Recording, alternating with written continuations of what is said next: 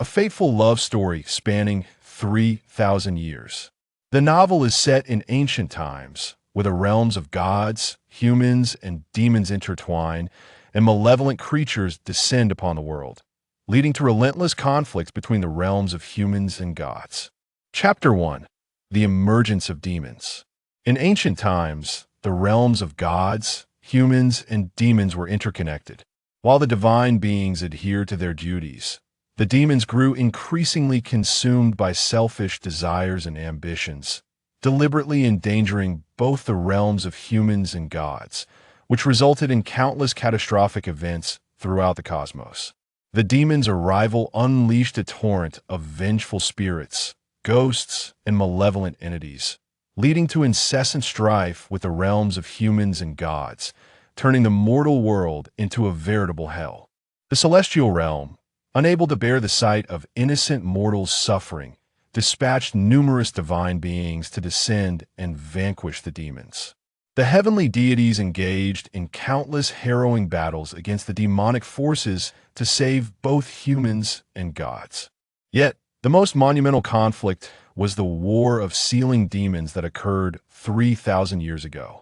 Although the celestial realm emerged victorious, it incurred significant losses, diminishing its strength. Alas, the demon realm proved too formidable, and the three realms of gods, humans, and demons suffered grievously, with four ancient deities perishing in battle. The righteous faction, led by the celestial realm, could only devise a plan to utilize the 8 ancient artifacts to construct the sealing demonic platform to suppress the multitude of demons, employing a demon-confining array to imprison them there. However, due to the selfish desires of Hua Zhongxian, the disciple of the Eastern Emperor, one of the artifacts was ultimately lost, rendering the sealing demonic platform less impervious than anticipated. To ensure the platform's unwavering security, Hua Zhongxian voluntarily descended to guard the sealing demonic platform. For 3 millennia, a tenuous peace prevailed, but alas, 3,000 years later. My name is Yushu. My ancestors were all demon hunters, and thus my parents were also demon hunters, and I am no exception.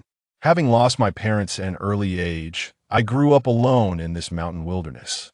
Gradually, I began to resemble the legendary wild men, leading a life akin to that of the untamed, and my character became rather peculiar. In the mountains, there are no calendars, and I lost track of time as the seasons turned. In this remote wilderness, the only way to gauge the passage of days was by counting the hazy rise and fall of the moon. As spring gave way to autumn, I had unknowingly spent 16 years in this mountain solitude. On this day, the sky was clear and bright, with a gentle breeze blowing, and the mountain scenery was resplendent. However, I had long grown accustomed to the familiar sights of these years. Coincidentally, this day marked my 16th birthday. I recalled my parents telling me before their passing that the day I turned 16 would be both pivotal and significant for me. Thus, I rummaged through the humble cottage where my parents once lived, hoping to uncover any gifts they may have prepared for me before their departure. I turned everything upside down, creating a chaotic mess. Yet, apart from discovering a white fan in my father's treasure cabinet, there was nothing else of use to me. Though I felt a twinge of resentment towards my parents for not caring for me, I picked up the white fan and thought, well, I never expected to find anything valuable in this desolate place, so I might as well make do with it. At least this fan was convenient to carry, far more suitable for me than those other jade bottles or demon hunting vessels. Truth be told, the fan was quite peculiar. When I opened it, I discovered that it depicted the legendary sealing demonic platform. The illustration portrayed a majestic altar surrounded by 8 towering, chilling pillars, seemingly arranged in the formation of a Fushi demon confining array. At the center of this platform sat a young and handsome boy, his features sharp and distinct, radiating a blue glow. He sat there quietly, his gaze concealed, surrounded by a golden demon-confining array. It appeared as though he was sealing demons, yet also seemed otherwise. Perhaps it was because I had rarely ventured down the mountain and had encountered few people. The more I gazed at him, the more I thought, heavens, how can there be such a strikingly handsome youth in this world? But upon reflection, I dismissed it, realizing he was merely a painted figure, regardless of how beautiful he appeared. Moreover, as a wild girl, I was entirely unacquainted with worldly affairs and had no desire to indulge in them. My mind was solely occupied with the extermination of demons. Beneath the white fan hung a pendant resembling a jade ornament, crafted from exquisite green jade. The elegant fan surface, coupled with the beautiful pendant, rendered this fan remarkably exquisite and radiant. Though I felt an irresistible fondness for it, I often considered exchanging it at the pawn shop down the mountain for some traveling funds to ease my future journeys. Today, being my birthday, I decided to treat myself. Despite having rummaged for quite a while, the sky was still early. It was merely dusk, not yet nightfall. I retrieved a few talismans resembling ghostly drawings from my pack and headed into the deep forest, determined to hunt down at least a couple of wild boars as a reward for myself. That night, the clouds obscured the moon, and in the absence of moonlight, I illuminated the scene with a flickering fire. Gazing at the nearly cooked wild game, my appetite sparked. However, I found it strange that my appetite was particularly robust today. I had already consumed 2 oversized wild rabbits, yet I still felt ravenous. As night deepened, I reluctantly extinguished the candlelight and prepared for sleep. Just before closing my eyes, I recalled my father's words. You must understand our responsibility as demon hunters. Once you turn 16, you must consciously assume the duty of a demon hunter and venture down the mountain to vanquish demons. Remember, no more childish whims. You must learn to do what you're meant to do. Thinking about leaving this place, where I had lived for 16 years, to seek an unknown world, and realizing that I could no longer indulge in late nights, I tossed and turned, finding it hard to sleep. Yet, having exhausted myself throughout the day, I eventually drifted into slumber, clutching the fan. Strangely, in my 16 years, I had never dreamt, but this night, I found myself lost in a long dream. In the dream, I inadvertently arrived at the location depicted on the fan.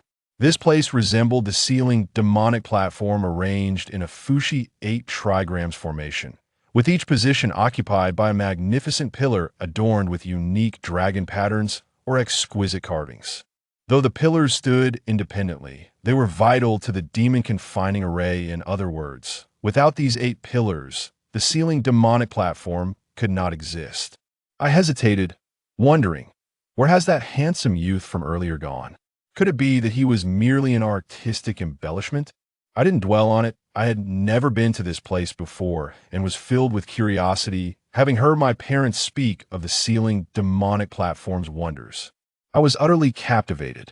I softly approached the dragon-patterned pillars, reaching out my right hand to touch one, only to discover it was icy cold, sending a chill through me.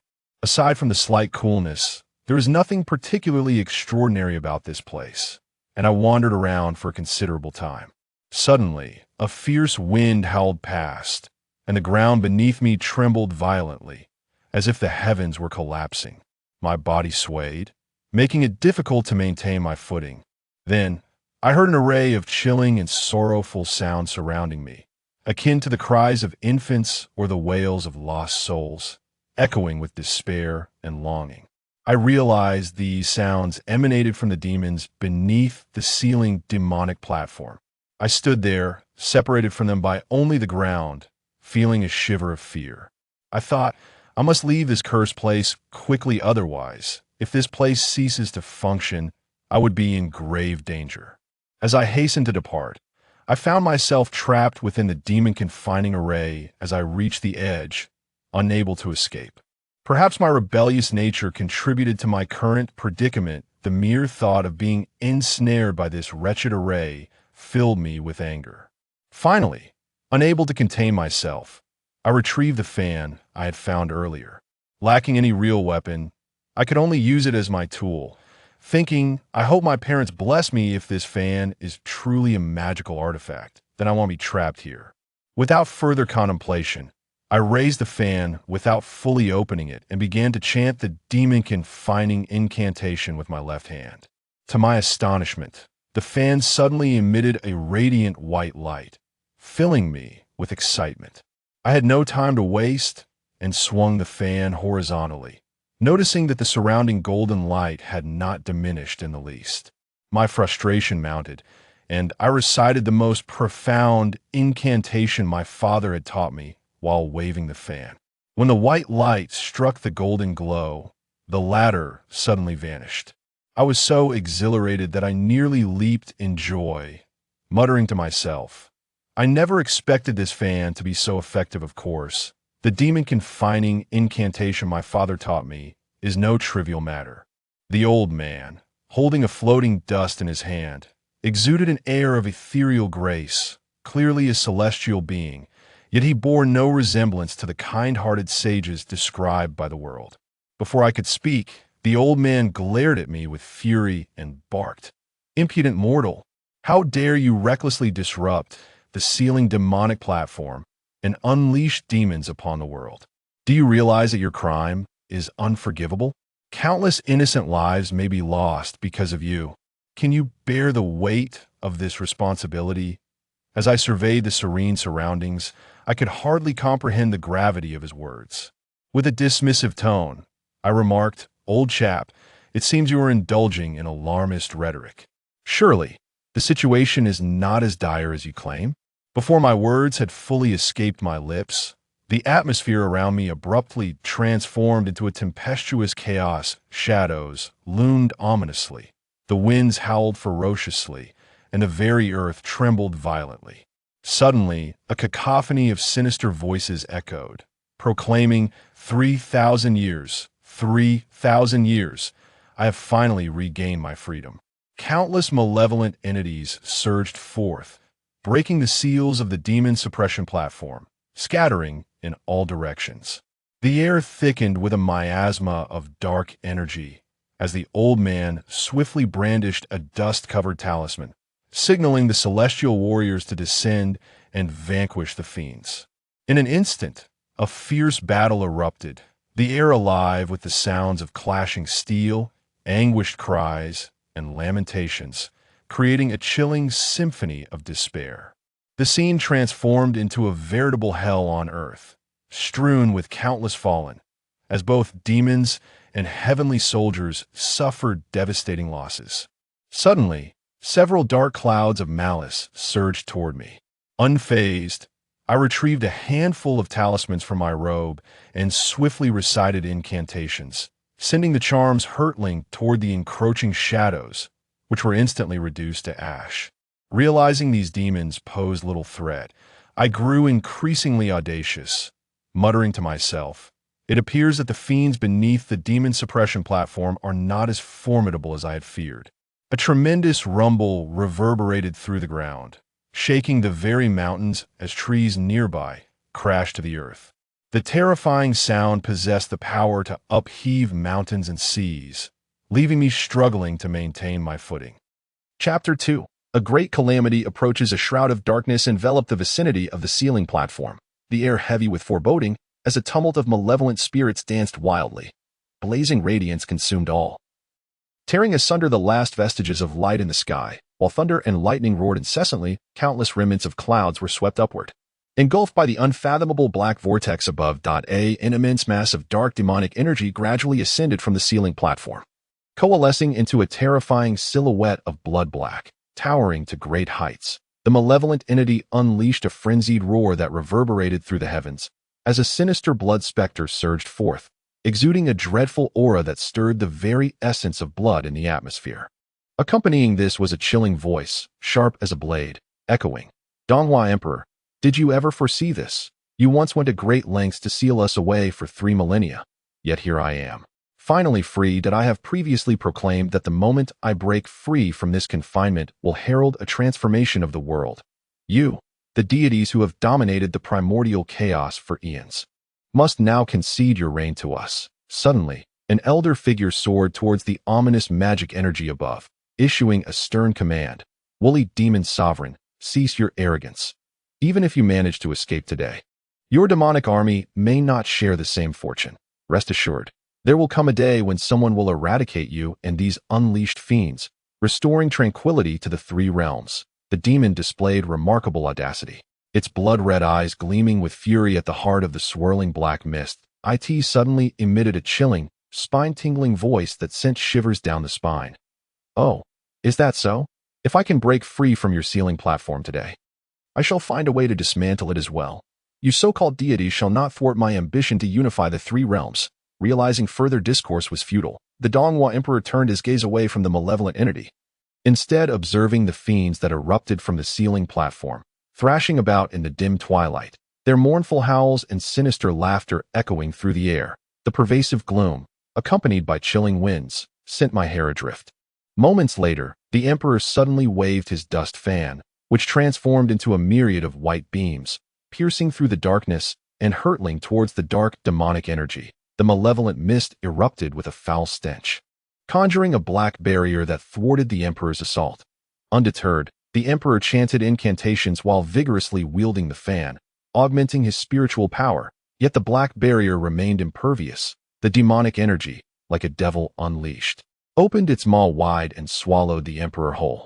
Nevertheless, he remained agile and composed, entwined in its grasp. The battle between the Emperor and the demon sovereign plunged the heavens into chaos, but the demon's might proved overwhelming. Suddenly, the fan in my hand became unmanageable, first slipping from my grasp, then flashing a brilliant blue light as it sped toward the dark mist. Indeed, the demonic energy was formidable. Neither the Emperor nor the fan could prevail against it. Sensing the dire situation, the Emperor resolved that rather than squander time battling the demon sovereign, it would be more prudent to reinforce the seals of the sealing platform, preventing further fiends from emerging.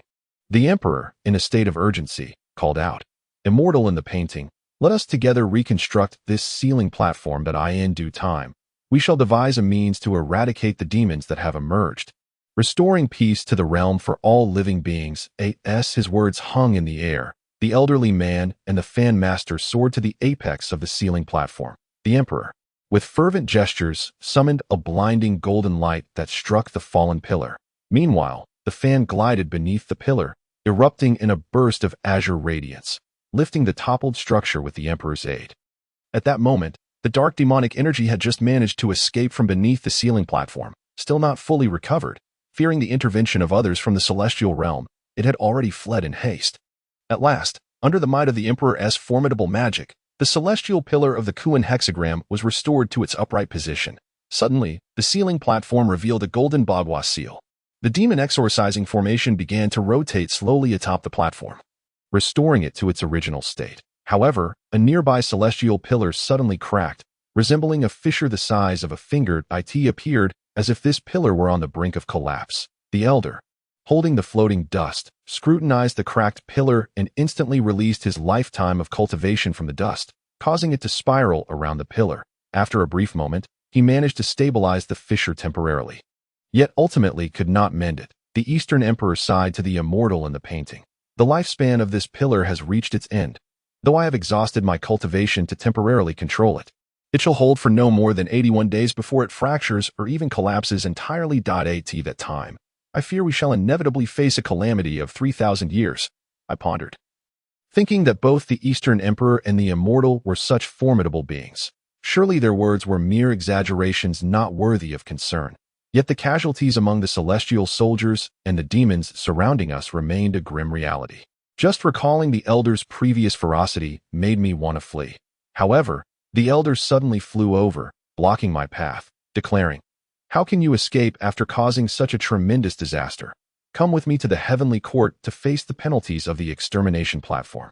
I was taken aback. I had yet to savor the myriad delights of the mortal world and was unwilling to lose my life so readily. Moreover, I had acted unintentionally and was not inclined to bear punishment. Thus, I boldly retorted to the Emperor, shouting, "What does this have to do with me? It was your sealing platform that inexplicably trapped me inside. In my desperation to avoid being suffocated, I had no choice but to act. Who would have thought your so-called sealing platform was so fragile?" Although I had briefly struggled with magic, it was but a futile endeavor, and fear began to engulf me as I cried out, "No, no, I have yet to experience the joys of the world. I do not want to die. Suddenly, a clap of thunder jolted me awake, and as I groggily opened my eyes, I beheld the tempest outside, thunder roaring, winds howling, and rain pouring. That it dawned upon me that it had merely been a dream. Habitually, I waved my long sleeves as a handkerchief to wipe the cold sweat from my brow. Realizing it was only a dream, I breathed a sigh of relief, gradually calming my agitated heart. Just as I was on the brink of slumber, I discovered that the fan I had been clutching in my arms had inexplicably vanished. Overwhelmed by fatigue, I thought to myself, never mind, I will search for it tomorrow. After all, this fan will not have disappeared into thin air. Yet, for reasons unknown, sleep eluded me. That it was certainly not due to the cacophony of thunder and the chilling winds outside. For I could sleep soundly even if a bolt of lightning struck beside me. That I tossed and turned my pillow numerous times, ultimately succumbing to the urge to light a flickering candle. By its feeble glow, I searched for the fan, for I had fallen asleep with it in my embrace the night before. Perhaps it could aid my rest.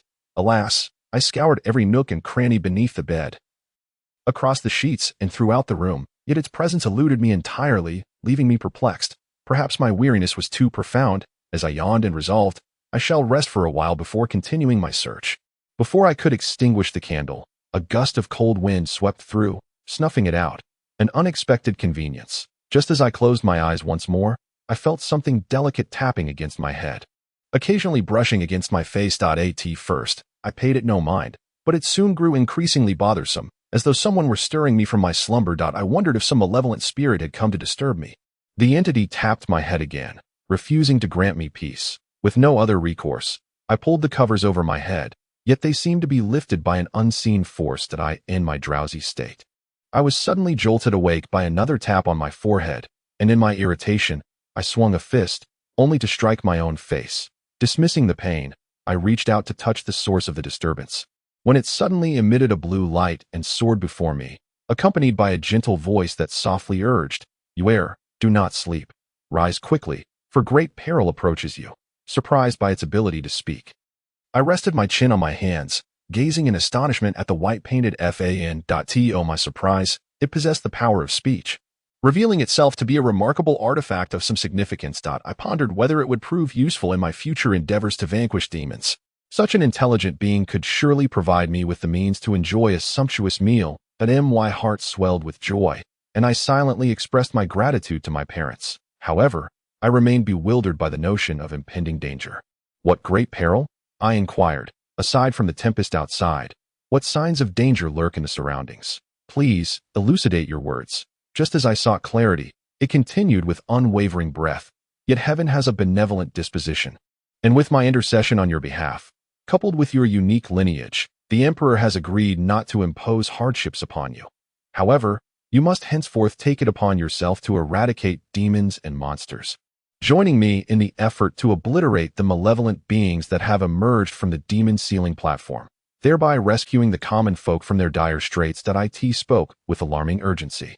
Now, the ruthless demons beneath the ceiling platform have come forth, and the very beings they despise most are the demon slayers. Thus, many formidable creatures are advancing toward the mountains. Danger approaches swiftly. You must leave at once. The events that follow, I shall recount to you in due time. At this moment, I pinched my own face with great force. Had it not been for the pain, I might have believed I were still ensnared in a dream. Yet, disbelief lingered within me as I lamented.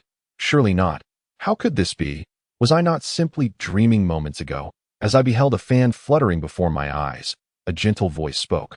While others' dreams are but illusions, yours is entirely different. You know why you have not dreamt for the past 16 years. Suddenly, a multitude of dark shadows and malevolent creatures swirled outside my window, accompanied by a cacophony of anguished cries that pierced the air with a chilling intensity. A gust of ominous wind carried the scent of blood and death, nearly overwhelming me with its oppressive aura. I gradually sensed that something was amiss upon this mountain, even as I listened intently to his earnest words. After what felt like an eternity, countless demons erupted into view, threatening to overturn my humble thatched abode. Shadows of malevolence casting an eerie pall outside the curtain. I realized that the occurrences within the dream were indeed real. Yet I could not fathom how a single dream could unleash such calamity upon the world. I was not ready to perish at my own doorstep. Rising, I hastily gathered my belongings and sought to flee this place of turmoil. As I stepped over the threshold, the sky erupted in a tempest of thunder and lightning, a cataclysmic force shaking the very ground beneath me. In an instant, the storm unleashed its fury. Trees were bent and swayed perilously, the deafening roar of thunder resonating in my ears. Chapter 3: The Immortal and the Painting. In truth, I had little to pack, merely a few tattered garments and a demon-repelling bracelet. This bracelet appeared to possess great significance. I recalled my parents' solemn warnings. It must only be worn at the appropriate moment, lest disaster befall me. The consequences of misuse could be dire. Calamity would follow in its wake, and my very life could be at stake. I remembered my parents saying that on the day of my birth, a celestial phenomenon occurred, 9 stars aligned in a rare conjunction. This demon-repelling bracelet had materialized from the heavens at that very moment. Initially, my parents believed it to be an ordinary ornament, for they had never understood its purpose nor witnessed its power. Yet, one fateful day, when demons invaded the mountains, my parents were too preoccupied with their own survival. In that perilous moment, the bracelet suddenly emitted a brilliant radiance, vanquishing the formidable creatures and saving my life.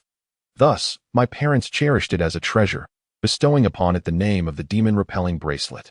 Curiously, this bracelet had seldom revealed its power over the years, and whenever it did, it was solely to protect me. Eventually, I was left to ponder how my parents had come upon the alarming news that this bracelet was intrinsically linked to my destiny. They cautioned that I must never wear it unless absolutely necessary, for failure to heed this warning could result in grave danger. I was perplexed. How could it possibly know that I had been so forgetful over the past 16 years? But it mattered not. I had to flee for my life, and I could afford no further contemplation. Thus, I resolved to escape without delay. Before me, a sudden bolt of lightning struck the ground less than a yard away, creating a deep crater in an instant. The deafening sound reverberated through the air, causing me to instinctively retreat a few steps. A chilling breeze swept across my face, and I could sense a potent surge of demonic energy. I recalled my parents mentioning that this demon-dispelling bracelet would emit a warning red light upon encountering any trace of demonic essence, regardless of its magnitude. This was the sole feature that distinguished it from ordinary demon-repelling artifacts. At that moment, it indeed began to glow, indicating the presence of malevolent beings nearby. Suddenly, a familiar mass of dark demonic energy materialized before me, accompanied by several smaller wisps of the same ominous essence swirling around. As lightning flashed, a searing brilliance incinerated everything in its path, tearing apart the light that adorned the sky. Thunder and tumultuous winds roared incessantly, as countless remnants of clouds were swept upwards, consumed by the fathomless black vortex above. At that moment, I could only resign myself to misfortune. Fighting was never my inclination, yet I found myself compelled to do so for the sake of survival. However, I was acutely aware that with my meager abilities, I was likely to perish in this desolate wilderness. Yet, I refused to accept such an end. I was unwilling to meet an unjust demise before my own doorstep, a maiden of such ethereal beauty. The dark mass of demonic energy emitted a chilling, piercing voice, declaring, "It was you, along with the Eastern Emperor and other celestial beings, who sealed me within the demon-sealing platform. For 3 millennia, I have endured torment and suffering. Now, I have finally regained my freedom, and I ought to thank you. Were it not for your destruction of one of the heavenly pillars, rendering the demon-suppressing formation ineffective, I would have never emerged. However, the agony you inflicted upon me shall be repaid in kind." Damn it, what nonsense. 3,000 years ago, I am merely 16, perhaps 17 or 18 at most. Yet, it spoke of me as if I were ancient. And I found it intolerable. As the demonic entity observed me in contemplation, it continued to howl in anger. Before its words had faded, minions of dark energy surged from all directions, encircling me inescapably. I refused to be cowed, lamenting that the cursed demon-dispelling bracelet had chosen this moment to falter. With no other recourse, I resorted to using the fan I had wielded earlier as a weapon. I named it the Jade Literary Fan, aptly named after myself. I immediately recited the incantation for dispelling demons, wielding the Jade Literary Fan as I darted sideways to confront the oncoming demonic energy. When the fan struck them, they emitted a cry of despair before dissipating into nothingness. I discovered that the Jade Literary Fan was truly remarkable. With it in hand, my powers seemed to augment. A sense of joy began to blossom within me as I recognized its efficacy. Just as I was reveling in this newfound advantage, A fresh wave of dark energy surged towards me. One particularly menacing wisp swiftly approached my throat, but I managed to evade it by swiftly turning aside. With my parents having passed away early, my abilities could only be deemed mediocre at best. It is indeed peculiar. Just moments ago, it seemed I was not waving the fan to the right, yet it appeared to move beyond my control, as if I were being commanded by the very fan itself. I wish not to delve into further contemplation. After all, survival was my sole concern. The ominous blood-red gaze of the dark magic grew increasingly vivid, and in that instant, I recognized it. It was the demon lord. Suddenly, I felt a wave of despair wash over me, almost succumbing to the urge to relinquish my fight, lamenting, "Why must my life be so wretched? I just turned 16 yesterday. How is it that I am to perish at my own doorstep today? I have not yet lived enough." As the Yushu fan unexpectedly seized my hand, striking my head repeatedly. I found myself perplexed by its inexplicable penchant for such blows. Simultaneously, it admonished, "What are you dawdling for? Who said you were destined to die? Quickly, gather your resolve." I had no desire to meet my demise in this desolate wilderness, and the sight of the noxious fumes filled me with revulsion. I refused to be slain by them.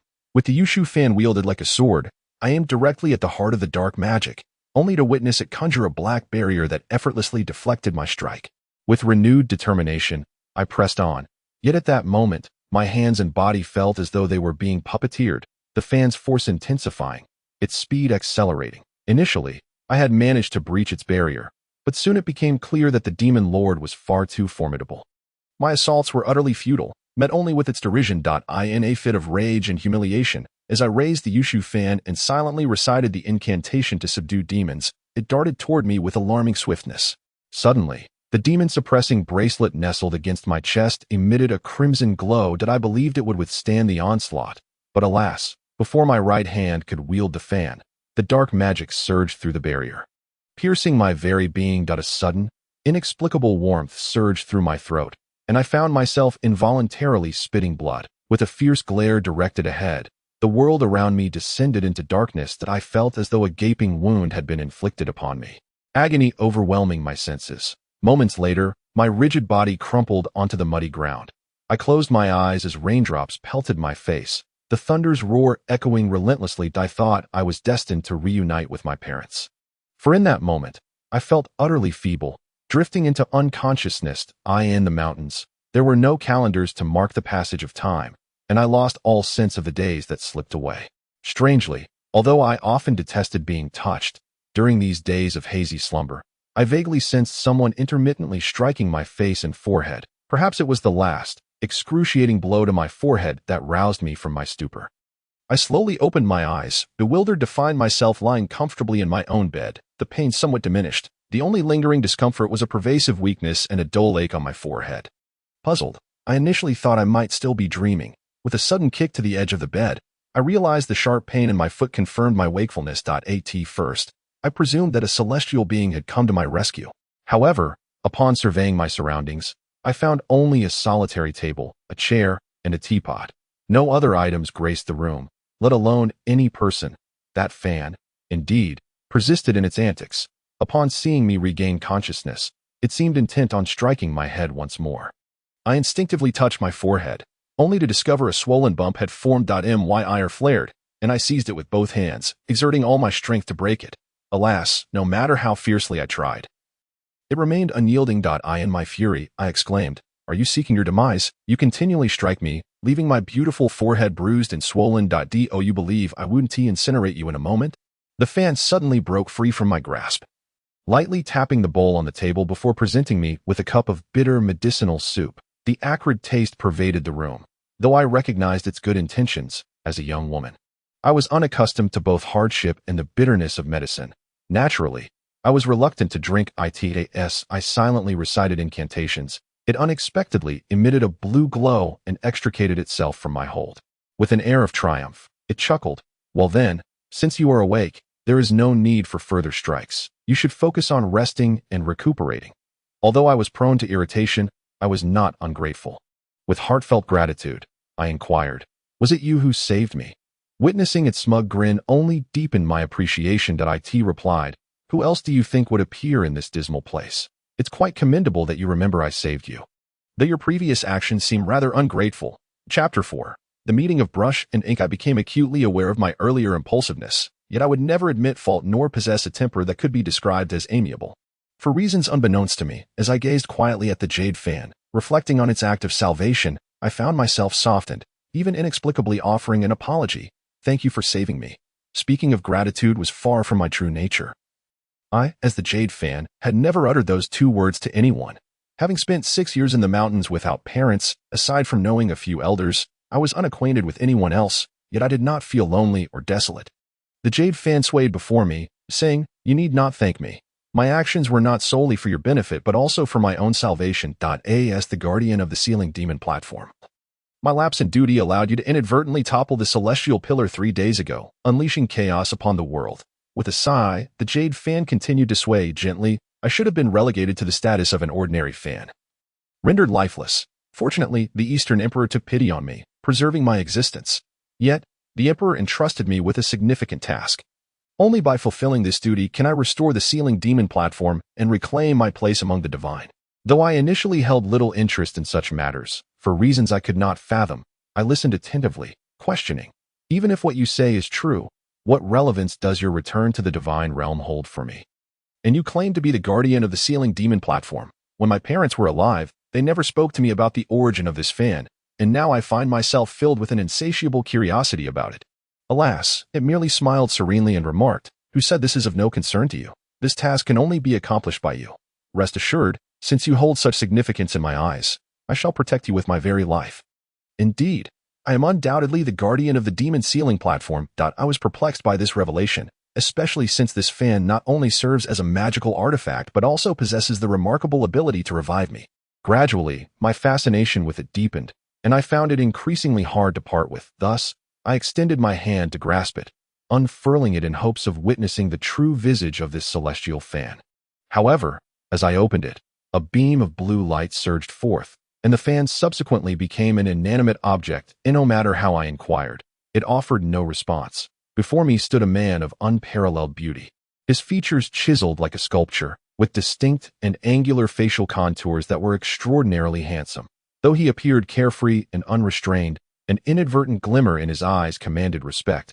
His lustrous black hair cascaded around him, while beneath his sword-like brows lay a pair of elongated peach blossom eyes, brimming with passion, capable of ensnaring anyone who gazed too long. His high-bridged nose and lips of perfect proportion were now adorned with a dazzling smile.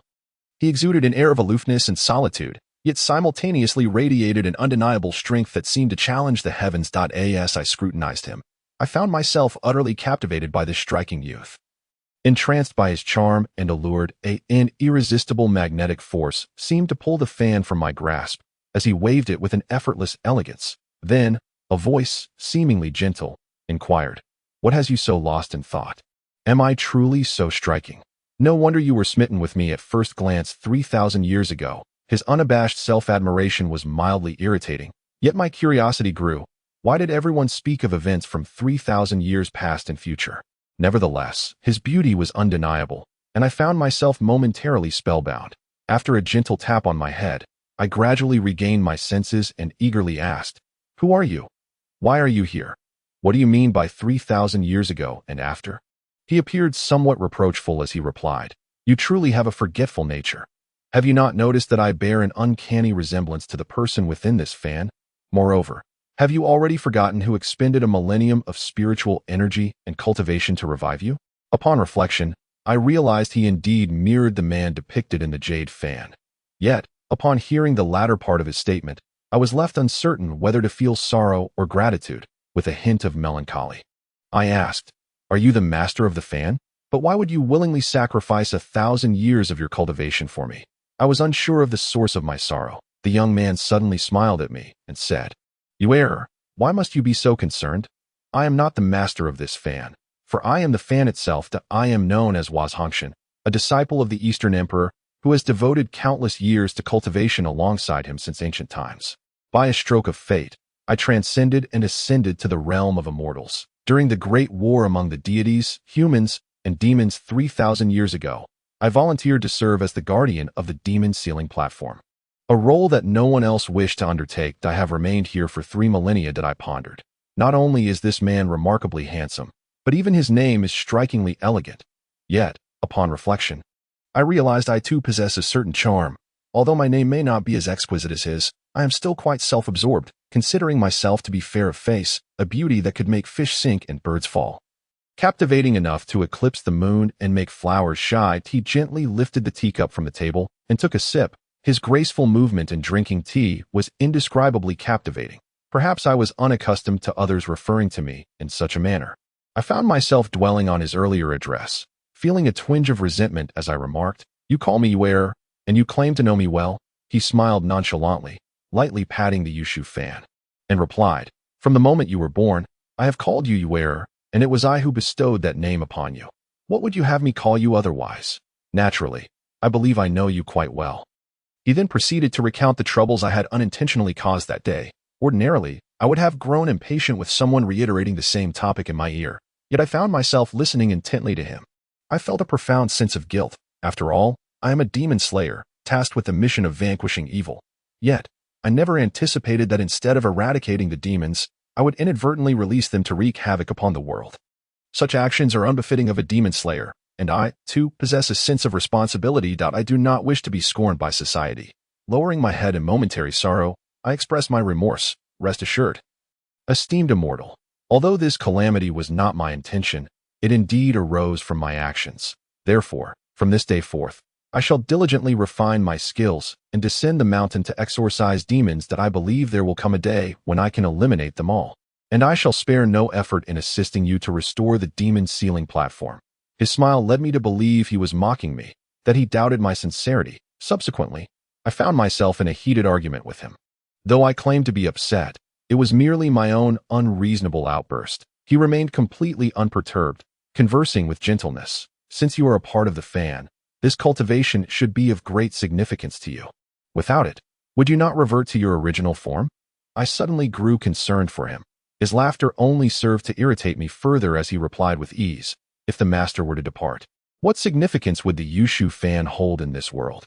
Having chosen you as my master, I shall remain steadfastly by your side, willing to sacrifice anything for my millennia of cultivation, if it can aid you in enhancing your abilities.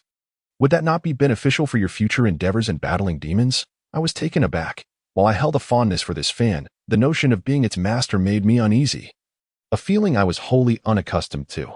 Angrily, I retorted, "You say I am your master. In this vast world teeming with demon slayers, why have you chosen me as your master? Moreover, considering your formidable powers, I would suggest that you take me as your disciple instead. You claim to possess such extraordinary abilities. Why then do you wish to acknowledge me, a mere rustic girl, as your master? Are you perhaps harboring ulterior motives? Or is it my beauty that captivates you, leading to unwarranted desires?" The celestial being remained silent, merely gracing me with a faint smile while gazing at me with his gentle, warm eyes. Perhaps I am being a touch narcissistic and fanciful, but I can't help but think, is it not difficult to sever ties with the mortal realm? Since you are an ancient deity, you must surely not be so naive as to be entrapped by worldly matters. Furthermore, I am unafraid to divulge that should you entertain any inappropriate thoughts towards me, I shall ensure your utter annihilation. My words are quite clear. I have no intention of being your master. The celestial being appears resigned, yet ultimately, I find myself persuaded by his enigmatic discourse, words that evoke a sense of familiarity, yet I cannot recall when I last heard them. Having expended some of his spiritual energy in his encounter with the Emperor on the demon sealing platform, he now finds himself somewhat unsteady due to the considerable power he has used on my behalf. Before I can further entangle the conversation, he retreats into his fan to rest, abruptly landing in my embrace. Chapter 5. The Rustic Girl. In accordance with the agreement made with the celestial being, I set out early this morning to descend the mountain and rid the world of malevolent spirits. To be candid, this celestial being's constant retreat into the jade fan leaves me without a companion for conversation during my journey, which I find quite unsettling. Reflecting on it, I decided not to rely on him any longer and hastened to the nearby town for some fresh air. With so many people around, I was certain I would find at least one soul to converse with, especially considering my own beauty, which is said to be enchanting. Thus, I cheerfully strolled along the mountain path, admiring the picturesque scenery. Although the views of Qinghuan Mountain are far more exquisite, one can grow weary of even the most splendid sights. After wandering for some time, crossing the bridge of floating life and taking another 300 or 400 steps, I finally arrived at the town.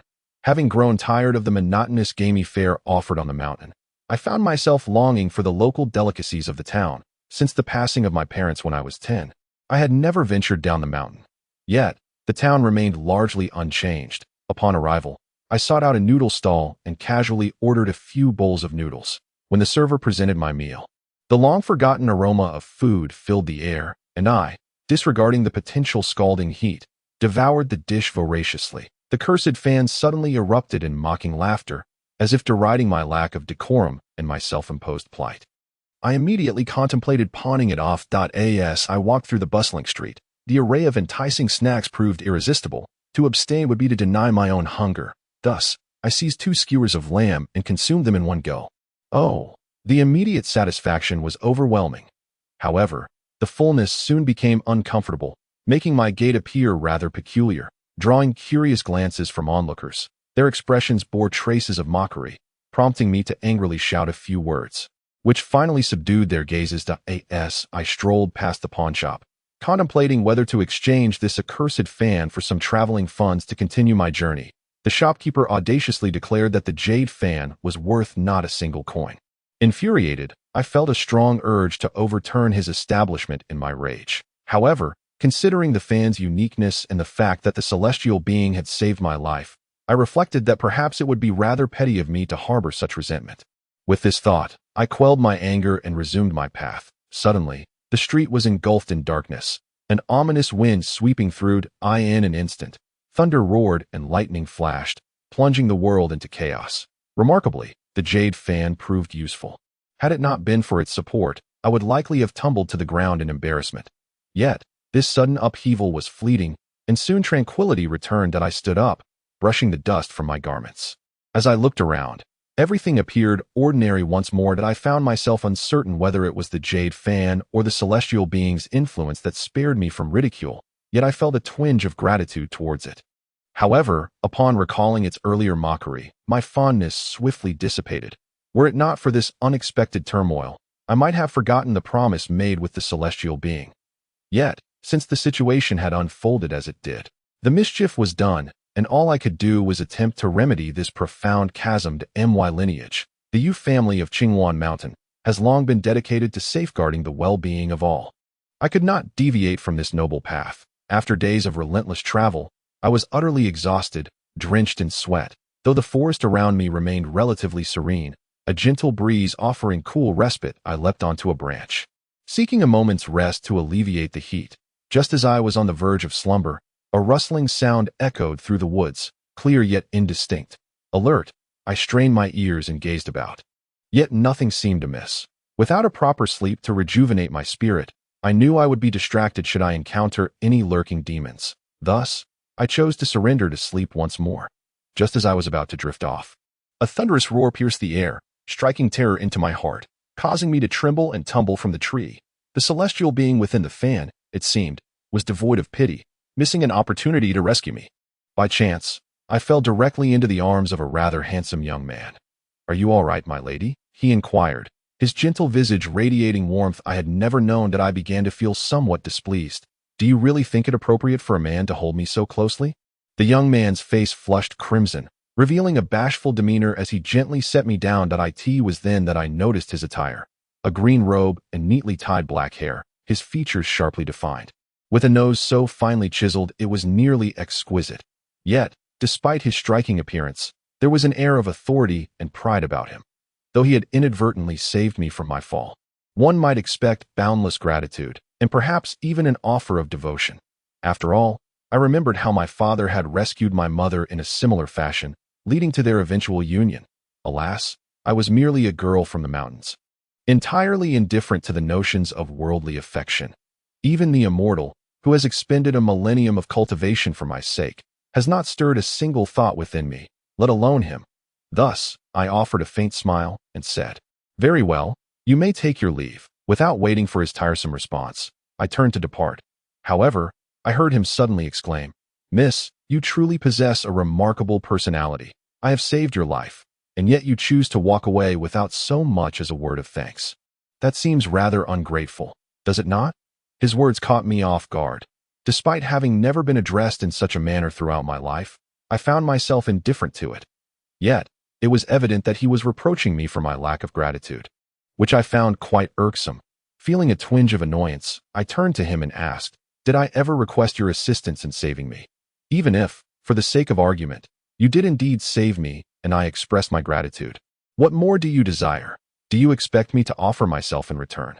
Dear lady, please do not misconstrue my intentions, that I merely find it concerning that, given the rampant demons in this wilderness, a young woman such as yourself traversing these woods might attract unwanted attention from malevolent beings. It would be quite unfortunate, indeed." The young man's face displayed a mischievous grin, intertwined with an air of arrogance. I slowly raised my head, closing the distance between us until my toes brushed against his, my face mere inches from his own. Angered, I retorted, "Attract? I would argue that the only thing vying for my attention here is you. Furthermore, I consider myself somewhat versed in the arcane arts. While I may not summon storms like an immortal, I am more than capable of ensuring my own safety. That it was likely that he had developed an interest in me, for I possessed a certain charm. After all, that I had no desire to entangle myself further with him and merely sought to intimidate him into silence. He evidently did not anticipate such a reaction from a mere country girl. His previously smiling countenance momentarily froze, his breath faltering. He closed his eyes and stepped back, but a moment later, he began to laugh again, a wicked and unsettling laugh, saying, "Oh, is that so? In that case, I shall seek an opportunity to witness your prowess in vanquishing demons."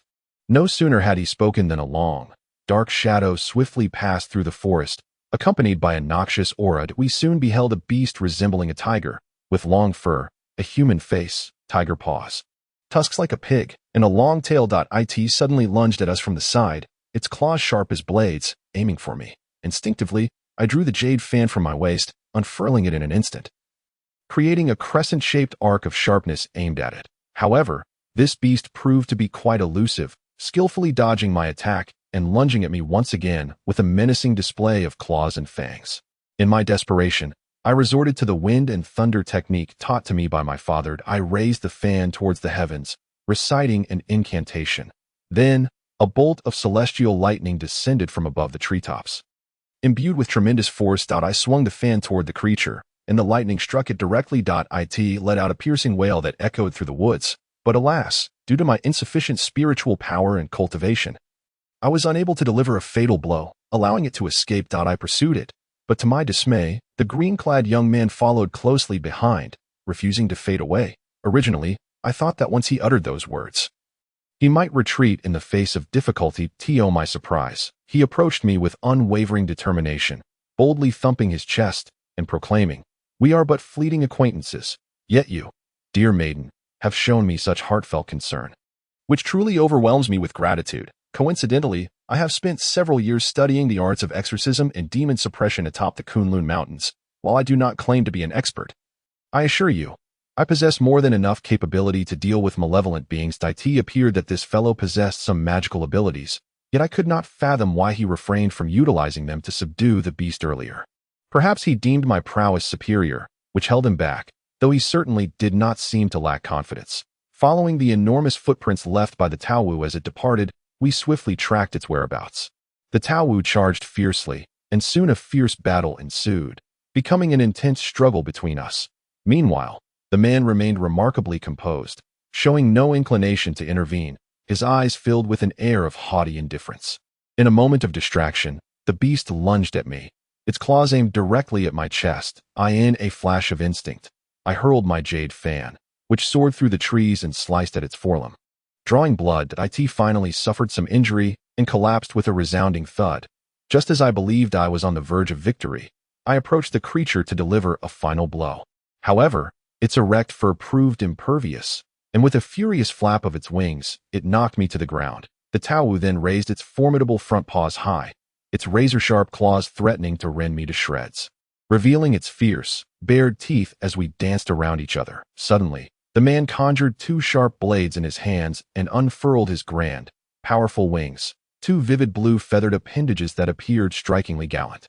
As his feet lifted from the ground, he daringly leaped forward, using the blades to deflect the beast's renewed claw assault. A flurry of dazzling and chaotic strikes ensued, and in a blinding flash, both blades pierced the Tawu's throat, causing blood to gush forth and stain his azure feathers crimson. Chapter 6. The East Spirit Feather Clan. I could sense that his cultivation surpassed mine by a significant margin.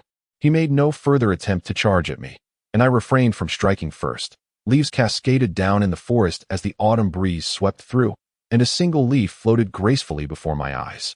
Suddenly, he exclaimed, "Why are you so peculiar? I just subdued the Tawu for you, and rather than express your gratitude, you seem intent on killing me." He had inexplicably sprouted a pair of wings, leading one to question whether he truly was not a creature of darkness. I glared at him, unable to absorb his words at that moment. Rising to my feet, I seized my fan and retorted angrily, "Are you not a demon yourself? Do you think that simply because you aided me in subduing the Tawu, I would spare your life? That is nothing but a delusion." That he gradually approached me, and instinctively, I began to feel wary. He smiled even more, lightly remarking, "It seems the young lady mistook me upon seeing my azure wings. To be candid, I am a person of the Lycan, hailing from the Feather Clan of the Eastern Spirit Island. Due to the abundant spiritual energy surrounding the island, nourished by the sun and moon, members of the Feather Clan are born with their own wings, and from birth, they possess a fundamental understanding of spiritual cultivation. Some, in pursuit of ascension to immortality, diligently hone their skills, achieving significant progress in their cultivation." Such words seemed merely a pretext, an elaborate ruse. I voiced my thoughts without restraint, for I had never heard my parents mention any Feather Clan. It seemed to be nothing more than a grandiose excuse concocted by a magical creature. Just as I was about to take action, I noticed the jade fan inexplicably fluttering from my grasp, gently tapping my head as if to remind me not to act so impulsively.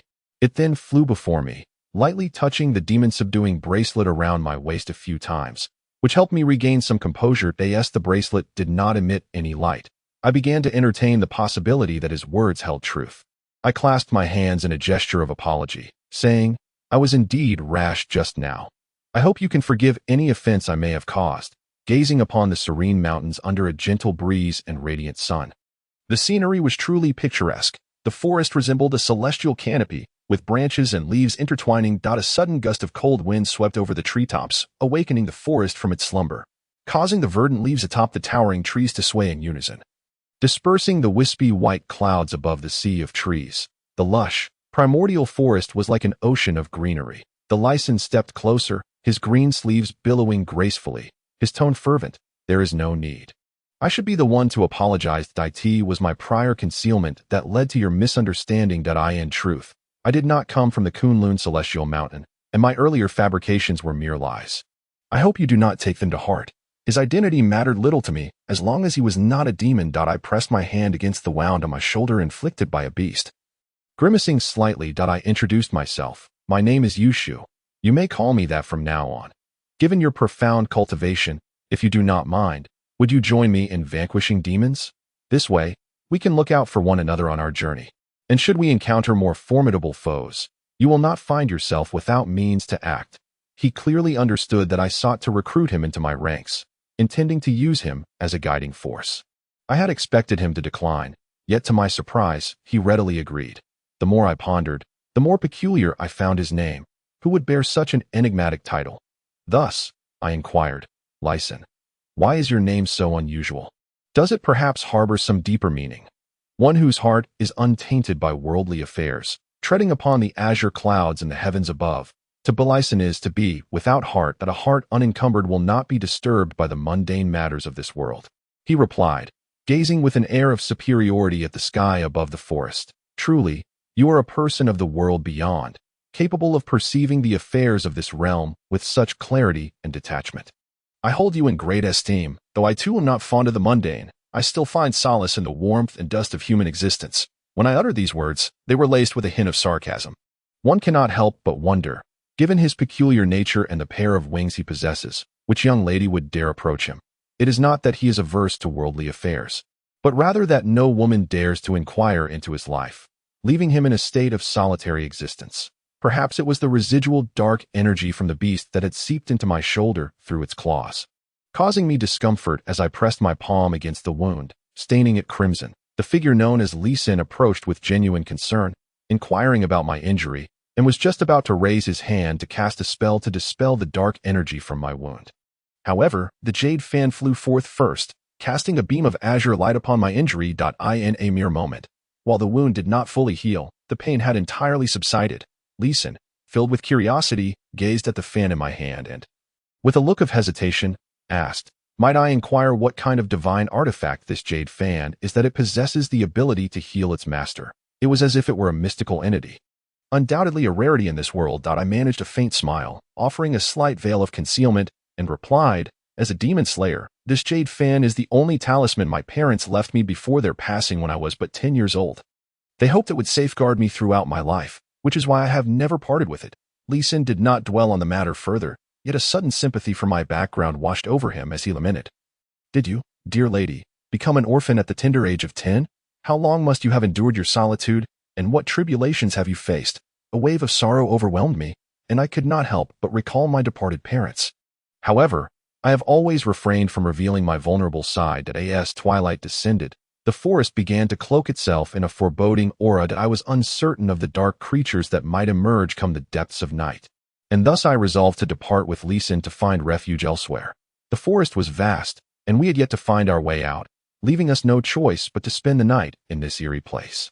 The fog-laden woods at midnight exuded an atmosphere of dread, punctuated by strange sounds and elusive shadows flitting through the mist. In such an unsettling environment, sleep eluded me that I opened my eyes to the remnants of the 2 wild rabbits Lee Sin had roasted for me. The bones now bare, and I found myself somewhat tempted. Lee Sin had not partaken of any. All had been consumed by me, while he had only nibbled on a few wild fruits, though I was restless. Lee Sin had succumbed to a deep slumber. For reasons unknown, a sense of agitation washed over me, and I found myself tossing and turning, unable to find rest. The jade fan seemed to sense my turmoil, mirroring my movements as I shifted. Perhaps, as the celestial being once mentioned, it possessed a profound understanding of me. Even the strands of my hair were known to it. I felt a connection with him. It had been several days since the celestial being last emerged, and I found myself yearning for his presence. To avoid disturbing Lee Sin's rest, I ventured a few paces deeper into the forest. The woods were silent, dark, and devoid of wind, but the atmosphere felt treacherous, and given my modest skills, I dared not stray too far, fearing that some malevolent creature might devour me whole at the outset. No matter how fervently I called out, employing every conceivable tactic to entice the immortal being to reveal himself, he feigned ignorance as his master. I found myself unable to find rest, yet he dared to slumber so soundly. Thus, I resolved to disturb his repose. My agitation mounted, and in a fit of frustration, I hurled him against the nearby trees repeatedly, trampling him beneath my feet, yet he remained unyielding to my wit's end.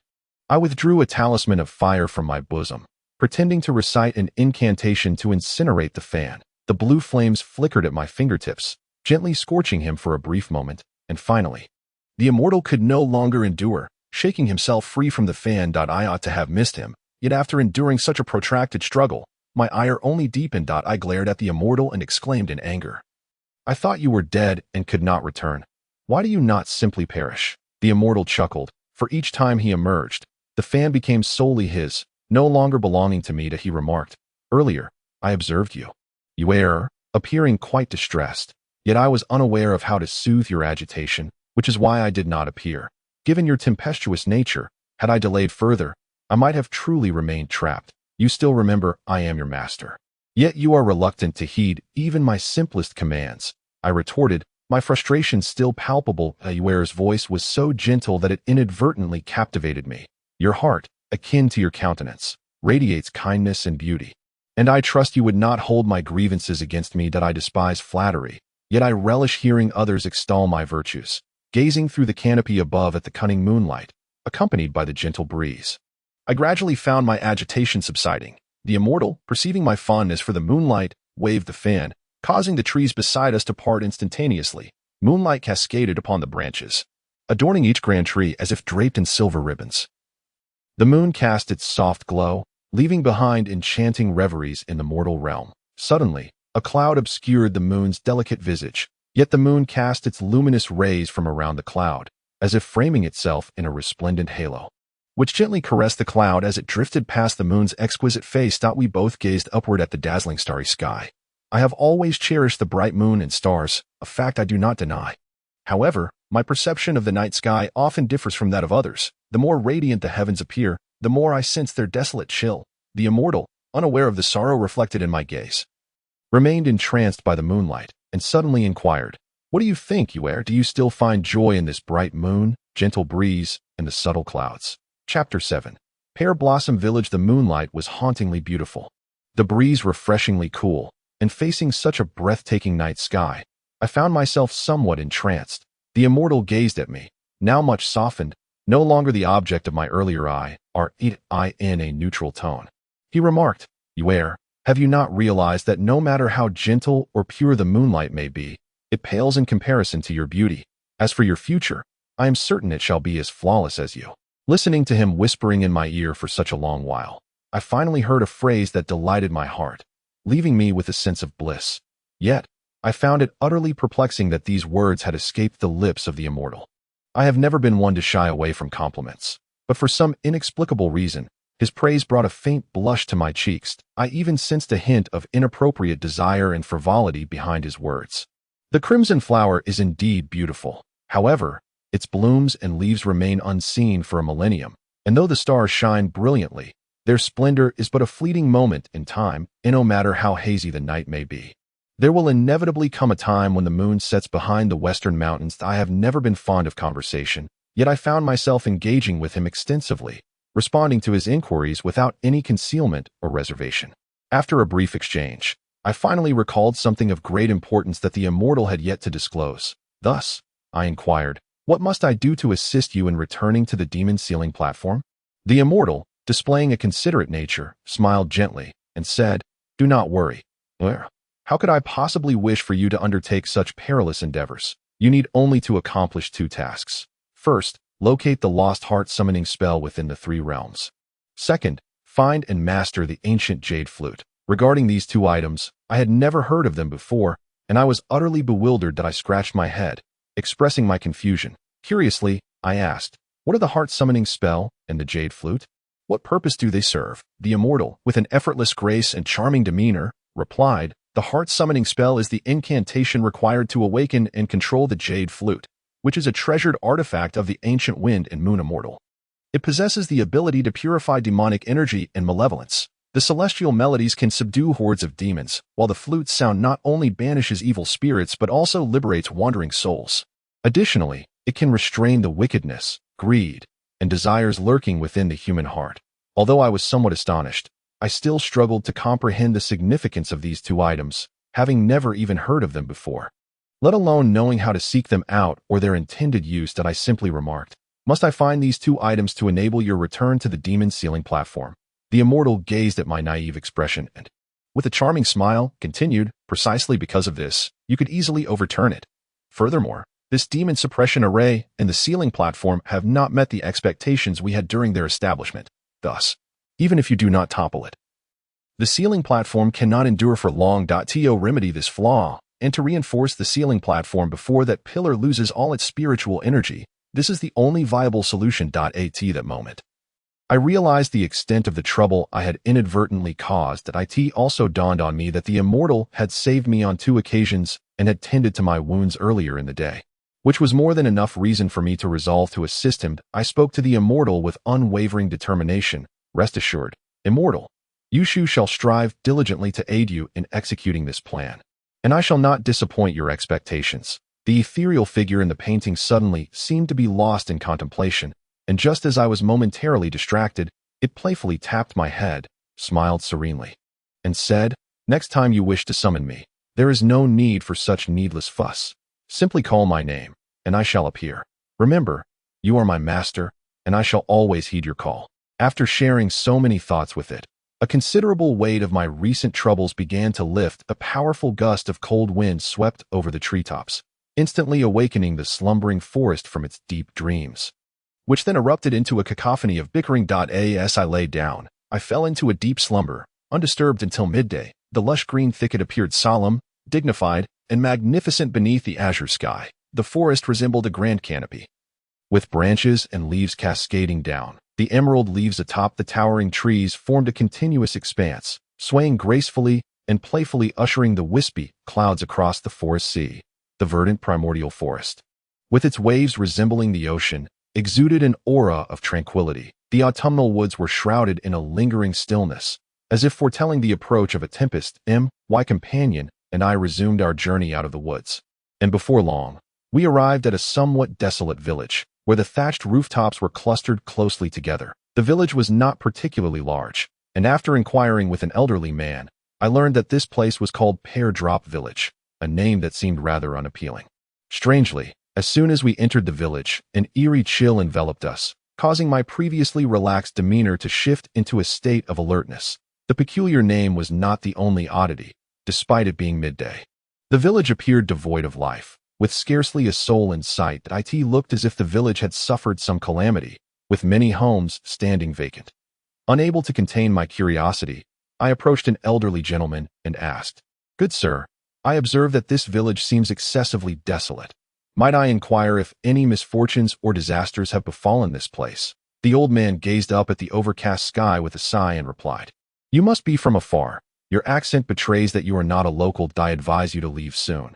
It becomes unsafe here at night." He coughed twice, his face etched with sorrow, and continued, "It is best that you remain ignorant of the matters here. Inexplicably, people vanish at nightfall." As he spoke, the elder gently urged my companion and me to leave. However, his tone suggested that something indeed was amiss, and my curiosity about the secrets of Pear Drop Village was piqued. I decided to pause and investigate further, intrigued by the mysteries that might lie hidden within. Initially, my plan, as orchestrated by the celestial beings, was to visit Purple Bamboo Peak to seek guidance from the immortal Ziyun. However, I found myself drawn to the desolation and decay of this place. Thus, I temporarily rested here, though it was evident that the village held a palpable sense of unease, compelling one to remain vigilant. To the west of the village stood a well, and after wandering for half a day, my throat felt parched to the point of igniting. I hurried to the well, drew up a bucket of water, and drank heartily. A refreshing coolness surged through me, invigorating my entire being. Wiping the beads of sweat from my brow with my garment, I resolved to take advantage of the remaining daylight to thoroughly investigate the circumstances surrounding this enigmatic place. The brook is not very far, merely a few steps away. Upon reaching its edge, I beheld the water rushing with fervor, white waves cascading down with a force surpassing that of wild steeds. A narrow wooden bridge was the only means to cross, and not far on the other side stood a peculiar mountain peak, appearing somewhat eerie under the sunlight. I was momentarily taken aback by the villagers' words. Yet upon scrutinizing my attire, I realized that I had indeed dressed up well the previous night for convenience, completely forgetting that I was disguised as a man, even in this male garb. I possessed an extraordinary handsomeness, and it seemed implausible that anyone would impede my passage. Yet the audacity of this villager was remarkable. Had it not been for the throngs of villagers surrounding me, I would have already surged past their blockade and reached the other side of the bridge. My heart raced as I pondered. How strange it is that a mere passerby is forbidden to cross a bridge. I hastily inquired further.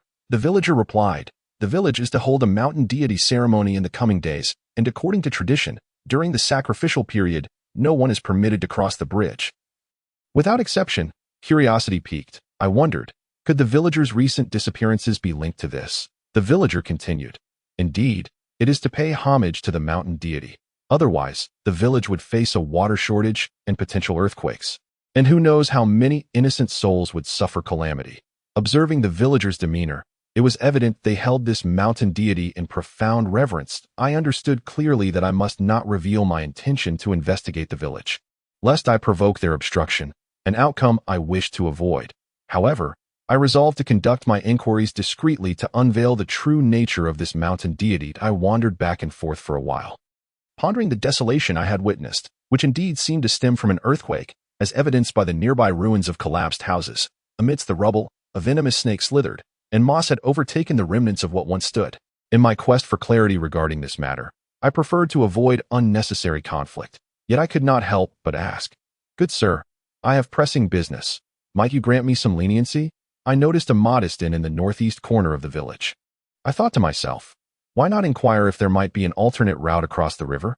I stepped into the inn, where an elderly man in tattered clothing hurried over to greet me. "Esteemed guest, are you seeking accommodations? Please come in quickly, or my humble establishment will soon close for the night." To my surprise, the villager interjected before I could speak, stepping forward to bow courteously. "I have traveled a great distance to reach here, aiming for Ziju Peak, But the villagers have barred the bridge. Therefore, I seek your guidance, good sir. Is there any way to cross the river nearby? The old man pondered for a moment, then replied, Ah, your request is indeed a challenging one. Quite difficult. The villager pressed further. Please, good sir, speak freely. No matter how arduous, we must attempt it. The old man set aside his ledger and said, In 2 days. The village will host a ceremony for the mountain deity, and as a sign of respect, the villagers close the bridge at this time each year if you wish to find a shallower crossing or a ferry. You would need to travel for 5 or 6 days. However, if you are in urgent need, I fear there is no alternative. The villager frowned, thanked the old man, and fell silent. As the figure approached me, I had already overheard the conversation between the elder and his companion. It seemed that crossing this bridge would undoubtedly require some effort. Chapter 8. The Sacrifice to the Mountain God. The mere thought that tomorrow marked the villagers' anticipated ritual filled me with a sense of urgency. For I had no strategies at my disposal to save them. In frustration, I clenched my fist and struck the table forcefully, causing the teapot to rattle and spill. Fortunately, my fan, Yushu, was well aware of my inner turmoil. Seemingly attuned to my thoughts at all times. It playfully fluttered before me, occasionally performing comical antics in an attempt to elicit a smile from me. However, still consumed by anger and at a loss. Its antics only served to aggravate my mood. In a fit of rage, I seized it and plunged it into the basin of water that had just been brought for washing my face. Disregarding its delicate composition, It struggled, and for reasons unknown, I found myself gradually unable to suppress a laugh at its plight. The materials of the fan appeared to be rather unique, as the water did not destroy it, but merely rendered it half-drenched and gasping for air. After a while, it finally broke free from my torment, and to my astonishment, the fan suddenly emitted a flash of blue light. Indeed, the celestial being could no longer contain itself, surfacing to gasp for breath. Lamenting, you may find amusement in this, but what of my plight? When you unleash your fury, you become far more fearsome than any creature of darkness. They pale in comparison to the brilliance of the moon against the stars. I was both exasperated and amused, retorting, Who told you to prance about before me when I was in distress? You are well aware of my feelings, yet you persist in your reckless antics. What recourse do I have? The ethereal figure's hair was damp and disheveled. Water dripping from the cuffs of his wet garments, he appeared even more aggrieved, sighing, I truly feel as though I am jesting with my own life. Being with you, you know I only wish to bring you joy, yet you cannot show me a little tenderness. How could I be oblivious to his delicate sentiments? He was like a worm in my belly. Yet the impending sacrifice loomed over me, leaving me utterly perplexed, and I cast his words aside. I challenged him. Unless you possess a means to thwart tomorrow's sacrifice, how can you expect me to find joy? As a demon slayer, I can only stand by helplessly as creatures consume the innocent. The celestial being shuddered, coughed a few times, and then said, Is it truly so difficult? Did you not just befriend a member of the feathered clan 2 days ago? His powers are formidable. You and he could disguise yourselves during the villagers' ritual and blend in among them. When the so-called mountain god appears, you would undoubtedly find a way to vanquish it. However, to ensure the villagers do not harbor resentment, you must replace it with a new mountain god, compelling them to heed his words. The subsequent events would then unfold seamlessly. After a moment of contemplation, clarity dawned upon me, and I applauded. A brilliant idea. We shall proceed as you suggest. Yet, should your plan falter, do not blame me for my lack of compassion. This matter allows only for success, not failure. For it is indeed a recent endeavor. Should I fail to establish some degree of credibility through this affair, the path ahead may prove exceedingly arduous, and I would inevitably earn the scorn of others. Perhaps even bring shame upon my beloved parents. The millennia-old reputation of Qingwan Mountain cannot be obliterated due to my shortcomings. However, I fail to comprehend why, if we are to assume the guise of a mountain deity, it must necessarily be a person of the Leeson lineage who fulfills this role. That I blurted out my inquiry, only to see the immortal smile knowingly, for he not only possesses wings, but embodies the essence of a mountain deity more authentically than anyone else. His cultivation and spiritual prowess surpass mine, and his thoughts are more astutely woven. Compared to him, at the very least, he would not reveal any flaws. That moment, the immortal suddenly transformed into a streak of blue light and entered the painting. Just as I had not yet heard the completion of his criticisms directed at me. Were it not for his swift retreat, given how he had belittled me so thoroughly, I would have ensured he faced the consequences. Just then, I heard a familiar voice outside the door, a man inquiring, Yushu, are you still awake at this late hour? May I come in? Coincidentally, I was just considering seeking him out to discuss the plan mentioned by the immortal. And since he had arrived, it would indeed save me some trouble. I simply replied, "Please, come in." With a crisp sound of the door opening, a gentle voice followed. "Who were you speaking with just now?"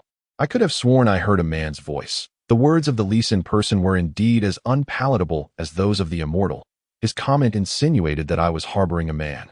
If such a notion were to spread, my reputation would be irrevocably tarnished. Should I ever wish to immerse myself in the mundane world, who would still desire me? Yet, I understood his lack of intention, and my mind was solely occupied with thoughts of tomorrow, so I chose to disregard his remark. Concealing the anger within, I maintained a facade of calmness, poured 2 cups of tea, offered one to the lease in person, and drank mine in one gulp, saying, "No, you must have heard incorrectly. However, your timing is fortuitous, as I have matters to discuss with you." The lease in person meticulously surveyed the surroundings, confirming that there was no one else present. Apart from me, with his hands habitually clasped behind his back, he inquired, "Could it be concerning the ritual tomorrow?" I replied, "Indeed." A candle in the room quickly extinguished, prompting me to replace it with another, which soon burned down halfway. Ultimately, we finalized our plans for the following day, and he readily acquiesced. It was during this time that the immortal had reminded me that the lease in person, possessing wings, would find crossing the bridge by day to be a trivial task, and my mind had momentarily faltered.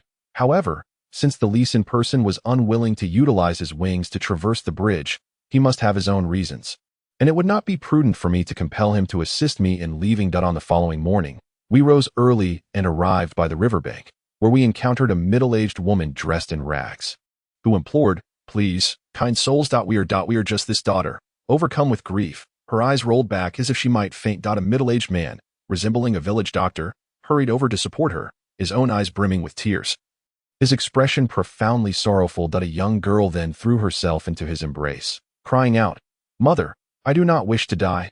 I refuse. Father, mother, I do not wish to perish." The physician lingered in indecision, while several villagers, their sleeves rolled up and faces fierce, stepped forward, seizing the maiden's arms, intent on dragging her away. The woman fell to the ground, wailing loudly, clinging desperately to the girl's legs. Alas, fate was unyielding, and they could not escape their grim destiny. These villagers acted with remarkable swiftness, and we had no choice but to hasten after them, lest we jeopardize the matter at hand. Taking a deep breath, we quickened our pace and dashed forward.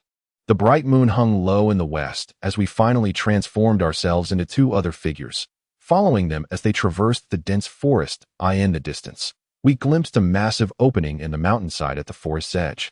I rushed to the entrance and thought to myself, "This must be the Cave of Demons." I broke off a branch, retrieved a fire starter, fashioned a torch, and steeled my resolve to enter the stone cavern. The cave was exceedingly deep, with numerous passages within. Holding the torch in one hand and bracing myself against the rocky walls with the other, I slowly made my way inside. An oppressive chill enveloped the air, and the dampness was overwhelming, making one feel quite uneasy, while venomous insects occasionally scuttled along the walls. After walking a short distance, I noticed several more passages ahead. Observing carefully, I chose a path leading downward and cautiously proceeded.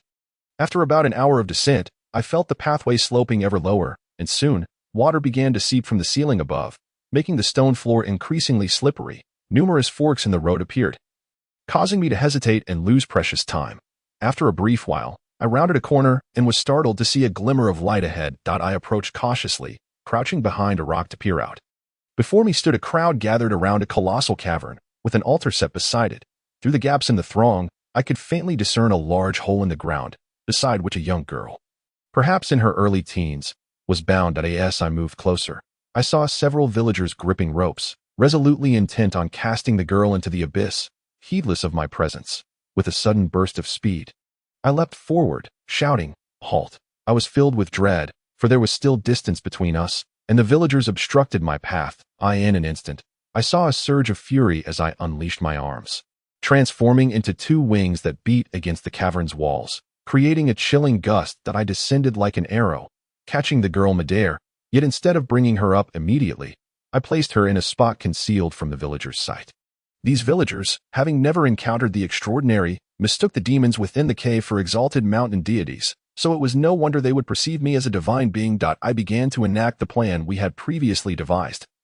Disguising myself as the god of this dark, foreboding cave, with my wings unfurled, I floated before the villagers, rising and falling with an ethereal grace. My demeanor was one of cold aloofness, a sight that would surely terrify these simple, unsuspecting souls. Observing their shock and trepidation, I suddenly adopted an air of solemn authority, speaking with a chilling detachment. One could only hear him, with an air of authority, proclaim, "Ignorant villagers, I am, in fact, the true deity of this mountain." However, many years ago, a malevolent spirit took advantage of my meditative state and inadvertently inflicted harm upon me, thus usurping my position and committing heinous acts in my name. This is truly an abomination that incites the wrath of both gods and men. As he spoke, his fury intensified, and he continued, "Indeed, you are truly foolish and ignorant, unable to distinguish between the demon and the divine within this cavern. You blindly offer your village's maidens as sacrifices to that wretched creature, aiding it in its nefarious deeds. Do you not recall that I never required such tributes in the past?" Observing the villagers' expressions of shock and skepticism, I noticed a few timid souls trembling in fear. He went on, "Do not be beguiled by the demon lurking in this cave. I am well aware of your sincere devotion to the celestial beings. Thus there is no need for any so-called sacrifices. Simply attend to your own affairs, and I shall ensure that you enjoy favorable weather and a peaceful existence. Why must you inflict such harm upon your own kind?" His performance was remarkably convincing, particularly with his wings exuding an aura of rage and authority that made it difficult not to believe him. He continued his lengthy discourse until he ultimately persuaded the villagers to abandon the terrifying practice of sacrifice. Though the villagers found safety, we were not so fortunate. I could sense the looming threat beneath our very feet, ready to plunge us into terror at any moment. My instincts heightened. I instinctively produced a talisman, preparing to recite the incantation. Chapter 9. The Millennium Python. At that moment, a resounding roar akin to the earth splitting apart echoed around us, and the ground beneath us trembled violently. The magic-repelling bracelet in my arms suddenly glowed. As malevolent energy surged around us, chilling winds swirling ominously, I knew a fierce battle was imminent. The sound of howling winds filled my ears. After a brief interlude, I was abruptly thrust to the cave's depths, landing upon soft, muddy ground, my garments drenched in muck. Fortunately, the torch remained lit, and by its flickering light, I discovered that the cave floor concealed a dark river, knee-deep and laden with soft silt, though its destination remained a mystery. I steadied myself and surveyed the surroundings, yet no malevolent creatures appeared. The figure beside me tossed a girl into my path. She slowly raised her gaze, astonished, and exclaimed, "Huh, how come it's you?" I helped her to her feet and guided her to a higher bank, gently reassuring her, "Do not be afraid. I have come to rescue you. With us here, everything will be all right." Indeed, we had encountered this girl by the bridge. During our conversation with the elderly woman, we had exchanged a few words with her as well. She recognized us despite her tender age, having been designated as a sacrificial offering. That I could not help but feel a mix of indignation towards the ignorant villagers and sympathy for her plight. The atmosphere grew increasingly unsettling, my heart racing erratically. The little girl urged, "You must leave quickly. It is very dangerous here. If you do not depart soon, it may be too late." In order to quell her fears, I steeled my resolve and exaggerated my bravado to the point of self-doubt, declaring with righteous indignation, "Fear not. I have vanquished countless demons and monsters, and what are the fiends here but trifles? Bring forth one, and I shall slay it. Bring forth two, and I shall dispatch them both." I uttered these words without so much as a furrow in my brow. No sooner had my words echoed than a colossal python surged forth from the depths of the shadowy river, its terrifying head striking out with a sinister swiftness towards Lee Sin Ren. With a graceful leap, Lee Sin Ren sprang to the opposite bank, laughing heartily. "What nonsense about a mountain deity. It is merely a 1,000-year-old giant python." Lee Sin Ren, undeterred, focused intently and brandished dual blades, ready to confront the beast. The python's massive tail suddenly created a tremendous wave, crashing towards Lee Sin Ren with overwhelming force. Just as it seemed the tail would strike, Lee Sin Ren thrust his blades forward, piercing the python's tail with a sharp hiss. In agony, the python lashed its tail, thrashing violently in the river and sending up a tumult of waves. Yet, it would not relent. From the swirling waters, a chilling scream pierced the air, startling Lee Sin Ren, who thought, "This is not good." To his horror, the python had shifted its focus onto me. I could only resign myself to my misfortune. Evading battle was no longer an option. Then, with a swift motion, the jade fan in my hand spun gracefully into a crescent shape, as if to launch a sharp projectile towards the serpent's head. Lee Sin-run, previously struck by the python's sweeping tail, was sent flying against the rocky wall, clutching a stone to prevent himself from plummeting into the dark river. Ignoring his pain, he understood that this was no moment to spread his wings. Drawing upon his spiritual power, he surged forward, wielding his blades to conjure an array of razor-sharp strikes against the python. The python, enraged, lashed its tail, attempting to ensnare the little girl within its long tongue. Poised to bite down, suddenly, a thunderous roar echoed, and the python flung its head back, casting the girl several yards away. She landed upon a bed of jagged stones, instantly losing consciousness. The python, bloodied and furious, let out a series of anguished cries, its tongue severed and lying beside it. Without a moment's hesitation, I brandished the jade fan and surged forward, casting swift shadows as the moment of peril approached.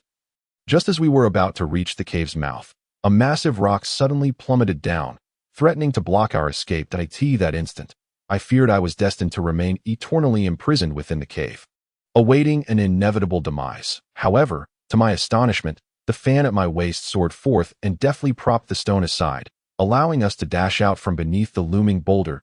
As I emerged from the cave, I heard a thunderous crash. The great stone sealed the entrance, and the impact reverberated violently beneath my feet. I carefully surveyed my surroundings, only to realize that the fan had not followed me out. A wave of panic washed over me as I gazed at the immense rock, an inexplicable sorrow welling up within me. Tears began to flow, though I could not comprehend why. I simply wished for its safety. A gentle breeze caressed my face, enveloping me in a subtle melancholy. Approaching the massive stone, I crouched down, vainly attempting to move it with my meager strength, but it was nothing more than a futile dream. I rested my forehead against the stone, yearning to weep, yet my instinct urged me that it would not so easily sacrifice itself for me. At that moment, I felt a slight tremor in the rock, accompanied by a voice urging me to step back. I complied, retreating a few paces, and then, with a resounding boom, the colossal stone exploded into a cloud of dust. The debris stung my eyes, and as I rubbed them gently, I beheld a strikingly handsome figure emerging at the cave's entrance. Wielding a jade fan and exuding an air of elegance, he approached me, and I finally wiped away the tears that had nearly spilled over. My vulnerable side almost led to my embarrassment before so many onlookers. The celestial being came before me and lightly tapped me twice with his fan. I was not angered. With an air of nonchalance, he remarked, "I never expected that you Shu, would shed tears for me." The immortal from the painting is truly taken aback. That I retorted in frustration. "What time is it for jesting? I thought you had squandered your cultivation on me, and that you would no longer possess such prowess." The immortal, bathed in a gentle breeze, with flowing hair and a warm gaze, replied, "If my cultivation is indeed utilized for your sake, how could it be considered a waste?" I felt an overwhelming sense of gratitude for his repeated acts of salvation. Yet I would never confess my willingness to dedicate myself to him, for I, Shu, a simple girl of the mountains, was unacquainted with worldly affairs. That I prided myself on remaining untouched by the mundane, soaring amidst the clouds of the heavens. Yet, my heart whispered that I might one day succumb to the allure of the mortal realm. Still, I vowed to stave off that day, for I preferred not to be entangled with others. I cherished my freedom above all. The sudden appearance of another would perplex anyone, and at that moment, the bewilderedly Exine could no longer contain his curiosity and inquired, "Miss Shu, who is this unexpected friend?" I returned to my former self, the unassuming girl of the mountains, and pointed to the immortal, explaining to Li Xin, "He is my fan, my adept magical artifact, although I have named it the Shu fan. Once it assumes human form, I refer to it as the immortal." The ethereal being within the painting, never neglecting the art of self-introduction, gracefully lifted his foot, exuding an aura as warm and gentle as jade. With an elegant demeanor and refined speech, he declared, "I am the celestial painter, one of the ancient immortals, and the guardian of the seal of demons. The reason for my manifestation in this realm is due to the recent weakening of the seal's spiritual power, which may soon be breached by malevolent entities. Therefore, I have departed from the seal of demons to seek the ancient artifacts, the jade flute and the heart-summoning spell, in pursuit of a comprehensive strategy to fortify the seal permanently and to eradicate the chaos wrought by the demonic forces in this world." Although the immortal spoke at length, he refrained from revealing the good deeds I had performed in the presence of outsiders, thus preserving my dignity. For reasons unknown, I found myself gradually developing a fondness for him. Perhaps due to this very consideration, though it was a mere flicker of warmth. Leeson, seemingly astonished, gently pressed his hands adorned with black wristbands together and reached out to the immortal, engaging him with a pleasant demeanor. It turns out you are an ancient celestial being. As a mere mortal, I am unacquainted with your exalted status. I hope for your understanding. Though the members of the Feather Clan are classified among humans, your long residence on the Eastern Spirit Island has imbued you with a spiritual essence far surpassing that of ordinary mortals from the continent of Shenzhou. Your cultivation and lifespan straddle the realms of mortals and deities. You, too, can be considered a half-immortal, and judging by your azure wings, your identity must indeed be remarkable. Thus, there is no need for such formality between us. Li Xin smiled graciously and approached the girl he had rescued, simultaneously addressing the immortal, to speak candidly. I am the prince of the Eastern Spirit Feather Clan. My departure from the clan was prompted by a millennium of calamities that have beset us, turning our Eastern Spirit Island into a veritable hell on earth. The prince. I am compelled to find a way to halt this ongoing deterioration, and thus I have ventured into the continent of Shenzhou in search of a solution to rescue my clan from the brink of extinction. Chapter 10. The Divine Bow of Hou-Yi. I have always possessed a straightforward mind, unable to comprehend the complexities of any issue, and thus I was at a loss for words. Yet, I could vaguely discern from Li Xin's lamentations that the Eastern Spirit Island was currently besieged by natural disasters and human misfortunes, with the common folks suffering greatly, awaiting his intervention. The mountain air, once crisp and clear, had suddenly turned ominous and dim, with the underbrush rustling mournfully in the sorrowful wind. A tempest raged, bending ancient trees like crescent moons, and I could occasionally hear the resounding crash of fallen shrubs. Upon hearing this, the celestial being appeared to grasp the situation more profoundly than I. With a hint of compassion, he sighed softly, casting his gaze skyward. The heavens have their ordained order, which cannot be altered. Every occurrence bears its own cause and effect. If one cannot change it, one must simply embrace the natural course of events. Li Xin responded, as expected of an immortal, you possess a remarkable clarity of perspective. Unlike us mortals, who, when faced with difficulties, strive to alter our fates, that I wonder if you would be willing to lend your support to our Feather Clan. The celestial being suddenly ceased to smile and merely remarked, you are a friend of Yuer and have previously aided her in times of peril.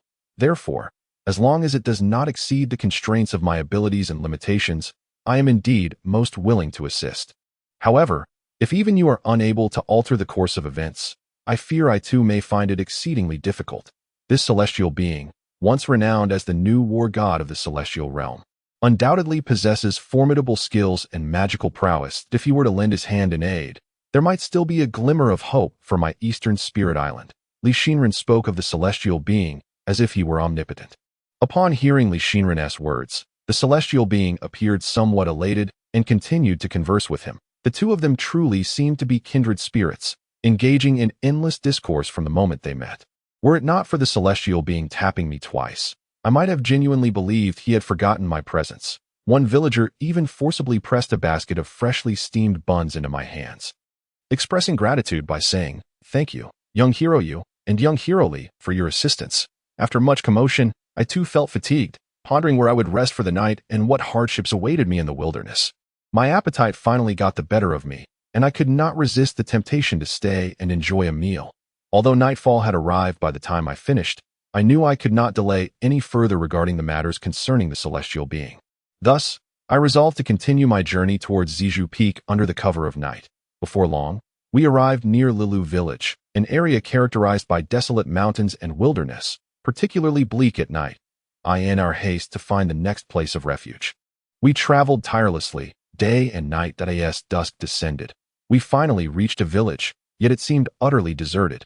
However, I was compelled to remain vigilant as the demon-slaying bracelet I held suddenly began to glow intensely. The dim twilight painted a scene of profound melancholy and foreboding. Before I could ponder further, I noticed a woman clad in a purple robe had appeared before me. Her hair was a soft lavender, adorned in delicate pink garments with an outer layer of white gauze, revealing her elegantly sculpted neck and clearly defined collarbone. The flowing folds of her skirt cascaded to the ground like moonlight, enhancing her graceful gait. Her long tresses were bound with a hairpin, with a single lock cascading down her chest. She wore a light touch of makeup to enhance her features, though her expression bore a hint of coldness. She appeared to be around the same age as Li Xinren, perhaps 17 or 18. I sensed the malevolent energy emanating from her, and her sudden appearance caused the red glow of the demon-slaying bracelet to nearly blind me.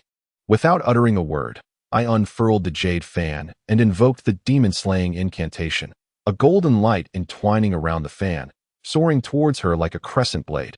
The purple-clad woman unexpectedly drew an arrow from behind her, raising her right hand with an air of enigmatic grace, and pulled back the bowstring, unleashing a stream of purple energy aimed at my fan. Just as I was taken aback, believing my fan would be pierced by her formidable arrow, it suddenly took flight on its own, enveloped in a fierce blue light that intertwined with the purple aura. As the fan evaded the arrow, it hurtled directly towards me. In that moment of clarity, before I could dodge, Li Shinren's blade unexpectedly shot forth, striking the arrow with precision and deflecting it away. The violet arrow feathers suddenly soared towards a dilapidated house not far behind me, emitting a dazzling purple light, after which the walls of the house collapsed with a thunderous crash. I thought to myself. Fortunately, the centrifugal person intervened to save me. Otherwise, I would have surely become a soul lost beneath the arrows of this woman. The woman appeared cold and unfeeling, her face as frosty as ice. Before I could speak, she took the initiative to interrogate me, asking, "Who are you? And what is this enchanted fan you wield?" It was I who had initially perceived her as a creature of darkness. Yet she had turned the tables on me. The hand around her fan glowed intensely, further solidifying my belief that she was indeed a demon. Thus, I retorted sharply, "You are the true demon here.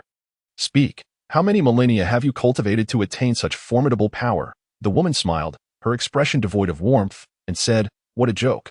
I am the 14th master of the divine bow of Hoi, a direct disciple of the immortal Ziyun from Ziyun Peak, that I have been cultivating celestial arts in the mountains since childhood, that I have descended from the mountain under my master's orders, entrusted with the solemn duty of vanquishing demons. You accuse me of being a demon, but who do you claim to be?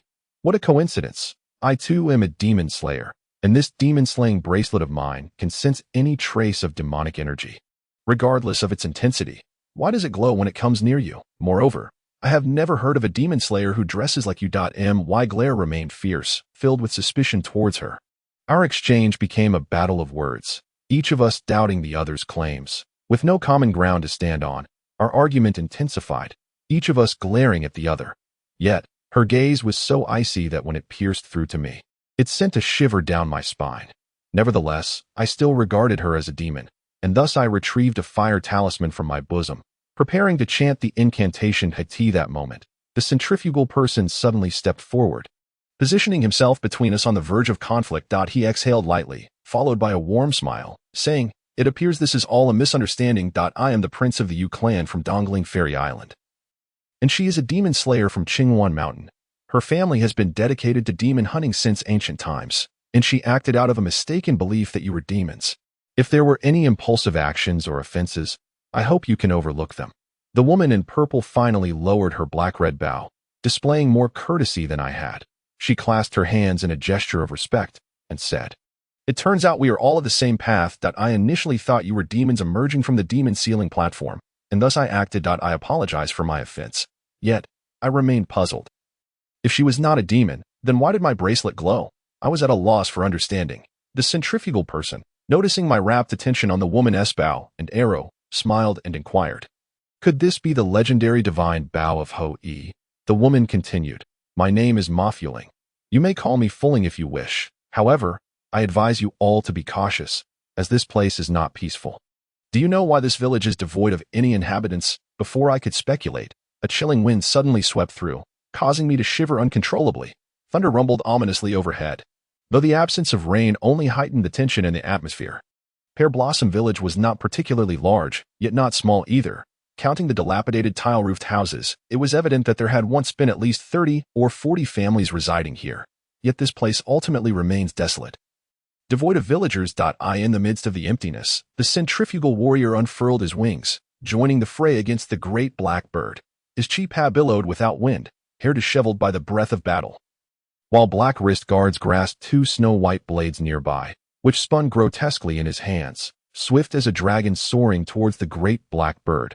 Not long ago, we had just emerged from a fierce battle in the Flame-Water Cave, depleting much of our strength. This moment, my energy had scarcely been replenished, yet I was to plunge once more into the heart of combat. So be it. I recalled my parents speaking of the turmoil wrought by demons in this world, declaring that there exist few sanctuaries of peace. Thus, It came as no surprise to me that I encountered peril time and again in recent days. Chapter 11. Frost upon snow. The great blackbird, enraged, shook its wings and deftly evaded the centrifugal warrior's attack, turning to swoop towards me once more. Beneath its expansive wings, the ground was instantly shrouded in swirling black dust. The dark tempest surged like a hurricane, making it nearly impossible for us to keep our eyes open. I was perplexed as to why these malevolent creatures invariably targeted me first in every skirmish. Suddenly, I beheld Fu Ling drawing forth a purple arrow, swift as lightning, aimed at the black bird before me. The black bird emitted a piercing cry, a long wail that echoed in the air. As it fluttered aimlessly, I noticed two black feathers falling from its wings, clearly a consequence of Fu Ling's arrow. In the presence of so many, I could not afford to lose face. I refused to show weakness, yet I remained but an ordinary mortal, incapable of flight. Unlike the centrifugal warrior, who soared effortlessly with wings, or Fu Ling, whose arrows could pierce the heavens, my only recourse was to wait for the right moment to deliver a decisive blow as it descended. The centrifugal warrior's blades swept through the ranks as if parting the very fabric of reality, attempting to ensnare the great black bird's wings. The creature, however, proved remarkably agile, performing a mid-air inversion and striking back with its sharp beak like an arrow loosed from a bow. Aiming directly at the centrifugal warrior, the warrior nimbly flipped upwards, gathering a sphere of azure light in his palm, which he then thrust down upon the blackbird's back, achieving a notable effect, causing the creature to falter. That moment, Fu Ling unleashed 3 arrows simultaneously, striking towards the blackbird from above and either side, drawing perilously close. The blackbird, preoccupied with its struggle against the centrifugal warrior, failed to notice the imminent danger from Fu Ling's direction, resulting in its descent by a third, wings unspread. This was a prime opportunity, one I could not afford to squander. Yet, in the heat of battle, my fan seemed to have a will of its own, resisting my command. Nevertheless, this added a measure of cultivation to my spirit power. I surmised that perhaps a celestial being was covertly aiding me, even though it frequently remained mute when I inquired. With a resounding crash, the jade fan plunged forcefully into the blackbird's abdomen. In an instant, a gaping wound appeared upon the great blackbird's body, blood cascading to the ground like rain, accompanied by its unending wails of anguish. I understood then that this fatal strike would prove to be its last. I am filled with an overwhelming sense of excitement, for I have not brought shame upon myself. Though I was momentarily distracted, I beheld the blackbird, in its dying struggle, shaking its body with fury and launching the jade fan towards me with lightning speed. As if in a tit-for-tat retaliation, caught off guard, I was initially startled, my heart sinking at the thought. This is the end. The fan, sharp as a blade, was but a foot from my chest, and my eyes widened in horror, believing my demise to be inevitable. Yet, how could this fan allow me to perish in such a manner? Suddenly, a blue light emanated from it, followed by a white figure roaring forth, soaring before me. My body leaned back as I gazed up at the sky, the radiance blinding. When the light faded, I beheld the immortal gently grasping the jade fan with his hand, the celestial being from the painting. An ancient deity, how could they possibly regard a mere girl from the mundane world like me? As I pondered this, I unexpectedly felt unsteady, as if I might fall backward. In an instant, the figure of the immortal swiftly moved behind me, deftly wrapping their arms around me. A wave of inexplicable warmth surged into my heart, causing a faint blush to rise upon my cheeks, which elicited laughter from the onlookers, who regarded me and the immortal as a source of amusement. Fortunately, they did not reveal my gender. Both the immortal and I remained indifferent to their mockery, yet the astute Mafuling, being a woman herself, could surely discern my femininity from the fragrance that lingered about me. Moreover, my throat bore no Adam's apple, a detail she had noted when we had clashed earlier. Her silence on the matter stemmed merely from her preference for aloofness. Just then, a soft, delicate voice broke through the air, calling out, Sister Mafuling, Sister Mafuling. I lifted my gaze and, beneath the moonlight, spotted a familiar girl approaching. As the moonlight brightened, I recognized her as the girl we had rescued days prior. My curiosity piqued, and the onlookers were equally astonished. As she drew near, the girl sweetly addressed us, Brother Yushu, Brother Lisan, thank you for saving me. It was then I comprehended why, during our wanderings in the woods and on the roads, I had felt a lingering presence shadowing us. Schwanger recounted the events of those days in vivid detail. I could not help but admire Schwanger as tenacity and resilience, for she was truly capable of enduring hardships. However, I remained puzzled about the relationship between Schwanger and Mafjuling, and so I casually inquired, Sister Mafjuling, who is Schwanger? To my surprise, Mafjuling's gaze softened, no longer icy, perhaps touched by the gentle timbre of the girl's voice. With a soothing tone, Mafjuling replied, her name is Xue Shuang, a villager from Lilu Village. 2 years ago, I was sent by my master to exorcise demons in Lilu Village, and by chance, I rescued her from the jaws of a demon. I had intended to leave after vanquishing the evil, but she insisted on following me to repay her debt of gratitude. Being an orphan, I could not bear to leave her in her loneliness, especially as being near me could pose a danger to her life. Thus, I entrusted her to the village elder. Mo Fulling continued, saying, although she ultimately agreed to let me leave, she still inquired about my place of residence. At that moment, I unwittingly divulged the information to her, not anticipating that she would remember such past matters and travel a great distance to find me today. I am also grateful to you for rescuing her from that malevolent creature. The immortal in the painting appeared somewhat perplexed. However, he seemed to harbor a degree of dissatisfaction towards Mo Fulling that he inquired. You claim to have been responsible for eliminating the monsters there. Yet why has that so-called mountain spirit continued to wreak havoc for several years? Dark clouds obscured the moon, and the atmosphere felt heavy. With her head bowed, Fulling expressed her shame. I can only blame my momentary carelessness. After slaying all the monsters there, I did not expect that some would escape my grasp, thus leading to today as calamity. The immortal in the painting reproached Mo Fulling, such negligence, allowing that millennial giant serpent to slip through in the Yanshui cave, permitting it to continue causing chaos. This is indeed a grave transgression for one who claims to vanquish demons. I could not discern whether he was addressing me or Fulling, for if it were a matter of clumsiness, I would undoubtedly be the prime suspect. Yet, I sensed that his criticisms were not directed at me. Observing Fulling's self-reproach, she held her bow and clasped her hands in apology, slightly bowing as she said, the admonishments of the esteemed immortal are well-founded. However, Mo Fulling assures you that such a mistake shall not occur again, that I had not revealed to her the identity of the figure manifested by my fan, yet she guessed it correctly, leaving me pleasantly surprised. I couldn't help but ask, Sister Fulling, I have never shared his origins with you. How did you come to know that he is the immortal in the painting? One of the ancient celestial beings? Are not the immortals of this world endowed with transcendent powers, either boundless in magic or omniscient? Reflecting on the foresight of the purple cloud immortal, I pondered, what kind of extraordinary being resides atop Purple Bamboo Peak, possessing the ability to foresee our intentions to seek him? Surely, this individual must possess prophetic powers. Perhaps his assistance could aid the immortal in returning to the demon sealing platform, sparing us the troubles described by the immortal. I was puzzled as to why the person known as Li Exine seemed momentarily stunned upon hearing the name Xue Shuang, and he maintained a gaze upon her, seemingly deep in thought. Yet, no one knew what he was contemplating. My intuition suggested that his scrutiny concealed some undisclosed secret. Why did this girl capture his attention? The immortal also regarded the girl with a peculiar gaze, suggesting that this young girl, not yet 10, was indeed extraordinary. However, I was indifferent to her identity. She possessed a certain charm, a cuteness that evoked a sense of endearment in those who beheld her. Chapter 12. The Fushi Chin under Fulling's guidance. We soon arrived at Purple Bamboo Peak. To be candid, prior to my arrival, I had envisioned this place to be grand and opulent, only to discover that despite its spaciousness, it was adorned with merely 3 or 4 dilapidated thatched cottages. It was at this moment I came to understand that greatness does not reside in height, but in the presence of immortals. The surrounding aura was particularly unique, imbued with a profound spiritual energy. The thatched cottages maintained a traditional architectural style, harmoniously blending antiquity with elegance, simplicity with magnificence.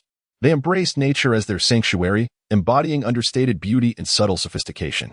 One could describe it as a throne of gold, a gathering of dragons, a treasure tower, and a pot of riches. As one ascends further, the path narrows to a footpath for the intrepid climber. The mountain steep and formidable. A long white waterfall cascades down with a thunderous roar, its mist rising gently into the air. Beside the waterfall lies a treacherous path, with an abyss yawning below, compelling one to navigate carefully along the sheer cliffs. Atop the mountain, apart from a solitary white stone table, there are merely 2 frigid stone benches. The beauty of the mountain is exquisite, and suddenly a melodious voice resonates. You have finally arrived. In the distance, a man approaches, clad in flowing white robes, his figure ethereal and majestic, with cascading white hair that shimmers softly upon his shoulders. His visage is as exquisite as jade. Yet an air of aloofness envelopes him, rendering him otherworldly. Even in stillness, he exudes a chilling grace that feels almost sacrilegious to behold. His black eyes are profound, akin to an ancient spring, and gazing into those depths leaves one weak and immobile. One ponders, is this what a celestial being looks like? Even such beauty, capable of enchanting an entire city, inspires only reverent admiration, akin to gazing up at the luminous moon. Then, Fu Ling suddenly bows respectfully and addresses the immortal with warmth. Master. Fu Ling has brought the esteemed guests. The elder nods in acknowledgement, a look of satisfaction gracing his features, and replies, excellent. Yet, to label him merely as an elder would be misleading. His countenance is remarkably youthful. Appearing scarcely over 20, albeit with hair prematurely white, a testament to wisdom beyond his years. After a brief exchange of pleasantries, the immortal, aware of our urgency and the plight of the world, refrains from elaboration. Suddenly, Li Xian inquires, does the Zun immortal know of the millennia-long tribulations faced by the Yu clan of Dongling Island? The Zun immortal, stroking his beard, is accompanied by Xue Shangshuang, the disciple coaxed into joining by Fu Ling. He responds, though I dwell within the confines of Zizhu Peak and seldom venture forth, I am aware of the calamities befalling the Dongling Yu clan. Since the immortal is aware, Li Xian presses. Is there no way to alter this fate? There is a hint of urgency in his tone, a rare glimpse of anxiety crossing his usually stoic demeanor. The Zun immortal lets out a long sigh, saying, the heavens have their decrees. Time cannot be augmented or diminished. All tribulations and blessings are preordained, and I understand your yearning to save your thousands of kin, being the prince of the Yu clan.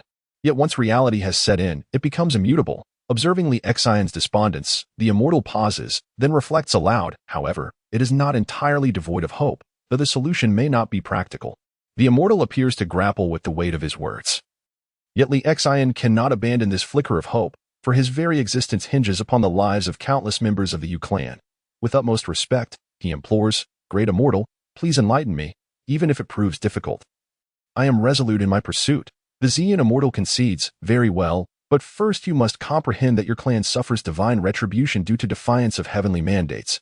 Your people yearn for immortality and ascension, oblivious to the fact that such pursuits are intrinsically counter to the natural order.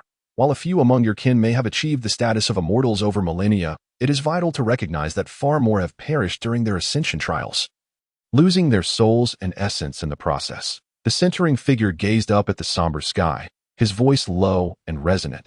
That is due to their insufficient cultivation, which leads to their failure in ascension.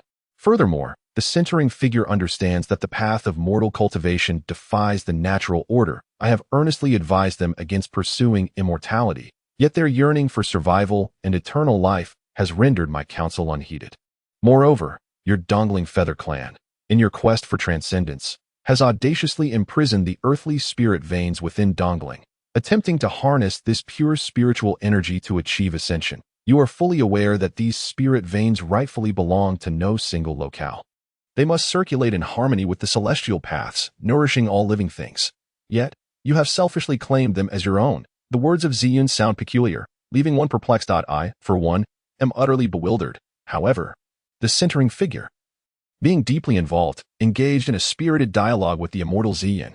After a brief moment, I began to comprehend why the centering figure rarely smiled. Realizing his helplessness, I also understood his willingness to join us in vanquishing demons.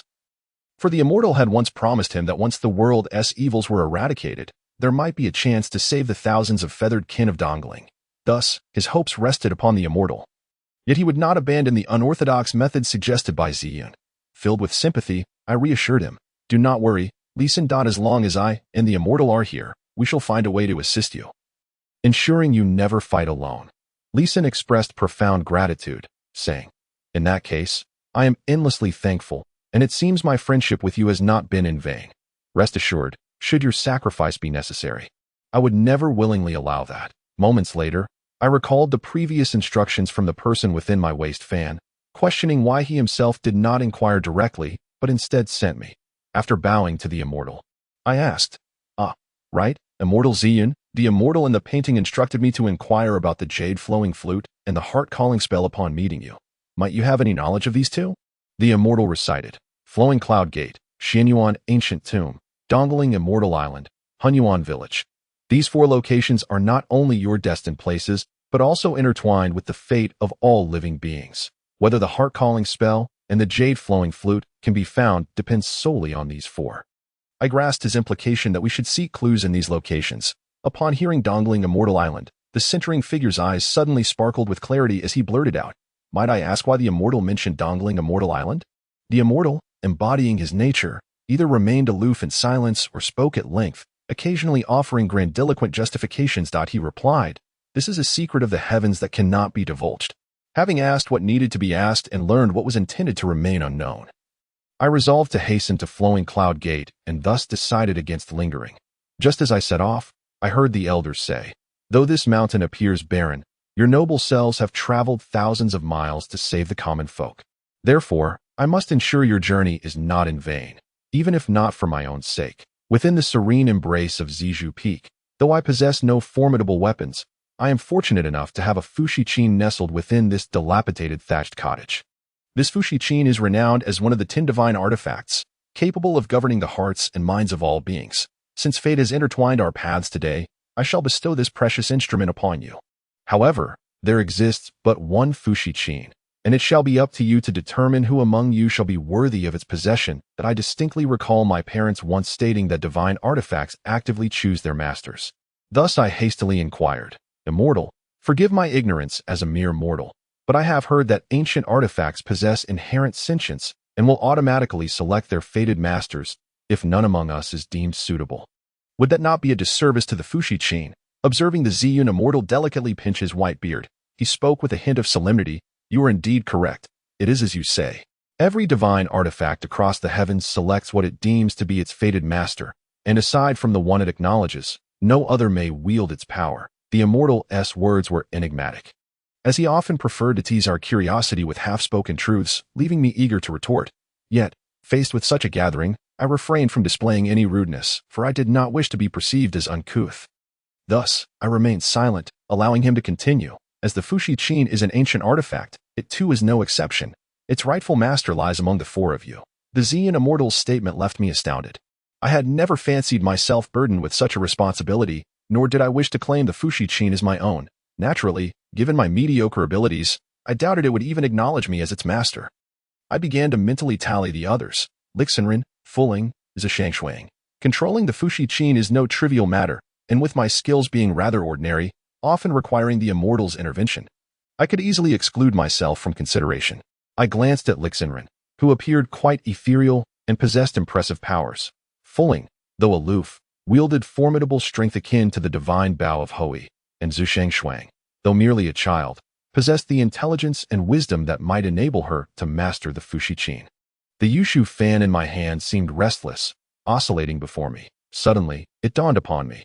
Could the 4th individual mentioned also include the Immortal? Surely, he must be the one, for among us, his cultivation surpassed all others, making him undeniably capable of commanding the Fushichin. Chapter 13.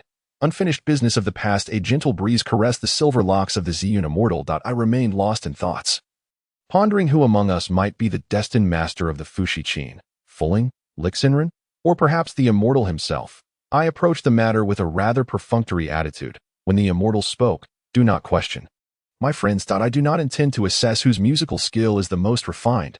Rather, this Fushi zither possesses a spirit of its own. If anyone other than its rightful owner attempts to play it, it will undoubtedly remain silent.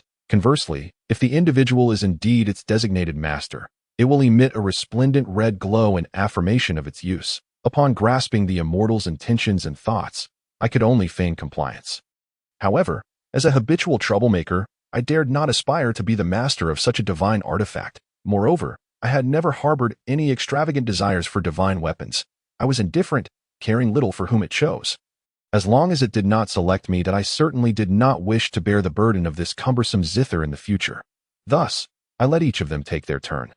Alas, the first to step forward, Lisan, failed miserably. Despite his brute strength, he could not even pluck a single string, which was indeed astonishing. Although Fuling managed to strum the strings, the Fushi zither remained silent, indicating that she too was not its master. Next, Xue Fei Shuang also found herself in a predicament. At that moment, I began to ponder, could it truly be a celestial being? In an impulsive moment, I tossed my fan onto the Fushi zither, inwardly thinking, if the zither glows, then it must be a celestial being. Without further contemplation, I cast it upon the instrument, and a clear, melodious ding resonated, followed by a burst of red light. A wave of relief washed over me as I rejoiced that the zither had not chosen me. I exclaimed without a filter, I told you, who besides a celestial being is worthy of being the master of such an ancient artifact? Thankfully, this object did not select me. Otherwise, my burdens would only grow heavier as I navigate the world. Besides, with the jade fan in my possession, I am already sufficiently equipped. However, the elder suddenly chuckled and remarked, not so, not so. Since it has responded to you, it signifies a connection of the heart, choosing you as its master. When you placed the fan upon it, you believed it was the immortal depicted in the painting who was its owner, but this is not the case. It merely resonates with the weapon you wield. Do not forget this fan. Thus, you are recognized as its rightful master. In other words, it has indirectly resonated due to you. Initially, I found it hard to believe the immortal's words, and not only I, but even Lee Sin and Fulling regarded me with skepticism. Furthermore, I had no wish to carry this heavy zither in my future travels, as that would indeed be exhausting and utterly inconvenient.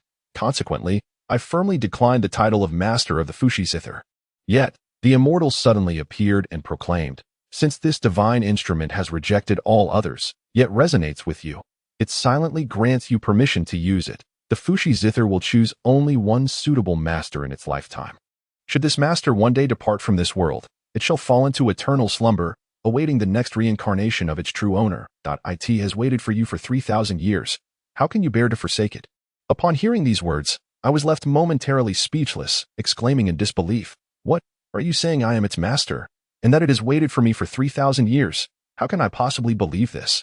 The celestial figure approached me with measured steps, his gaze warm and steady upon me. I had never before been regarded with such an intense look, and I found myself at a loss. He spoke gently, whether you believe it or not, the undeniable truth remains that you are its rightful master. That is sheer nonsense. It is evident that you all consider it too cumbersome, thus concocting grandiloquent excuses to thrust it upon me. I could scarcely believe it and found myself arguing back.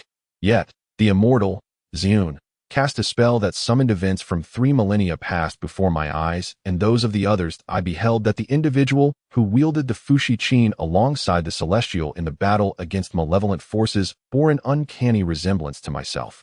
Even my attire was strikingly similar. The sole distinction was that in that era, I appeared to possess extraordinary prowess. With but a gentle pluck of the strings, a radiant light would erupt, incinerating the fiends without exception. Within the realm of illusion, I discovered that I had spent 3 days and nights by the Azure Sea, tuning the strings of this Chin for the celestial. I also realized that in that time, he and I seemed to share a bond akin to celestial lovers, a notion that was almost unfathomable. It became apparent that wherever I ventured, his presence was felt. I even recalled being held by him numerous times. After a brief moment, the Zune immortal, unwilling to unveil too much of my past, ceased his spell. I ultimately accepted that I was indeed the master of this cursed instrument. But I turned to the celestial and inquired, if I am its master, and also yours, then what other inexplicable entities am I the master of? In truth, my feelings toward it were not entirely negative. The celestial, understanding my sentiments, smiled and said, if you find it cumbersome to carry or feel it weighs you down, I can take on that burden for you. You need only cast a spell to allow it to reside within my fan, thus alleviating any encumbrance while granting you this ancient artifact.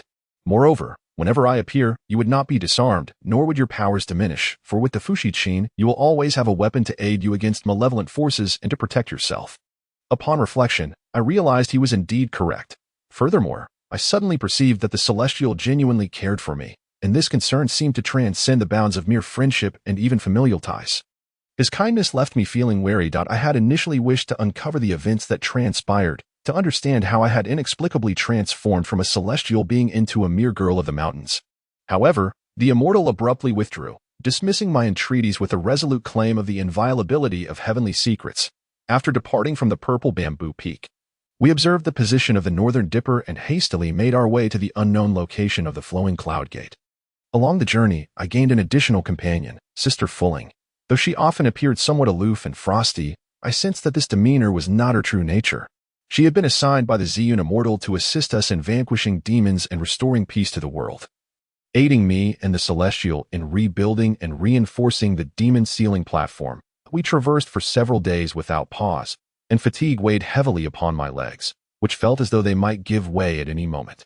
Though the heavens may seem devoid of paths for the weary, even in this remote locale, there exists and in where we might find temporary respite. I stumbled inside, my movement somewhat ungraceful as I took a seat, causing the table to tremble precariously. With a commanding voice, I called out, "Waiter, bring forth a pot of exquisite osmanthus tea and a plate of fine silvery carp, along with braised lion's head meatballs." And in order to reward myself for the good deeds I had accomplished these past few days, despite the few demons I had vanquished, and to ensure I was well fed for the journey ahead, I couldn't help but order an extravagant feast. Sister Fulling and the enigmatic Leeson gazed at me with perplexed expressions, remaining silent, while the waiter stood there, dumbfounded, rendered motionless by my request. Leeson suddenly queried, "Yushu, do you truly believe we can finish all that food among the three of us?" The waiter echoed her sentiment, and it was then I grasped the reason behind their astonished stares. I, in my rather masculine demeanor, had given no indication of my true identity as a woman. "Nonsense," I retorted. "This is but a modest order. When I am in the mountains alone, I must hunt at least 3 hares of this size to barely satiate my hunger." As I gestured with a large platter, attempting to assert my point, I realized they suspected I was merely boasting. To prove my capabilities, I barked at the waiter, "If you doubt my words, bring forth the dishes. I assure you, I shall leave not a morsel behind. If I fail to finish, I will willingly endure the mockery of everyone here." The patrons of the inn, hearing my grandiose claims, cast skeptical glances my way. And to my dismay, I overheard some openly ridicule me. Yet, once I had devoured every last dish I had ordered, their derision fell silent. However, as we prepared to rise and settle the bill, I reached into my pocket, only to discover a meager handful of copper coins. That I thought to myself, this is not merely a matter of being ridiculed. I may very well face a beating. In an effort to conceal my predicament, I feigned discomfort from overeating, hoping to persuade Leeson and Sister Fulling to cover the bill. Alas, they too were devoid of funds, leaving me in a most desperate situation, pondering the grim reality that even a lifetime of servitude in this inn would scarcely suffice to clear my debt. Just as despair threatened to engulf me, my fan unexpectedly fluttered from my waist and materialized a gold ingot in my palm. I was taken aback, my admiration for the celestial being deepening. I thought, with such a divine presence, my financial woes are alleviated. I can indulge my desires freely. I handed the gold ingot to the waiter and, with a triumphant air, declared, "No need for change, my good man." The celestial being had been unfathomably kind to me. Each time I faced peril or confusion, he was there to extricate me from my troubles, often without revealing himself. Yet he had assured me that the fan was indeed a manifestation of his essence. And he had come to my aid on 3 or 4 occasions. The words spoken by him that day have not escaped my memory. However, I truly feel that the chasm between myself and the celestial being is as vast as the distance between heaven and earth. How could we possibly be together? Although I have relied on him somewhat and am reluctant to see him harmed, there has never been a hint of romantic affection. It is only with his assistance that my previous predicaments have been alleviated. This remote place, though the innkeeper is willing to serve us during the day, seems to harbor a wariness of outsiders, never permitting them to stay overnight, even if he were inclined to allow us to linger here temporarily. My impatient nature would find it difficult to endure such a wait. Just moments ago, the atmosphere was sweltering, yet it has now turned frigid. How can one possibly acclimatize to such drastic changes? This erratic weather inevitably evokes a sense of peculiarity. My newfound curiosity compelled me to glance around, but I discerned nothing out of the ordinary at that moment. Fulling approached me, surveying the snow-capped mountains. As the twilight descended, she remarked, "The snowfall here seems rather unusual. As dusk approaches, we should hasten our descent to seek shelter among the populace for the night, and continue our journey at the break of dawn." Her words piqued my vigilance. I had initially assumed that the peculiar phenomena here were the work of malevolent spirits, but the demon-suppressing bracelet showed no signs of glowing. I merely nodded in acknowledgement before following them to the nearest small town. Although night had fallen, we were fortunate that there were still those willing to offer us lodging. The night passed uneventfully, with nothing of note occurring. On the following day, as we traversed the bustling streets, we found ourselves flanked by tea houses, taverns, pawnshops, and workshops. The open spaces along the thoroughfare were dotted with small vendors sheltering under large umbrellas. The street extended east and west, reaching into the quieter outskirts of the town. Yet it remained lively with pedestrians, some hauling burdens, some driving oxen to deliver goods, and others urging donkeys to pull carts. Witnessing her weep so profusely stirred my compassionate heart. I felt compelled to assist and did not bother to change my attire. I quickly helped Ji Yao to her feet and said, "My lady, could you perhaps calm yourself for a moment and explain to me in detail what has transpired?" As she wiped her tears. Ji Yao sobbed, "It is thus. Under the protection of the exalted Fushi, the people of Fushi town have been living in peace. However, a month ago, for reasons unknown, dark clouds suddenly enveloped our town. Chilling winds swept through, and malevolent creatures began to wreak havoc. Moreover, an everlasting snow-capped mountain appeared nearby. Occasionally, townsfolk inexplicably vanished or fell into a state of confusion or unconsciousness. The head of our household, as the leader of the Luyun sect, has taken it upon himself to safeguard the villagers of Fushi town, and thus he, along with his most cherished junior sister and several others, has embarked on an investigation into these occurrences." As Ji Yao recounted this, her weeping intensified, and I sensed that some grave upheaval had surely transpired. At that moment, a memory struck me. A month ago, had I not inadvertently toppled the ceiling pillar of the demon-suppressing platform? I began to ponder. Could it be that the disturbances were the result of demons unleashed from the platform? Fu Ling, for reasons unknown, would become cold and indifferent each time she encountered or even heard of a monster. Her eyes brimming with an air of deadly seriousness, she urged, "Please continue that if there truly are monsters wreaking havoc here, we shall not allow them to survive." Ji Yao, in tears and with a runny nose. I pressed on, and what happened next? Upon hearing this, I grasped the situation and couldn't help but admire Fu Ling's keen intuition. I turned to her and remarked, "That snow-capped mountain indeed harbors secrets. Thankfully, you urged us to leave hastily yesterday. Otherwise, I fear I would have already fallen into the clutches of those monsters." My anger towards the fiends surged, and I clenched my fists, striking the wooden beam behind me. Alas, a sharp pain shot through me as I had pricked myself on something. Yet, every mention of monsters seemed to ignite Fu Ling's fury even more than my own. Her frosty demeanor suddenly transformed.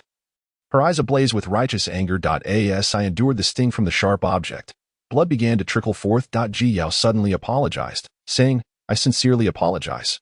Young brother. I forgot to mention earlier that the master is adept at using the 9 heavens dragon chanting needle as a weapon against demons. Not long ago, the clan leader indeed engaged in combat with that monster here, leaving behind some hidden needles in this pillar that I never expected they would injure you. The man from Li Xin perhaps merely sought to assert his presence. Jesting, I hope that needle isn't laced with any deadly poison or tainted by demonic energy." His words were intended to frighten me, but alas, I had seen far worse in life. His trivial tricks did not faze me. The wooden beam appeared somewhat decayed, and as he carefully extracted the slender needle, approximately the length of 2 fingers, I observed that it was surprisingly thick, at least the width of a fingernail. And it bore a unique shape reminiscent of a dragon's form. That I was taken aback. One hand pressed against my wound. I candidly remarked, "The master's prowess is indeed extraordinary. Had he not chosen to seal himself in slumber, who knows how many others might have been harmed? His selflessness commands my utmost respect." Chu Lu Feng was a formidable figure, and this alone provided me with a definitive answer. However, Ji Yao exclaimed tearfully, "If the master were truly so powerful, how could he have failed to vanquish that monster and instead embarked on such a perilous journey? Please, do not mock him any further." Ji Yao was clearly concerned for Chu Lu Feng's dignity. Yet her plea inadvertently cast him in a light of weakness. Given the urgency of our situation, we decided not to linger any longer and hurried to Luyun Gate alongside Ji Yao. Upon entering Luyun Gate, I was struck by its serene elegance, a tranquil simplicity that exuded a refined charm, where winding paths led to secluded beauty and willows graced the banks like verdant sentinels. I pondered what kind of extraordinary hermit Chu Lu Feng might be, for it was remarkable indeed to encounter someone of such exceptional caliber in this world. The Cloudstream Immortal sect is not solely reliant on Chu Liufeng's mastery of spells. His subordinates are also acquainted with a modicum of celestial arts. Yet, regardless of their prowess, what significance does it hold? If they were truly formidable, would we find ourselves in this predicament today? Moreover, the figure depicted in the painting is the god of war from the celestial realm. And in comparison to Chu Lu Feng, I naturally regard the immortal's abilities as somewhat superior. Leaves dance in the courtyard, swept by a cool breeze that stirs melancholy in the heart. Chapter 15. The silver-haired snow demon navigating past the pavilion and along the pathway. We swiftly arrived at Chu Liufeng's chamber. Ji Yao gently pushed the door open and gestured for us to enter. Upon approaching the bedside, we discovered a strikingly handsome youth reclined upon the bed. Undoubtedly older than I by more than a couple of years, his exquisite features were accentuated by thick brows that seemed to ripple with gentle mirth, reminiscent of a crescent moon shining brightly in the night sky.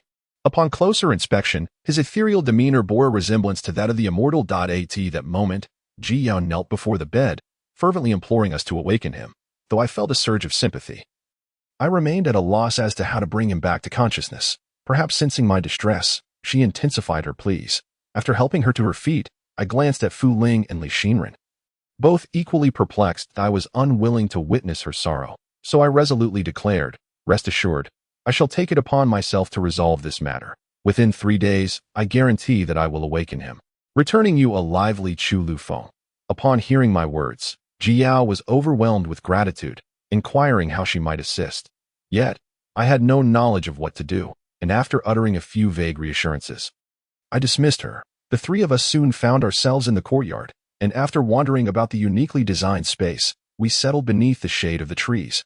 Under the moonlight, leaves fluttered in the pavilion, and a gentle breeze carried the sorrow of fine rain. I held a disdain for rain, particularly that which bore a chill and melancholy. Li Xinren, ever perceptive, recognized that my earlier assurances to Ji Yao were mere platitudes. He hesitated and asked, "Do you truly possess a means to awaken Chu Lu Feng?" I could not fathom why I felt discomfort at being called Yuer. I knew that whenever anyone other than the immortal addressed me by that name, a surge of anger would ignite within me. Unable to contain my ire, I retorted sharply, "I have told you not to call me, refer to me as you Shu, a name that just anyone can utter." Humph. Both Fu Ling and Li Xinren were bewildered by my outburst, and even I found it inexplicable. Nevertheless, I later apologized to Li Xinren, who, thankfully, was not one to harbor grudges over my impulsive reaction. Although Li Xinren remained uncertain of my true capabilities, he likely sensed my underlying confusion. Ultimately, it was Fu Ling who understood me best. After all, a girl's heart is best comprehended by another girl. She approached me gracefully, gently asking, "You Shu, why do you insist on giving her hope when you know you have no means to fulfill it? You realize that should this fragile hope dissipate, it would be an excruciating blow to her." The gentle nature of Mo Fuline is among the rarest treasures of this world. I can only recall that since our first encounter until now, she has almost always exhibited a demeanor of indifference. Perhaps that is simply her inherent disposition, particularly in the presence of the detached. Her gaze, beyond its coldness, is also imbued with a palpable anger. Her peculiarities truly perplex me. In this tumultuous season, our immediate priority is to devise a means to awaken Chu Lu Feng. I am somewhat troubled and lament, but if we do not express it this way now, how will they retain even a glimmer of hope? The sky is painted in hues of orange, and our as evening descends and the sun sets in the west, the heavens transform into a vibrant orange, resembling a golden coin or a mound of rice. The birds return once more, unable to contain their exuberance. They are perpetually drawn to the sky, irresistibly yearning to kiss its expanse. The sky, adorned with the color they cherish, is the sole sanctuary of the birds, their true home. The detached might genuinely be feeling weary, as he shows no inclination to accompany us. Yet, Sister Fuline treats me with kindness. She seems entirely devoid of indifference towards me.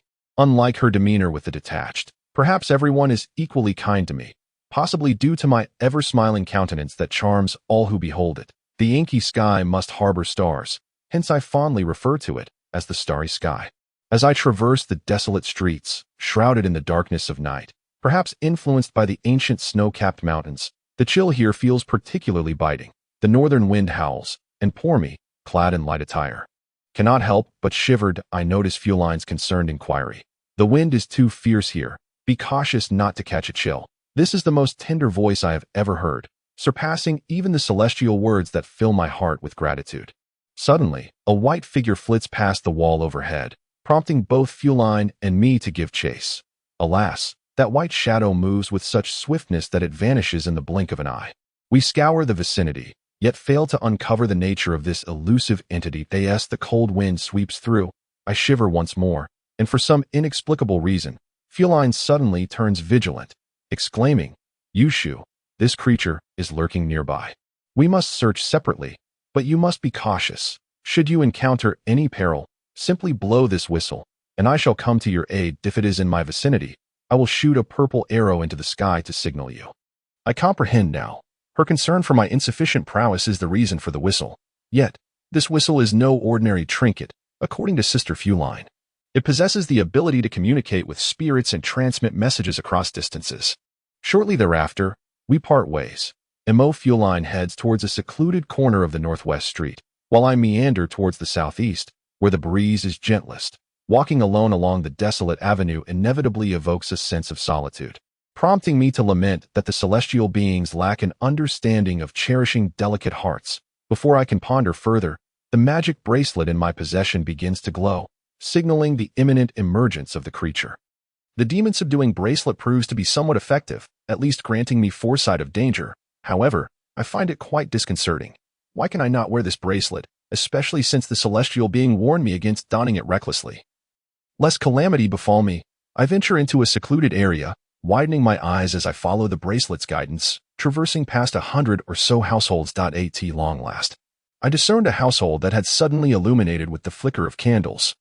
The light filtering through rendered the surroundings somewhat less foreboding. Without further ado, I approached the entrance of that dwelling and gently rapped on the door several times, but no one answered. I then knocked more forcefully, yet still met with silence. The enchanted talisman continued to glow, so I disregarded the hesitation and, raising my hand, struck the door with considerable force, causing it to fly open. As I stepped inside, I found the windows tightly shut, leading me to believe that no peculiar happenings were afoot. Perhaps the talisman had merely misjudged the situation. Suddenly, I beheld a white figure gliding past me into the room. For some inexplicable reason, the snow in the courtyard thickened, and a chilling cold enveloped me, causing me to shiver uncontrollably. Upon pushing open the door, I discovered the lifeless body of a middle-aged man, his skin a ghastly yellow. Simultaneously, I noticed a malevolent entity siphoning the soul from his corpse. It was a soul-stealing technique, an insidious dark art that enhances one's power by consuming the essence of others. Just as I brandished my jade fan, poised to strike, the malevolent being floated forth. My fury ignited. I pursued it, shouting, "Demon, where do you think you're going?" However, once outside, the white figure had vanished, leaving me in the midst of a relentless snowfall. The ground quickly froze beneath my feet when suddenly, a piercing female voice echoed, "You possess a rather handsome visage. I shall reluctantly grant you a temporary reprieve from having your soul consumed today, on the condition that you agree to become my man." I immediately spat in contempt and retorted, "You wish. I have never encountered a woman as brazenly shameless as you." A shrill, chilling laughter erupted, sending shivers down my spine, followed by the words, "You are mistaken. I am a demon, and a demon must embody its nature. How could I possibly be akin to you lowly mortals? Moreover, if you refuse my proposition, what makes you think you can continue to live?" As her words hung in the air, an ominous laughter resonated, haunting and relentless, causing my skin to crawl. Unbeknownst to me, after an incessant exchange of heated words, I had managed to provoke her ire. In an instant, the white figure lunged towards me, the snow demon revealing her long, sharp claws, leaping directly before me. With bared fangs and a hunch of her frail, pale form, her lips a ghastly shade of blue. She bore an appearance of sheer savagery as she launched herself at me. Her sudden assault forced me to react defensively. Fortunately, I evaded her strike just in time, narrowly escaping the piercing claws that could have torn into my throat. Seeing her attack miss, she raised her hands high, seemingly performing an arcane dance. In an instant, she conjured a tempest in the snow, heavy drifts swirling around me like a whirlwind. The rapidly spinning storm obscured my vision, rendering it impossible to open my eyes or direct my fan. Strangely, despite her claws imbued with a malignant energy, her assault was not aimed at my destruction. Rather, she merely sought to intimidate me, halting just short of disfiguring my face. Her sycophantic smile lingered close, mere inches from me, leaving me momentarily dumbfounded. Alas, my body felt unresponsive, and I stumbled backward, caught in a trance of disbelief. With a gasp, I managed to support myself against the ground with my fan, narrowly avoiding a fall. I mused to myself, "This creature is truly formidable." In an effort to resolve the situation swiftly, I resorted to whistling when it was momentarily distracted. To my dismay, at that very moment, a purple feathered arrow shot through the air from the direction of Fulling, suggesting she too was embroiled in peril. Thus, I could only focus on my own survival. Chapter 16. Twilight Snow on 1,000 Mountains. I knew full well that I was no match for this creature, and contemplated summoning the immortal to assist me in vanquishing it. allowing me to aid Sister Fulling in her struggle against the monster. However, after a few taps on my fan to signal my predicament, the immortal failed to manifest, not even emitting a glimmer of light. I was truly left to fend for myself, in my frustration. I thought, "Cursed immortal, wretched being from the painting, why do you not appear when I need you most?" After a moment of fierce combat, I found myself ensnared by the creature, just as the immortal had anticipated. It smirked malevolently and taunted, "If you continue to squirm, I might inadvertently mar that delicate visage of yours, and I would hate to see such beauty harmed." Such nauseating words sent chills down my spine. Fortunate was I to be a woman, for had I been a man, I feared I would have been utterly bewitched by her seductive voice. I spat in disdain and retorted, "I refuse to be swayed by your antics. We demon hunters are eternally at odds with your kind. If you wish to kill, then do so, spare me your theatrics." In my moment of impulsive honesty, I inadvertently revealed my identity. The creature's fury ignited at this revelation, and it began to sniff around me in a most revolting manner, questioning, "You are a demon hunter? And a woman, no less?" I shot back in anger. I never claimed to be anything but a demon hunter, nor did I assert that I was a man. "What is this? Are you regretting your assumptions?" To my surprise, my words only served to further infuriate the beast. Trouble seemed to follow me like a shadow, and this time, I had stirred it up myself. The creature's visage contorted into a grotesque snarl, and I perceived two streams of white spiritual energy flickering in its claws as it lunged towards me, entirely unawares. Just then, Sister Fulling strode through the doorway, her bow taut and 3 purple arrows poised to unleash their wrath. My heart surged with excitement as I bellowed at the creature, "You are doomed." I refuse to believe that with both Sister Fulling and myself, we cannot defeat you. As my words echoed, a voice from behind Fulling chimed in. "And me." I turned to see Leeson arriving as well. Witnessing their arrival to my rescue stirred a sense of hope within me, while my ire towards the immortal, content to cower, intensified. I longed to tear it to shreds. Alas, the creature was cunning, seizing the opportunity to ascend into the air, scattering snowflakes the size of fists, causing the temperature to plummet drastically. Accompanied by a blast of icy air, we found ourselves nearly immobilized. Just as I attempted to move, I discovered my feet encased in ice, the frozen tendrils creeping up from the ground, trapping me completely, save for my nostrils to breathe. I had hoped Sister Fulling and the U clan could save me. Yet this wretched creature had rendered our movements utterly ineffective. After a brief moment, both the winged clan and Fulling shattered the ice encasing them, eager to charge at the snow demon. However, the snow demon unexpectedly drew me towards itself, using me as a shield to block Fulling's arrows. Witnessing this, Fulling had no choice but to lower her arrows. The winged clan members soared up to rescue me, yet they were thwarted by a sudden surge of dark magical energy that intercepted their attack.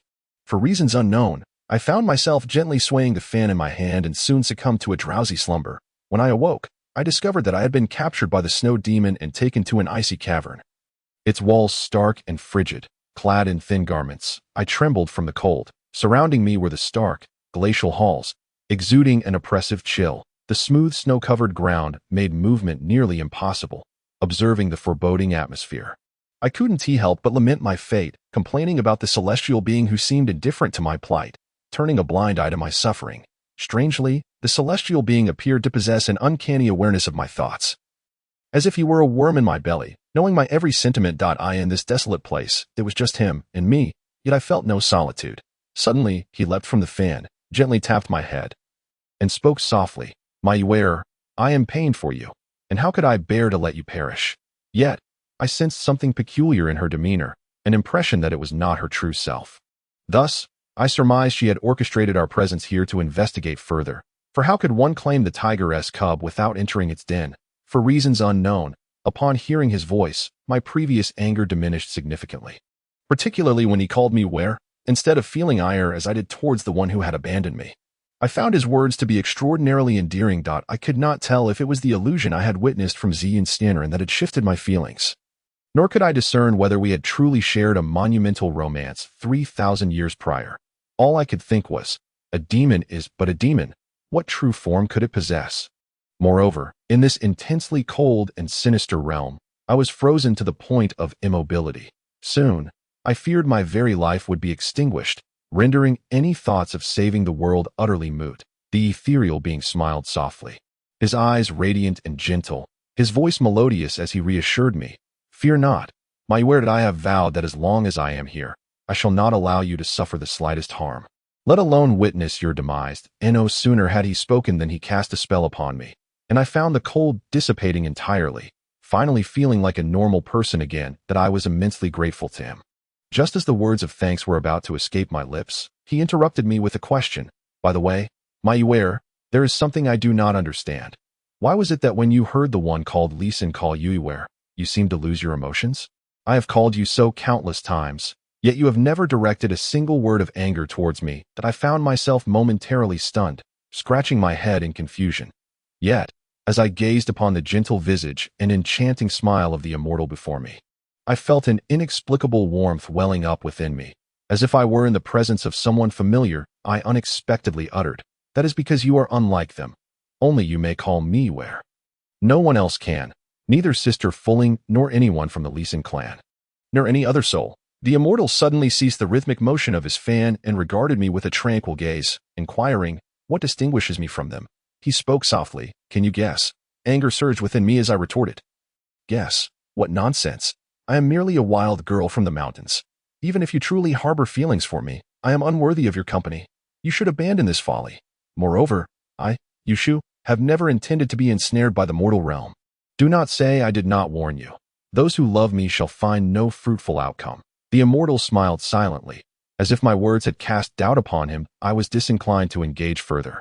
"Let him be as he wished," I declared. "You may laugh all you like, but even should you treat me with the utmost kindness, I shall never make an exception for you. Do not speak so resolutely," he replied. "Since I have already mentioned that our fates will intertwine once more, I shall find a way to make you fall for me. If you do not believe it, then simply wait and see."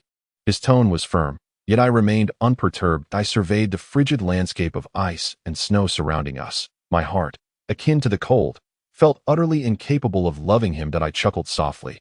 "If you ever manage to melt my heart, or perhaps cause my words spoken today to become mere fleeting clouds, then I shall promise to devote myself to you. But should you fail, once the sealing of demons concludes, keep your distance from me. Return whence you came." My temperament has always been one that baffles others. I had been gentle moments ago, yet now I appeared entangled in a web of dissatisfaction with him. The Bodhi tree is not a tree. The bright mirror is not a platform. Originally, there is nothing. Where then can dust settle? These 4 simple lines encapsulate a story steeped in melancholy, and it is precisely due to this tale that I have grown averse to the mortal world. I recall a certain day on Qingwan Mountain, when my father spoke to me, recounting that a millennium ago, within the Kunlun immortal sect, there existed a woman named Lian Hongchen. However, that was not her true name.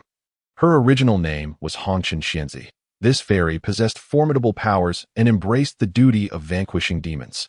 Yet, within the Ninefold Mountain's demonic cavern resided a cruel demon king, who slaughtered the innocent without remorse and had even invaded the human realm multiple times, causing turmoil and chaos. In response, the Kunlun immortal sect dispatched this fairy to exterminate the demons. The fairy could have easily obliterated these fiends. Upon first seeing her, the demon king fell hopelessly in love.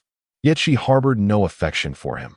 Alas, the demon king, cunning as he was, resorted to threatening her with the lives of countless innocents, coercing her into submission for their salvation. The demon king genuinely harbored affection for the red dust fairy, and thus he readily acquiesced to her desires. Within the span of a year, the demon king indeed fulfilled his promise to her, and after a year had passed, the fairy bore him a son.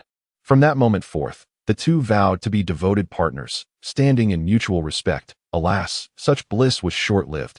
Due to unforeseen circumstances, the Kunlun celestial sect launched a surprise attack on the Ninefold Mountains. This sudden onslaught caught the demon king and his demons off guard, leading to their near total annihilation, with the demon king ultimately being defeated by the combined forces of the 3 immortals. Left gasping for breath in a state of desperation, in an attempt to avoid any suspicion, the Kunlun sect sought to eliminate the red dust fairy, but in the final moments of the demon king's life, he infused all his millennia of cultivation into her, allowing her to narrowly escape death. Regrettably, the demon king was reduced to ashes, leaving the red dust fairy in profound anguish to compound her sorrow. Even her newborn child, not yet a month old, was cruelly slain by the Kunlun sect. Thus, she became engulfed in an unending cycle of grief, renaming herself as Lian Hongchen. Overcome by despair, Lian Hongchen recklessly descended into the demonic path. rallying the forces of darkness to besiege Kunlun Mountain. However, her efforts were met with repeated failures, ultimately resulting in her being sealed away by the Kunlun sect. Before her imprisonment, she uttered 4 poignant phrases. This tale is but a vague recollection, for the tragic conclusion renders me hesitant to tread the path of red dust, fearing that I may one day meet a similar fate. Thus, I find it impossible to harbor any affection for him. He is merely a braggart. Chapter 17. The purple blossom garment. The cycle of birth, aging, illness, and death is the most commonplace occurrence among mortals. A fleshly body may endure for no more than a century. However, the immortal is a being of celestial origin, and for them, a century is but a fleeting moment. The chasm between him and me is thus insurmountable, and even if I were to step into the realm of red dust one day, I would resolutely refrain from choosing him. At this moment, a smile emanated from within the fan as he gently remarked, "As long as you are present, how could I ever feel bored?" I, too, found myself incapable of shaking him loose from the confines of the Yushu fan, and thus sought alternative means to coax him out. A sudden flash of inspiration struck me, and with a mischievous intent, I inquired, "Do you truly not mind if I treat you as a weapon to be wielded at my discretion?" The immortal responded with a gentle laugh, "As long as I can protect you, and bring you joy, I would have no grievances even if you were to burn me, let alone treating me merely as a magical instrument." The immortal's eloquence and soft voice resonated in my ears like celestial music, endearing him to me greatly. He spoke of how I had waited for him by the azure sea for 2,000 years.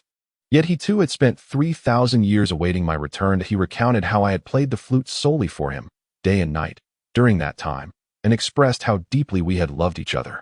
Yet for me, even if his words were true, I had already been reincarnated. My affections for him had naturally faded, both in sentiment and reason. That I in the desolate expanse of 1,000 mountains blanketed in twilight snow, I yearned for someone to emerge and converse with me. That I am fond of his voice, particularly because it possesses the extraordinary ability to melt the accumulated snow of this wintry landscape. Yet, he remains reluctant to appear, and I find myself at a loss as to how to entice him forth. To set him ablaze is an unthinkable act. How could I bear to do such a thing? If I were to incinerate him, who would thereafter extol my virtues to the heavens? However, in a bid to compel his emergence, he inadvertently provided me with a feasible solution. After all, I have been deemed a rather capricious individual by his own admission, so I might as well embrace my wild side. Thus, I retrieved a fire talisman from my bosom and recited the incantation. A flickering bonfire materialized before me, swaying gently. I feigned an intention to ignite my fan, the flames beneath already heating it to an uncomfortable warmth. I declared, "If you do not come forth, I shall truly set it ablaze." To my astonishment, he appeared flustered, leaping from the jade fan once more, exclaiming, "My dear Yuer, how cruel you are, to threaten my life so mercilessly. I truly cannot fathom what initially drew me to you. What qualities do you possess that are so admirable?" I pondered whether his reference to initially pertained to 3 millennia ago, or to my departure from Qinghuan Mountain. I was equally uncertain whether the deity genuinely harbored feelings for me or simply uttered those words to amuse me. Therefore, I inquired, "When you speak of initially, do you mean 3,000 years ago or now?" The celestial figure raised his brow and declared, "Naturally, I refer to the first time I encountered you 3,000 years ago. Honestly, your enchanting beauty is simply irresistible to me. I never anticipated becoming ensnared by the mortal realm, nor did I expect to fall for anyone. Yet, upon our fateful meeting by the azure sea, I was struck by love at first sight. Subsequently, I disregarded the dictates of my master and the laws of nature, causing turmoil in the world for 3,000 years in my pursuit of you. At this juncture, he fell silent, seemingly apprehensive of revealing too much. Yet, I do not deny the praise he bestowed upon me. Indeed, I am beginning to believe that he genuinely harbors affections for me. I am eager to uncover the mysteries of what transpired between us 3 millennia ago.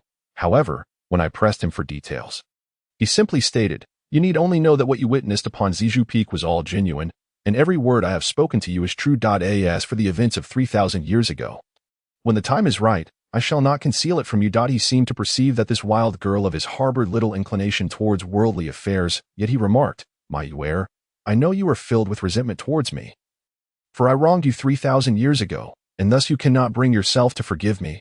But rest assured, in this lifetime, I shall make amends. I firmly believe that one day, we will once again love each other deeply." Unyielding and steadfast, You say I am as beautiful as a celestial being, with a voice so gentle, yet how could I have ever had the heart to betray you? He sighed. Alas, since I have wronged you in the past. Let me grant you 7 lifetimes of tenderness as recompense. The celestial seemed to be speaking to himself, as I chose not to engage with his words. All that he said would move any girl's heart. Yet I felt only a warm surge within me, accompanied by a slight blush upon my cheeks. His words, though not particularly tender, were nonetheless sufficient to leave me in deep contemplation that I cannot articulate whether I will ever truly fall in love with him, as he claims. But I am certain that such a day will not arrive anytime soon, that I can only say this. You must not continue to hide behind your fan and refuse to emerge. For if time passes and I cannot see you, I may gradually forget you, rendering your desire for me to like you nothing more than a fleeting illusion. From this moment forth, the celestial being indeed became quite obedient.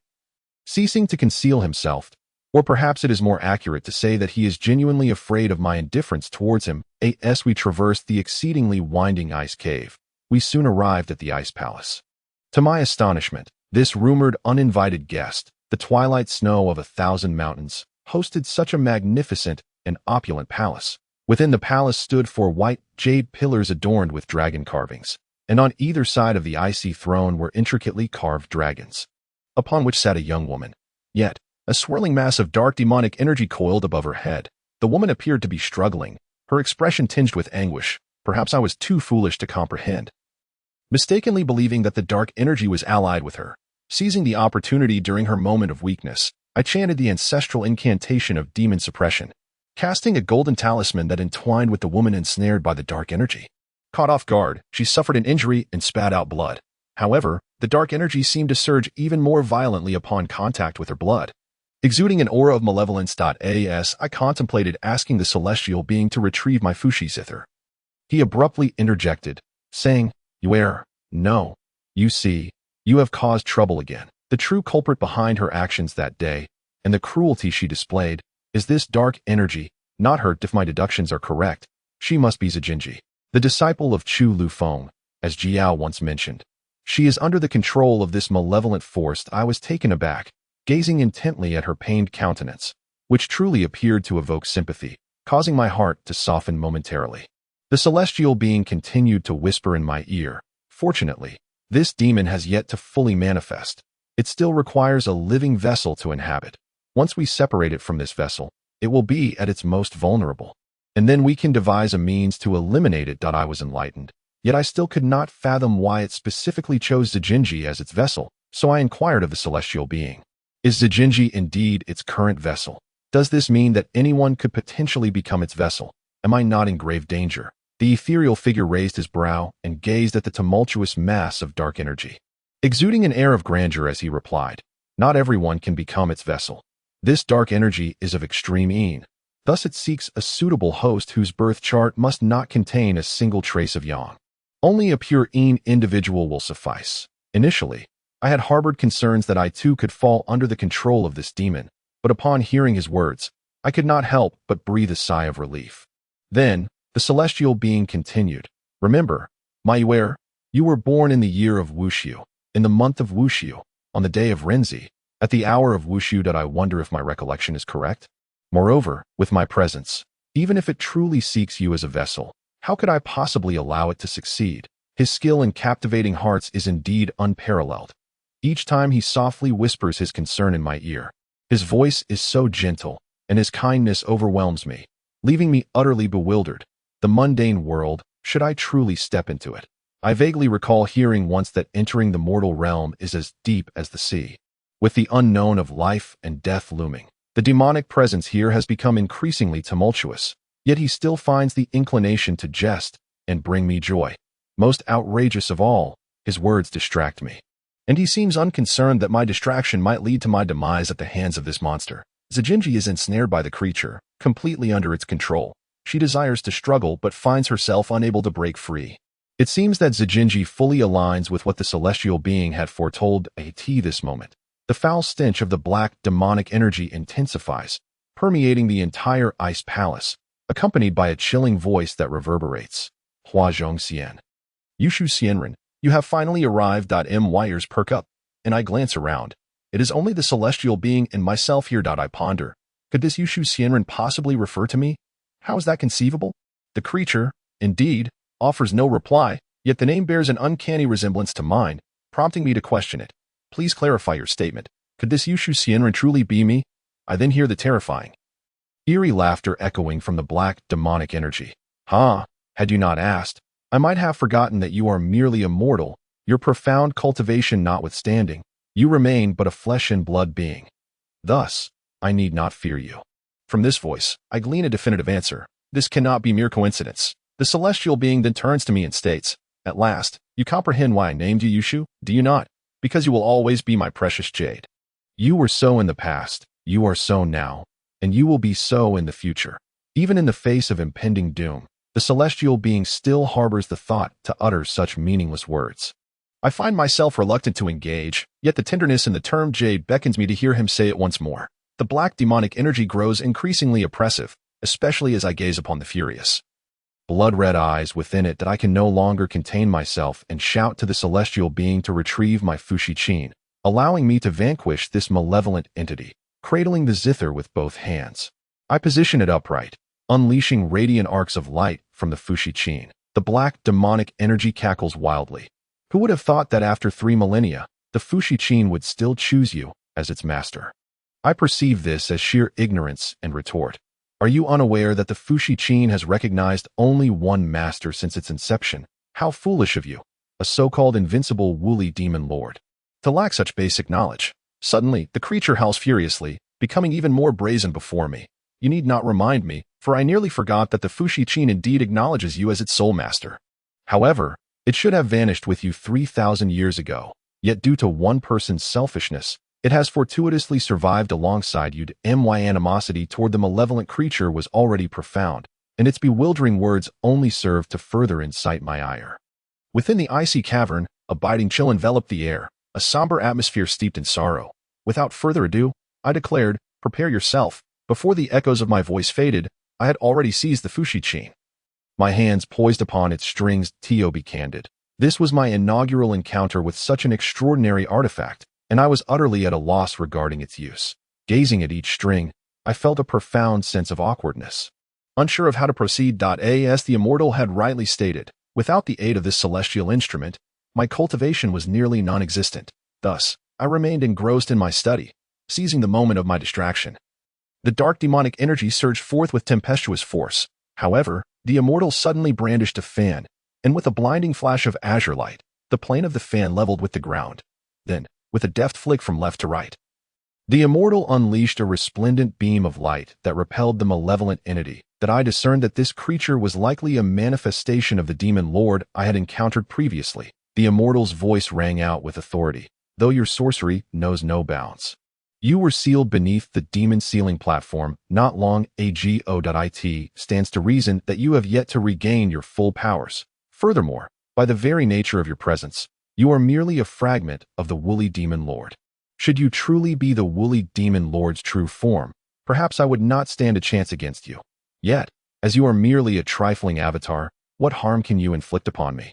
I was truly astonished by the immortal's remarkable prowess and undeniable charisma. However, it seemed the immortal was not entirely virtuous. As he took advantage of the situation, his mention of a mere avatar left me feeling both perplexed and intrigued. Chapter 18. The trials of mortal existence. Despite the palpable dangers surrounding us and the ongoing battle, I found myself drifting into memories of a poignant tale that I in a fleeting moment of distraction. I beheld the malevolent creature returning with renewed vigor, transforming the cavern into a tempest of falling snow and frigid ice. The dark demonic energy surged with ferocity, simultaneously invading the body of a silver-haired woman. Suddenly, her eyes flared with fury, and she lunged forth, her voice adopting that of a man, seething, immortal of the painting. At this moment, I cannot believe that you, who claim to prioritize the welfare of all beings, would dare to harm her. While she may not be the Jade Book immortal you adore, she is still a person of this realm. That I observed as the immortal's assault weakened, the azure luminescence diminished.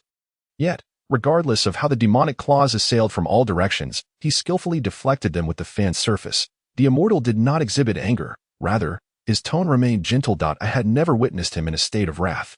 The malevolent entity showed no fear, continuing to threaten and pressure the immortal. Despite his seemingly nonchalant demeanor, I sensed his inability to strike with true force, and he was clearly at a disadvantage. With the situation precarious, I genuinely feared for his safety against the creature's onslaught. Gazing at the profound depths of the Fushi Chin and witnessing the immortal in peril, I resolved, no matter. I shall grasp at straws that I gently plucked a string at random, only to find it emitted a brilliant crimson light, sending forth an enchanting melody that surged toward the malevolent entity, slicing through the air like a razor-sharp blade. The creature's eyes widened, and it sprang back in alarm. Perhaps it is due to the Fushi Zither's dominion over the essence of all things that I witnessed the demon suddenly beset by a splitting headache. Writhing in agony, intermittently transforming into the pitiable figure of the Zijinji, and then again into the grotesque visage of a malevolent creature, I believed that by continuing to pluck the strings of the zither, I could expel the demon from within the Zijinji's form. Thus, I fervently strummed the strings, and in an instant, a continuous melody resonated throughout the icy palace. Those exquisite notes flowed gently from the strings. Suddenly, a melodious sound intertwined with a gentle breeze wafted into the ears of the celestial being. The immortal soared from the fierce battle with the demon to my side, exclaiming, "Yuer, your voice remains as enchanting as ever." Imbued with emotion even before the melody takes shape, should there come a time of leisure in the future, I wonder if my Yuer would be willing to play the sheng and xiao for me? At such a moment, how could he jest so frivolously? Clearly, the tune was disjointed and lacked coherence. Was he not mocking me? Thus, I reproached him without reserve. Yet, I also noted that the Zijinji's face seemed to contort further in pain. A realization that the immortal shared. But what of it? If the sacrifice of one could save thousands, what consequence was there in the Zijinji's sacrifice? Hence, I disregarded everything else, intent solely on vanquishing both the Zijinji and the demon. However, the immortal appeared reluctant to acquiesce to my thoughts and actions. Finally, just as I was about to strum the strings once more, he grasped my hand, halting the music, and at that very moment, the demon, still possessing the Zijinji, seized the opportunity to escape unnoticed that I did not pursue immediately, for that sensation filled me with an inexplicable longing. The immortal's hand gently caressed my delicate fingers, and this warmth was truly irresistible, even though the pressure of the strings had begun to cause me discomfort. Moreover, this sensation inexplicably stirred my thoughts, as if my mind sought to recall something, yet I could not grasp it. After a brief pause, the immortal discovered an array of countless skeletal remains hidden within the icy cavern, likely the unfortunate villagers who had fallen prey to the demon's sinister grasp. With a graceful motion, he rested his left hand upon his right arm and raised his fan, summoning a radiant blue light that shot skyward. In an instant, the snow-laden mountains vanished without a trace. To my astonishment, I found myself standing upon a stream of water, fortunately shallow enough to not reach my knees, the coolness of the water refreshing. The immortal, however, tread lightly upon the water's surface, his shoes remaining dry, his flowing hair dancing as if in a delicate waltz. He suddenly remarked, "Since you are already soaked, why not seek a secluded spot to cleanse away the misfortunes of these past days? Lest you continue to bring me trouble, had I not intervened in time, the Zijinji would surely have met a dire fate." That I realized that my earlier desire to display might have nearly jeopardized the Zijinji's life. Yet, to bathe in this ghostly place before him was utterly out of the question. Moreover, what clean garments could one possibly find here? However, I was taken aback by the immortal's cunning, as he conjured a set of willow-green attire seemingly out of thin air. For some reason, I felt an incessant thirst, so I lifted the entire teapot and drained it in one go. Such crude eating and drinking truly do not befit a lady. Several peculiar gazes were fixed upon me, yet I remained wholly unconcerned. Moreover, I pondered, perhaps witnessing my uncouth behavior would lead the immortal to lose interest in me. However, the immortal appeared remarkably indifferent, entirely disregarding my earlier actions. Once I quenched my thirst, the immortal permitted me to accompany them in searching for those whose souls had been devoured by the malevolent woolly demon lord. Yet, it was evident that not merely a handful of households had suffered from this fiend's invasion, and we would need to invest considerable time and effort. In the courtyard, I, filled with trepidation, inquired, "Immortal, tomorrow marks the deadline I promised to Gyaod. You possess any means to awaken Chulufeng?" The immortal suddenly seemed somewhat troubled, replying, "There is indeed a way, but whether it will be effective depends upon you and Fulling. After a cup of tea, you and Fulling shall wait for me here while I gather my thoughts to convey them to you." With that, the immortal draped their arm over Lee Sin's shoulder, carrying me away. compelling me to seek out Sister Fulling. However, I was not inclined to heed their words so easily. I concealed myself behind them, curious about their true intentions. Thus, I followed at a distance, cautious not to draw attention. Meanwhile, the immortal unexpectedly exhibited great respect towards the members of the Feather Clan, and the two engaged in lively conversation, each holding a fragrant goblet. Suddenly, Lee Sin burst into hearty laughter, exclaiming, "So, it turns out the immortal has such earthly ties." This revelation was indeed surprising. The immortal merely smiled in response, and after clinking their wine vessels, spoke, "You need not regard me with such unusual eyes. Though you are untainted by worldly affairs and tread the azure skies, your fate, like mine, is inextricably linked to earthly tribulations." Lee Sin, skeptical, pressed for clarification, asking, "Oh, why do you say that?" Immortal? After a moment's hesitation, the immortal gazed at the serene blue sky and replied, "What? You do not believe me? If you doubt, shall we make a wager?" Lee Sin plucked a leaf and blew softly upon it, producing a melodious note, then calmly asked, "Very well. What shall we wager? And what are the terms?" The immortal refrained from elaborating further, while Lee Sin, prideful, did not inquire further but boldly queried, "Then what shall be the stakes?"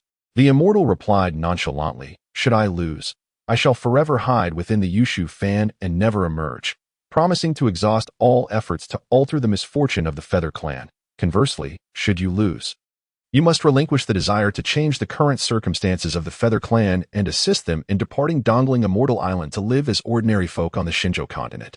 What say you?" Lee Sin, being forthright, readily agreed after consuming a goblet of wine.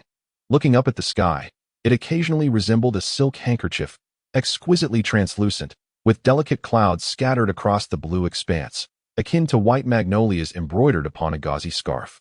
Yet, this azure sky swiftly transformed into a scene of melancholy, the cool breeze stirring the ground and raising gentle dust. The immortal seemed to share an instant rapport with the Feather Clansmen, and soon they resumed their conversation.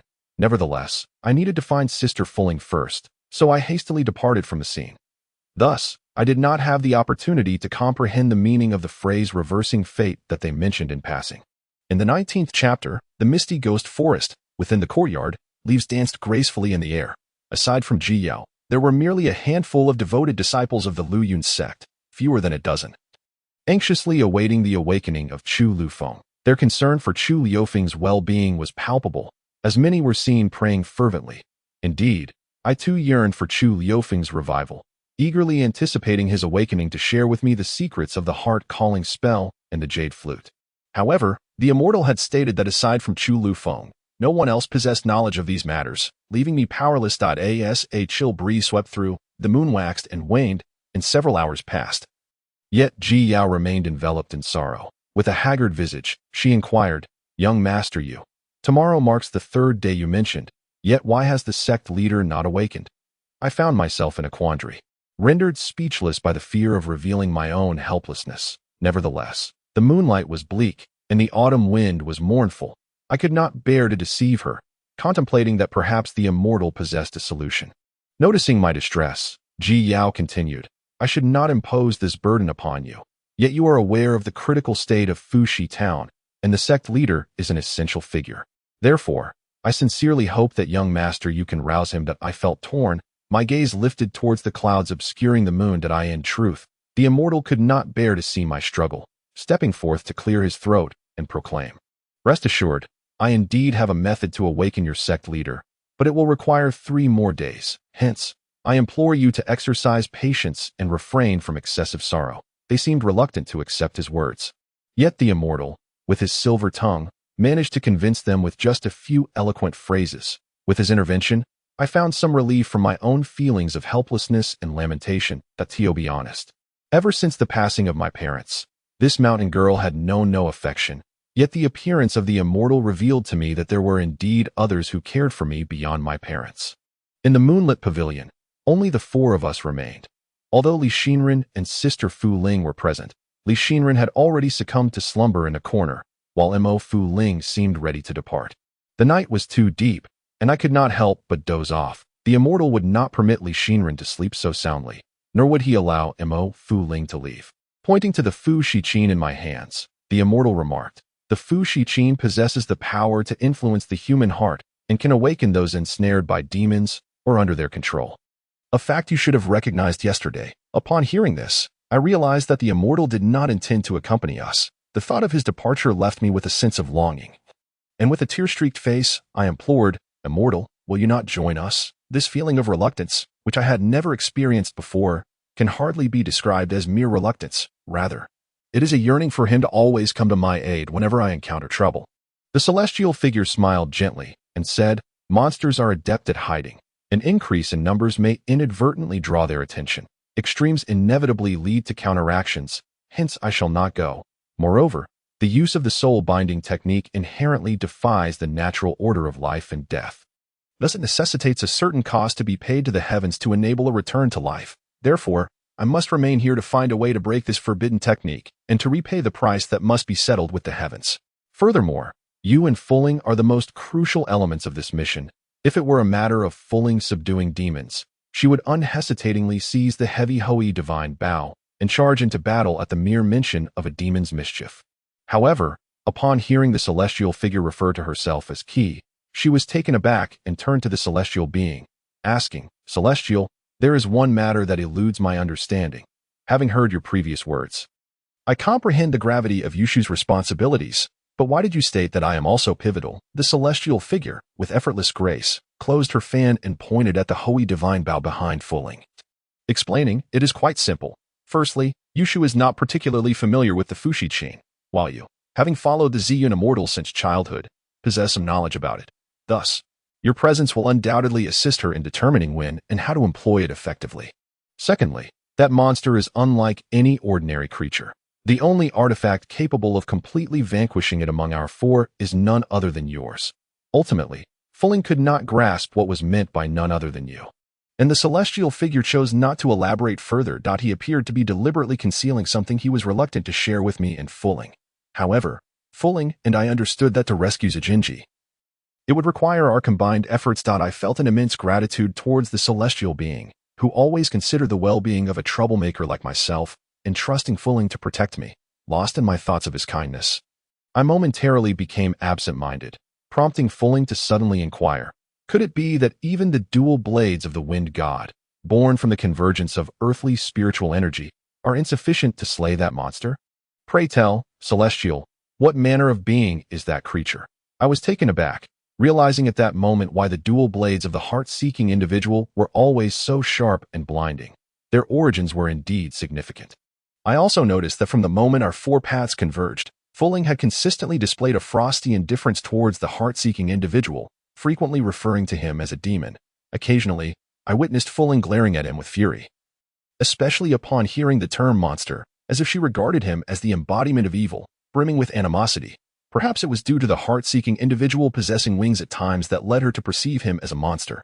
I recalled during our previous encounters with the creature, when the heart-seeking individual soared into the air, Fulling's arrows seemed to be aimed at him, and her gaze was filled with lethal intent. If this were indeed the case, I could only feel sympathy for the heart-seeking individual, for this was not a fate he could choose, nor did he wish to be born on the cursed Dongling Immortal Island. The celestial being resolutely stated, "Were it any other demonic creature, my wind god blade could undoubtedly eradicate it entirely. However, this particular fiend is of no ordinary origin. It is one of the avatars of the woolly demon lord, impervious to harm from any lesser artifact, save for the supreme spiritual power of the ancient divine instrument, the Fushi Jade. Since the emergence of the woolly demon lord, only you have been capable of vanquishing it." Perhaps I was momentarily distracted, for I could hardly comprehend what the Fushi Jade entailed. Furthermore, given the pressing urgency of our situation, I refrained from inquiring further about its nature. Upon grasping the essence of the celestial being's words, he, concerned for my reckless demeanor and insufficient cultivation, insisted that Lee Sin accompany me. As we departed, I bore the Fushi Chin on my back, initially oblivious to its weight. Alas, shortly after leaving the Luoyang Gate, its heft became suffocating. Fortunately, Lee Sin, ever considerate, willingly took upon himself the burden of the Fushi Qin. In the past, whenever challenges arose, the celestial being would step forward to assist me. Yet, in this instance, without his presence, we were left to rely solely on ourselves. This marked my first encounter with such a formidable predicament. Thankfully, Lee Sin, not lacking in intellect, eventually devised a means to extricate us from the confines of the ghostly maze. As we pressed onward, the daylight abruptly succumbed to an ominous darkness above the forest, shrouding the surroundings in an eerie silence, the chilling wind howling as it rustled the leaves, as though the shadows sought to engulf all in their path. Suddenly, a dark silhouette darted past, causing my hand to instinctively grasp the fushi-chin, its resonance alerting us to danger. I positioned my fingers delicately upon the strings, while fulling readied her arrows. And Lee Sin summoned his magic to empower his dual blades. To my astonishment, these blades emitted a brilliant white light, illuminating the entire forest in an instant. At last, trouble found us. As the malevolent winds howled, the ground beneath us became animated with countless gnarled roots, writhing like serpents, ensnaring us in a tight embrace. Within moments, several of these roots surged upward, thrusting towards us from various directions. Without hesitation, I plucked the strings of the fushi-chin, unleashing a crimson beam that severed the roots. Yet they continued to stretch infinitely, forcing me to twist and evade.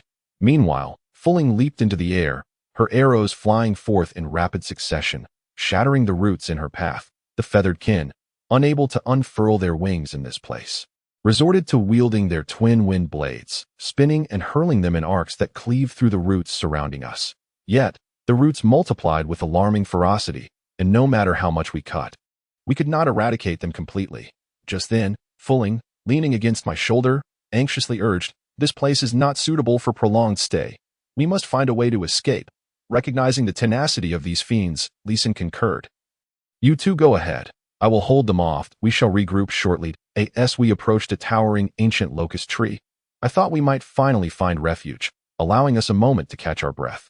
Chapter 20. The Millennium Sephora Essence. I could sense the presence of malevolent creatures surrounding me through the flickering light of the demon-slaying bracelet clasped in my hand. The intense radiance emanating from the bracelet suggested that these entities were formidable and far from ordinary demons. Yet, despite my vigilant gaze, I failed to discern any visible signs of such creatures. Observing the bracelet's glow, Mo Fu Ling also recognized that malevolence lurked nearby. However, I was perplexed by her sudden demeanor, which had turned cold and hostile towards the person beside me. Mo Fu Ling raised the Ho-E divine bow, her right hand tracing 3 arcs of crimson-purple spiritual energy, forming them into arrowheads. These violet arrowheads seemed to harbor extraordinary power, poised to unleash their wrath upon the chest of the individual beside me. It appeared that Mo Fu Ling regarded this person as a demon. No one could fathom why she consistently exhibited such indifference and animosity towards them. I only remembered that she seemed utterly intolerant of all that was monstrous, though I too was a demon slayer. My anger and hatred towards demons paled in comparison to hers. As I wandered in this secluded place, a fierce wind swept through, rustling the leaves of the trees, while fine sand swirled around us. The dust stung my eyes, prompting me to close them momentarily and gently rub my eyelids. When I reopened my eyes, I was taken aback to find Zi Jing peacefully slumbering beside the Sephora tree. I thought to myself that I had indeed stumbled upon this elusive task assigned by the immortal without the slightest effort. It was astonishing how effortlessly I could accomplish it in the midst of my elation.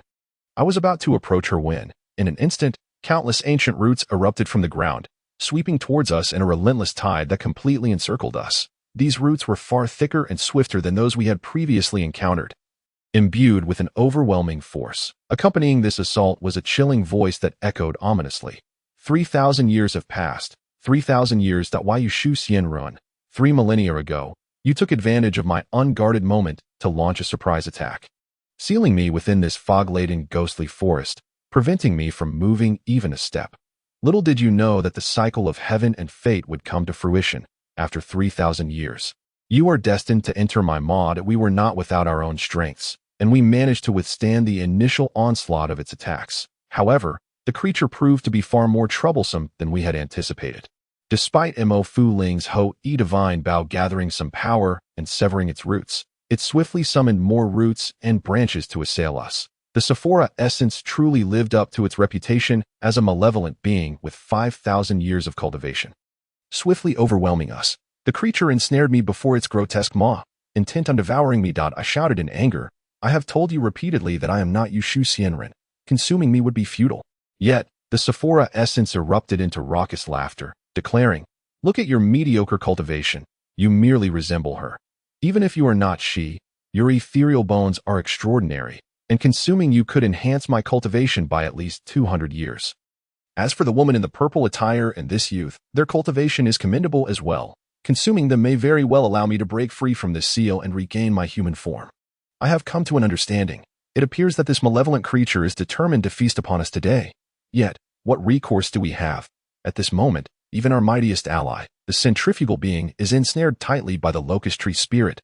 While Sister Fulling struggles as well, the divine bow of Hoey in her grasp flickers uncertainly, as if she lacks a firm hold, just as the creature's nefarious scheme seems poised to succeed. The blood-red jade pendant around Fulling's neck suddenly emits a radiant light. In an instant, she transforms, seemingly endowed with formidable powers. With a furious surge of strength, she shatters the entwining roots of the ancient tree. The locust tree spirit attempts to retreat, but Fulling has already soared back, unleashing 3 arrows that sever the roots. Following this, 2 more arrows swiftly soar forth, slicing through the tendrils and branches that ensnare both myself and the centrifugal being. I presume the ancient demon might cower before our combined might. However, the old vine demon appears undeterred. It merely mocks Fulling, stating, "The Hoey divine bow is an ancient artifact, capable of vanquishing demons and monsters. It can assist in the creation of the world, slaying the golden crows, and can unleash up to 9 arrows simultaneously, rendering it invincible. Yet, your cultivation is still lacking. At most, you can release 5 arrows at once, which poses little threat to me." Fulling, filled with cold indifference and fury towards the malevolent entity, retorts, "That may be true. But old demon, what you fail to comprehend is that I, M.O. Fulling, am the nemesis of your kind. As long as I exist, no demon shall be permitted to survive." No sooner had she spoken than she continued to draw the bowstring, unleashing 6 beams of purple light. It is indeed curious how her arrows can manifest a blazing red flame. As the flames make contact with the old demon, it is suddenly engulfed in fire. Coupled with the centrifugal being's incantations, the flames grow ferocious, threatening to consume the entire ghostly forest. This old demon is no ordinary foe. Even amidst the inferno, it struggles violently, launching countless branches and roots towards us. Simultaneously, I notice a pervasive black demonic aura coalescing around the locust tree spirit, growing increasingly oppressive. I am acutely aware of the origin of this black mist, for we have clashed on numerous occasions. I realize that the old demon's formidable prowess stems from the aid of this dark energy. The celestial beings have specifically instructed us to eradicate this creature thoroughly. Thus, I seize the Fushi-chin with fervor, causing countless red lights to flicker upon the locust tree spirit, and both Fulling and the centrifugal being grasp the situation. In order to synchronize with Fulling's assault. The centrifugal being unfurls its wings in this forest where flight seems impossible, flapping vigorously against the ground to unleash its full power. In an instant, its arms transform into 2 mighty dragons, roaring as they entwine around the locust tree spirit, effectively immobilizing the malevolent entity. At this moment, Sister Fulling urgently implores me to channel the greatest amount of spiritual energy into the Fushi-chin. Embracing the instrument with both hands, I tirelessly adjust the strings, and as the ethereal melodies resonate throughout the ghostly forest, red lights shimmer and dance. Sister Fulling's 6 arrows were poised, deliberately aimed at the fatal spot of the Sephora tree spirit, yet ultimately remained unloosed, as if she were awaiting a particular moment. Suddenly, the old demon struggled fiercely, flames engulfing its entire being, and from its mouth was expelled a human figure. At that moment, I comprehended that this was precisely what Sister Fulling had been anticipating. My objective accomplished, I leapt forward to catch Zijingi. In an instant, Fulling's 6 arrows were unleashed, piercing the hearts of both the Sephora tree spirit and the black demonic energy, leading to 2 anguished cries as the tree spirit was reduced to ashes. However, I still heard a piercing voice proclaim that this was merely the beginning, cautioning us not to presume that fortune would favor us again in the future. After a moment of contemplation, I informed them that this black demonic energy was merely a manifestation of the demon lord, which caused them to pale in fear. It was at this juncture that Zijinji, whom we had just rescued, suddenly awakened from her hazy slumber, gazing at us in a daze. Zijinji appeared exceedingly frail, having recently been a vessel for the demon, and her countenance was one of exhaustion. Nevertheless, she extended her hand, mustering a weak smile to express her gratitude. Fulling, having inadvertently sustained a curved wound from the demon on her arm, was also injured. Despite her own condition, she summoned her spiritual energy and approached Fulling to offer healing. Yet, Fulling, filled with ire, directed her 3 arrows at him, exclaiming, "Demon, do not approach. Should you dare come closer, do not blame me for ending your life." The individual clutched his chest and replied, "Miss Imo, do not misunderstand. I merely wish to dispel the lingering demonic energy from your wound." However, Fulling remained unyielding in her fury, retorting, "Such trifling demonic energy, I can eliminate it myself without your esteemed assistance." I could not help but feel sympathy and pity for him. Had he not unfurled his wings, perhaps he would not find himself in such a predicament. Yet, I remained perplexed as to why Fulling, fully aware that he was not a demon, continued to regard him as one, and why her hatred for the demon exceeded even mine. Chapter 21. Chu Lu Feng. With the appearance of the immortal, I had been transformed in many ways. At the very least, I had learned to treat him with gentleness, a quality I had not previously possessed. Contemplating that he resided within Chu Lu Feng's chamber, I strode purposefully to seek him out. Upon reaching the door, I could scarcely contain my eagerness and pushed it open. Not yet stepping inside that I beheld him standing upon the ground, wielding a fan that emanated waves of blue light directed at the unconscious Chu Lu Feng that I observed for roughly the duration of a fragrant incense stick before the immortal finally ceased his actions. I then overheard him muttering to himself, "For the price of 20 years of life, thus you may be revived, O guard one, to worry for the lives of thousands in the ancient town. Such is the selflessness that you, Chu Lu Feng, are capable of. I too had once been selfless, yet later became selfish for the sake of Yuer, which ultimately led to her downfall." The immortal then inquired, "So, have you rescued that Zijinji? Has my Yuer fulfilled my expectations?" Noting my expression of joy, the immortal, having already surmised the outcome, feigned ignorance in his questioning. Thus, I found myself growing annoyed with him, particularly given his propensity to pose queries regarding answers I sought, prompting me to retort, "Are you not a worm in my belly? Why do you still need to ask me?" The celestial being smiled softly and gently grasped my hand, leading me towards the room where Zijinji resided. In all my years, this was the first time a young man held my hand. Though I was somewhat unaccustomed to it, I had no desire to refuse, for I found it impossible to turn away from the warmth radiating from his palm. Upon reaching Zijinji's chamber, we quietly kept vigil over her for 2 hours. As the time passed, Zijinji finally regained some strength. Supporting herself against the edge of the bed, she gazed at me and the celestial being with gratitude and said, "Zijinji is immensely thankful to the demon slayers for their life-saving grace. I have always detested hearing long-winded expressions of gratitude, so I casually replied, Miss Zijinji, you are too kind as fellow demon slayers. We share the same mission of safeguarding the lives of the world as populace. Thus, how could we possibly stand by and watch without intervening?" She remained deeply moved and expressed her thanks once more. Suddenly, Jiao entered the room, carrying a bowl of bitter medicinal soup. Even before she approached us, the acrid scent had already enveloped me. Jiao attentively urged Zijinji to sip the potion, but after a moment, Zijinji gently pushed the bowl away, her expression suddenly turning anxious as she inquired, "Where is Lu Feng? Where is he now? How is he?" Jiao quickly reassured her, "Do not worry, Madam Sect Master. The demon slayers have promised to awaken the Sect Master. I believe he will regain consciousness shortly. However, they mentioned that it is only with your help that he can truly awaken." Upon hearing the details of what had transpired with Chu Lu Feng, Zijinji was overtaken by guilt, lamenting, "It is entirely my fault for having insufficient cultivation, unable to accompany and protect him. If only I had not insisted on following him to the snow mountain, this tragedy would not have occurred." Zijinji was in tears, evoking my deep sympathy. Yet I inquired, "Miss Zijinji, may I ask for the names of the esteemed rescuers?" From Zijinji, we gleaned a clearer understanding of all that had transpired in Fushi Town.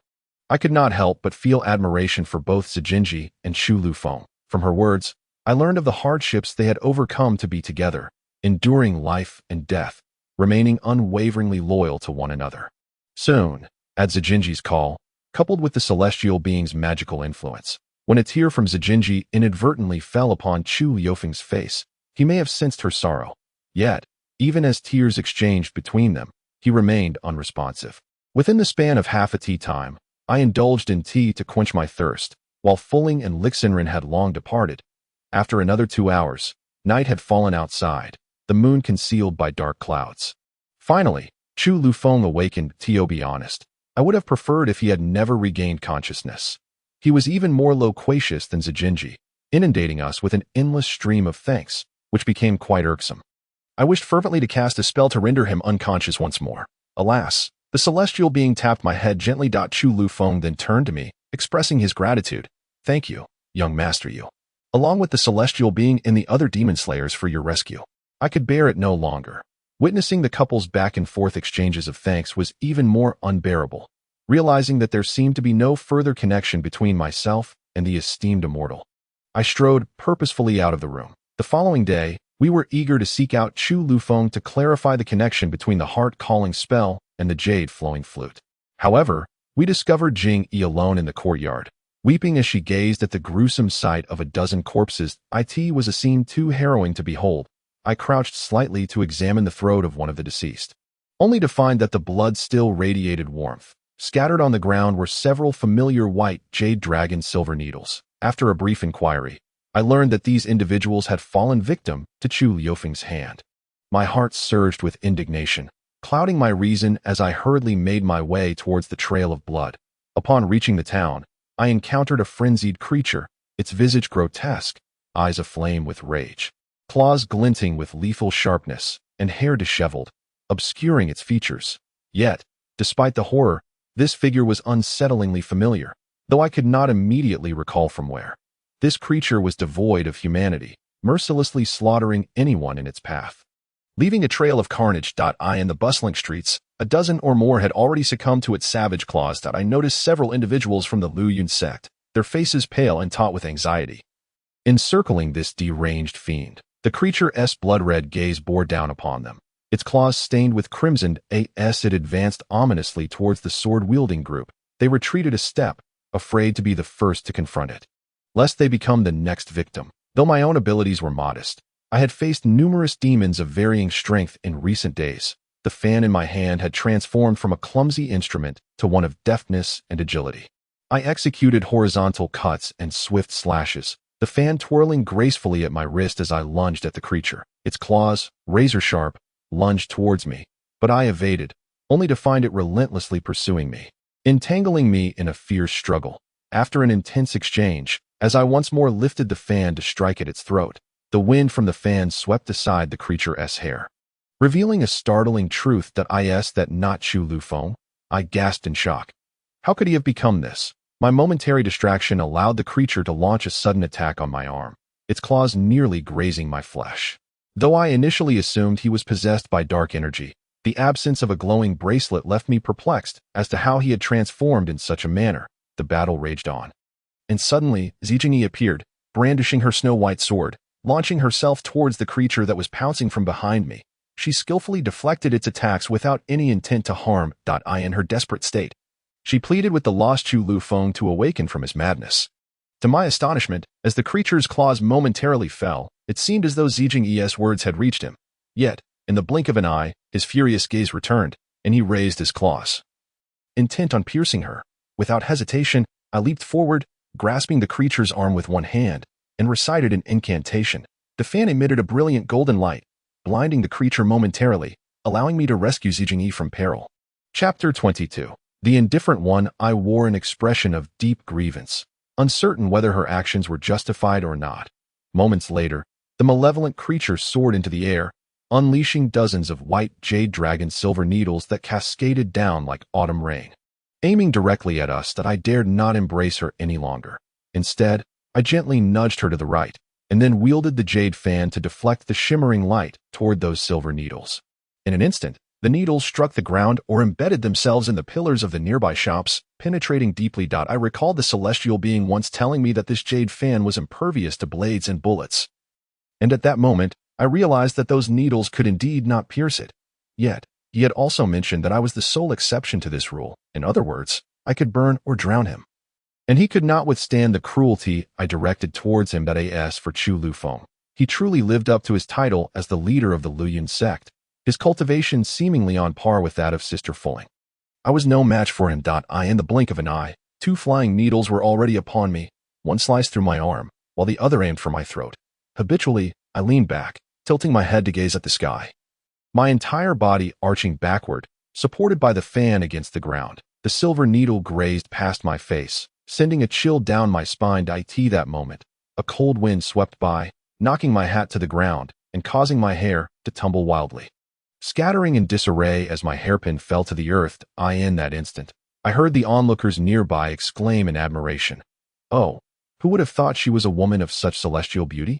No wonder I was astonished by the ethereal grace of that young man. It turns out she was merely disguised as one. This maneuver had already pushed me to my limits, yet the malignant creature remained undeterred, launching itself at me once more. Immersed in the praise of the crowd, I momentarily lost my composure, caught off guard. With a sudden roar, the creature unleashed 12 dragon screaming needles aimed at my throat. Just as panic seized me, the fan deftly propelled me towards Ajinji's side, who immediately grasped my hand. To my astonishment, the celestial being emerged from the fan, soaring toward Chu Lufeng, then halting above him. With both hands, he unleashed a blue spiritual force directed at Chu Liufeng's forehead. Though Chu Lufeng struggled, he was ultimately no match for the celestial being. After a brief moment, the celestial being finally subdued him completely, bringing him back to consciousness. Once awakened, Chu Lufeng wasted no time in expressing gratitude to the celestial being before rushing to Zijinji's side, meticulously checking for any injuries. She, fortunately, was unscathed. But I was not so lucky. The grievance weighing on my heart could only be understood by the celestial being. Zijinji, perhaps possessing a semblance of conscience, offered an apology upon realizing my true gender, saying, "Miss you.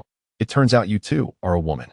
"I truly apologize," I thought. Observing her astonishment and hesitation, I, not one to harbor grudges, waved my hand dismissively, saying, "It is of no consequence. What you did earlier was entirely justifiable. Had I been in your position, I would have acted similarly. Such is the nature of humanity, and thus there is nothing to be concerned about, were it not for the presence of the celestial being and my desire to spare him any embarrassment. I might not have been so magnanimous." Chu Liufeng's incessant stream of thanks only served to irk me further. Moreover, I found myself utterly humiliated in front of the esteemed immortal and this multitude of onlookers. I was at a loss for words and had initially contemplated expressing my anger towards him. However, the thought of seeking revenge against Chu Lufeng in such a public setting, especially with so many who had benefited from his kindness, filled me with trepidation. Should I inadvertently injure him, I would likely face a merciless beating from the crowd. In my quest for an outlet for my pent-up frustration, I resolved to confront the immortal instead. With a fierce glare, I approached him and raised my voice. "Didn't you promise that I would endure no harm? Why did you leave me to fight alone and allow me to be publicly disgraced?" The immortal, looking slightly contrite, replied, "You err. I sincerely apologized. The moment of your confrontation, I had to step away briefly to address a matter in the celestial realm, repaying the price that he owed to the heavens. It was only by doing so that I was able to awaken him. Beyond the forfeiture of his 20 years of life, his fate has also been irrevocably sealed." His words suggested that he had merely sought to avoid responsibility while I was left to fend for myself. And I was resolute in my refusal to forgive him. From a distance, Zijinji, unaware of our exchange, approached the immortal and inquired, "Might I ask what your relationship with this young lady Yuer is, and how you came to know her?" The immortal cleared his throat and, with a hint of honesty, began, "I must confess, my relationship with this young lady is." Before he could finish, I interrupted him with a few coughs. Unwilling to let him continue, he hesitated, then found a more palatable excuse, stating, "To be frank, Yuer and I are merely friends, with no further ties, though one could argue we share a bond akin to that of life and death." Having traversed the trials of existence together for millennia, while the first part of his statement brought me some comfort, the latter portion left me feeling vexed, as it implied an entanglement that I wished to avoid. Should others misconstrue our relationship, my reputation would be irrevocably tarnished. While Chu Lufeng and the others dared not indulge in speculation regarding my connection with the immortal, Chu Lufeng spoke gently. "Yuer, I apologize for earlier." His slip of the tongue reignited my anger, and I interjected sharply, "I have told you, do not call me Yuer or Miss Yuer. That name is reserved solely for the immortal. I will not permit anyone else to address me as such." Both Chu Lufeng and Zijinji looked bewildered and at a loss for words, prompting them to turn to the immortal for clarification. Chu Lufeng asked, "Might I inquire why the young lady reacted so vehemently?" "I merely called her why." I coughed again, glaring at Chu Lufeng, who wisely chose to remain silent. The immortal, with a subtle smile playing on his lips, elegantly fanned himself and spoke with poise. "If she dislikes being addressed in that manner, then you shall respect her wishes henceforth. This was music to my ears, for I genuinely desired that everyone would comply with my wishes without question. To speak frankly, although the celestial being did not explicitly state it, coupled with my earlier absurd actions, it was as if I had unwittingly revealed the latter half of the celestial's intended words. Especially when observing their wicked smiles, the truth was unmistakable.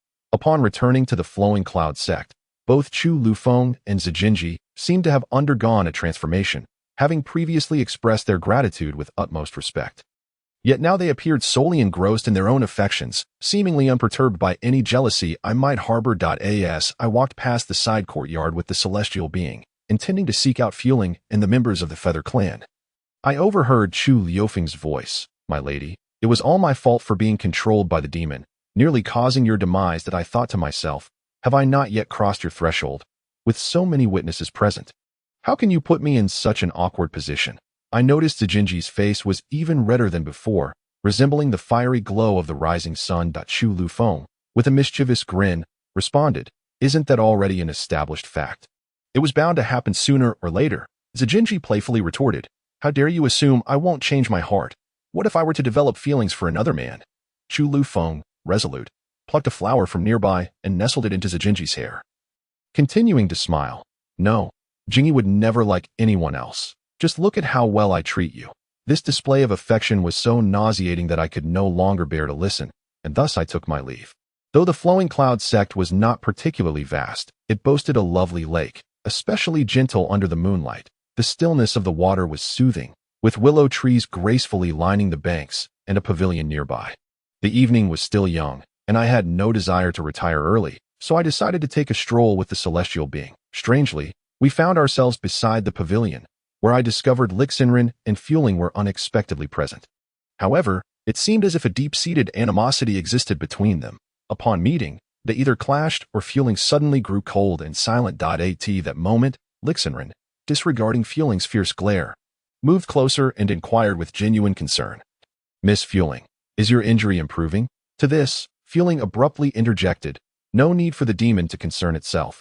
This minor injury has been attended to and is of no consequence. Lixinren stood still, and suddenly, Fueling snapped. Step aside. I began to comprehend that Fueling had consistently viewed the members of the Feather Clan as demons, which explained her frequent outbursts. However, upon further reflection, I wondered if there was perhaps a profound enmity between Fueling and the demons. Just as I was pondering this, a voice erupted from Fueling, breaking my train of thought. You, neither human nor celestial. With your wings, what difference is there between you and the demons? Lixinren appeared utterly unfazed by Fueling's earlier hostility.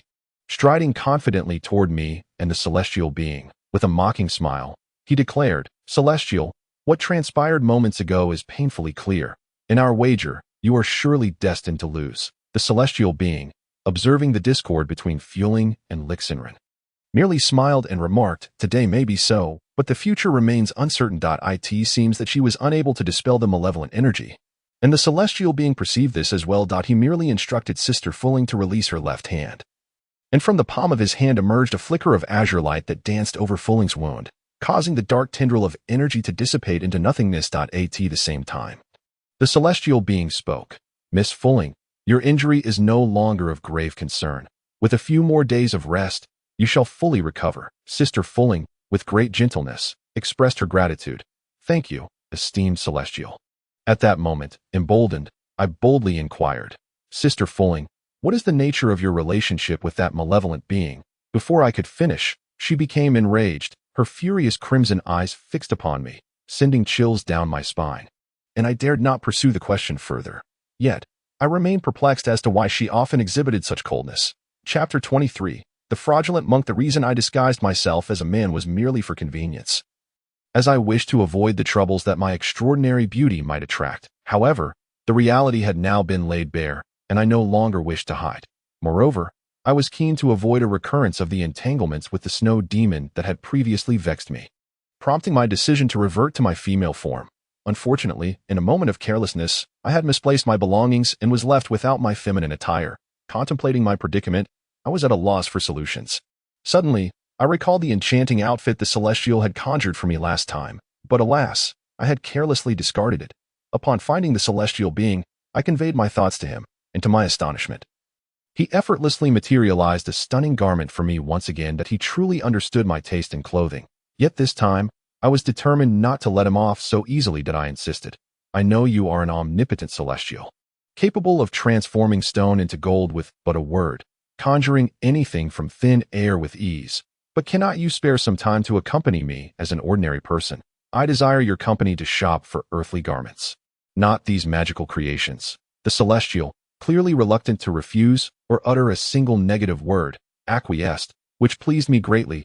He took my hand once more and led me outside, saying, "All right, my dear, whatever you desire. I shall comply, for I have loved only you for 3 millennia." I had learned to playfully coax him, responding in a soft voice, "You indulge my every whim. Do you not fear that one day I might exhaust you to the point of rendering you neither human nor celestial?" The celestial lightly fanned himself, replying with a hint of melancholy, "Perhaps you are unaware, but 3,000 years ago, you waited for me by the azure sea for 2 millennia, and I have merely waited an additional 1,000 years beyond that. In comparison to your struggles then, I can never truly make amends. What do my sufferings in this lifetime amount to? I, a simple girl from the countryside, knew little of the complexities of the mortal realm. Yet I occasionally found myself reluctant to part from him. However, the sky was just right, and the ancient town was likely bustling with activity. I had no desire to squander time here and wished to venture forth. Naturally, he accompanied me, never straying a step away. Accompanied by the celestial being, I ventured into the town, intending to seek out a tailor for a new attire. Yet, I found myself irresistibly drawn by the delectable street food. Losing track of my whereabouts, suddenly, I encountered a middle-aged monk at a stall, his eyes radiating kindness and warmth, exuding a serene demeanor. Perhaps it was the result of his meditative practices, for his eyes sparkled with wisdom. With a broad forehead, low-set ears, and hands that extended past his knees, he bore several markings atop his head. Curiously, this monk engaged in fortune-telling at his stall, seemingly garnering the trust of many passers-by, who would often crouch down to have their palms read and receive his prophecies. Intrigued, I felt an impulse to ascertain whether he could truly predict my fate. The celestial being, initially opposed to my indulgence, eventually succumbed to my insistence. Perhaps swayed by his fondness and concern for me, as I approached, I heard the monk address me. "Young master, your complexion appears rather unwell. You must be troubled by something of late. Why not allow this old monk to discern the source of your worries?" I nodded in agreement, and as the middle-aged monk began to calculate with his fingers, I was surprised by his seemingly accurate portrayal. With a sudden burst of laughter, the monk declared, "I have discerned the nature of your distress. Young master. It is indeed unfortunate that someone so young must endure such burdens. I surmise that you are troubled by an insurmountable obstacle in your fate. Yet fear not, for if I can perceive your concerns, I possess the means to dispel this calamity. However, fortune-telling requires a fee. Without coin, how can we proceed?" His incessant references to money left me perplexed, and I found it hard to believe he could not even distinguish my gender. Doubts crept in, leading me to suspect he was a charlatan, yet my curiosity compelled me to uncover his true intentions. Despite being a delicate flower of a maiden, his words rendered me akin to a man. Angered, I glared at him and retorted, "Old monk, you ought to see clearly. I am a young lady, not some young master." The monk, quick-witted, deftly spun a grand excuse to rectify his earlier blunder. Leaving me reluctantly convinced of his deceit, I pondered how to expose him, but found no immediate means. In jest, I casually inquired, "Pray tell, are you a swindler?" The fortune-telling monk, suddenly incensed, exclaimed, "You misunderstand, my good patron. My ancestors have been enlightened monks for 3 generations. Why would I ever consider deceiving you? As the saying goes, a monk does not speak falsehoods. What ill intent lies behind your slander?" Laughter erupted among the onlookers, yet some, oblivious to any inconsistencies, prepared to pay him to continue. With a smirk, I challenged him, "But as far as I know, monks do not marry or bear children. If that is so, how can you claim such a lineage of enlightened ancestors? Forgive my ignorance, but I fail to comprehend the rationale behind this." The monk, thoroughly embarrassed after his deception was unveiled, hurriedly rolled up his fortune-telling stall and fled in disarray, forgetting even the tattered bowl on the ground that solicited alms. That I found myself both amused and irritated as I stumbled along. Finally arriving at a clothing shop in the town, pausing momentarily before the storefront, I reflected, I have come to procure a new outfit, yet all that is displayed within are garments for women. It would seem rather inconvenient were the celestial being to accompany me. Thus, I suggested he conceal himself within my fan, remaining discreet. However, upon entering the shop, the proprietor regarded me with a mix of bewilderment. While all the young women cast curious glances, some expressing surprise and urging me to leave, with no other option, I removed the gray hat perched atop my head and shook my long hair, cascading down to my waist. Only then did their astonishment subside. I tossed a gold ingot to the shopkeeper and called out, "Good sir, please present me with the most exquisite attire for a lady." After receiving the gold, the shopkeeper became quite accommodating, promptly retrieving a stunning gown adorned with pink and jade embellishments, treating me with utmost courtesy. Alas, this was not to my liking. In fact, I harbored a strong aversion to skirts. I merely raised my gaze to survey the array of garments, ultimately selecting a set of willow green attire, strikingly reminiscent of the outfit the celestial being had worn previously. The shopkeeper's wife expressed her astonishment, exclaiming, "This is hardly a valuable item. Such ordinary clothing seems rather incongruous given the lavishness displayed moments ago by the young lady." Perplexed by my own choice to forego the multitude of exquisite garments in favor of this one, I simply replied, "It matters not. This shall suffice." Perhaps it was the notion that this might appeal to the celestial being. The shopkeeper's wife, exasperated, uttered a few more words of protest before falling silent. Just as I was about to leave, I clumsily tripped over the threshold, nearly losing my balance. At that moment, the celestial being appeared, wrapping an arm around my waist to steady me. His movements were graceful. With the fan held aloft in his right hand, his handsome features framed by flowing hair that brushed against my face, fortuitously concealing the inexplicable blush that had crept upon me, before I could utter a word. He spoke, I say, "Where, could you not apply a bit more care in your endeavors? Leaving me behind in the clothing shop is one thing, but must you also stumble about so clumsily? How can I not worry? Generally, I tend to take the concern of others for granted. Yet, this individual's care felt immensely significant and brought a warmth to my heart. Overwhelmed, I responded awkwardly, "Fine, I understand. Besides, what is there to worry about? As long as you remain by my side, just as you are now, what danger could possibly befall me?" The celestial being shook his head, smiled softly, and fell silent, as did the heartthrob, who turned to walk in the opposite direction from Sister Fulling. Having been delayed for quite some time, both I and the celestial being wished to depart swiftly. Thus, we proceeded to the hall, where we encountered Chu Lufeng. After a brief inquiry, I observed Chu Lufeng suddenly pressed down on the tea table before him, his expression revealing a hint of difficulty. He said, "To speak candidly, I have indeed heard whispers regarding the legend of the jade flute and the heart-summoning incantation. However, this tale has been around for quite some time, and no one has ventured to verify it. As a result, it has gradually been forgotten by the world. Moreover, my knowledge on the matter is rather limited and not comprehensive." I interjected, my straightforwardness compelling me to press further. "It matters not.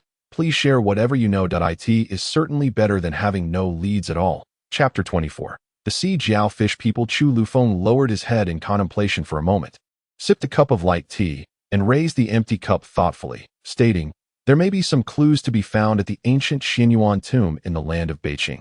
However, this location is quite distant from Beijing.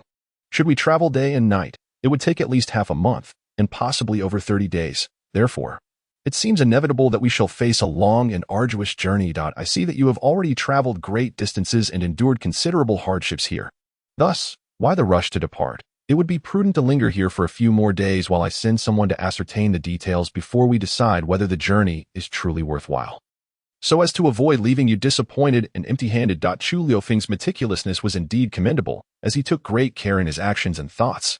Yet, with demons rampant in the world, and recalling the celestial being's words regarding the 8th pillar cone of the demon sealing platform, which, despite the assistance of the Eastern Emperor, could only sustain itself for a maximum of 81 days, I declined his kind offer, stating, "I appreciate your thoughtful strategy, master of the flowing clouds. However, the common folk are already suffering grievously at the hands of these demons. We cannot afford to delay further. Just inform us how to reach the Xianyuan tomb, and that will suffice." Considering that the villagers of Fuxi ancient town still required his presence, I added, "This may not be entirely appropriate. As the master of the flowing clouds, your absence would be felt acutely, and the villagers of Fuxi town would surely suffer without you. Furthermore, it appears that Jingyi lacks proficiency in magical arts. The path of demon slaying is fraught with peril, and life and death are uncertain. Are you not concerned for her safety?" Chu Lufeng smiled and replied, "Ah, so you are thinking of Jingyi and the villagers. Truly, You are the most diligent demon slayer I have ever encountered. However, as you and the celestial being mentioned earlier, now that the demons have emerged to wreak havoc upon the world, their rampage is relentless. Not to mention, we have already vanquished the Sephora tree spirit and the snow demon. With such rampant evil, it is likely that more nefarious beings will soon appear. His reasoning was sound, and I found it hard to refuse. I listened as he continued, realizing that his insights surpassed my own, that I should heed his counsel. Being merely a rustic girl, my actions and thoughts often lacked depth, possibly due to my previous life's over-reliance on the celestial being, which has left me struggling to cultivate independence in this life. Chu Lufeng continued, moreover, I firmly believe that Fushi Town is not the only place in this world facing such tribulations, since we cannot evade these circumstances. The sole remedy lies in the complete extermination of these malevolent creatures or their confinement to the demon sealing platform, by fortifying the demon-suppressing array of the platform alongside the celestial pillar. We might truly salvage more lives. Chu Lufeng, undeterred by thirst, continued to speak with commendable eloquence. In light of this, rather than sitting idly by as these fiends wreak havoc, we must act, should the demon sealing platform collapse. We cannot fathom the extent of devastation that might befall the living. It would be far wiser to cast aside all else and, united with you all, address the root of the issue concerning the platform's restoration. His vision was remarkably far-reaching, and his thoughts were anything but ordinary. The immortal and I found ourselves wholly convinced, unable to conjure any grounds for refusal, and thus we nodded in agreement. The immortal, who seldom expressed admiration for anyone, held Chu Lufeng in high regard. Outside, the mournful wind swept away the leaves, leaving us uncertain whether the future would be filled with sorrow or confusion. Before turning to leave, I merely uttered, "Very well, then it shall be a laborious task for you and Jingy. Yet, if we truly discover a means to reconstruct the demon sealing platform and save the world, it would indeed render my life worthwhile." As the moon ascended, its mischievous light mingled with the brilliance of the stars. Seated within the pavilion, I was on the verge of slumber when the immortal unexpectedly approached, expressing his fondness for my melodies. Strangely, despite my utter inability to play any instrument, I found it impossible to decline and risk embarrassment before him. Perhaps it was akin to the visions encountered in dreams, as my chain strings seemed to resonate solely for him. My playing was intermittent, producing a few hesitant notes, yet even in my lack of melody, emotion emerged first. Though he could not mock my unrefined performance, I sensed that he feared the consequences of doing so, for our fates would be entwined, unyielding to the passage of time or the changes of the world. The moonlight was too hazy, and his demeanor too gentle. Lacking both skill and patience, I felt his presence softly enveloping me from behind. Regardless of my reluctance, as he tenderly grasped my hands, he patiently guided me in playing the chain, and soon the courtyard resonated with a delicate melody imbued with a melancholic beauty. The tune felt eerily familiar. Yet I could not recall its origins. I could not resist his warm touch or the way his hair brushed against my cheek. The music flowed gracefully, and his visage was soothingly familiar. For reasons unknown, there existed an inexplicable resonance between us from the very first encounter, yet I could not claim to harbor feelings for him. Not yet, at least on the following day, we set forth together as promised. Embarking on our journey towards the northern land of Qing, with 2 additional companions, our solitude and ennui were alleviated. We traversed tirelessly for over 10 days, arriving near a deep sea where the waters shimmered a vivid azure. Under the setting sun, the waves danced playfully, their surface aglow with golden light. After circumventing this expanse of sea and walking another 20 to 30 miles, we reached a village known as Haitsuan. The immortal informed me that he had previously visited this place, and it was here that he had first encountered my past self. Consequently, my curiosity towards this village intensified as I pondered the unique allure that had drawn me to this locale and facilitated our meeting. Upon arriving at the village market, I was met with a scene of utter desolation, shrouded in a thick haze that exuded a palpable sense of lifelessness, with scarcely a soul in sight. This stood in stark contrast to the idyllic vision I had conjured in my mind. Amidst this chaotic landscape, I could still discern the presence of villagers, approaching an elderly man engaged in the act of butchering fish. I observed that the inhabitants of this village were all partaking in the same grim task, wielding their cleavers to slice through their catch. Initially, I paid little heed to their actions, but the mechanical nature of their movements, coupled with the acrid scent of blood that permeated the air, as well as the faint echoes of desperate cries, inevitably captured my attention as I drew nearer, I noted the vacant expressions on their faces, as if they were entranced, mindlessly striking the same spot repeatedly, reducing the fish to a grotesque state, with only the heads remaining somewhat intact.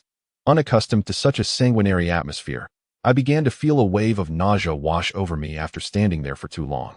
Gazing at the blood-soaked chopping block, I turned my eyes to the line of a dozen or so individuals, children, middle-aged women, and the elderly, each engaged in the gruesome task of dismembering fish. The ground was awash in blood, a veritable river of crimson, and I nearly succumbed to faintness at the sight. Fortunately, my companion, Fulling, steadied me as dizziness overtook me.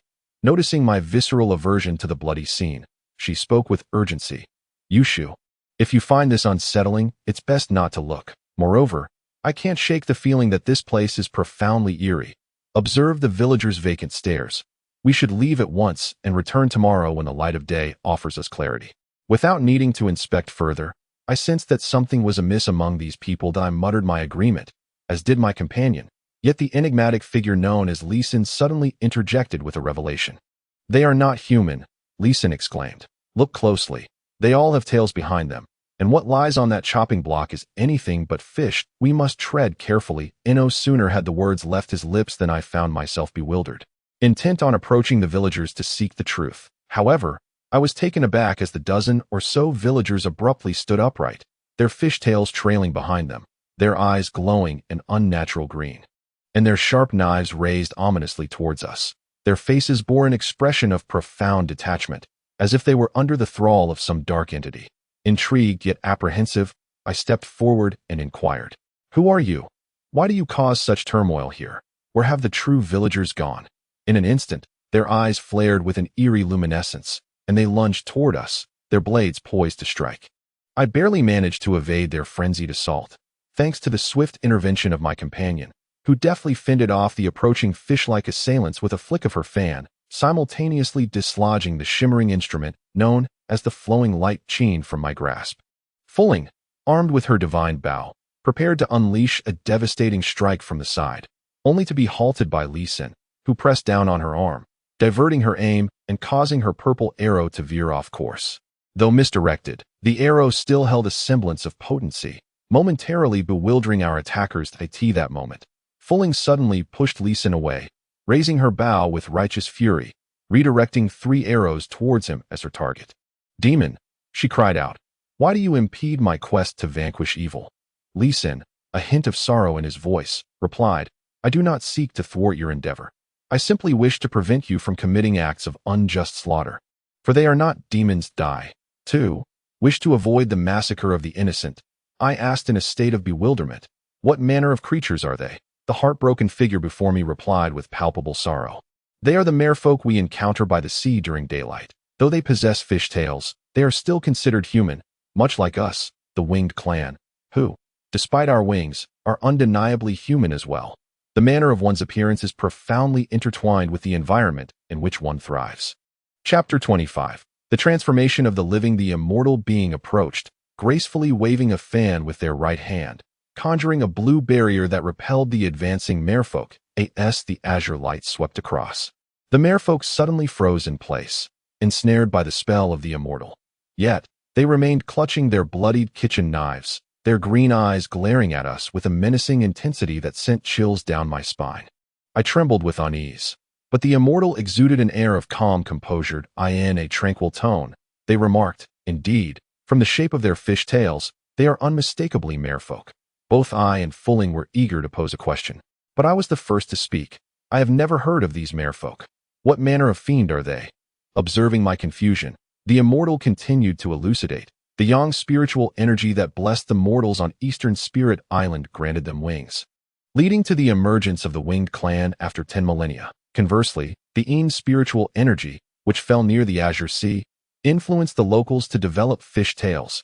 They deemed it unsuitable to be seen by others or to dwell on land, thus retreating into the depths of the sea to survive, giving rise to the so-called merfolk. The intertwining of yin and yang spiritual energies enveloping the Shinjo continent has resulted in disparate destinies and forms for the beings in the realms of gods, humans, and demons. Though I grasped only fragments of this explanation, I felt an instinctive agreement with the immortal's assertions. However, Fulling appeared to comprehend more than I did. Perhaps she had pieced together the puzzle. She had already stowed away the divine bow of Hoey behind her, yet her gaze remained fiercely fixed on the heartbroken figure. In an effort to clarify the earlier misunderstanding, the figure stepped forward, stating, "The immortal truly is an ancient sage, possessing knowledge that surpasses even that of us, the Winged Clan. This village is known as Beehive Village. Historically, its inhabitants have always dwelled beneath the waves. What was once a desolate land has, inexplicably, seen a resurgence of people living on the surface just 3,000 years ago, leading to a complex populace, each with their own aquatic traits. Suddenly, I heard a voice pleading nearby, 'Please, save me, save me.' Yet, as I glanced around, no one else was in sight. Looking down, I noticed a couple of fish still wriggling on the chopping board, and to my astonishment, they were speaking in human tongue that a wave of inexplicable sorrow washed over me. Making me wonder if they were once human. That I crouched down to observe them more closely, questioning, 'Were you the one speaking to me just now?' The two fish suddenly appeared to be in great distress. Yet they implored, 'Indeed, it is us. We are the inhabitants of Beehive Village. That we beseech you. Please save us.' At that moment, I realized my mind was utterly overwhelmed. They were clearly fish. Yet why did they insist on identifying themselves as human and even possess the ability to speak? Furthermore, if they were indeed human, then what of the dot? I dared not contemplate further at this juncture. The celestial being abruptly paused, holding the fan before her mouth, closing her eyes, and silently reciting some incantation. That a beam of heavenly light descended from the heavens, illuminating the two surviving fish upon the cutting board. In a mere moment, these two fish astonishingly transformed into human forms, standing before me, causing my heart to leap in fright. Initially, I presumed they were also merfolk. But upon circling behind them, I discovered they bore no tails. These two middle-aged men suddenly wept bitterly, kneeling upon the blood-stained ground, their hands clasped in desperate supplication, pleading, 'Please, I implore you, save the people of our village.' I glanced around, observing the desolation and emptiness of the surroundings, and inquired, 'Please rise first. You speak of saving your village's people, but where are they?' They were consumed by grief, weeping uncontrollably, pointing at the bloodied, indistinct scene on the cutting board, exclaiming, 'They have all been slain by the merfolk.' Perhaps the celestial being feared that I would be repulsed by the gruesome sight, for with a mere wave of her hand, she transformed the scene into an ordinary place, erasing the cutting board and the merfolk. After a brief inquiry, we learned that this village had been plagued by strange occurrences for nearly half a month. Initially, individuals inexplicably transformed into fish, followed by fishermen being ruthlessly murdered by the merfolk from the SNIT first. Such incidents were rare, and the villagers paid them little heed. However, within less than half a month, everyone in the village had turned into fish, and the village had been overtaken by the merciless merfolk from the Azure Sea. Subsequently, a series of tragedies ensued, with hundreds of villagers being brutally slaughtered in an instant. Besides sorrow and sympathy, Fulling was also filled with rage. She strode forward into the disarray, declaring, 'Despicable fiends, one day, I, M.O. Fulling, shall ensure your complete annihilation.' We followed suit, and at that moment, Kuliafeng suddenly remarked, 'It seems that the dangers and oddities in Beehive Village extend far beyond what they have just described. However, dusk has fallen, and I fear that peril is imminent. Thus, let us find a place to rest for the night, and when dawn breaks, we shall devise a plan to thoroughly investigate this matter.' Zijinji tugged at Kuliafeng's sleeve, adding, 'I suspect that the ominous atmosphere is closely related to the village's misfortunes. Everything here seems rather abnormal, so we ought to exercise caution.' The night had already begun to set in, and we chose a random spot in the village to spend the night. This place consisted of several dilapidated bamboo houses, resembling a traditional courtyard, with a vast empty yard that felt eerie and desolate. For safety's sake, the celestial being established a barrier around the courtyard. That moment, I beheld the inky sky cleaved in twain by a golden streak, followed by a thunderous roar that seemed capable of shattering the very fabric of the universe. The sound reverberated above me, causing the earth to tremble beneath my feet, and I was so frightened that my spirit nearly fled my body, rendering me unable to sleep. My fear of thunder is a peculiar dread that I cannot quite explain. On this occasion, the celestial being did not retreat into my fan as I drifted into slumber. Instead, he perched at the edge of my bed, observing me with a mocking smile. Another deafening clap of thunder erupted, shaking me to my core, compelling me to clutch him tightly. disregarding the boundaries of gender. After all, he had embraced me once, so my seeking solace in his arms seemed hardly inappropriate. Yet, he appeared even more pleased with himself. Exclaiming, "My dear Yuer, why do you tremble at the sound of thunder? Could it be that you are using the thunder god as a guise to take advantage of me?" Upon hearing his words, I could not help but feel a surge of indignation. It was he who had taken liberties, yet he accused me of the same. Deity should have brought him a moment of joy to hold a girl as lovely as a blooming flower. So why did he insist that I was the one at fault? I paid him no mind, feeling as if my arms were suddenly ensnared around him. Unable to break free, he continued his relentless mockery. Alternating jibes left and right. In the past, even my father's teasing would provoke my ire, but inexplicably, I found myself relishing his taunts. As I pondered whether the thunder had rendered me daft, I noticed outside, amidst the white flashes of lightning, an array of golden light. Accompanying this spectacle were eerie, mournful sounds, akin to the wails of ghosts, sending shivers down my spine. Suddenly, the celestial being rose to his feet, and the door, previously secured, was flung open by the howling wind, extinguishing the candles within the room. Plunging everything into darkness, a resounding boom echoed in my ears, and through the threshold, I glimpsed yet another burst of golden light. While the sorrowful cries made my skin crawl, despite my evident anxiety and fear, he persisted in playfully tapping my head until my tension dissipated, even inciting a desire for more of his playful pokes. With a sudden smile, the celestial being remarked, "My Yuer, should you fall asleep again, I fear you may become akin to that on the chopping block." He was aware that such blood-curdling imagery and language repulsed me. Thus he refrained from completing his thought. Nonetheless, he warned me of impending danger, urging caution. If he were not a celestial being, if he were merely an ordinary man, perhaps I would have already developed feelings for him. But he is a being of the heavens, while I am but a mortal. His lifespan is boundless, while mine barely extends a century. I will age, while he will not. A multitude of dilemmas stood between us, making our union impossible. Just then, I heard a commotion outside, accompanied by the furious voice of Sister Fulling, exclaiming, "Demon, should you dare to impede my efforts to vanquish evil, I shall ensure you share the same fate." I also heard the voice of Lixenren asserting that they were not monsters, warning that such indiscriminate slaughter would surely invite divine retribution. "Considering your alignment with us and our friendship, I cannot allow you to proceed with such actions," he declared. Chapter 26. The Song of the Undead. As the clamor outside grew increasingly intense, I realized that they were undoubtedly embroiled in yet another fierce battle that as fate would have it. The moment I stepped outside, I raised my gaze and beheld Sister Fulling unleashing 3 arrows simultaneously towards the centrifugal figure, their momentum akin to a raging torrent, each arrow aimed at a vital point. The centrifugal figure, agile as ever, wielded 2 blades of wind that coalesced into a white dragon, roaring past and effortlessly dissipating the purple arrow's trajectory, for reasons unbeknownst to her. Mo Fulling harbored an intense ire towards the centrifugal figure, and she was unwilling to let them evade her arrows so easily. With renewed determination, she drew back her bowstring once more, enveloping the black Hoey divine bow in a shroud of purple energy.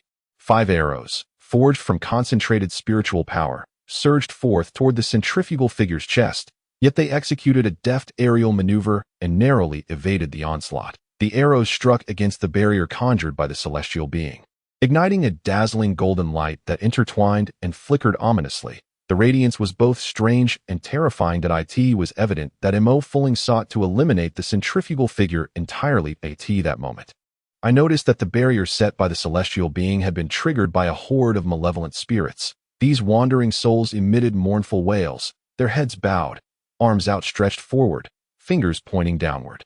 Despite their awareness that the celestial barrier was insurmountable, they recklessly charged ahead, some of them disintegrating into nothingness. Although their appearance was frightful, the celestial barrier held them at bay, and despite their overwhelming numbers, I felt no fear. However, at that instant, the detestable Chu Lufeng suddenly emerged from the room, casting a glance at the spirits before approaching me and the celestial being. With earnestness, Chu Lufeng implored the celestial being, "Might I request that you dissolve this barrier post-haste? If this continues, the souls of the villagers from Beehive Village may very well be annihilated. They are already suffering enough, deserving of our compassion. Should they be denied peace and death, it would truly be." Before he could finish, the celestial being waved her long sleeve, a flash of blue light coursing through, intertwining with the flickering white lightning and golden glow of the barrier, which instantly dissipated into thin air, With the barrier removed, the malevolent spirits surged towards us without restraint, their intentions vile as they sought to rend us asunder as they lunged at us. I recited an incantation, sending forth a wind spirit talisman that momentarily repelled some of them. Yet, outnumbered, they became even more frenzied in their assault. Seizing the opportunity, while the centrifugal figure was distracted, Fulling kicked them aside, then leaped into the air, executing a swift maneuver as 5 arrows were unleashed. The 5 streams of purple energy darted past the chests and foreheads of the spirits with lightning speed, obliterating several of them in an instant. However, the centrifugal figure ultimately intervened, swiftly redirecting their focus back toward Mo Fulling. 2 blades of wind swirling tumultuously, ensnaring the divine bow like a sphere. In the next moment, the centrifugal figure seized Mo Fulling's right hand, which clutched the divine bow, and with a deft stroke, wrested it from her grasp. Helpless against this turn of events, Mo Fulling's dissatisfaction with the feathered kin surged anew, and fueled by the earlier provocations, she soon engaged in a desperate hand-to-hand struggle with the feathered figure as the fist of Fu Ling swung through the air. A violet haze trailed behind. Yet the Yu clan members refrained from taking advantage of the situation, raising their hands to make their dual blades vanish into thin air. Fu Ling, with a powerful kick as she rose, aimed swiftly at the abdomen of a Yu clan member, who leaned back, crossing his black wrist guards to block her foot. I intended to intervene and mediate, but the urgency of the situation forbade it. As a somewhat somber melody wafted through the air, the malevolent spirits seemed to lose their initial ferocity towards me. Following the source of this sound, I discovered that the melody emanated from Chu Lu Feng and the Baiyu Long Yin Jun he wielded. This scene was undeniably astonishing. He could transform these 2 silver needles, barely the length of a finger and about the size of a fingernail, into a musical instrument, producing such an intricate melody. Yet, the tune was steeped in sorrow and beauty, evoking a sense of melancholy within me. Seizing the opportunity while the spirits were momentarily subdued, I approached Chu Lu Feng, gazing at him with curiosity, and inquired, "Indeed, Master Chu, your prowess is extraordinary. Even this Baiyu Long Ancient seems to be wielded by you with remarkable finesse. I had assumed this silver needle only functioned to pierce and make contact with those demonic entities, unaware it possessed such an extraordinary effect. However, the melody does seem rather mournful and jarring." Captivated by his words, I asked, "Is this a requiem for the damned?" Unfazed, Zi Jing explained, "This requiem is employed to guide the souls of the deceased. Any spirit that has been liberated by Lu Feng may return to the cycle of life and be reincarnated." My curiosity piqued. I intended to query the immortal further, but he was preoccupied at that moment. I could only scrutinize the movements of the spirits, observing their hands gradually lower, their furious green gazes fading, and their faces losing their grotesque features. This spectacle was utterly surreal, prompting me to ask, "Then, by your account, is Chu Lu Feng indeed guiding these spirits?" Chu Lu Feng ceased the piercing requiem that had pained my ears, and as the spirits suddenly vanished, he approached me and affirmed, "Indeed, that is correct. If my conjecture holds true, these souls belong to the individuals mentioned by the 2 from earlier, who were slain by the Hai Jiao Ren. They were mercilessly killed and, as a result, are filled with grief and a desire for vengeance against the Hai Jiao Ren. They likely mistook us for their assailants, and their souls, bereft of rest, lingered due to our presence, drawing upon the essence of the living." Chu Lu Feng continued, expressing sympathy for their tragic fates. "Since fate has brought us here, perhaps it is destined for us to assist them in some manner. I have already done what I could. May they find solace in their next lives." Chu Lu Feng sighed, turning to Zi Jing once more. Zi Jing possesses a profound understanding of Chu Liufeng's sentiments, recognizing the sorrow and empathy that resides within him. Thus, she offers him solace, saying, "Lu Feng, you have exerted your utmost effort. This is all you could have done for them. Do not blame yourself, for human capabilities are inherently limited." Beneath the eaves, Mo Fulling wields Hoi's divine bow, as if it were a mere stick, gripping it single-handedly as a weapon, and abruptly directs it towards the throat of the centrifugal person. As she draws near, she retrieves a purple arrow feather, positioned merely a foot from the centrifugal person's throat. Suddenly, the centrifugal individual violently shakes his wrists, intertwining them into 2 coiling dragons that lunge toward the arrow feather, devouring it before swiftly evading Fulling's fierce attack. With a sigh, he remarks, "The leader of Chu possesses a boundless love for the world's populace, and he has indeed done his utmost to assist them. Yet, It appears that our efforts are still insufficient, that I suggest we hasten our departure to seek refuge elsewhere. M.O. Fulling delivers a powerful punch to the centrifugal person's eye, followed by another blow that leaves him bruised and battered. One would expect him to respond with anger. However, he instead seizes this moment to temper Fulling's ire.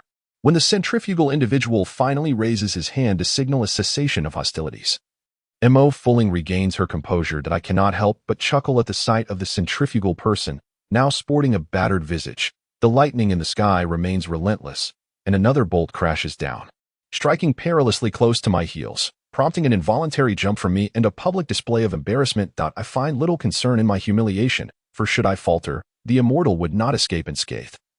And I proceed to chastise him further. At that moment, dozens of sea mermen emerge from seemingly nowhere, all possessing the same vacant green eyes, their tails coiling as they brandish claws, their faces grotesque, as if they were specters.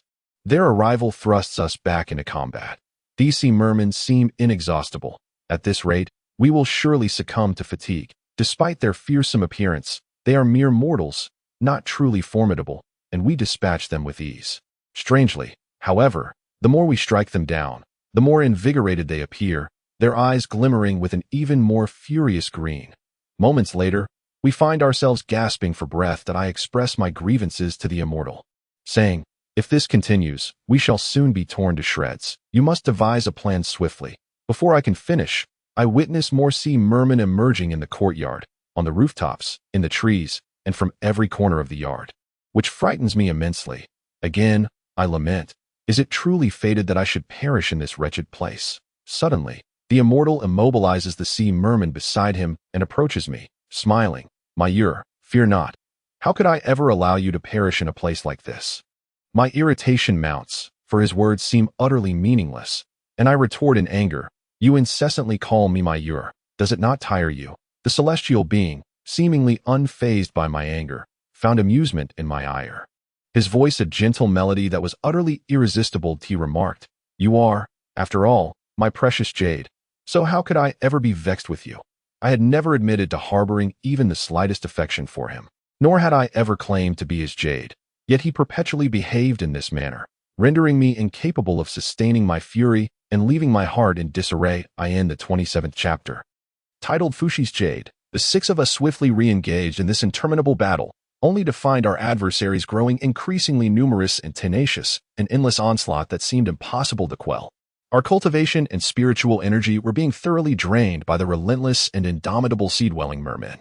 What compounded our predicament was the celestial being's decree that we could not slay them, leaving us with no choice but to contend with their persistence. The divine bow of Hoi, wielded by Fu Ling, was seized by the mermen, forcing her to grapple with them barehanded. Numerous lethal claws extended toward Fu Ling from all directions, sweeping and striking with perilous intent. That Fu Ling's eyes widened as she delivered a powerful uppercut that struck the merman's jaw. Perhaps her earlier anger had not found release in the merman, for she suddenly soared into the air, clutching the amber jade pendant at her neck, casting a subtle spell upon it. A radiant red light burst forth from the pendant, illuminating the heavens. Despite the rain disheveling her hair and drenching her visage, her expression was one of intense fury. With a heavy descent, she landed forcefully upon the ground, whereupon a golden, swirling Fushi Bagua seal materialized beneath her feet. The closer she drew to the mermen, the more they writhed in agony, struggling until they were reduced to nothingness. That I found it unfathomable that Fu Ling possessed such formidable prowess. Her demeanor suggested she was not at all inferior to the likes of the mermen or the celestial being. I mused that, fortunate as I was, Fu Ling had refrained from using such lethal techniques against the celestial being. That as Fu Ling's toes nearly grazed the ground, the celestial being suddenly veered toward her, grasping the jade pendant at her neck with a gentle squeeze, intertwining blue and red lights. Those mermen that Fu Ling had spared became increasingly ferocious, lunging toward her unconscious form, their claws perilously close to her throat. In that critical moment, the celestial being sprang forth, wielding Fu Ling's divine bow in his left hand. He struck down the assailants with a powerful blow, while his right hand instinctively caught the fainted Fu Ling. Yet, the celestial being remained oblivious to mortal affairs. After securing Fu Ling, he thrust her toward me. Concerned for her well-being, I supported her against my shoulder, noticing her apparent weakness, her pallor dismal, and her smile tinged with sorrow. In an instant, The mermen had evaded the attacks of Chu Lufeng and the celestial being, their onslaught intensifying against us all. Sensing the dire situation, the celestial being decisively repelled them, soaring into the air and entering the fan. The jade book fan radiating an incandescent blue light that enveloped us. We could scarcely open our eyes as a powerful force drew us into the fan's embrace. When I finally opened my eyes, I discovered that we had arrived near the fabled Fingma platform. The weather was splendid, and we had suddenly transitioned from the darkness of night to the brightness of day, leaving me utterly astonished. As I gazed upward, the chaotic sea mermen had vanished, signaling that we had reached a place of safety. However, the sky remained overcast, and the trees in the distance rustled ominously.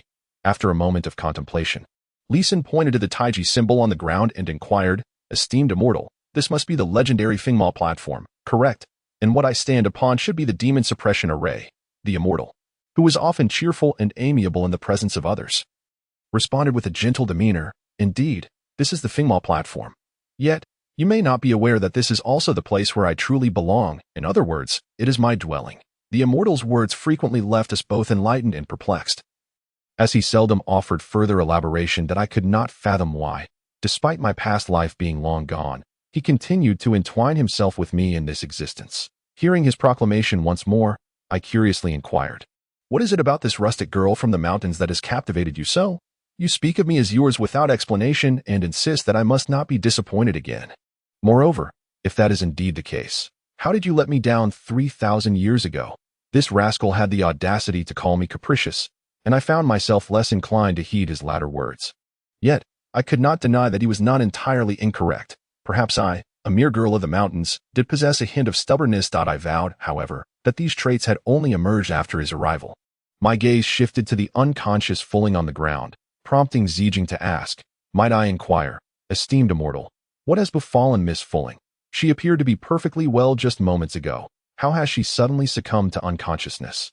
The dark clouds loomed heavily in the sky, obscuring the previous vivid red, and they seemed to threaten a descent, casting a somber hush over the world. The biting wind swept through, leaving startled gasps in its wake, while the delicate flowers and grasses trembled, bowing submissively to the impending storm. Just as the mountain rain was about to descend, Lee Sin approached slowly, his expression still tinged with anger as he regarded the slumbering Fulling. He felt a twinge of guilt, but knelt slightly to examine the amber jade pendant around her neck. With a sense of self-reproach, he remarked, "This predicament is indeed my fault. Had I not insisted on battling her and taken her beloved Hoi Bao, she would not have been driven to such rage, nor would she have sought to vent her fury on those sea mermen, resorting to the spiritual power of the Fushi jade to do so." The others, equally intrigued, turned their attention to Lee Sin, and I was the first to ask, "Fushi jade, what kind of divine artifact is that? What remarkable properties does it possess?" Lee Sin elaborated, "The Fushi jade was born alongside the Fushi Qin, both originally used as celestial instruments by the god Fushi. However, as the ravages of demons and the conflicts between mortals and deities intensified over the millennia, the god Fushi realized that it was beyond his solitary strength to stem the tide. After the Great War, the power of humanity was nearly extinguished, and to prevent the continued invasion of the demonic beings into the human realm, the Fushi Qin and Fushi Jade were brought to the mortal world in search of a master endowed with the ability to protect the sentient beings of the three realms. This Fushi Qin was bestowed upon your previous incarnation, the Jade Scholar, while the Fushi Jade was granted to the Purple Cloud Immortal. The sky was shrouded in darkness, with ominous clouds seemingly poised to descend, mirroring the frail state of Sister Fulling, whose complexion also appeared dull and lifeless. The Heartless One continued to speak with an untroubled demeanor. 3 millennia ago, the Great War unfolded once more, and for reasons unknown, the Jade Scholar vanished without a trace, leaving the flowing light Qin to slumber in obscurity, its whereabouts a mystery. The Fushi Jade, however, has not met the same fate. It is perplexing how this Fushi Jade has found its way into Fulling's possession. I had not initially recognized it as the ancient Fushi Jade, yet that is not the crux of the matter. What truly eludes my understanding is why her body is so profoundly affected when she attempts to harness the spiritual power of this Fushi Jade. At that moment, the immortal suddenly examined the Fushi Jade on Fulling's body and cast a few scrutinizing glances in my direction, yet he remained at a loss. Then, Chu Lufeng appeared to have an epiphany. If we seek the answer to this conundrum, why not first awaken Mo Fulling? The calamity had been wrought by the Heartless One, and thus he bore the responsibility of rousing Mo Fulling. I observed as the feathered folk crouched slightly, palms facing downward, Drawing closer to Sister Fulling, a flash of white light enveloped her, but alas, the white light was met with resistance from the red glow emanating from the Fushi jade. The onlooker's eyes widened in astonishment, perplexed by the spectacle. Indeed, the Heartless One's incantation was thwarted by the Fushi jade, yet he did not relent, persevering through multiple attempts, all to no avail. I watched as Chu Lu Feng and Zijinji joined forces to rescue Mo Fulling. A quarter of an hour passed. Their spiritual energies were not repelled, yet they yielded no significant results. She remained in a deep slumber, while in her unconscious state, Mo Fulling's expression bore a sorrowful and melancholic air, suggesting she harbored unspoken grief, which perhaps explained her profound loathing for the demonic entities. Yet, no one comprehended the tribulations she had endured, for she never spoke of them. Whenever we inquired, she would respond with ire. Chapter 28. The turmoil of the Azure Sea. Chu Lu Feng, alongside the Immortal and Zijinji, took turns casting spells in hopes of awakening Sister Fulling. However, their efforts ultimately met with failure. As all gazes turned toward me, I felt the weight of responsibility pressing heavily upon my shoulders. Observing their superior prowess, yet seeing them falter, I found myself devoid of confidence that I could hardly bear the thought of further embarrassment. Yet, witnessing Sister Fulling's frail state stirred my compassion. Yet, I remained at a loss as to how to proceed. The Immortal, perceiving my indecisiveness, offered words of encouragement, and I resolved to take a leap of faith. Crouching down, I gently raised my right hand. Unlike the others, I grasped the Fushi jade tightly. After a brief moment, the radiance of the Fushi jade faded, and I felt I had done my utmost. Resigning myself to sit by and await her awakening, the gentle rays of sunlight caressed her weary visage, and in but a fleeting moment, she finally stirred from her slumber. Yet, I felt as if something within me had ebbed away or diminished, leaving me in a state of dizziness, unable to stand upright. Fortunately, the celestial being was reluctant to witness my humiliation as I teetered on the brink of collapse. Sister Fulling slowly opened her bleary eyes, her voice barely a whisper of gratitude towards us. She surveyed the 8 dragon-patterned pillars surrounding her and the demon-restraining array on the ground. She asked in astonishment, "Is this indeed the sealing platform my master once spoke of?" The grandeur of this place imbued a profound sense of awe within her. The celestial figure, with an air of indifference, replied, "Indeed, this is the sealing platform, and these demonic entities are confined within its bounds." Fulling, glancing about, failed to notice the minute gap in the pillar obstructed by me, and instead inquired, "This place appears to be abundant in spiritual energy, with the demon-restraining array exhibiting formidable potency. How, then, did these malevolent beings manage to breach the sealing platform and wreak havoc upon the world?" Although the celestial being remained reticent about the truth and inadvertent calamity I had unwittingly unleashed. After enduring these trials over the past few days, I had come to grasp the severity of the consequences. Moreover, they seemed to be allies worth confiding in. Since the truth would eventually surface, I resolved to disclose it now. Thus, I stepped aside from the pillar behind me, lowered my head slightly in self-reproach, and confessed, "I do not wish to conceal the truth from you, dear friends. Among the 8 pillars that uphold the sealing platform, one has developed a fissure, leading to a leakage of spiritual energy. If this continues, it may soon shatter entirely, and without it, the demon-restraining array will dissipate, allowing these fiends to escape." They all understood that the celestial being should possess the most profound knowledge of this place. Yet they turned to me, questioning the cause of the pillar's condition. My embarrassment deepened, and though the celestial being initially intended to halt my explanation, I summoned the audacity to continue. Perhaps my sincere admission of fault softened their hearts, for they seemed not to chastise me severely. Coupled with the celestial being's elucidation, the outcome exceeded my expectations. However, Sister Fulling appeared to harbor a flicker of anger towards me, undoubtedly resenting my role in unleashing the demons. Observing the mounting ire on her face, the celestial being, fearing for my safety, stepped forward and draped an arm over my shoulder, gently asserting, "In truth, one cannot wholly blame you for this, as the sealing platform has been incomplete since a cataclysm 3 millennia ago. Hence, from the day of its inception, it has been bound by a time limit, where its arrival merely coincided with its impending expiration. I was bewildered, unable to fathom why he treated me with such kindness. Did he truly yearn for my affection? Time and again, he had intervened to rescue me, assisting me in moments of distress, shielding me from harm, and alleviating my burdens, even going so far as to shoulder the blame for everything. The Immortal then spoke, "It is indeed true that all of this has transpired due to my negligence in guarding the seal of demons. This unfortunate circumstance is a consequence of my failure. And thus you cannot blame my beloved Ewer. She possesses a kind heart. Upon learning of my misdeeds and subsequent punishment, she resolved to assist me in searching for the jade flute and the heart-summoning spell to restore the seal and atone for my errors.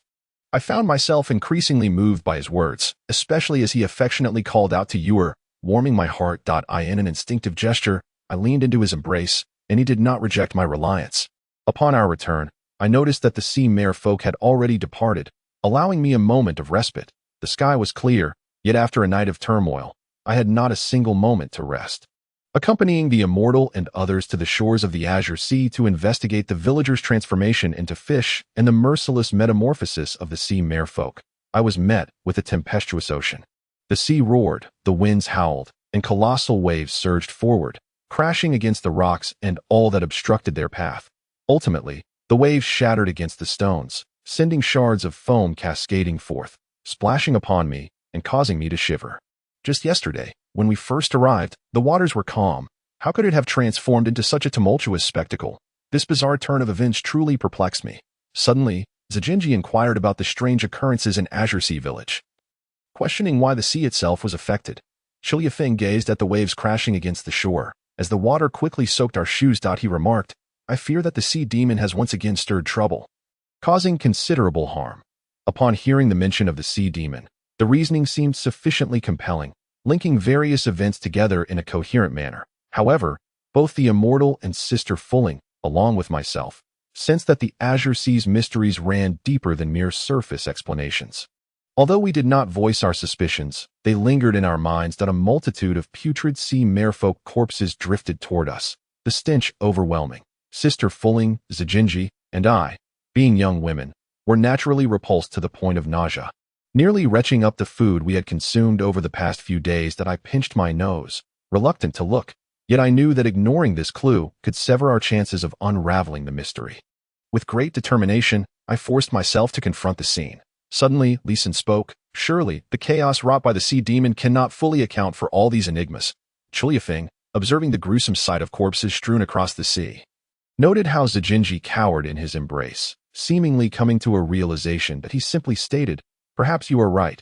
Esteemed one, the immortal had previously remarked that the members of the Feather Tribe were akin to semi-divine beings, which led Chilyafeng to broadly refer to these intermediaries between mortals and immortals as esteemed ones.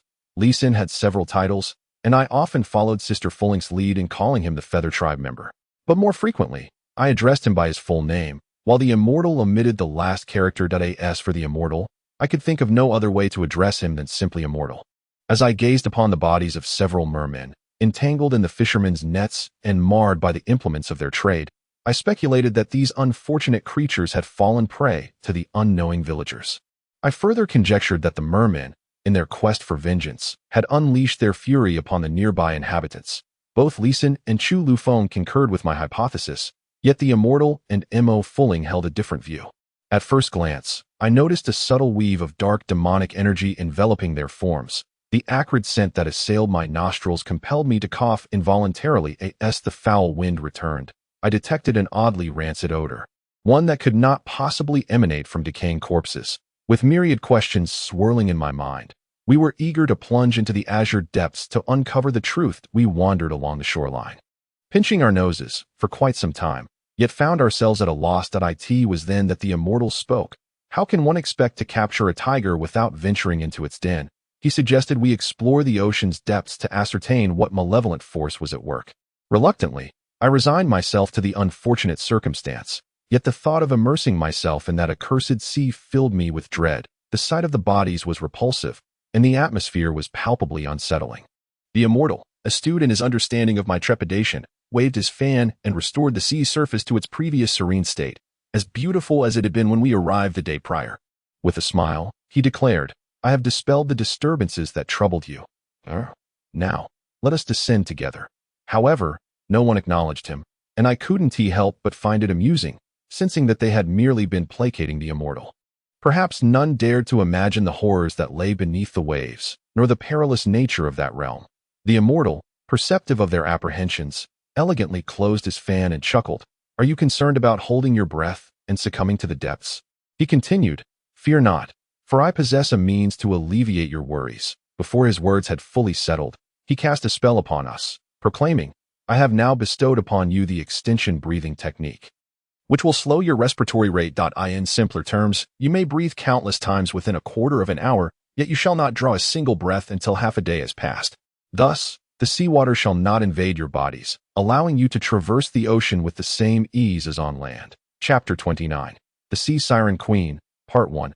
Ultimately, I found myself powerless against the immortal's resolve, and thus I followed him into the abyss. Initially, I sought merely to locate the rumored lair of the sea demon and eradicate the menace before departing.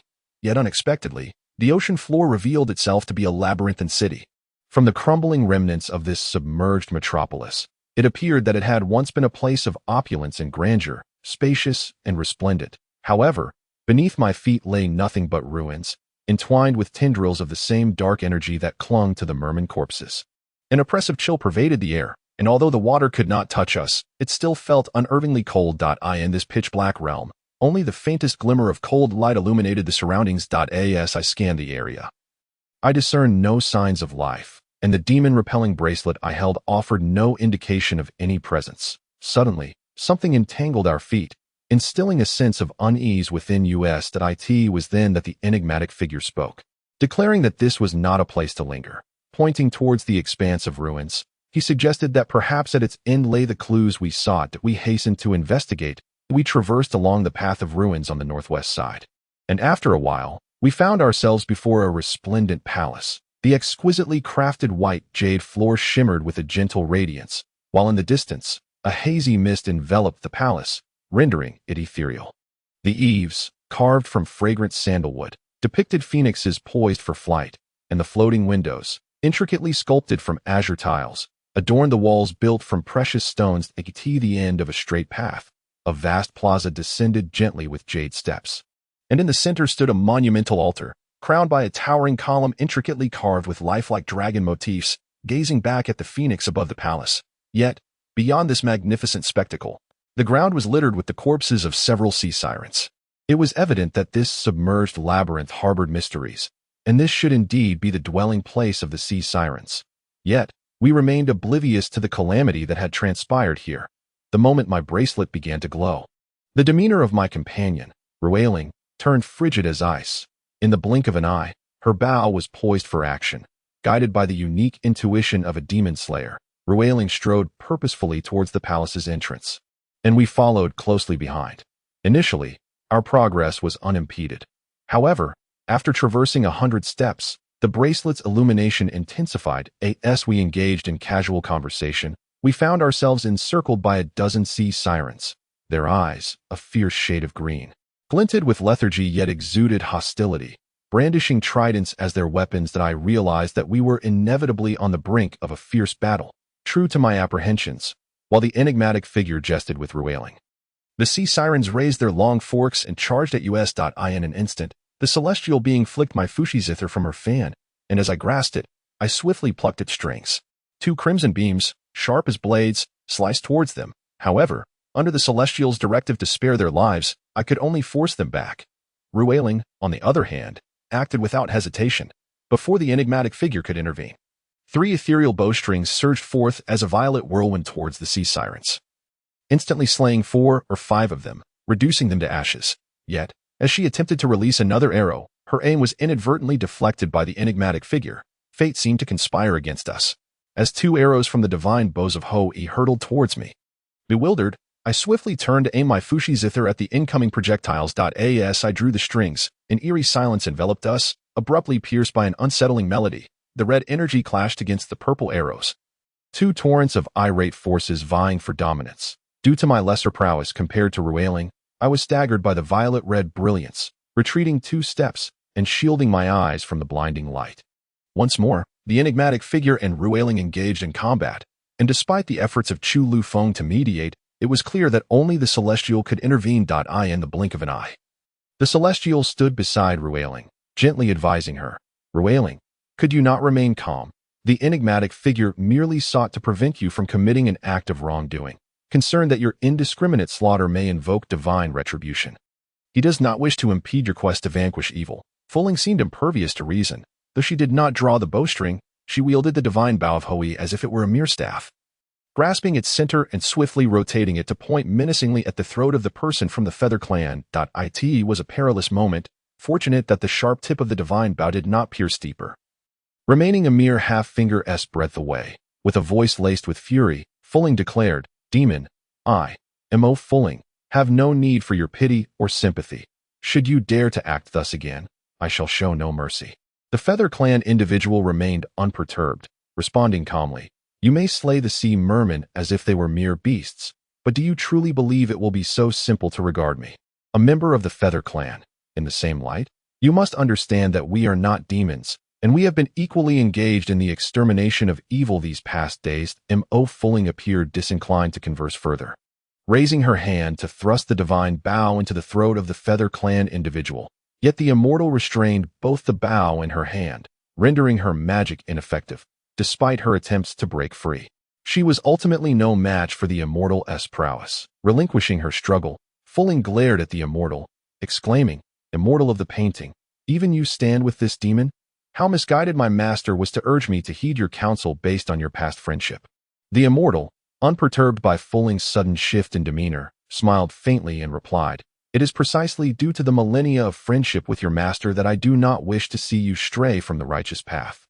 Cease this at once. While I do not comprehend the depths of your hatred for demons, equating Lee Sin and these sea mermen with such beings is indeed a transgression against natural order." Lee Sin, contemplative, noted Fulling's fury but merely inquired gently, "Your hatred for demons must stem from there." Before he could finish, Fulling's rage intensified, her wrath palpable as the divine bow of Hui flickered ominously. It was evident that M.O. Fulling could unleash the arrows at any moment, prompting Lee Sin to refrain from further questioning. Ultimately, the immortal and Chu Lu Feng spent the better part of an incense stick's duration persuading M.O. Fulling to relent. "Countless sea mermen surged past us. We wished to avoid harming them, eager only to uncover the truth. Thus, the immortal drew us into the fan, and we proceeded to the next threshold. It must be said that this jade fan wielded by the immortal proved exceedingly useful. In the blink of an eye, we arrived at the center of the palace, where 4 ethereal sea stone pillars stood, shrouded in heavy demonic energy. Before I even emerged from the fan, I sensed that a fierce battle was imminent. Once the immortal released us, we beheld the inner chamber adorned with cloud-topped sandalwood beams and imposing white jade dragon-patterned pillars. Although this place was not in ruins, it evoked a profound sense of melancholy.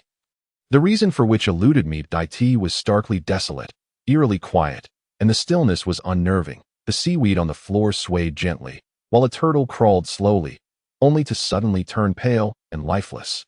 An occurrence both perplexing and sorrowful. Looking up, I found myself before a majestic sea merman, slender and refined, with skin like goose fat, lips like blooming cherry blossoms, brows like ink strokes, and eyes as tranquil as autumn waters, a figure of exquisite grace.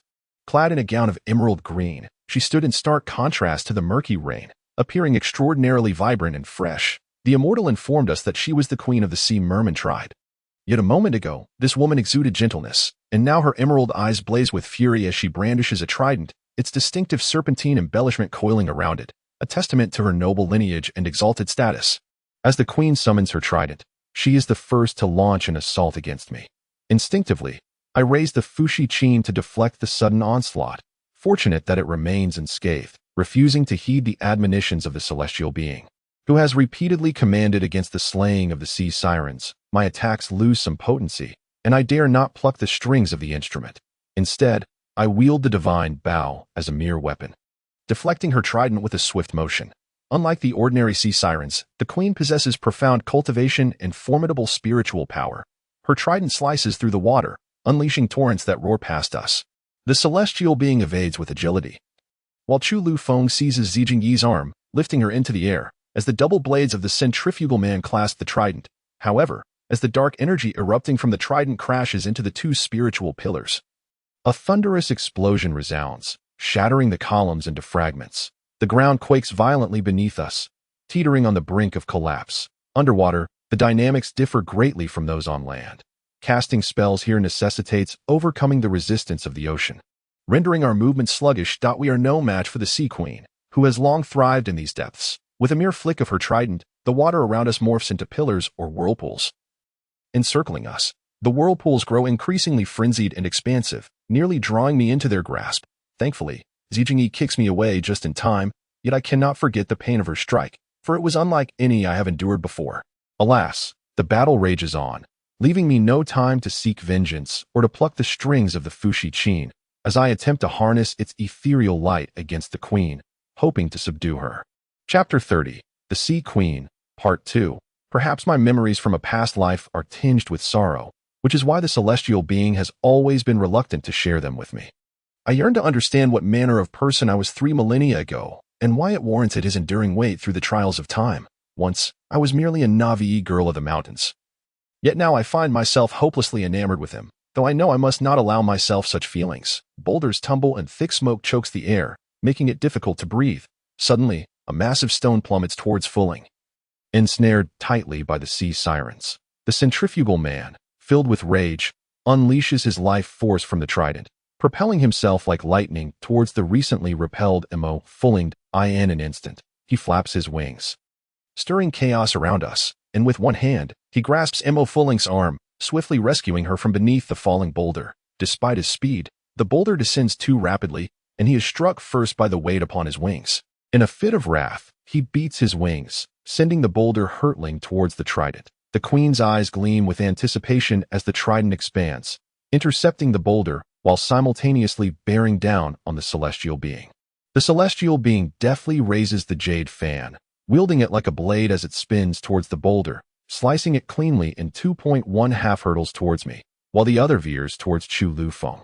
Zijinji abruptly raised his right hand, wielding his sword to cleave a colossal rock as I leaned back, narrowly evading its descent, which grazed my face. This time, however, I managed to maintain my footing. The boulder soared towards another towering pillar, shattering it as well that I observed the celestial being shake his head at me, sighing, "You ought not to have dodged." Witnessing the pillar behind me suddenly explode into fragments was indeed a harrowing sight. Igniting my ire, and I retorted, "If I hadn't dodged, would you have preferred to be crushed beneath it for your satisfaction? Is this how one treats their master?" The celestial being chuckled, albeit with a hint of resignation, replying, "Your avoidance has merely resulted in the destruction of that pillar behind you. Had you been the you from 3 millennia ago, a gentle strum of the Fushi zither would have sufficed to reduce it to mere dust." Rather than displaying such reckless audacity, the surroundings grew increasingly unstable, the earth trembling and the sea swirling into vortices, making it nearly impossible to maintain my balance. I exclaimed in frustration, "I am not truly Yushu Stanrin. I am merely a humble girl from the mountains. How could I possibly be compared to her?" He finally recognized his earlier blunder, yet he remained somewhat conscientious, aware of my preferences. That he then remarked, "It was my momentary oversight, failing to consider that Yuer has now been reincarnated as a mortal. But rest assured, I shall protect and cherish you. Trust me, soon you will come to like me once more as you did in the past." His audacity was remarkable, especially in such a critical moment where distraction could easily lead to death at the hands of malevolent beings. Yet he still found the time to shower me with sweet nothings in front of others. If I were not genuinely moved by him, I would not have been so forgiving so quickly. Lixenren forced a smile, concealing his pain and falling silent, his complexion suddenly paling, glancing at Mafuling's furious visage. He unexpectedly uttered, "As long as you are unharmed, that is sufficient. Otherwise, I fear I may find it increasingly difficult to encounter another who harbors such anger towards me." Witnessing this scene, my intuition suggested that prior to the wager between the celestial being and Lixenren had likely already developed feelings for Mafuling.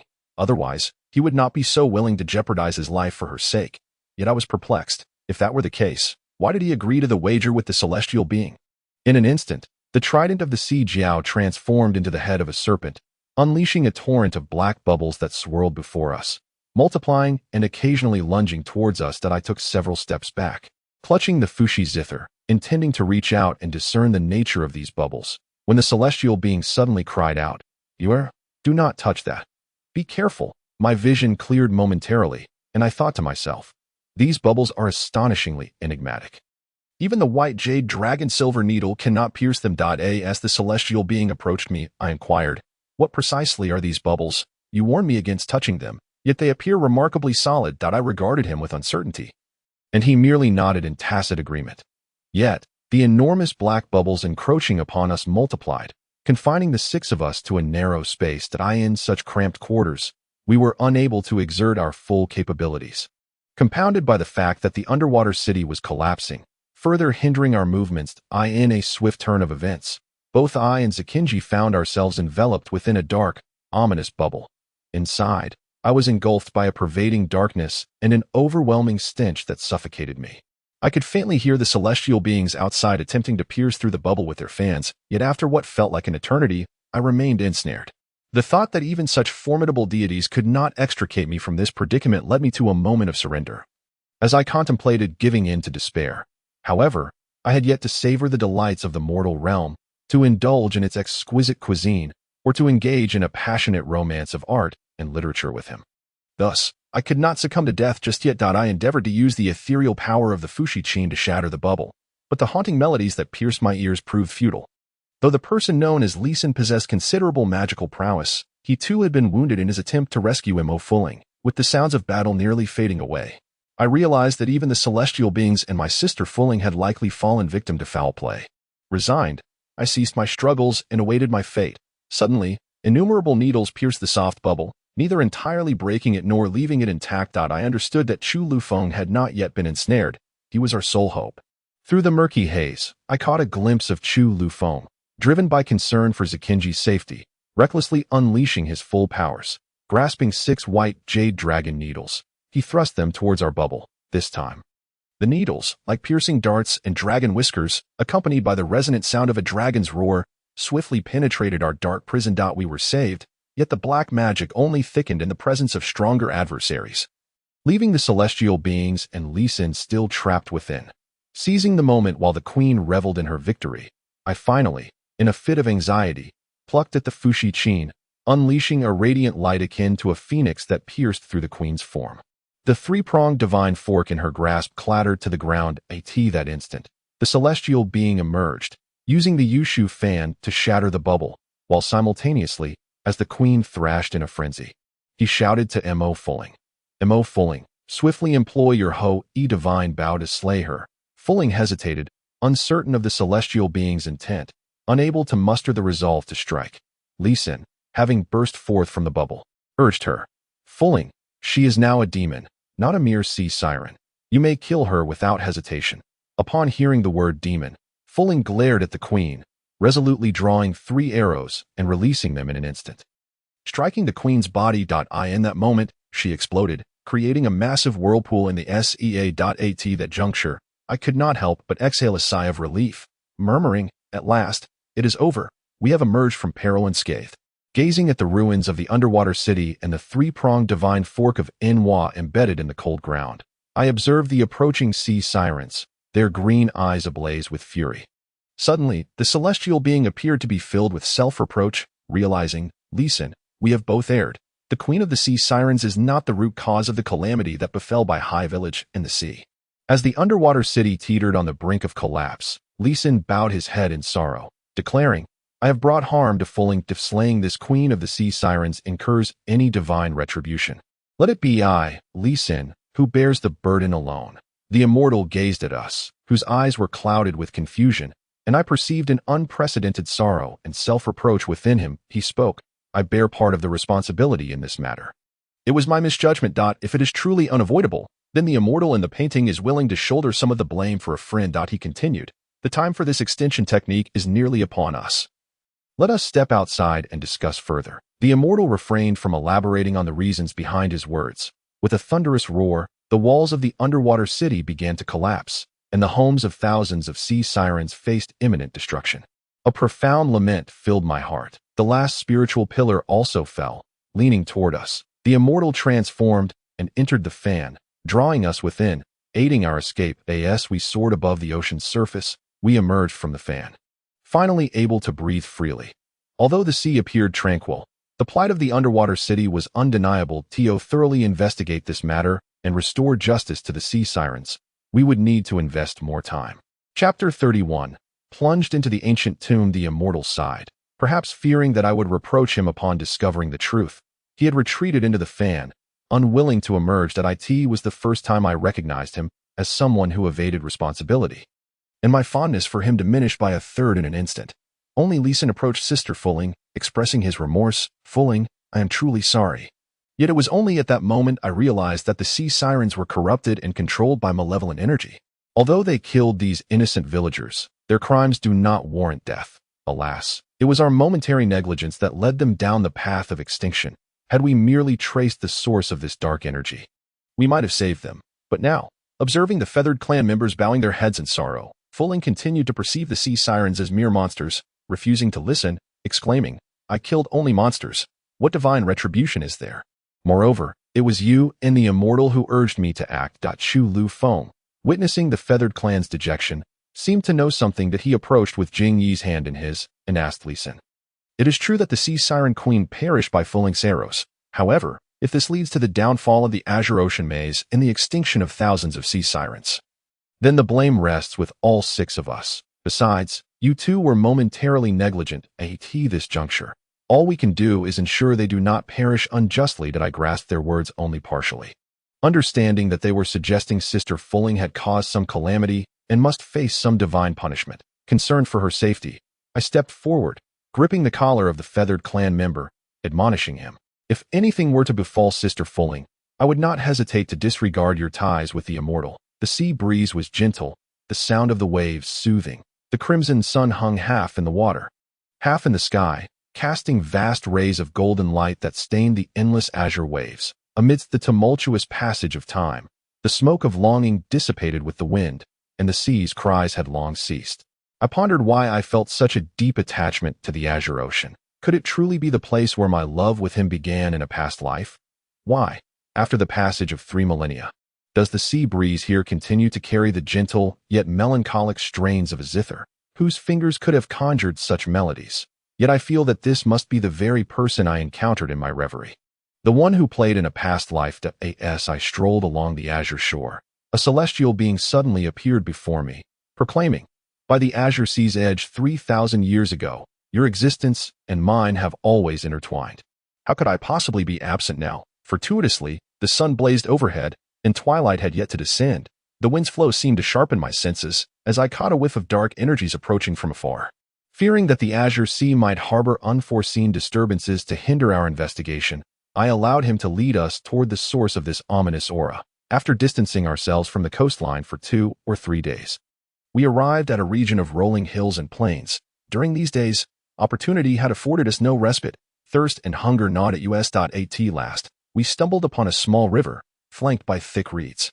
The river was 6 feet wide, its waters flowing sluggishly, the length unknown, with clusters of small ponds embraced by reeds and red willows. Not far from the river, there lay a perfectly rounded hillock. From a distance, I observed that the hill's summit was adorned with a dense thicket of withered trees, standing about 2 to 3 feet tall. Curiously, these dead trees were closely spaced, supporting one another. On the grassy bank of the northern shore where I stood, I staggered toward the river's edge, plunging my face into the cool water to cleanse myself, then drank deeply, feeling an invigorating refreshment. I longed to drain the river dry in my thirst. Fish frolicked around my hands, but in my haste, I had to leave them behind. Meanwhile, my companions, including Fulling, had also reached the riverbank, yet Li Xin remained sprawled on the grass. His arms seemingly in pain. He had not had a sip of water for several days and must have been parched. Thinking to assist him, I gathered some water in my hands and approached. But alas, my clumsiness betrayed me. I stumbled over an unseen object, spilling the precious liquid. Li Xin regarded my disheveled state, and under normal circumstances, he would have mocked me, yet he remained silent, his arms still aching. Sister Fulling, while speaking, raised her hand to tend to his wound, but Li Xin seemed to notice the faint glow of her jade pendant and, realizing something, hastily grasped her hand, saying, "No need. This minor injury I can manage myself. Do not waste your energy on me. You must preserve your strength for your own protection." Sister Fulling, who already harbored animosity toward the Yu clan, was further unsettled by his grasp. She quickly wrenched her hand free. Her face flushed with anger, retorting, "If you insist, so be it. I shan't concern myself with whether you live or die." Li Xin merely smiled at her sudden outburst, his expression tinged with bitterness, and in that moment, I confirmed my suspicions. Li Xin indeed held a fascination for the aloof and frosty Fulling. As I examined the ground to ascertain what had tripped me, I parted the grass but found nothing amiss. Leaving me puzzled, I glanced upward at the azure sky and fluffy clouds. The weather splendid, and I wished to rest a moment longer. Suddenly, I noticed my bracelet glowing inexplicably that I paused, bewildered, for there was nothing unusual in my surroundings. The day was clear and serene, the waterfall cascading endlessly. Everyone became alert, turning their gazes toward me, and I reciprocated with a look of skepticism. After a brief moment, the ground beneath me suddenly trembled violently, and I could see Sister Fulling and the others swaying before me. Nearby, trees crashed to the ground, and the small river shimmered as it shook violently, leaving my eyes bewildered and disoriented. Occasionally, a gaping pit would suddenly appear in the ground, causing us to tumble into it painfully, and in the blink of an eye, I lost consciousness. During my unconsciousness, I had the sensation of something intermittently striking my head, sometimes gently and sometimes with force. Until I eventually awoke. As I rubbed my aching head and looked around, I was horrified to see mummies, skeletons, and dismembered bodies strewn about, along with enormous planks and thick scraps of fabric that threatened to trip me. Gathering my courage, I gently rose and approached Fulling to rouse her. However, when I sought the others, I discovered that both Lixinren and Zijinji, as well as Chu Lufeng, had vanished, leaving only the two of us behind. As two frail women navigating this eerie and terrifying place, we could not help but feel a shiver of fear.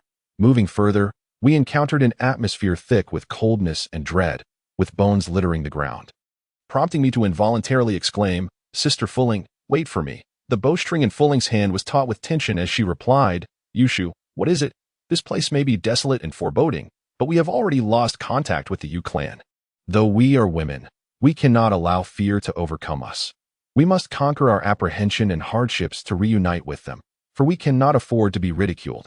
Having grown accustomed to Fulling's habitual reference to Lixinren, her sudden change of address was refreshing, leading me to inquire, "Sister Fulling, why have you suddenly stopped calling Lixinren the demon?" Fulling chose to remain silent, and this silence was laden with an eerie stillness that sent chills down my spine. As we pressed onward, horrifying scenes unfolded before us, and I could still hear the faint sound of dripping water. We were certain that this was no ordinary cave, but rather a significant tomb.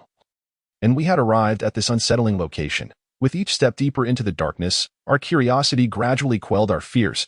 Artifacts such as stone balls, handcrafted shards of pottery, fragments of bronze, triangular winged copper arrowheads, animal bones, and beads were faintly visible, half buried in the earth. Fulling gently brushed away the dirt, revealing them in clarity.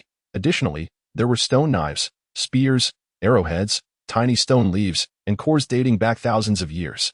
The more I gazed into this pitch-black space, the more my scalp prickled with unease, and I couldn't help but think, could this possibly be a realm of death? Overwhelmed by fear, I decided to summon my celestial being from the fan, thus adding another presence to our company, which eased the tension in my nerves. To be honest, I couldn't quite comprehend why my heart felt restless whenever I couldn't see my celestial companion. It was only when he was by my side that I felt a semblance of calm. Chapter 32. Blood-sucking bats. The ancient tomb site, buried deep underground, presented a scene of profound solemnity. The dilapidated remnants of the burial chamber exuded an air of desolation and grandeur. If this site were ever to be revealed to the light of day again, how magnificent and breathtaking it would be. As I ventured deeper into the labyrinthine corridors, I found myself ensnared in a web of pathways, each one obscure and fraught with uncertainty regarding which would lead me correctly. The narrow trails beckoned me. Yet I pondered their destinations. Were they not all perilous in nature? What secrets lay hidden within, warranting such risks? Suddenly, a cacophony of unsettling cackles resonated in my ears, compelling me and Fulling to inch closer to the source of the sound. We had arrived at the heart of the underground Longmen Grotto, where an immense rock hung suspended in midair, defying gravity through the arcane forces of fallen stars. There, two colossal bats dangled upside down, each equipped with razor-sharp talons that evoked a sense of dread. Yet the sound seemed to emanate from a concealed tunnel behind them, growing louder and more chilling, revealing the presence of countless diminutive vampire bats lurking in the shadows. A mere misstep or provocation could spell certain doom, regardless of one's prowess. The closer I approached, the more palpable the scent of blood became, emanating from the two enchanted vampire bats, once ordinary creatures. They had succumbed to the dark sorcery within the tomb, evolving into formidable predators through fierce competition and violent encounters with their brethren. It was unfathomable how many rivals they had vanquished to survive, and it appeared that the other bats regarded them as their leaders. These creatures possessed several characteristics, the foremost being their sanguinary nature.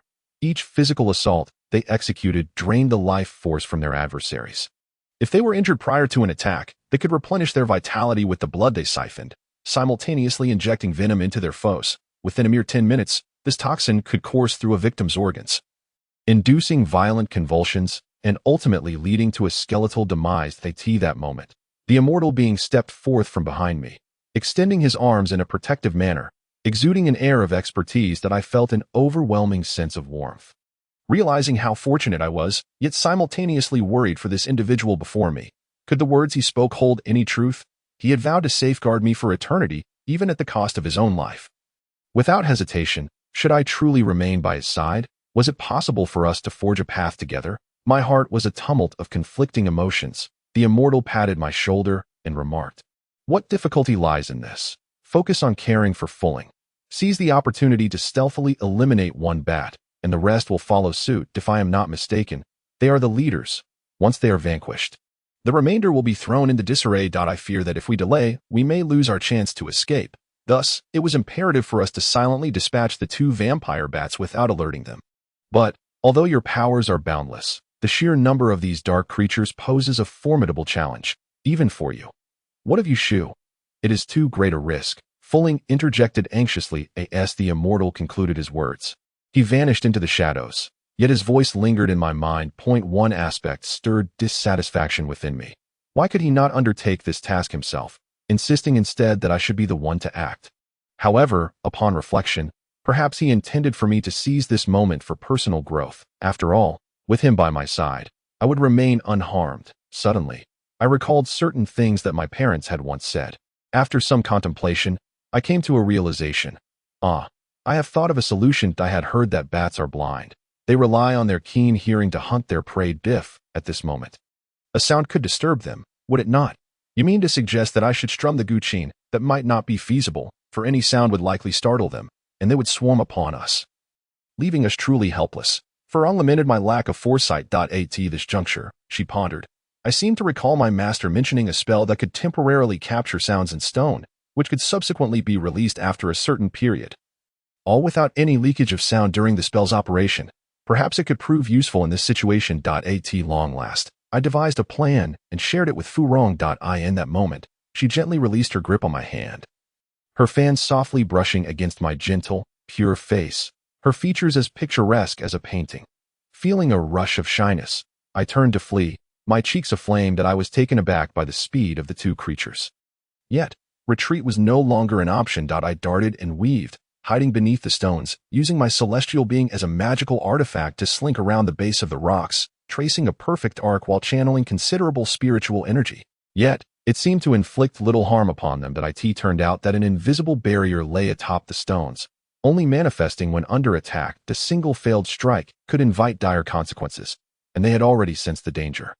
From the faint sounds of our breathing, they accurately discerned our positions, swiftly surrounding me. In that moment, the only one who could assist me was Furong. However, the confined space was ill-suited for her divine artifact, placing her at a disadvantage. Nevertheless, she would not stand idly by as I faced death at the hands of these fiends. She sprang into action. Suddenly, Furong resolved to risk everything and swiftly unleashed 2 violet arrows towards the foes. Unexpectedly, the blood-sucking bats misled her, sending the arrows straight towards the stone. The bats had intended to summon their minions for a coordinated attack, yet the stone erupted with a thunderous sound, causing those just emerging from the cave to retreat in haste. The barrier atop the meteorite vanished, and the arrows struck at its core, sending fragments tumbling down. In astonishment, I turned around only to find that the 2 bats had been slain by Furong's second volley from the Hui divine bow. I was momentarily stunned, chastising myself. If only Furong's divine bow had swiftly dispatched them, why did I take such risks? Yet, I could hear the mocking laughter of the Yushu fan directed at me. While Furong remarked with a smile, "The power of the Hui divine bow is immense. Had you not redirected its aim, the resultant commotion might have been catastrophic, bringing about our own downfall." I often act without thought. In a moment too late to intervene, they drew forth a swarm of little blood-sucking bats before their demise, filling the sky with their chaotic flurry. At one point, one of the bats nearly sank its fangs into Fulling's arm, but she deftly evaded it with a swift turn. Yet, such passive avoidance could not suffice. It was only a matter of time before they would catch up and bite. Now was the moment to employ the Fushi Qin. Thus, Sister Fulling valiantly engaged the malevolent creatures, entangling them to buy me some time to inscribe the sounds of the Fushi Qin into the stone. In pursuit of our plan. As the strings resonated, the surrounding bats descended into utter disarray. I maintained an air of composure, for the enchanted fan of the celestial being formed a protective barrier against their assaults. Moments later, I had successfully completed my task with the Fushi Qin. However, I found myself encircled by the bats, my mind racing with anxiety. I sent the fan spinning before me, directing it in various directions. And several unsuspecting bats were struck by the azure light, shrieking in agony. One bat, grievously injured, collapsed to the ground, its wing broken, clearly on the brink of death. Meanwhile, the remaining two took flight, seeking to escape the onslaught. Summoning reinforcements as more bats surged forth. In that instant, Sister Fulling and I pressed our backs together and conjured a spiritual barrier. Yet two bats surprisingly breached the boundary. Evil spirits, begone! I seized the moment. Reciting a portion of the demon-slaying incantation, the bat to my right plummeted to the ground, incapacitated. The last bat, sensing its inevitable fate, abandoned its escape and swooped directly towards Fulling, intent on bringing her demise. Though my plan was far from perfect, it remained the sole method to drive away those obstructing our path. Therefore, I was determined to give it a try, eager to prove myself as a true demon slayer, no longer reliant on anyone else. Chapter 33. Terrifying encounters in the ancient tomb. Observing the increasing number of blood-sucking bats emerging, the celestial being urged us to gradually guide the barrier towards the entrance we had just traversed. Mo Fulling drew her divine bow, launching an arrow towards the upper section of the cave entrance. The arrow's spiritual energy reverberated through the air. A massive stone came crashing down from above. With a resounding thud, our only path of retreat was sealed shut. I placed the engraved sound stone beside the entrance, gently waving my fingers as I silently chanted the incantation. The sound of the Fushi Qin emanated, drawing the bats' attention and causing their ears to perk up. They flocked towards the entrance we had just come through, and as they flew in, some collided with the walls, meeting a bloody end. We incinerated them all to prevent any remaining demons from escaping and wreaking havoc upon the world. Sister Fulling raised her bow, shooting down a portion of the massive stone above the entrance. Completely sealing it, I felt an inexplicable pang of cruelty, having witnessed the instantaneous demise of thousands of malevolent creatures. Yet Sister Fulling remained unfazed, her heart as cold as ice towards the demons. With our retreat cut off, we could only press forward in search of an exit and a reunion with the others. Taking advantage of the illumination provided by the flickering flames, I discovered a small side door on the southeast side. Perhaps it was the only passage leading to the heart of the ancient tomb, or maybe it served as a secure exit. As we followed this path, we inadvertently ventured deeper into the crypt. However, the challenge before us was even greater. We now faced 8 directions, with a total of 64 stone doors of identical size, each leading to a different realm, and it remained a mystery which one was the door to life. The 64 hexagrams are formed by the overlapping of 8 trigrams in various combinations, resulting in a total of 64 hexagrams. Each hexagram comprises 6 lines, also referred to as separate or duplicate hexagrams, among which the hexagrams formed from the overlapping of the 8 trigrams are called pure hexagrams, retaining the names of their corresponding trigrams. Suddenly, Sister Fulling held her breath, her head slightly bowed as if lost in thought. Or perhaps she was experiencing a new sensation or discovery. She suddenly felt an inexplicable force and ability, strongly sensing the location of the life gate, with a mix of skepticism and hope. The celestial being and I chose to follow her lead, trusting that her intuition was correct. As we passed through the archway and ventured further inside, we soon arrived at the center of the ancient tomb. Surrounding us were 4 colossal columns, and at the center stood a massive stone tomb, its vastness requiring 3 tiers of steps to reach its summit. The adjacent walls were adorned with various ominous symbols and images of ghastly apparitions, instilling a sense of unease. In the southeast corner, there were unexpectedly hundreds of terracotta warriors, their eyes gleaming with intensity, glaring fiercely, their lifelike forms exuding an aura of menace. The sounds emanating from the center of the tomb had now abruptly ceased. Although we had reached the entrance of the ancient tomb, we remained unaware of whose final resting place it was, a sight that had nearly cost us our lives.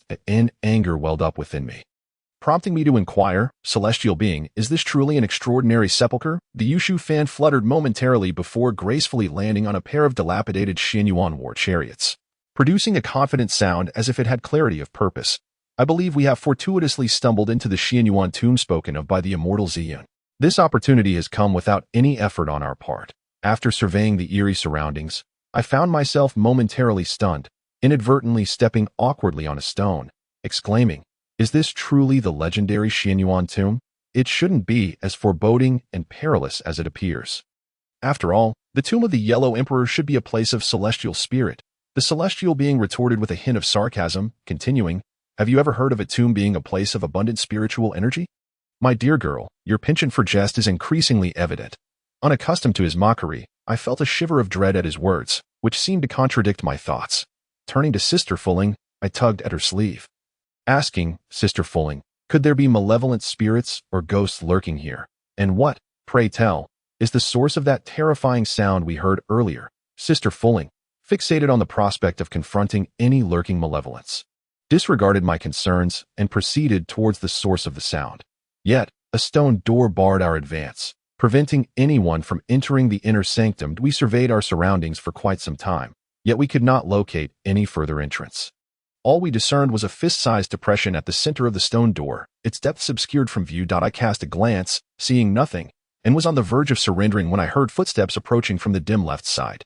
Both I and Sister Fulling immediately became alert, her expression cold, and her gaze fiercely fixed upon the indistinct figure advancing towards us, as if poised for confrontation. Suddenly, two coughs from a woman echoed from the shadows. A sound I found eerily familiar, followed by a man's voice. "There is no need for alarm. It is merely I and Jingy, not some malevolent creature. We have entered through a hidden passage from the northwest."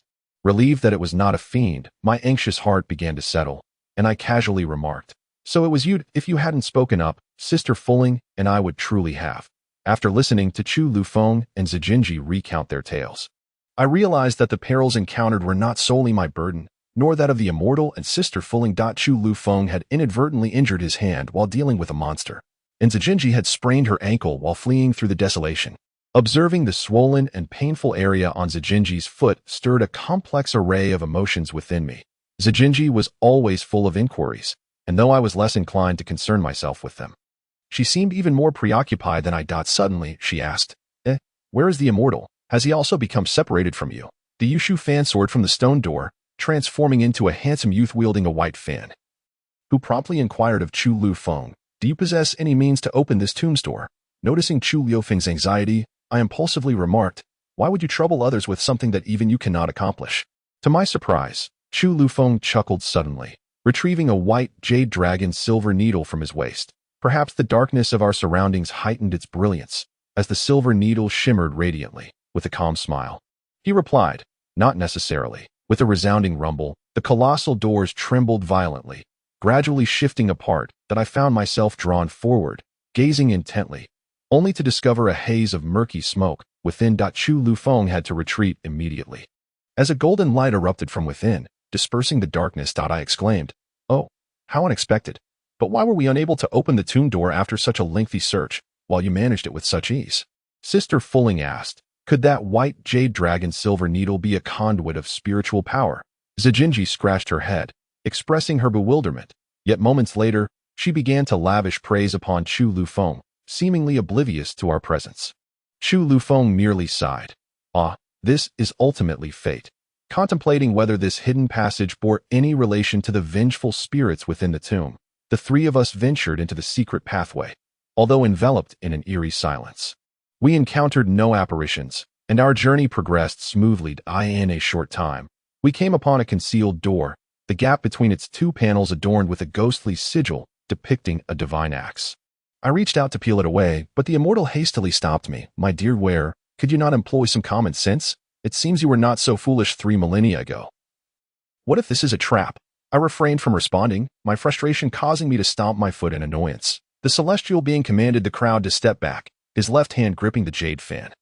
As he aimed at the narrow gap between the two doors, which he deftly traversed, suddenly, the celestial being sprang back with urgency, and a series of sharp sounds echoed as several crossbow bolts were embedded in the concealed door and the ground before it.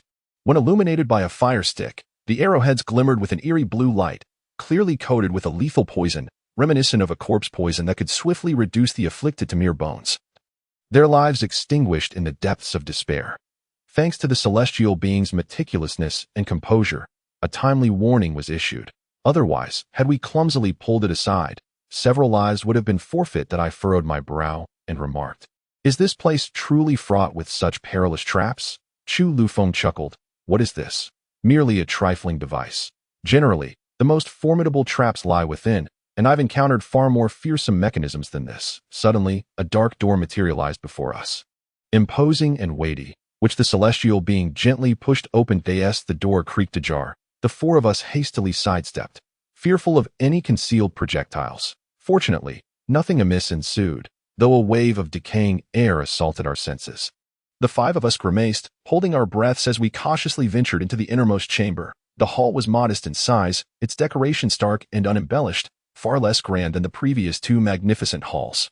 Scant adornments graced the bare stone walls. Save for a few oil lamps, in the center stood a massive alchemical furnace, resplendent in its craftsmanship, its walls intricately carved with fantastical creatures, vividly lifelike. Suddenly, the true heart of the tomb unveiled itself before us, as a sinister cackling emanated from within the stone sarcophagus, morphing into a harsh and solemn voice.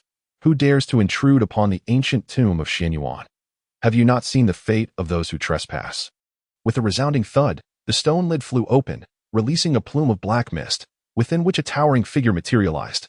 Lacking a head, its eyes were represented by breasts, its mouth by a navel, wielding a halberd with a menacing grace. A palpable aura of ferocity surrounded it, a chilling smile gracing its lips, emanating an indescribable dread. The figure bellowed in fury, "Very well. Regardless of your intentions, any who dare invade the ancient tomb of Xianyuan shall undoubtedly perish." Upon hearing such incredulous words, Fuling gasped. You are the war god Xing Tian." The figure coldly replied, "Indeed, I am the war god Xing Tian of ancient times. And who might you be?"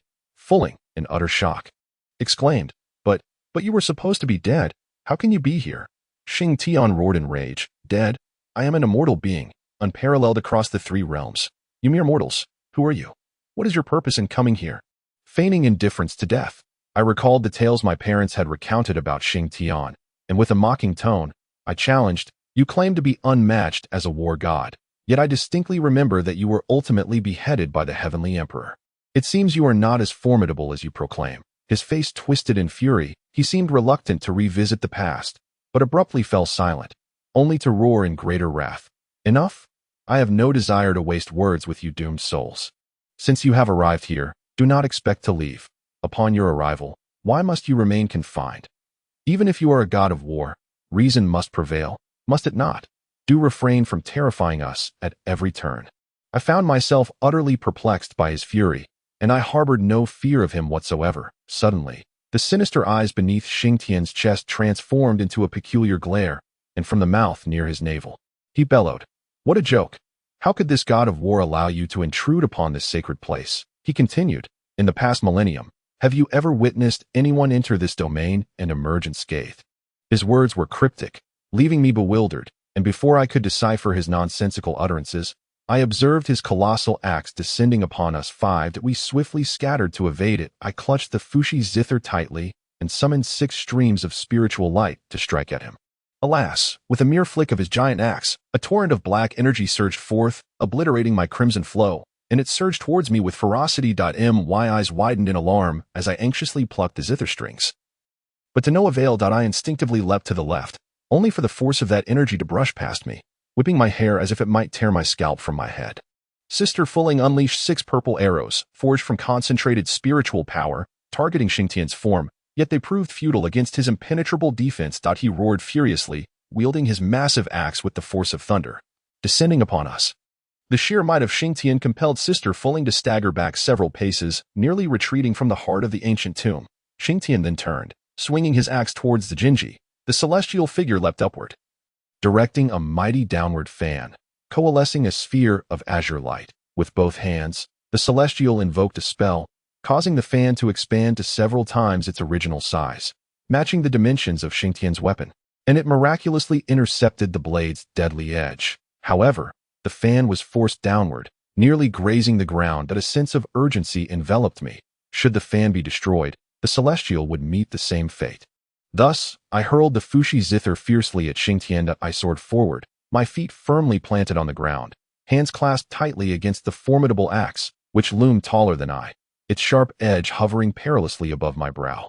I felt an overwhelming strain, fearing I might be cleaved in two at any moment. Yet, I could not relent, for I found myself inexplicably protective of the Celestial, as if I could not bear to see him harmed.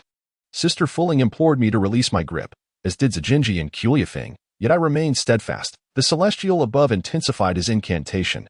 Ultimately, Sister Fulling harnessed the spiritual power of the Fushi Jade, launching 8 arrows at the giant axe.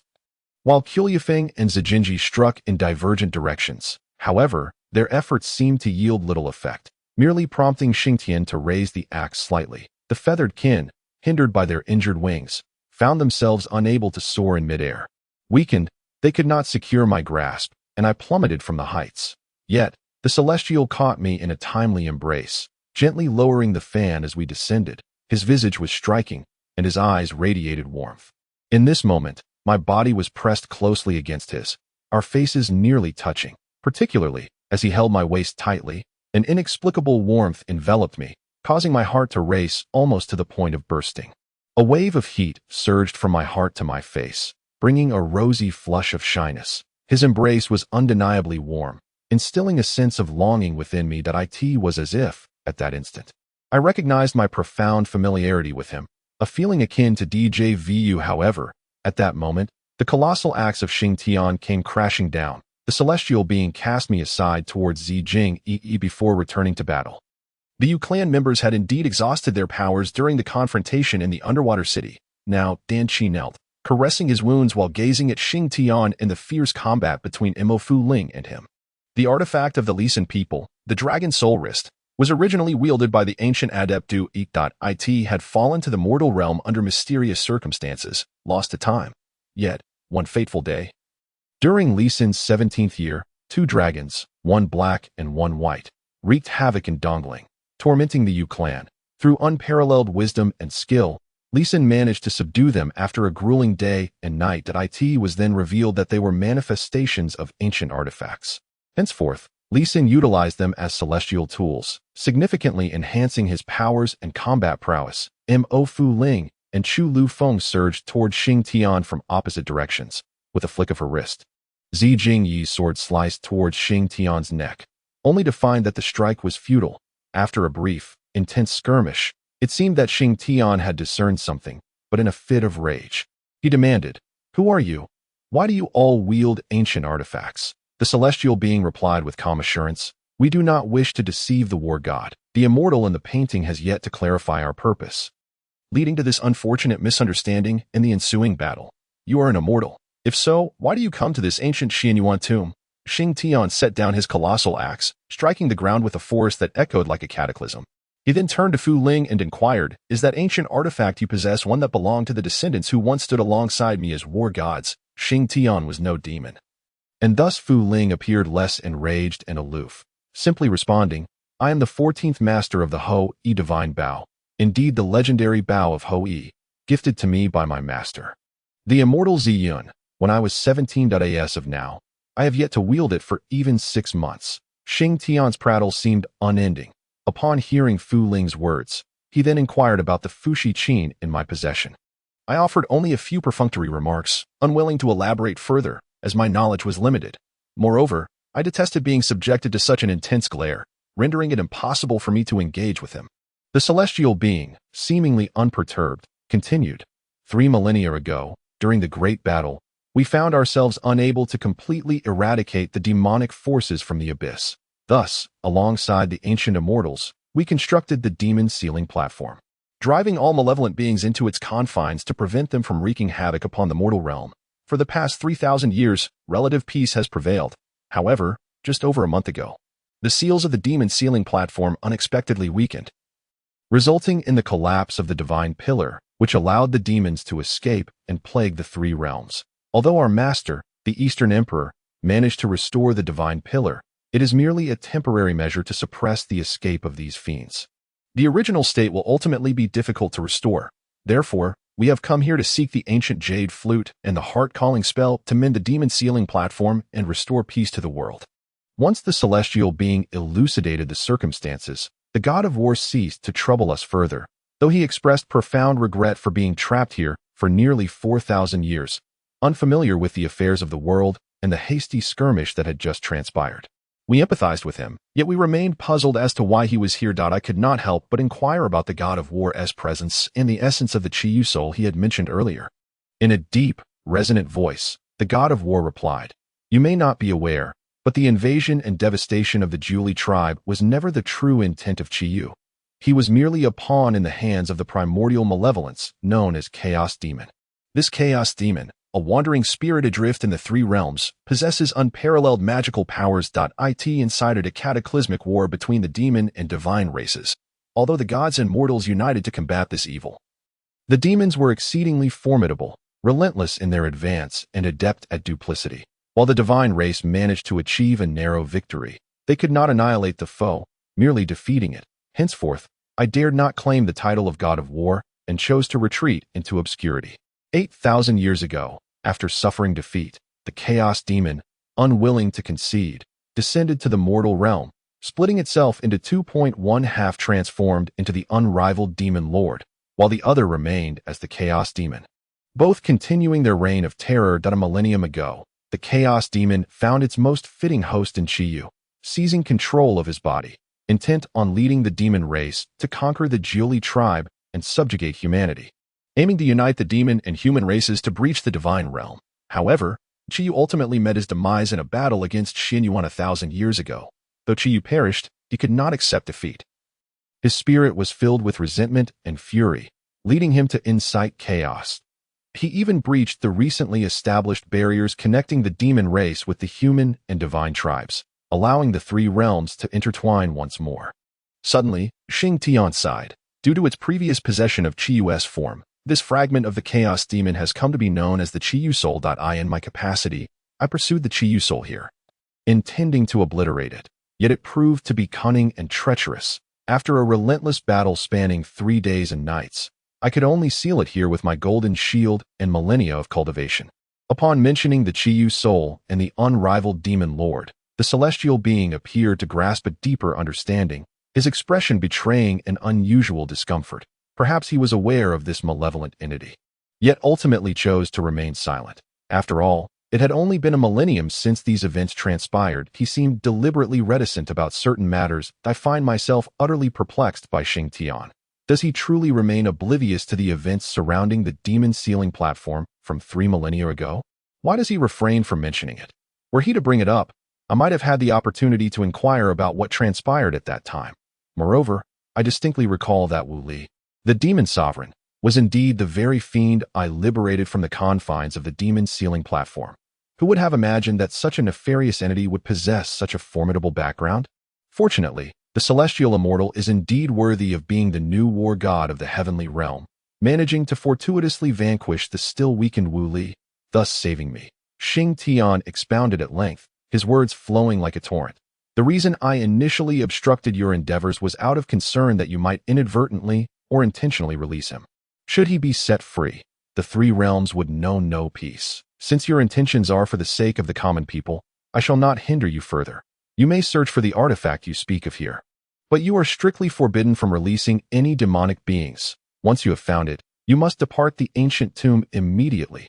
Chapter 35. The Four Divine Beasts. Xing Tian laughed maniacally, proclaiming, "Rest assured, I have sealed him within a certain location of this ancient tomb, bound by the golden shield and marked with the demon suppression seal. As long as these two remain intact, he shall never escape.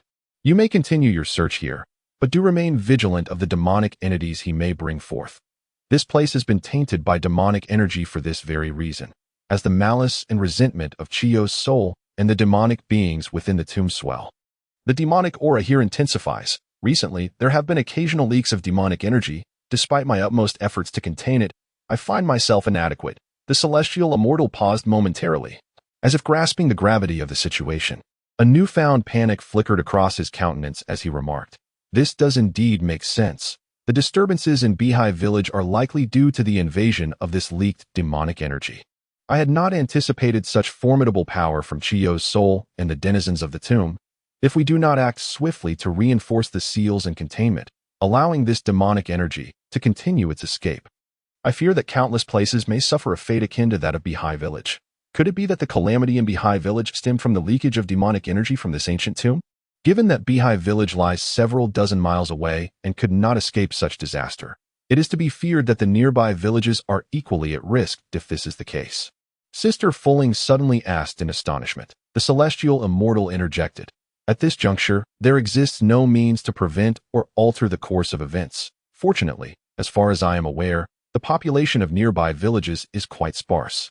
Apart from Beehive Village, the only larger community is Hanyuan Village. Should the situation truly unfold as such, having resolved the misunderstandings and unraveled the mystery of Beehive Village, it became clear that the inhabitants of Beehive Village and the beings of the sea were under the sway and influence of the invading demonic energy, which led to the tragic occurrences between the sea-dwelling beings and those of the land.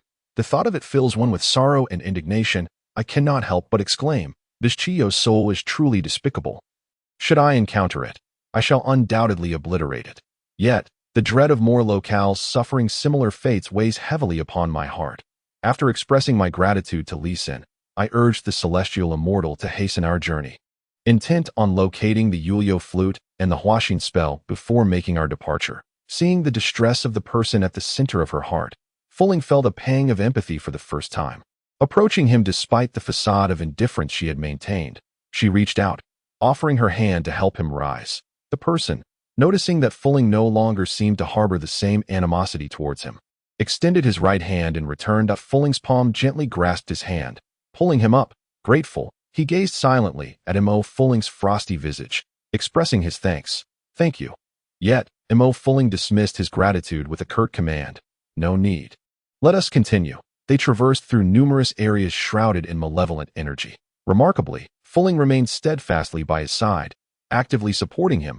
Despite having navigated several ominous paths, this place appeared vast and desolate, surrounded by numerous battle chariots, ancient swords, and the like. In the corners of the hall stood crimson pillars, carved with dragons and phoenixes, their lifelike forms accentuated by a gilded finish. Above, the ceiling was adorned with faint blue squares in a colorful pattern.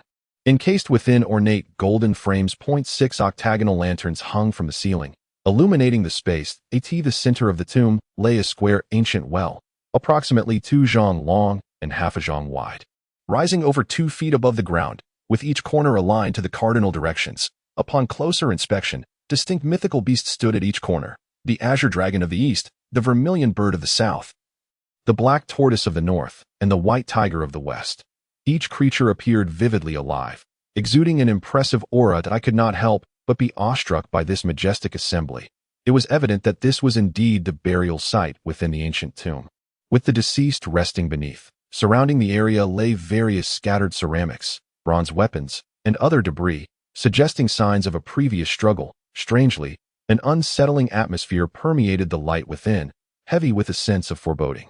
I assumed this chill was characteristic of all tombs and paid it little mind that as we approached the square structure, we examined it thoroughly, yet found no jade flutes or scrolls containing heart-calling incantations.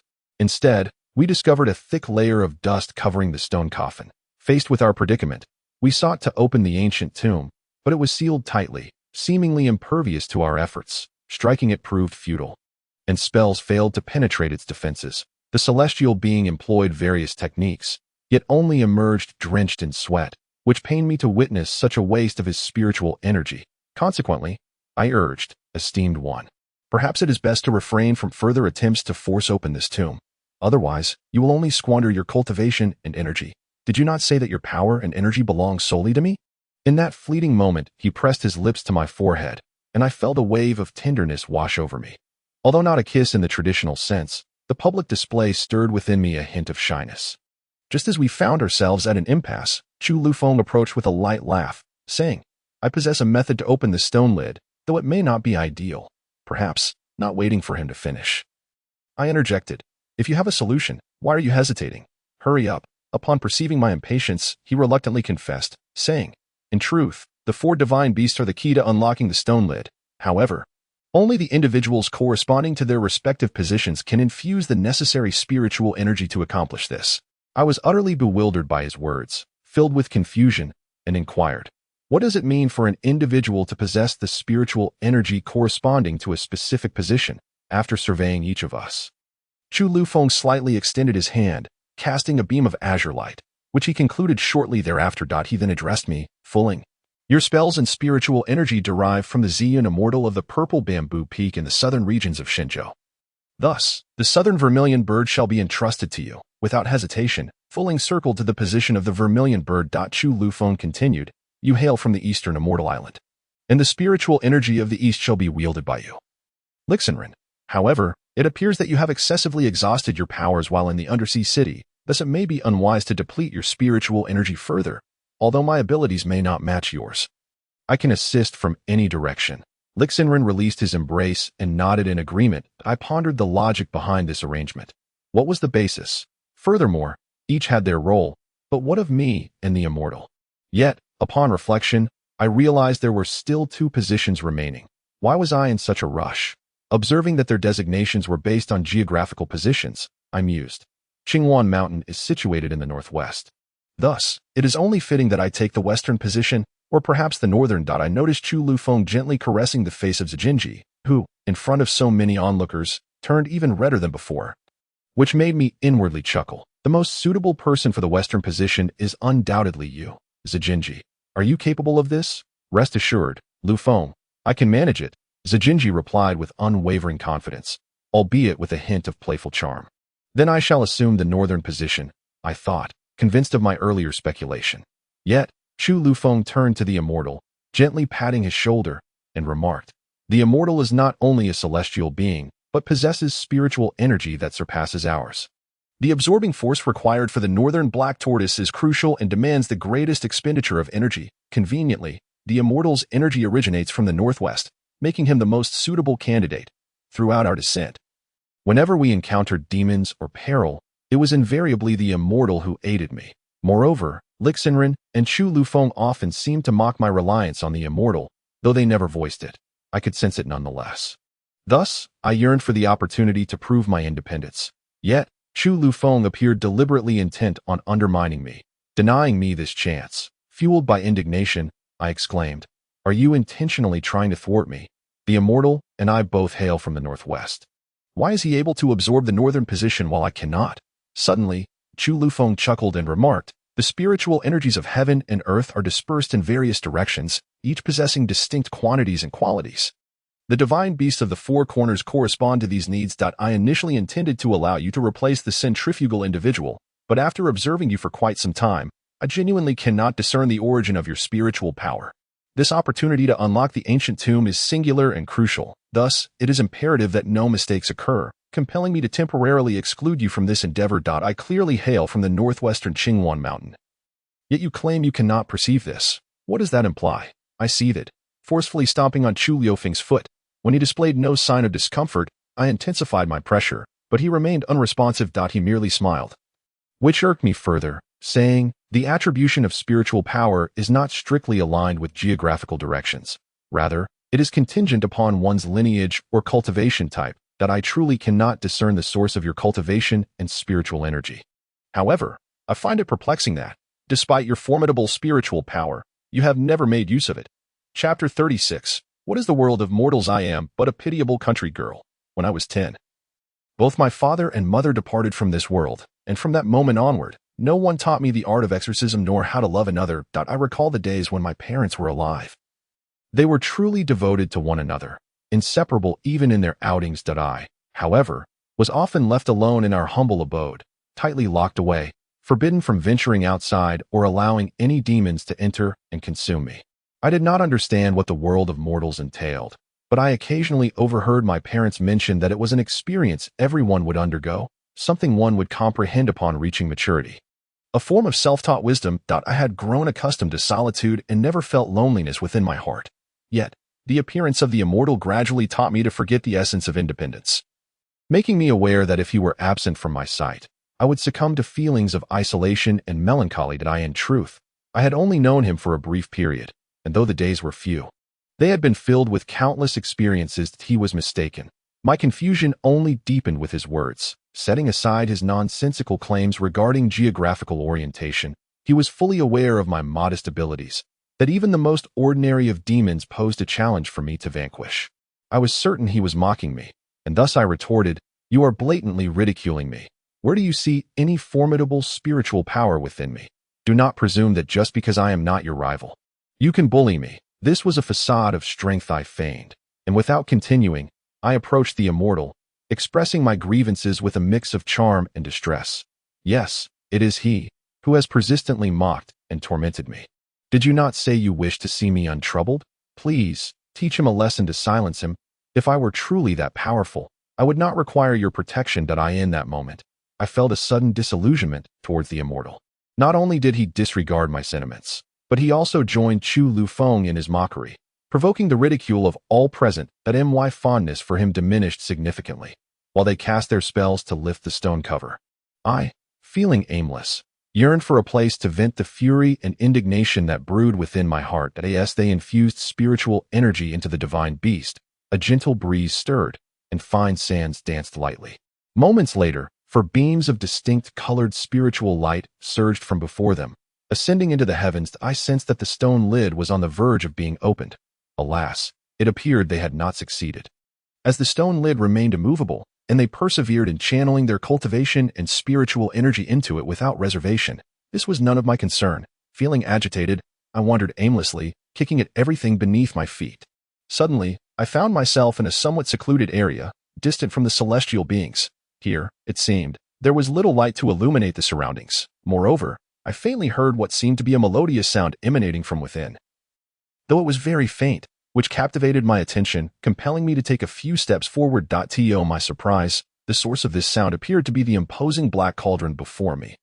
Towering even higher than it looked exceedingly heavy. I recalled my father mentioning the divine cauldron of Shinnong and the legendary Jiuzhou cauldron. This object had reappeared within the ancient tomb of Xinyuan, further solidifying my belief that it must be one of the two. However, if it were indeed the Shinnong cauldron, it could be justified, but the Jiuzhou cauldron necessitated 9, yet here stood but 1. Just above the cauldron, I had distinctly seen a wisp of black mist, but it vanished in the blink of an eye, prompting me to dismiss it, reasoning that I was merely fatigued from the past few days, leading to such hallucinations. Once this matter was settled, I would journey to Qinghuan Mountain for a well-deserved rest. As I gazed at the increasingly radiant demon-slaying bracelet, my vigilance heightened, lacking the Fushi Qin. My cultivation was merely mediocre, thus I resolved to depart swiftly. Yet, I found my path obstructed by 2 ominous figures, neither wholly human nor ghostly, exuding a fierce and menacing aura. I surmised that the malefic energy emanated from them. Despite their fearsome appearance, they were merely typical minor demons, and I believed I could handle them. Therefore, I retrieved 2 fire talismans from my bosom, recited the incantation, and hurled them at the demons. These 2 fiends proved to be utterly feeble. Letting out wails before swiftly being vanquished, I felt a surge of exhilaration as the bracelet's glow diminished significantly. I took a moment to breathe, thinking to myself, thankfully, no more demons had appeared. However, the bracelet continued to emit light, albeit not as brilliantly as before, indicating that there were still demons lurking nearby. Yet, as the earlier black mist dissipated before me, the bracelet ceased to shine. I mused. It turns out this bracelet also experiences delays in its luminescence. I believe there were still demons in the vicinity, and while I initially intended to leave, they taunted me one by one. I felt compelled to prove to them that I was a bona fide demon slayer. Thus, I resolved to overcome my trepidation and discern the nature of the demons causing this disturbance. I remembered that the glow of the demon-slaying bracelet could inflict harm upon these creatures. Thus, I brandished it towards them. Upon seeing the bracelet, they recoiled slightly, yet they seemed unafraid, baring their teeth at me. Infuriated, I retracted the demon-slaying bracelet, thinking, "Cursed bracelet, how could my parents have extolled your virtues so highly when you seem utterly useless now? It appears I must rely on myself after all." I sought to retrieve the talisman from my bosom once more, only to realize, in my haste to descend the mountain and my disdain for the burdens I bore, I had not brought enough talismans with me to this moment. All my talismans had been expended. My mind was a blank slate, filled with profound regret and self-reproach. Yet, no remedy was at hand. I muttered to myself. Had I known, I would not have been so dismissive of the weight of my pact. Am I truly to confront them barehanded? Just then, a monstrous creature lunged at my face with its razor-sharp claws. Shattering my train of thought, I instinctively raised my hand, striking its chest with a forceful palm, only to be astonished as golden light radiated from my hand, seemingly infused with some arcane power that obliterated the creature into dust. This newfound confidence surged within me, and I turned to the remaining fiends, mocking them with a mischievous grimace, seeking to vent my frustrations that in mere moments, I vanquished wave after wave of these creatures. Perhaps a dozen in total. Though they were but ordinary fiends, I found myself utterly exhausted, leaning against the damp, frigid stone wall, gasping for breath that I surveyed my surroundings, wary of any other beasts that might emerge. But for the span of a short incense stick, no further adversaries appeared. Yet, the demon-slaying bracelet continued to glow intensely. Confounded, I observed the swirling miasma nearby, surmising that the bracelet's brilliance must be a reaction to the lingering demonic energy. I muttered again. This bracelet does not seem as extraordinary as I once believed. It could simply have failed or misreported, for moments ago it proved utterly useless.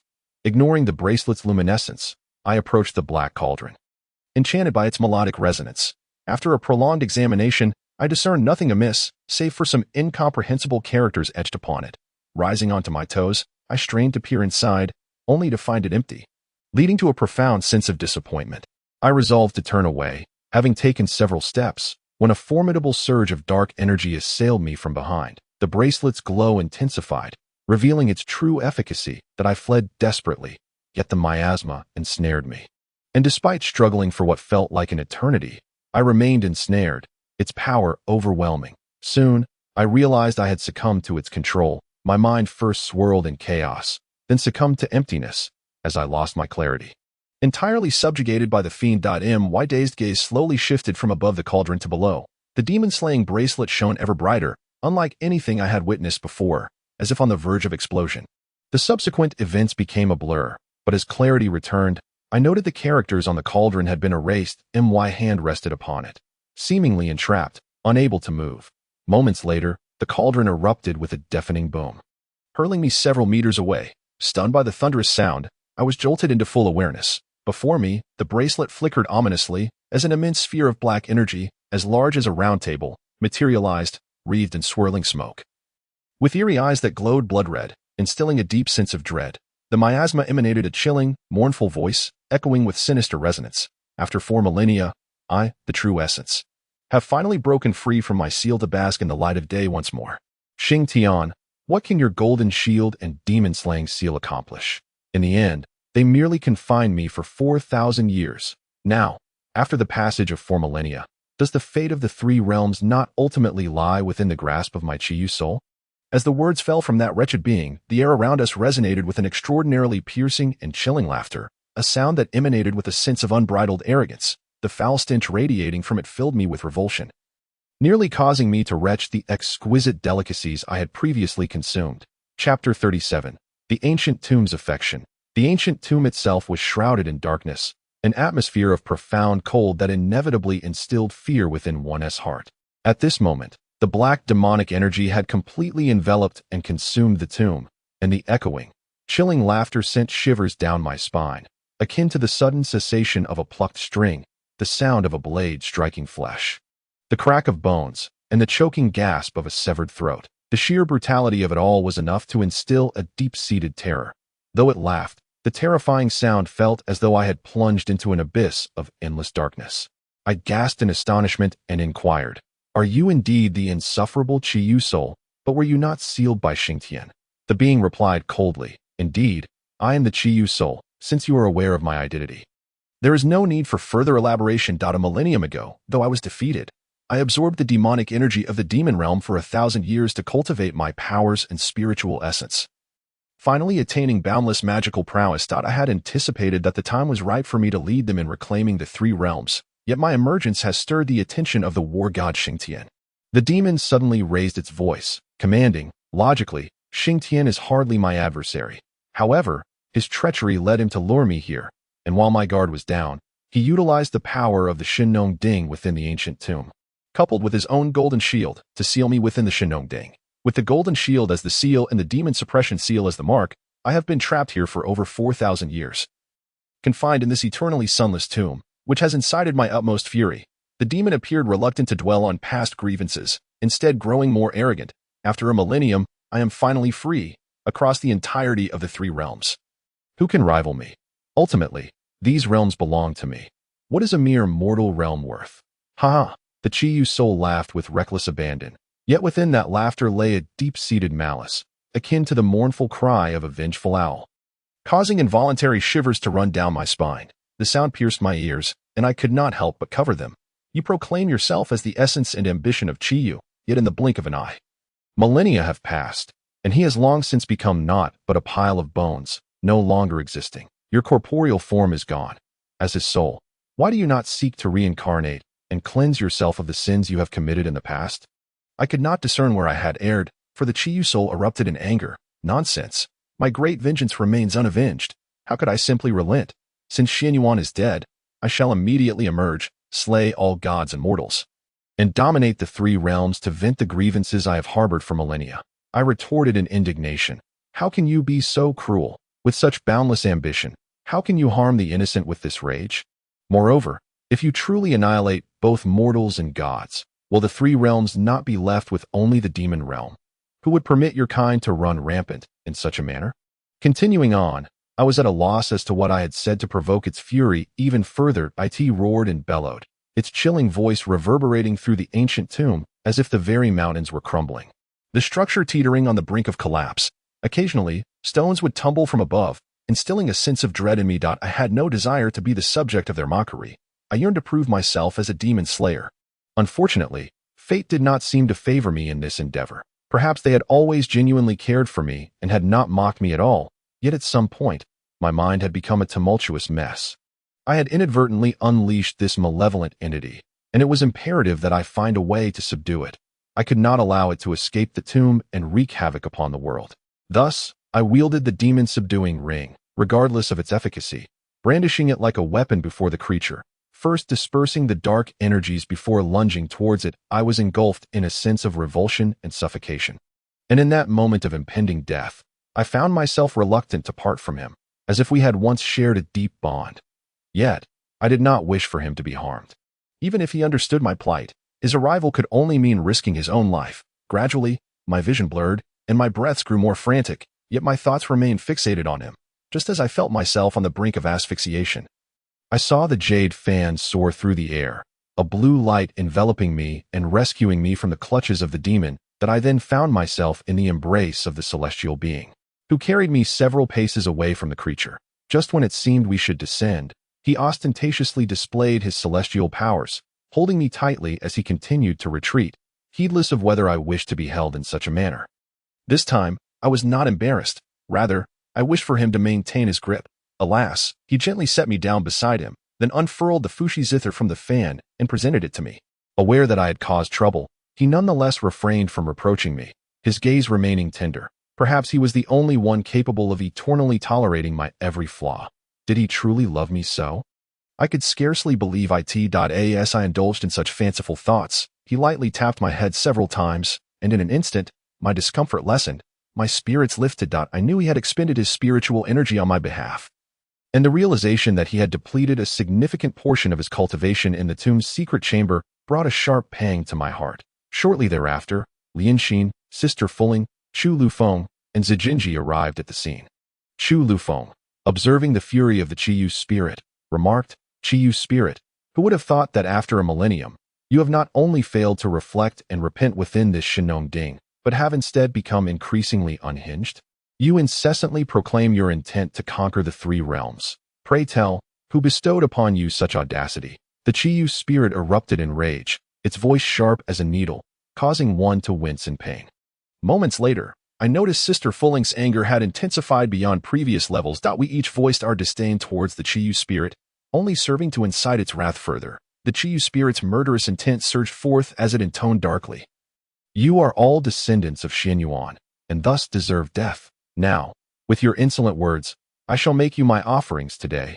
Minions, charge forth." With that, the demon swept its shadowy hand, and from the surrounding chamber emerged a multitude of vengeful spirits. Rushing towards the six of us, the celestial being let out a powerful shout, casting spells to keep the multitude of restless spirits at bay, preventing them from advancing within 2 yards. the spirit of Qiyu roared in fury. Yet the throng of ghosts remained unable to breach the barrier. However, the 6 individuals on our side were also straining under the continuous casting of spells, the relentless cycle of death and resurrection. Akin to a war of attrition, was both tiresome and vexatious. Suddenly, a wave of gratitude echoed nearby, and I discerned countless vengeful spirits swirling around the essence of Qiyu, while the minor spirits in the hall encircled him as well. The spectral beings spun faster and faster, emitting eerie, chilling laughter that left us dazed and nauseated. Remarkably, the spirit of Qiyu reacted with astonishing swiftness. He abruptly began to channel a sinister power, extending his formidable claws towards the celestial being and fulling with menacing intent. The celestial being quickly employed his mystical arts, maintaining a smile, yet his deep, dark eyes radiated an icy chill. With just a glance, one could find themselves paralyzed, as if plunged into an endless abyss. This was the first time I had sensed a murderous aura emanating from him. I had never witnessed such gravity in his demeanor before. De Fulling's eyes flickered with a frigid intensity, and in an instant, she unleashed a terrifying aura filled with profound malice and despair that felt as deep as the abyss. She sidestepped and drew back the divine bow of Hui, releasing 6 violet arrows that illuminated the darkness, piercing through the body of Qiyu, yet achieving nothing. Chu Lufeng and Zijinji, along with Lixinren, flanked the sides for a coordinated assault, while I sought an opportunity to strike. 2 bolts of lightning descended, forcing Qiyu to hastily withdraw, narrowly avoiding the loss of an arm. Alas, Lixinren seemed heedless of caution, desperately attempting to shield Fulling from harm. In that moment, it was evident that he was deeply reluctant to see her injured. He would sacrifice his very life for her, surpassing the bounds of ordinary friendship. Fulling, too, had noticed Lixinren's reckless defense as the feathered kin prepared to unleash their wings in anger. She released 2 arrows that flew past them, halting their advance. In an instant, Fulling had soared to Lixinren's side, pulling him away from the clutches of the malevolent energy. Simultaneously, Fulling exclaimed in anger, "What gives you the right to risk your life for me? Who permitted you to act in such a manner?" The dark, blood-red gaze of the malevolent spirit was chillingly cold, reminiscent of a bloodthirsty demon returning from the depths of hell. Those deep, perilous eyes fixated on our group. Surrounded by a palpable aura of lethal intent, flickering with an unknown crimson light. An ominous glimmer passed by, exuding an air of danger. It seemed poised to strike again, instilling a sense of dread. I found myself at a loss as to whether Fulling was reprimanding Lixinren out of concern or genuine ire. Her deep, dangerous eyes remained locked onto him, with droplets of his blood staining her visage. Then, to my astonishment, Lixinren coughed up blood, his throat burning, yet he firmly grasped Fulling's hand. With a faint smile, he declared, "It is your essence that enables me to forsake my previous vow, untainted by the affairs of the world. I tread upon the clouds of the heavens." Fulling appeared momentarily taken aback, seemingly struggling to comprehend his words, yet Lixinren continued with a rueful smile, "I simply cannot allow you to be harmed." At that moment, the dark demonic energy lunged towards the unsuspecting sister, Fulling like a menacing claw. Without hesitation, I fervently played the Fushi chain, conjuring several beams of crimson light to strike at the malevolent grasp. While the individual known as Lee Sin forced their body to shield me from the solitary remnant of demonic energy I had failed to dispel. In a fit of rage, Sister Fulling unleashed 6 arrows of light towards the dark energy and, lowering her head to face the feathered kin, declared with piercing intensity, "I will not allow you to perish. Rise up, I command you." Chapter 38. Mutual destruction. Lee Sin appeared to be in a state of bliss, gently extending another arm to caress Sister Fulling's face, which bore an intricate blend of indifference and tenderness. Perhaps Sister Fulling's hatred for the demons was genuine, yet she remained distant from Lee Sin, instinctively evading the bloodied hand reaching out to her. Just as Lee Sin had reached their limit, upon witnessing Mo Fulling turn away, they too succumbed to unconsciousness, their hand falling but firmly grasped by Sister Fulling. Amidst this turmoil, Mo Fulling cried out in a blend of sorrow and fury towards the unconscious Lee Sin, exclaiming, "Demon, what pretense is this? Do not think that by feigning death or fainting, I, Mo Fulling, will feel any sympathy for you. Let it be known, I harbor no compassion for demons, nor an ounce of pity. Should you perish, I shall simply find a place to bury you." As Mo Fulling spoke, her tone grew increasingly complex, oscillating between rage and heartache. Yet Lee Sin remained unresponsive. She continued to circle around Lee Sin, urging him to muster the strength to survive, to cling to even the slightest hope. Though Lee Sin could not hear her words, they nonetheless resonated within his consciousness. The battle between the celestial beings and the demonic entities raged fiercely. These demons were truly formidable, ensnaring us all in their grasp within mere moments. The repulsive, foul-smelling dark energy they emitted was suffocating and nauseating. Bound by the tendrils of the black magic, we found ourselves rendered immobile, just as we seemed to be on the brink of despair. A colossal axe suddenly whirled into view, striking heavily against the massive dark energy. In an instant, the dark energy transformed into a shadowy barrier, deflecting the giant axe. Xingtian seized the weapon, glaring fiercely at us all. Xingtian's assault proved effective. As the second horizontal strike of the axe descended, the demon unexpectedly cast us aside in all directions. I was violently thrown against the wall, resulting in a sharp pain coursing through me. Sister Fuling, meanwhile, crashed beside the already unconscious feathered kin, her hand, which gripped the divine bow, gently resting across their form. As Feng approached the shards of the Shenong Ding, preparing to make contact. He deftly maneuvered to embrace it, lifting it upward, while his palm shattered the fragments, spilling his blood across the ground. Although the celestial being was an ancient immortal, he proved no match for the demons. When struck, he staggered back, his fan fluttering as he struggled to maintain his balance. Yet, he feigned strength, smiling at me with an air of reassurance. Despite being overmatched by the demonic force, this pretense only deepened the complexity and heaviness of my emotions. After a quarter of an hour, we finally subdued the lesser minions. Yet we were left utterly exhausted, breathless and panting from the exertion. The fierce battle rages on, yet at this moment, it is only Xingtian who continues to fight. We have, to some extent, already depleted a portion of this monstrous entity's spiritual energy.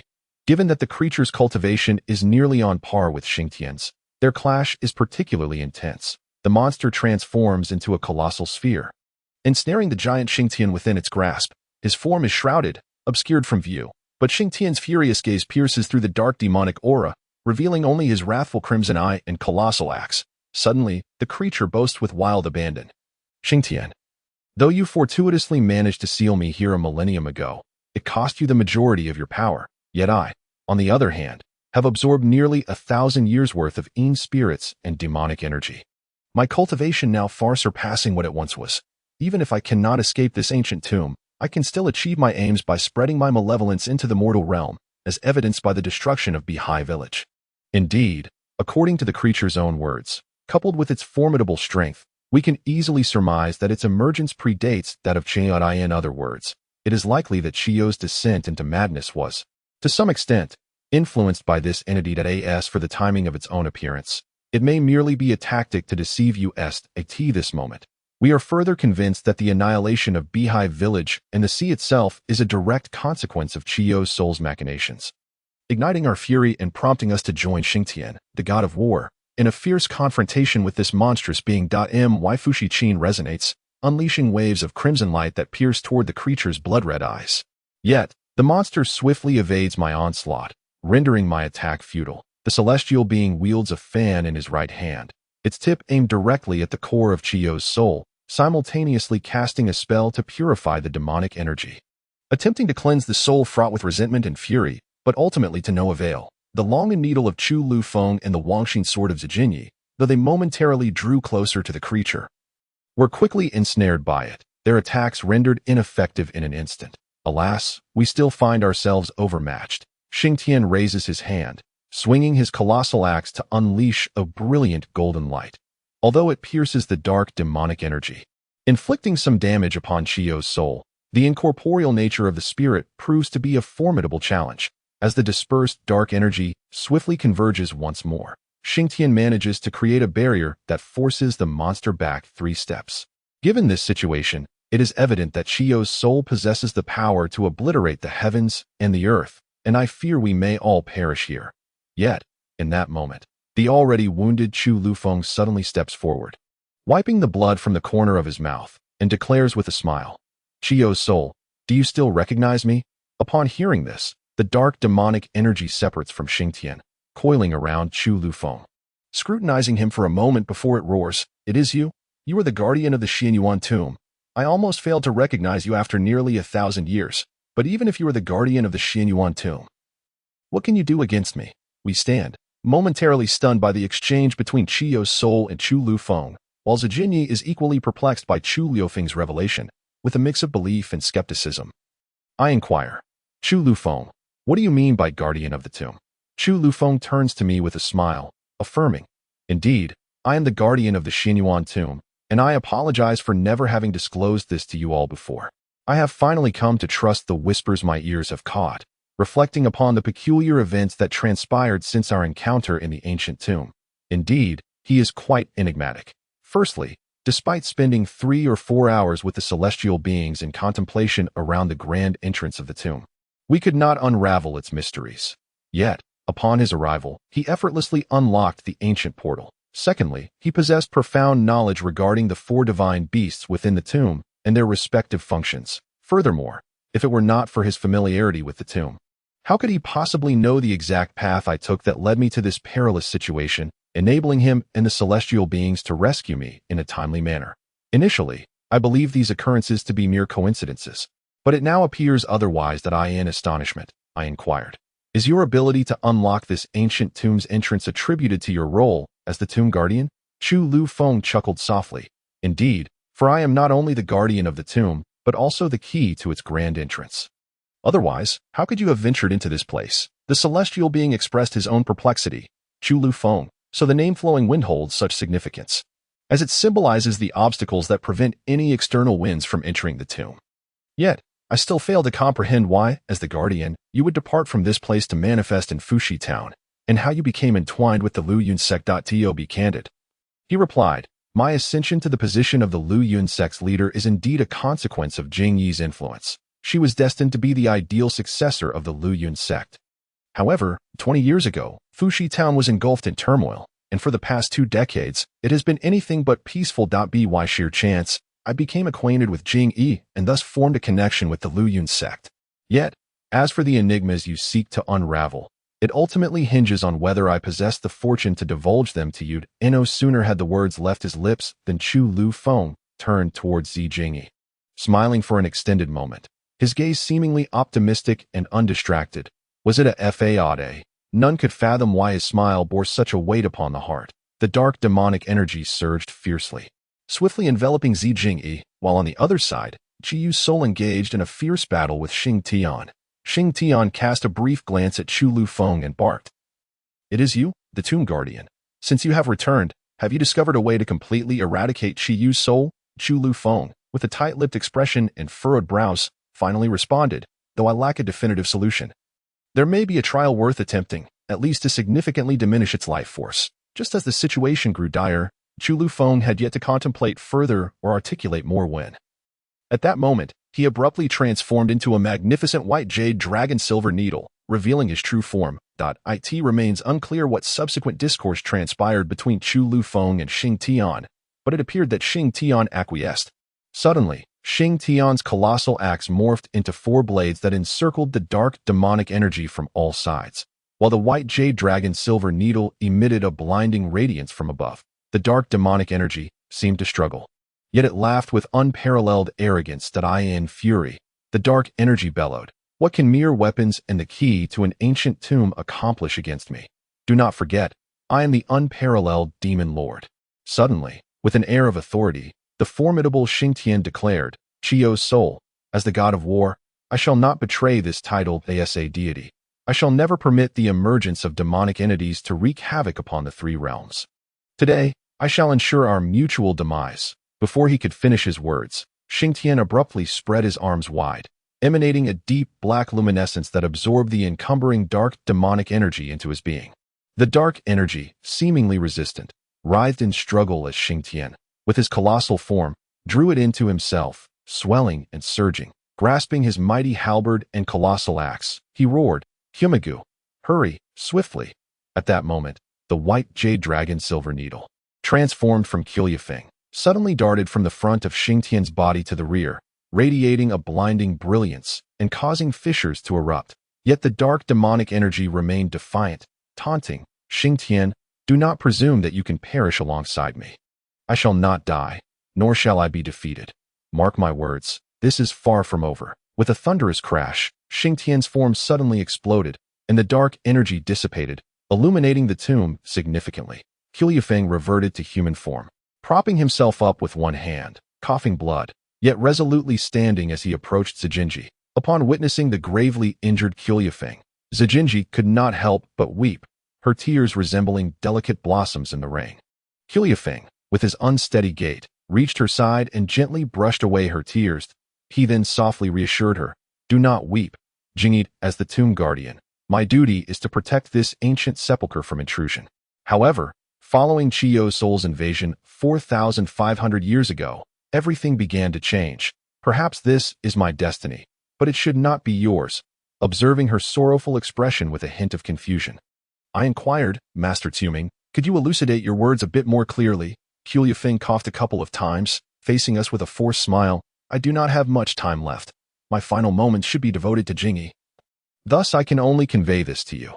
Witnessing Qiuyefeng, gravely wounded, on the brink of death, I felt a profound fear of witnessing someone perish before me. Yet, I vaguely recalled a question he once posed at Luyun Gate. Is it truly impossible for the dead to be resurrected? Chapter 39. Deep affection for the ancient tomb. Within the expansive Xianyuan ancient tomb, an air of desolation pervaded, casting shadows all around, and the heavy atmosphere weighed down upon one's breath. Fragile tears seemed to shatter the echoes of countless voices. Qiuyefeng gently caressed Jingyi's face, then turned to me, saying, "Not long after sealing Chiyo's soul, Xingtian foresaw that a millennium later, the seal within the divine tomb would be breached. In pursuit of a method to completely eradicate the dark demonic energy, he permitted me to leave the tomb in search of strategies to combat our foes. Shortly after I departed the ancient tomb, I encountered her. Initially, I had no intention of becoming entangled in the mortal realm, yet fate led me into its snare, entangling me in the threads of 3,000 troubles. Thus, the events of today have unfolded." Qiuyefeng's body was riddled with wounds, and he could scarcely endure much longer. He refrained from elaborating further, merely coughing a couple of times, his voice trembling as he said, "Very well, I shall reserve the remaining moments for her. You may take your leave. Do not weep, Jingyi, do not weep. If you continue to cry, I too shall succumb to tears." Qiuyefeng's countenance was ashen, adorned with a bitter smile, as he wiped away the flood of crystalline tears cascading from Zijinji's eyes. "I dare not reveal the truth to you, fearing that once you grasp it, you may find it unbearable. From my perspective, my apprehensions have proven justified, yet I shall not permit you to be sorrowful. The events that transpired today are but the strands of my destiny, once woven. Fate is immutable and cannot be altered by any hand." As Chu Lufeng spoke, he summoned the last vestiges of his spiritual energy to sustain his form. He remained deeply concerned for Zijinji, left to navigate the world alone, and lamented with a heavy heart, "In this life, the mere chance of encountering you renders my existence devoid of regrets. Yet I still worry for you. Worry that without my presence, you will lack a companion to engage in playful banter. Worry that you may struggle to care for yourself. Worry that you..." Before he could finish, Zijinji erupted into tears, exclaiming, "Knowing full well that such a fate awaited us today, why did you still bring me to the ancient tomb? Are you not aware that without you, I cannot survive alone? Why must you be so heartless?" Qiuyefeng's voice remained heavy as he continued, "In truth, from the moment we arrived in Donglai to seek guidance, the Donglai Immortal had already foretold the clarity of our intertwined destinies. A truth I chose not to disclose that it was only a month ago, upon witnessing the emergence of the ominous Shui Qianshan and the rampaging demonic forces, that I understood the cataclysms ahead, anticipated the arrival of Yushu and the Immortals, and foreseen my imminent departure from you. You shall not perish, Lu Feng. You once declared that we have a long lifetime ahead of us. Have you forgotten? A promise made to cherish this life together." Zijinji tugged fiercely at Chu Liufeng's arm, shaking and weeping that I never imagined this place would become a site of farewell.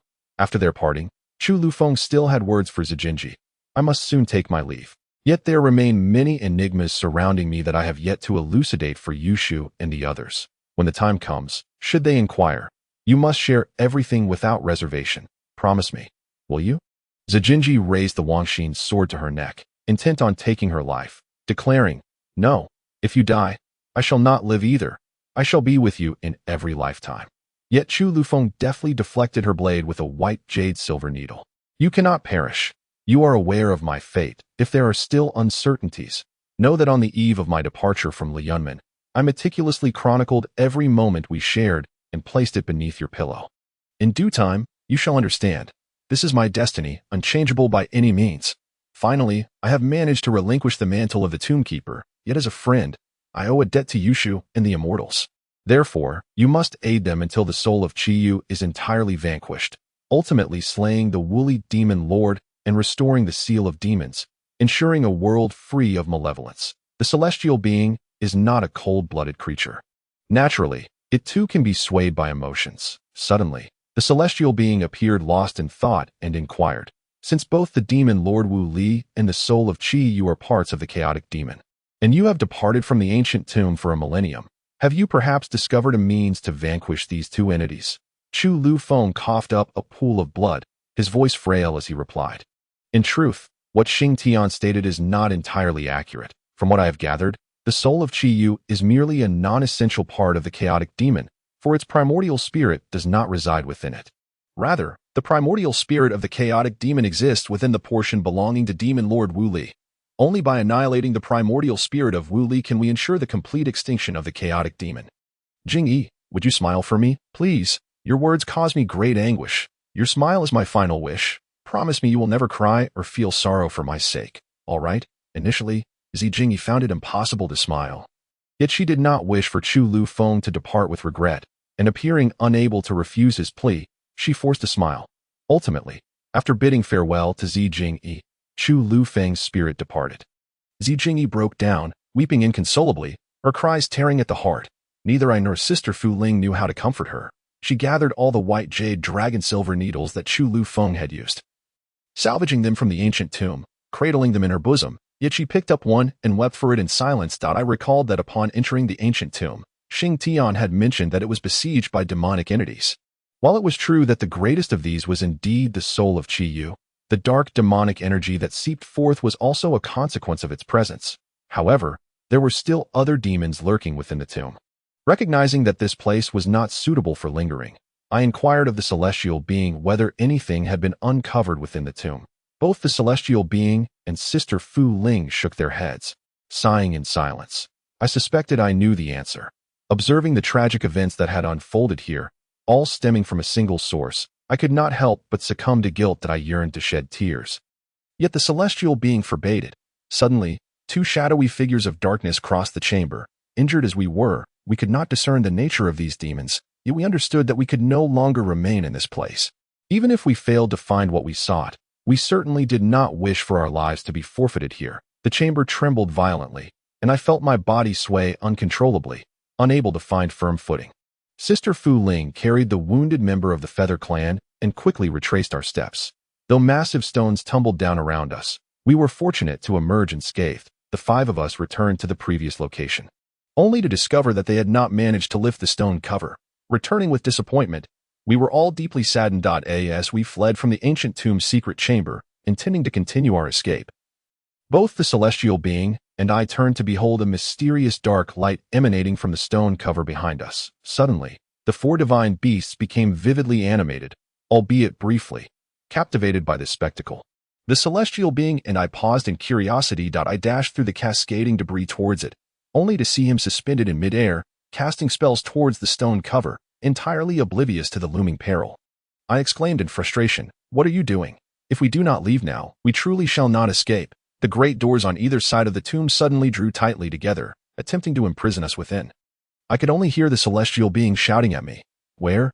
Hasten and catch up with Fu Ling and the others as they leave this place. I shall seek you out shortly." I paid him no heed, for I would not venture forth alone if he remained. I realized that in this lifetime, I could never learn to be independent, nor could I refrain from relying on him. The celestial being cast a spell in an attempt to hurl me outside, but I swiftly dodged aside, simultaneously invoking the ethereal power of the Fushi Qin to counter his repeated celestial incantations. Suddenly, the stone cover of the square tomb burst open, and the celestial being ceased his spellcasting.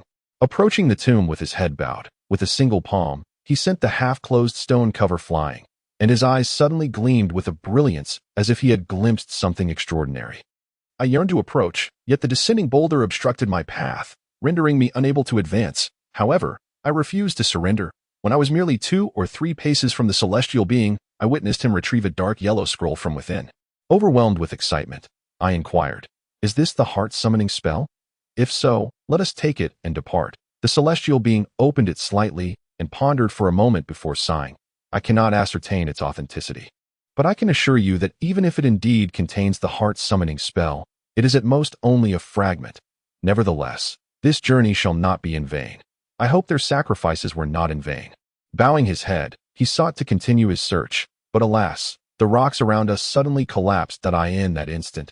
A colossal meteorite plummeted from above, casting an immense shadow that nearly engulfed me at this critical moment. The celestial being appeared oblivious. I instinctively tensed, swiftly dodging the stones beside me as I advanced towards him, simultaneously strumming the fushi-chin in an attempt to shatter the massive boulder, yet to little effect. In the chaos, I leaped towards the side behind the celestial being. Suddenly, he too perceived something.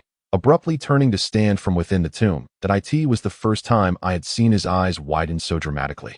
He anxiously summoned his fan to cast a spell upward. The boulder shattered somewhat, yet evasion was no longer possible. A massive stone crashed down upon my back, and I felt as I awoke with heavy, weary eyes upon the warm back of another, whose body radiated a comforting heat that suddenly thawed my frigid form. The celestial being carried me through this desolate, walled expanse for an extended duration. Yet no escape could be found. However, he did not relinquish hope. He methodically approached each foreboding wall and shadowy corner, extending his right hand to gently probe the icy stone, seeking a frail point to breach. Alas, the long, frigid walls proved to be impenetrably hard, and both sides were fortified beyond any weakness. As 2 hours passed, the celestial being faintly discerned a shuffling shadow moving across the ground in a dim corner. It seemed he had uncovered something peculiar within the square tomb. With a graceful flick of his wrist, he waved the jade fan, revealing a hidden passage within the tomb. Yet, as he approached, a malevolent creature suddenly erupted from within. The celestial being swiftly hurled the fan, shattering the skeletal apparitions that had lurched forth. He then cast the jade fan into the entrance of the dark passage, and, upon confirming its safety, without a moment's hesitation, he bore me into its depths. Upon descending into the shadowy pit, we fell into an even darker realm, where the chill was more suffocating than before. My eyelids felt unbearably heavy, and my body was frail. I mused that perhaps I was nearing the end of my strength. The celestial being inadvertently brushed against a nearby glass lantern, and a surge of joy filled his heart.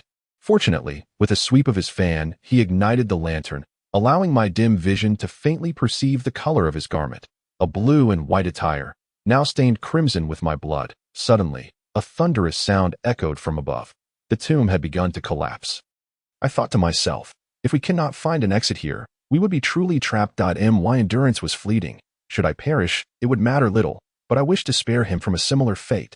The celestial being continued to forge ahead, dragging his weary steps into a damp and shadowy area, where it was evident that the path ahead had been blocked by massive stones from the recent collapse of the ancient tomb, a dead end.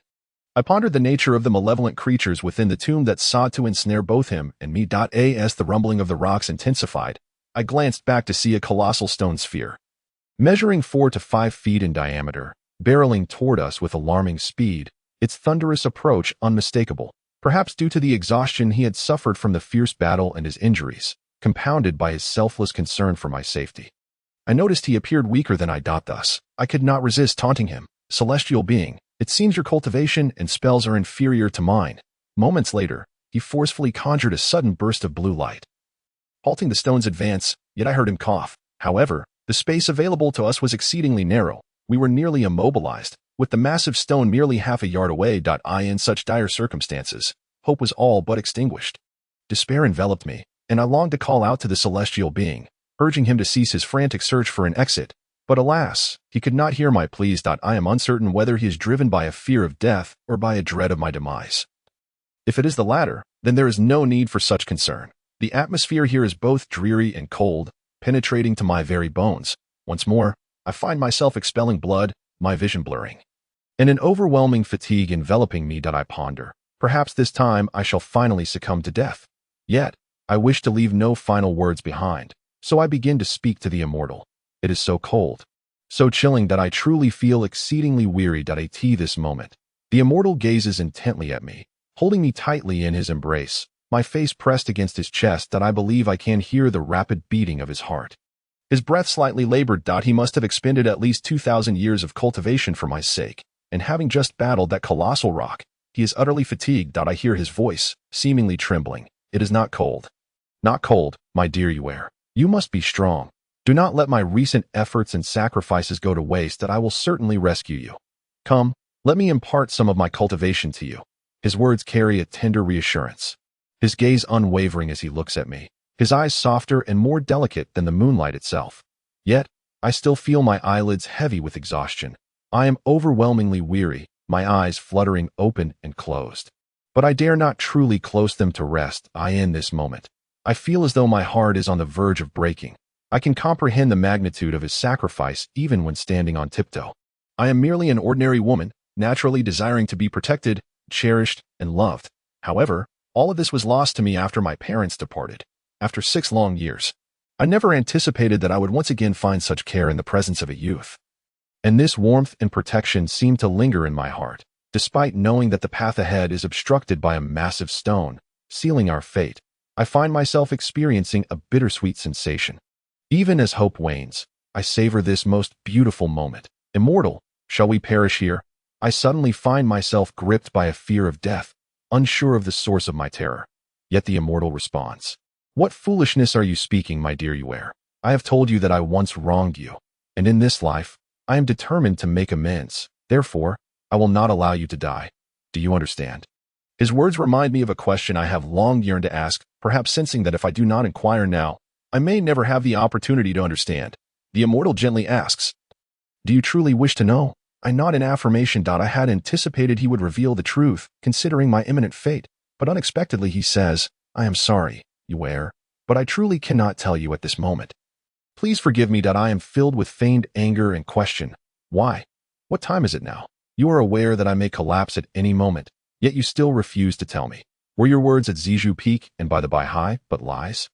You do not truly care for me, do you? The immortal suddenly found himself in a quandary, his expression tinged with anxiety. He reached for the demon-subduing bracelet nestled in my arms, examining it repeatedly, and sighed. The time is not yet ripe. But Yuer, I assure you, I have never deceived you. My feelings for you are utterly sincere. Rest assured, one day I shall restore all your memories of the past through this bracelet.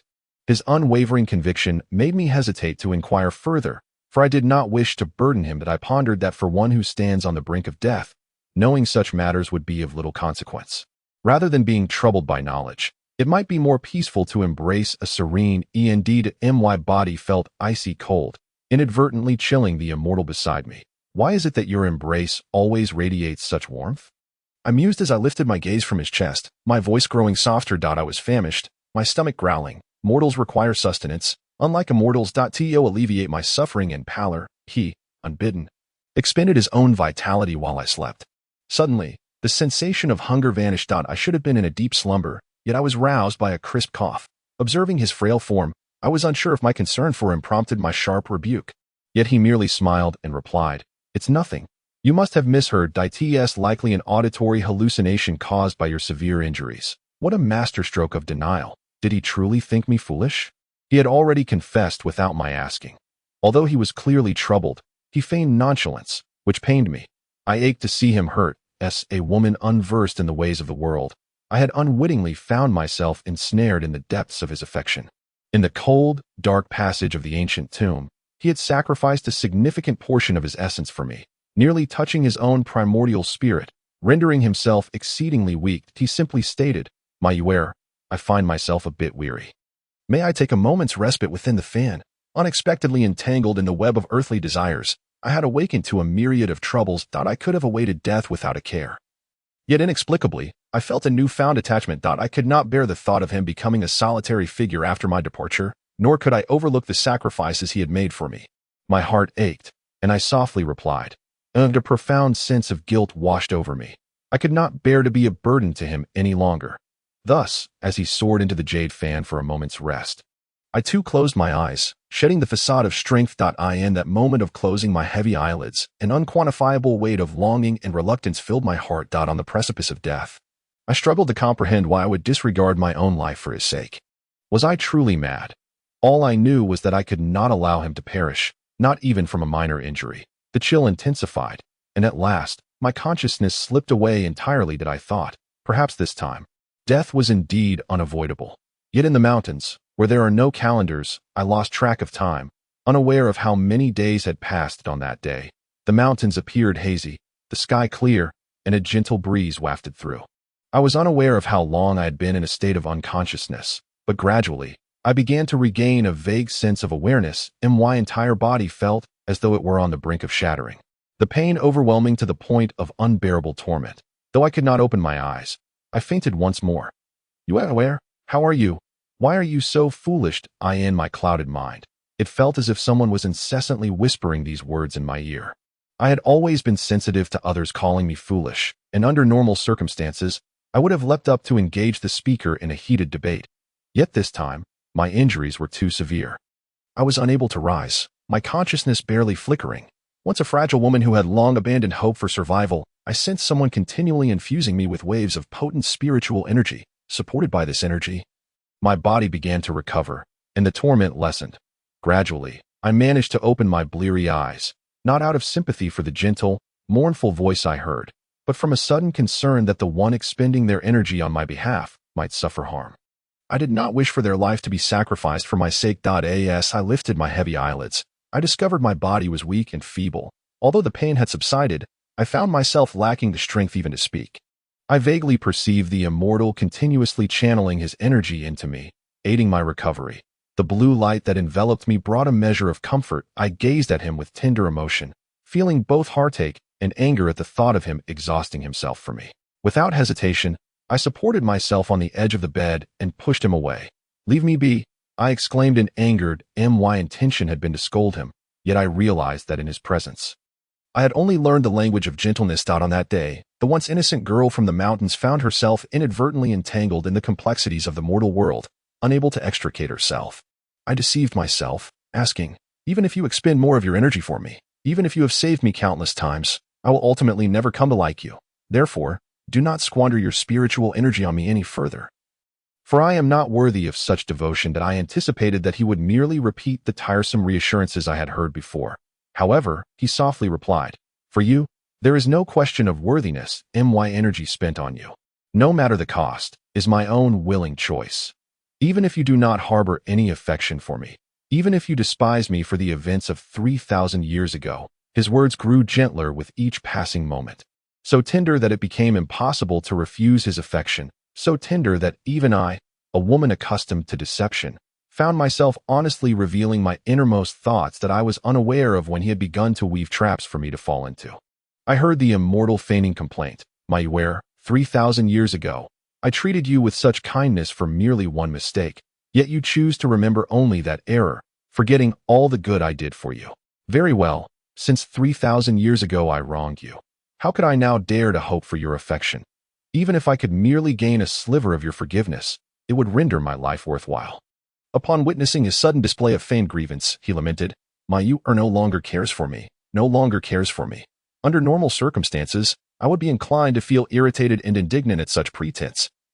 However, to my astonishment, I found myself incapable of such sentiments. To speak candidly, each time I heard him reiterate that he had wronged me 3 millennia ago, I ought to harbor animosity towards him.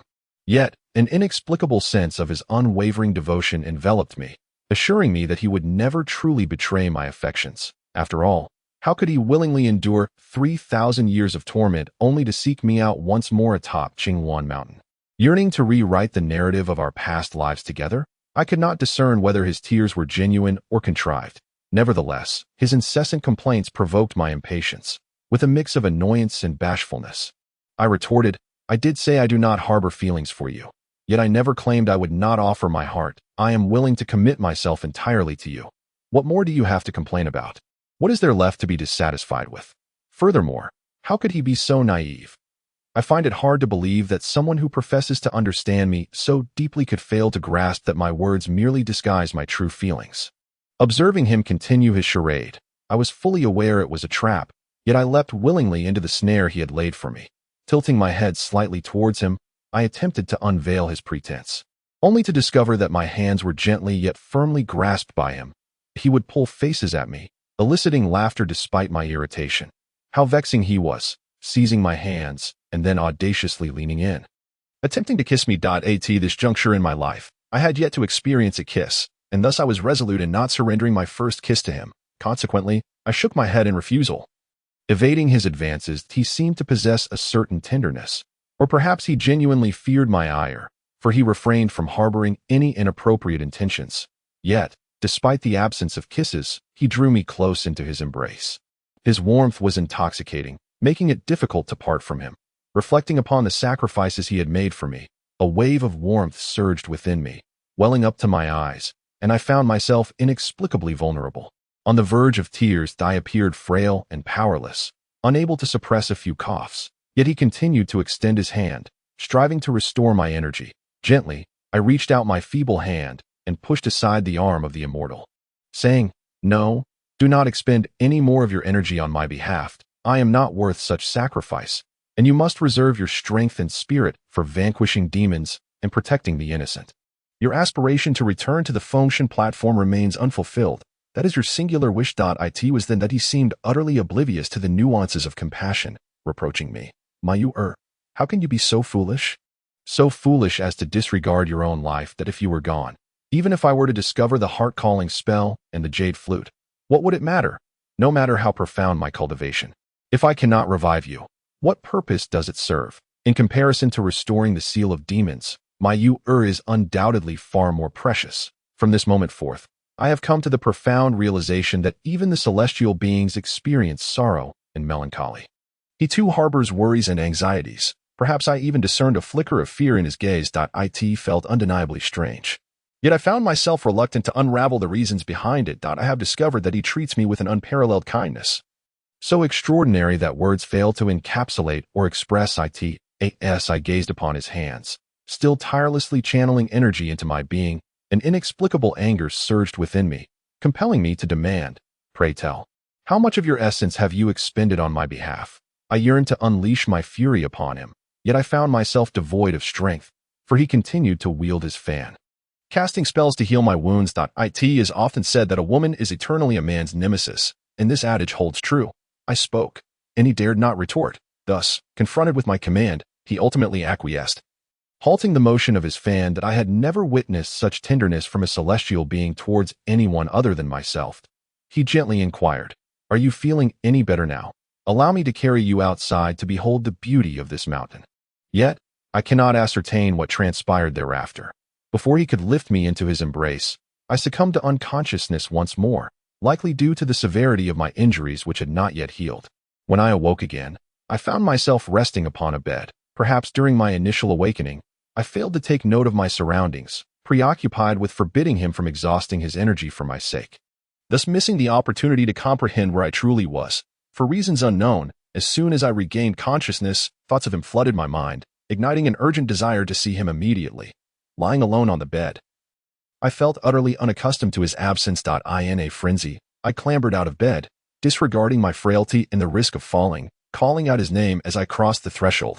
Perhaps he finally discerned my anxiety and sorrow, for he entered at that moment, carrying a bowl of medicinal broth. He gently guided me to the bedside, saying, "Come, be cautious. Drink this broth, and you shall feel much better." I vaguely recalled having heard similar words before. Yet as I gazed at the pale yellow concoction and caught a whiff of its bitter scent, fear of its taste gripped me. And no matter what, I resolutely refused to drink it. "If you wish to drink, do so yourself," I retorted. Suddenly, he tightened his embrace around me, laughing lightly. "Fear not, this medicine is not bitter. You are my How could I possibly bear to make you suffer?" I sensed an unshakable honesty in his words, rendering them difficult to dismiss. In a state of dizzying submission, I obediently opened my mouth and allowed him to spoon the broth into me. Upon discovering its bitterness, I quickly spat it out, uttering a few exclamations of disgust. The mix of anger and hesitation in my eyes was an expression he would never forget. I exclaimed, "You promised you would not deceive me. Why is this medicine bitter?" I recalled his previous remarks about my capricious nature, and I resolved not to be merely a name without substance. Clutching the leverage I held over him, I declared firmly, "Is this how you treat someone you care for?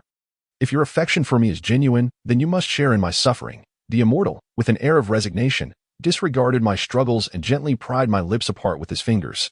Had I not been so feeble and powerless, he would not have succeeded. I possess a remarkable propensity for forgetfulness. Though I had just absorbed his honeyed words, they swiftly evaporated from my memory. At times, an unspoken warmth surged within me, coloring my cheeks, and for reasons unknown, I found myself softly nestled in his embrace, willingly parting my lips for him to administer the entire bowl of bitter medicine that I could only wish for this moment to linger indefinitely.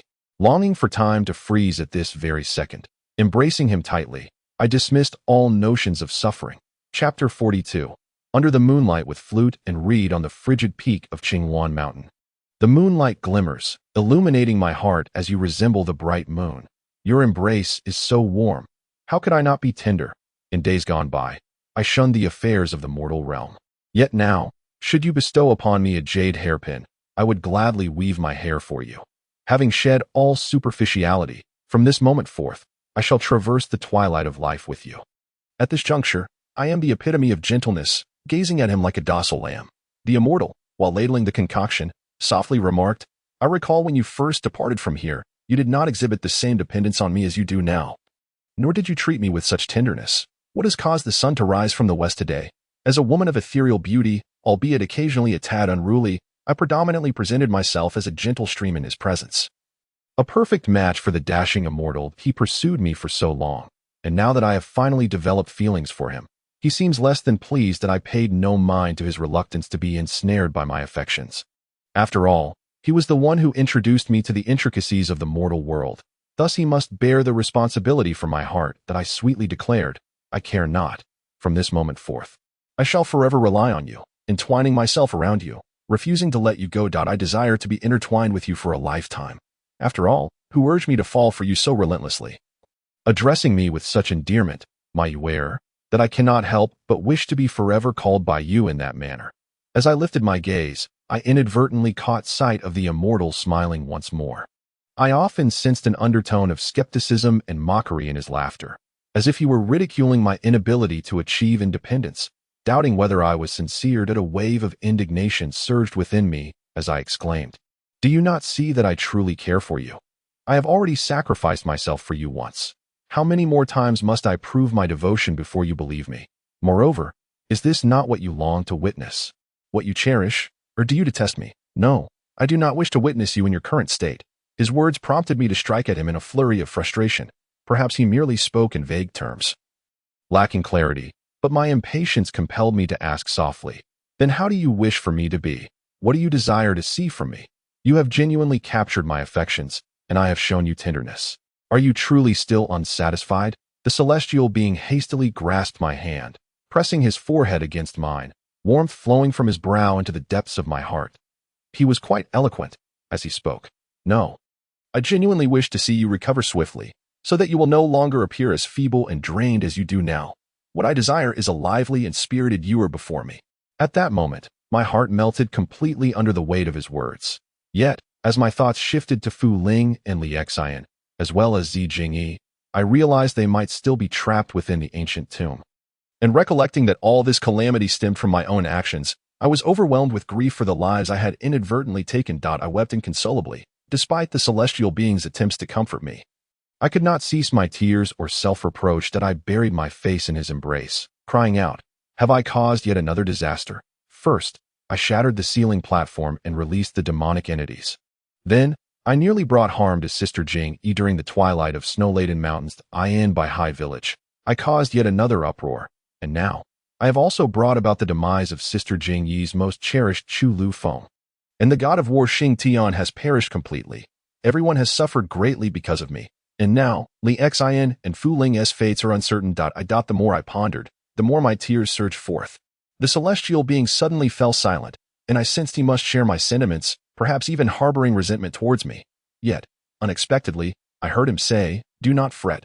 No matter how many troubles you create, I will willingly shield you from them. If you have erred, I shall accompany you in rectifying these missteps. Be candid, none of this is your fault. It is due to my negligence as the guardian of the ceiling platform. You merely became embroiled in a life and death struggle that was never meant to involve you for my sake. So if blame is to be assigned, let it fall upon me. That night, the moonlight over the desolate mountains was hauntingly beautiful, with gentle breezes carrying wisps of white clouds, and the sky adorned with countless stars like fallen blossoms. It had been ages since I had lain on the grass, gazing at the solitary sky in such a manner. In this splendid moment, with the moonlight pale and the breeze refreshing, how could one not regret the absence of the sound of flutes to complement this scene, though I had previously strummed the strings for him at the Lu Yun sect under duress. This time was different. It was the first instance in my life that I willingly sought to play for him, ignoring his concerns for my injuries, that I yearned to express my reliance and affection for him through the most exquisite melodies. Before I could pluck the strings, I suddenly heard the celestial being speak softly.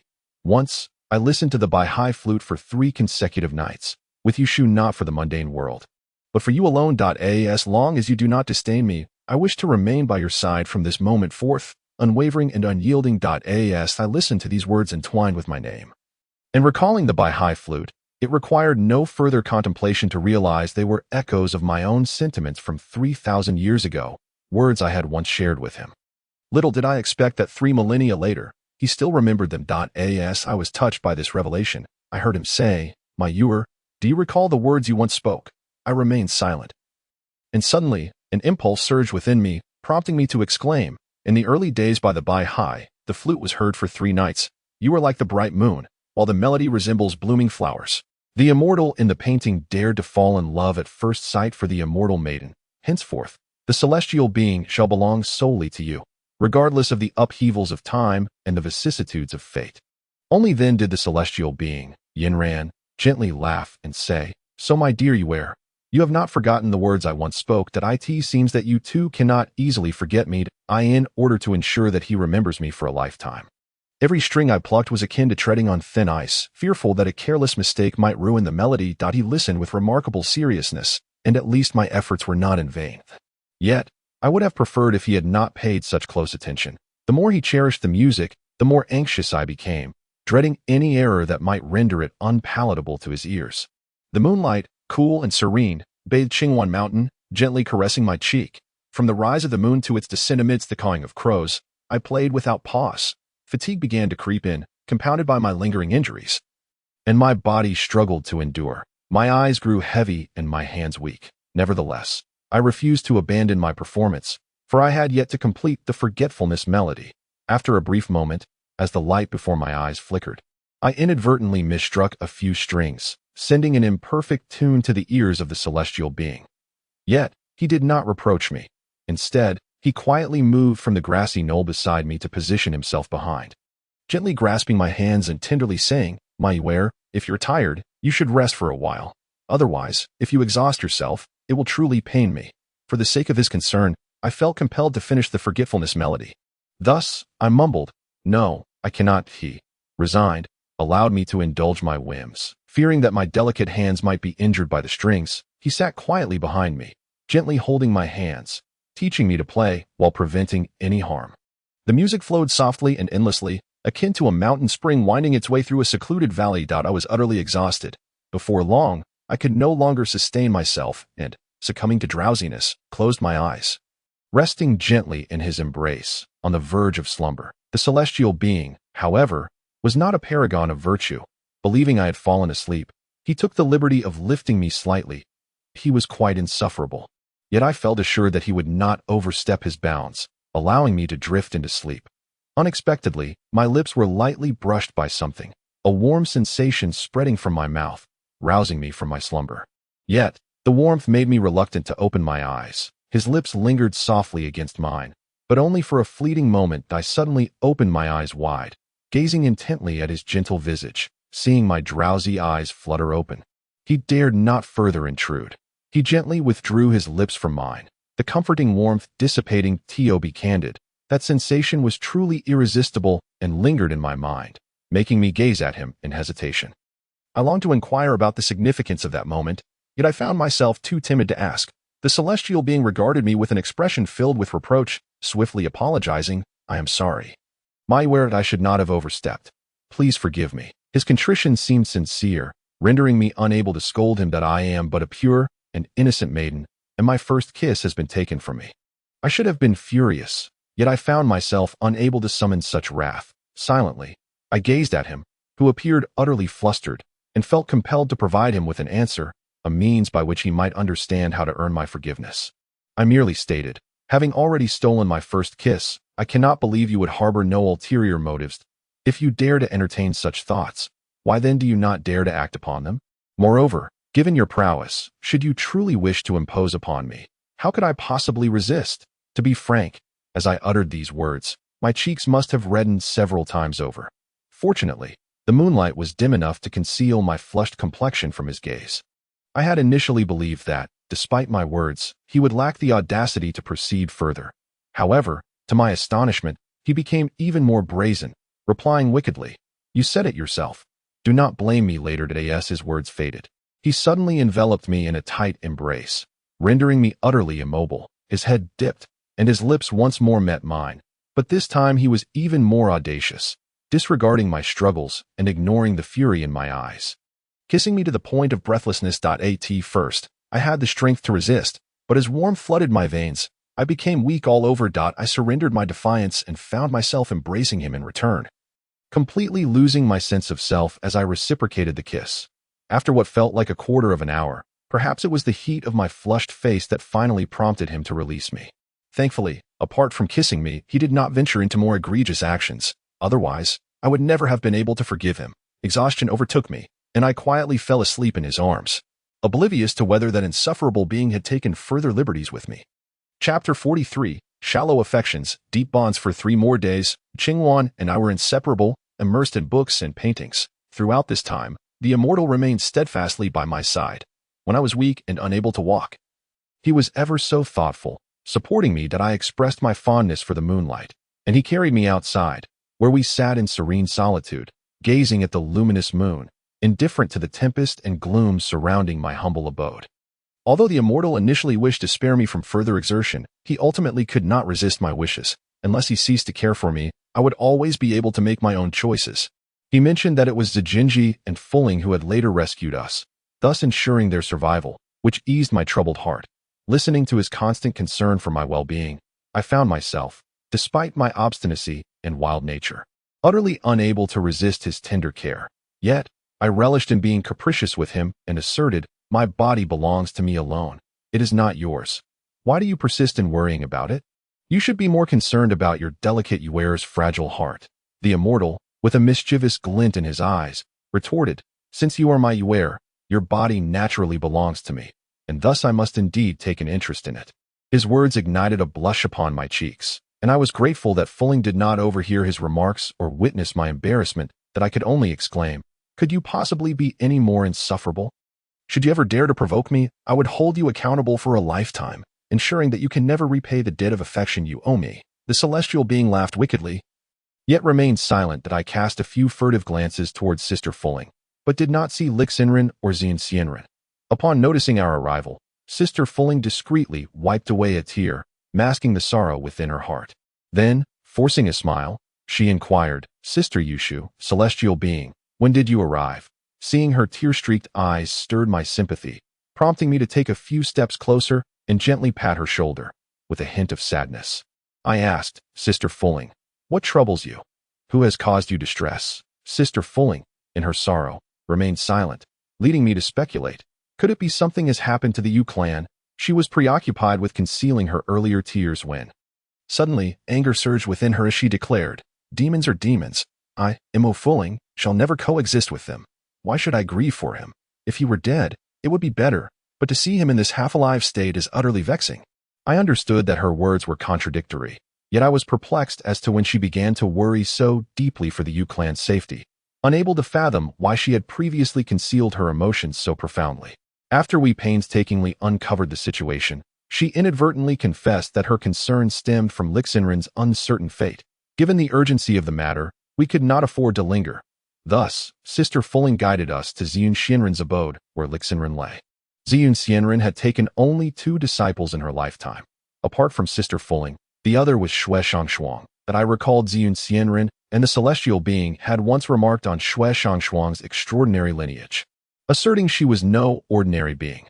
Attending to the unconscious Lixinren was Xue Shangshuang, merely a 10-year-old girl who had only recently been accepted as a disciple by Xianxianren. As Xianxianren performed a restoration spell on Lixinren, she greeted us, saying, "Huazhong Xian, Yushu Xianren, I have been eagerly awaiting your arrival. Had you delayed any longer, I fear that the one lying in bed would be beyond your reach." I was taken aback by the celestial's words, truly astonished to learn how grievously injured this member of the Yu clan was. Observing Lixinren's pale complexion and hearing his labored breaths, I blurted out in shock, Is Lixenrin's condition truly that dire?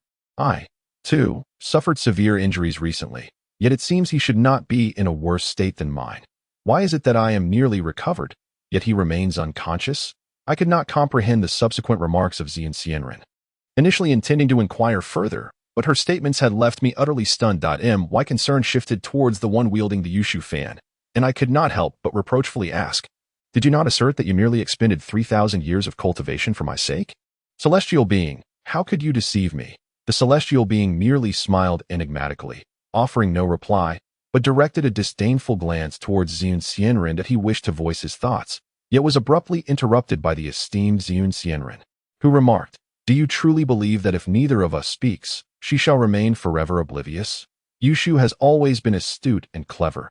Alas, this truth cannot be concealed for long." That I cast a melancholic gaze at the immortal's ever-gentle smile, resting my head firmly against his broad shoulder, and began to weep, saying, "You have deceived me once more. What other secrets do you harbor? I do not deserve your self-neglect on my behalf. Should you dare utter such words again, I shall genuinely be angered." The immortal lightly tapped me twice with his fan. I feigned pain, letting out a pained gasp. He seemed indifferent to my plight, completely disregarding my presence as he approached Xianxianren and inquired, "Might I ask if the Donglai Xianwang has arrived?" Xianxianren, with silver hair flowing wildly and a troubled expression, sighed, "To speak candidly, I, too, do not wish to witness linger in such sorrow. Although Donglai Xianwang possesses both superior magical prowess and cultivation beyond our own, and his intervention could indeed alter the course of events, you are well aware that he has never engaged in matters of the three realms. Just as 3,000 years ago, did you ever witness him take action? If he refrained then, it is implausible to expect a change now." Xianxianren's face bore a look of resignation and helplessness. The only solace he could offer to the grieving Mo Fulling was his shoulder to lean upon. It was evident to me that Xianxianren was a devoted master, for he genuinely cared for his disciple. Intrigued by the enigmatic Donglai Xianwang, I inquired, "Who is this Donglai Xianwang? If he is indeed so formidable, why does he remain indifferent to the affairs of the three realms? How can he bear to witness the suffering of countless souls as they endure such tribulations? I fail to comprehend why, in this era of rampant evil, there exists someone who can remain so detached from worldly affairs." Xianxianren gestured towards the ominous skies beyond, simply lamenting, "Donglai Xianwang could be considered the ancestral master of Fulling, for it was under his guidance 8,000 years ago that I attained my current state. However, the reason for his disinterest in worldly matters remains a mystery I have yet to unravel over these past millennia. I resolved to put aside his identity. As long as he could revive the heartbroken one, that was sufficient. That I merely stated, is it only by summoning him that we may have the chance to awaken the heartbroken one?" Chapter 44. A century of fleeting existence. Gazing intently at the frail figure upon the cold bedside, Mo Fulling wept despondently, for the breaths of the heartbroken one grew ever fainter. Perhaps he could no longer endure for many more days. Xianxianren subtly nodded in agreement with my sentiment, yet I could not shake the impression that the old man was peculiar. What would it take to persuade him to act? The immortal swayed before me, then suddenly halted, declaring, "Perhaps there exists one in this world capable of altering his views, even unveiling the secret behind his detachment from worldly affairs over these millennia." The enigmatic Xianxianren remained indifferent to the identity of the celestial being mentioned. Astonished instead by the prowess displayed, he regarded the aforementioned solution as utterly futile, deeming it unworthy of his attention. Nevertheless, he ultimately found himself softened by the sorrow of Fulling, offering her a glimmer of hope. When Xianxianren inquired, "How many days do you require?" his gaze wavered, contemplating. "Very well. Within these 3 days, I shall utilize the life force of Zizufeng to temporarily preserve his breath and existence. However, should you fail to fulfill your promise after this period, I shall no longer squander my time and energy on him."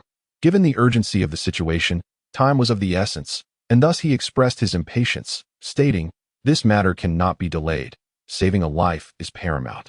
We must act swiftly. Let us first summon the Donglai Xianwang." Mo Fulling gently wiped away her crystalline tears, her voice trembling as she declared, "I must accompany you. The demon is my adversary at every turn, relentlessly opposing me. Therefore, I, Mo Fulling, cannot allow him to escape unscathed. I will revive him and then exact a fierce revenge."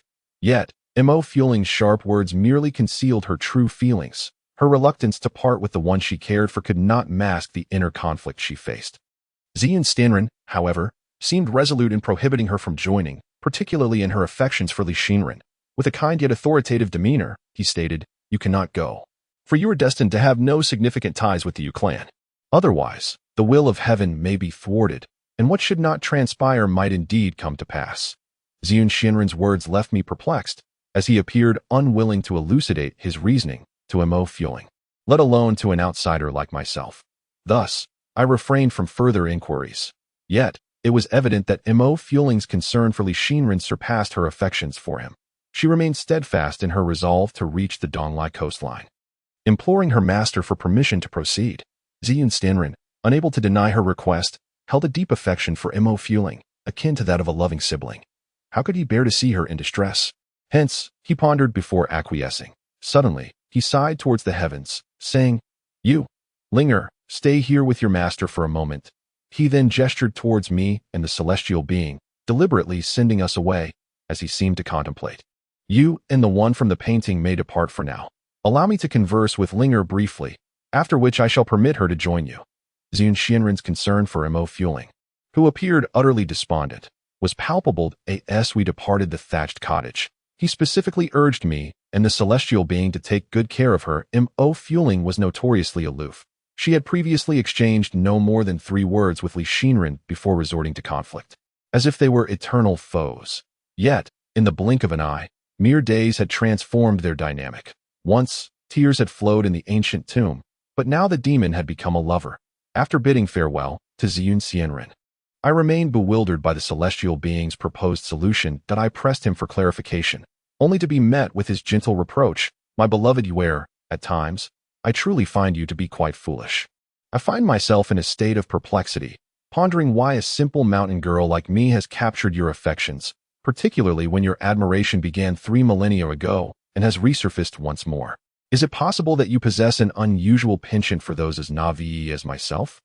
I confess, I can be rather melodramatic, especially when it comes to you. On the summit of Zizhu Peak, where the clouds are light and the breeze gentle, the depths of the mountains chill the heart, while the warm sunlight soothes the spirit, that I can hear the celestial being's soft, tender voice, artfully expressing, "Indeed, I am fond of my foolish Yuer, for it is your simplicity that compels me to protect and cherish you. Were you too astute, perhaps you would have unraveled the mysteries of 3,000 years past, and might harbor resentment towards me." Resentment? Even though 3 millennia ago, you not only betrayed me, but also took my life and shattered my existence. In this lifetime, I willingly choose not to dwell on the past, desiring only to be by your side. Yuer is but an ordinary mortal, possessing little knowledge of worldly affairs, often clumsy and impulsive in my actions, that I delight in causing mischief and stirring trouble, which is hardly commendable. Lacking any virtues, I remain baffled as to which of my myriad flaws you find endearing. The celestial being gestured towards a distant, ancient hibiscus tree, its canopy sprawling like a grand umbrella, and gently remarked, "Do you see that hibiscus tree? Its branches are lush and verdant, yet if each leaf were tightly bound together, forming a flawless canopy devoid of any imperfections, would that truly be possible? Surely not. Every beautiful landscape bears traces of decay." While I seem to grasp the celestial being's meaning, my thoughts have always diverged from those of the ordinary, and I unabashedly replied, "Yuer understands that I know you have been utterly captivated by this troublemaker. Regardless of my misdeeds or flaws, you would never come to disdain me. Yet, I do not wish to be that hibiscus tree. I would prefer to be a single fallen leaf." The celestial being, perhaps puzzled by my words, inquired with a look of astonishment, "Why is that?" Yet, if you were indeed to become a fallen leaf, I would surely transform into the gentlest of winds, accompanying you eternally. Unwavering in my devotion, my thoughts and feelings never escape his perceptive gaze, for he has understood me for 16 years. Still, I cannot help but feel moved, playfully pouting, "You are so smooth-tongued, yet you have no idea what thoughts swirl within my little mind. How dare you articulate my feelings so clearly? It is quite irksome. Would you be willing to be the wind that caresses a fallen leaf? This wretched painting, Yushu must ensure your likeness is immortalized within, forever becoming a part of the tapestry of Yushu." That I must not have misheard.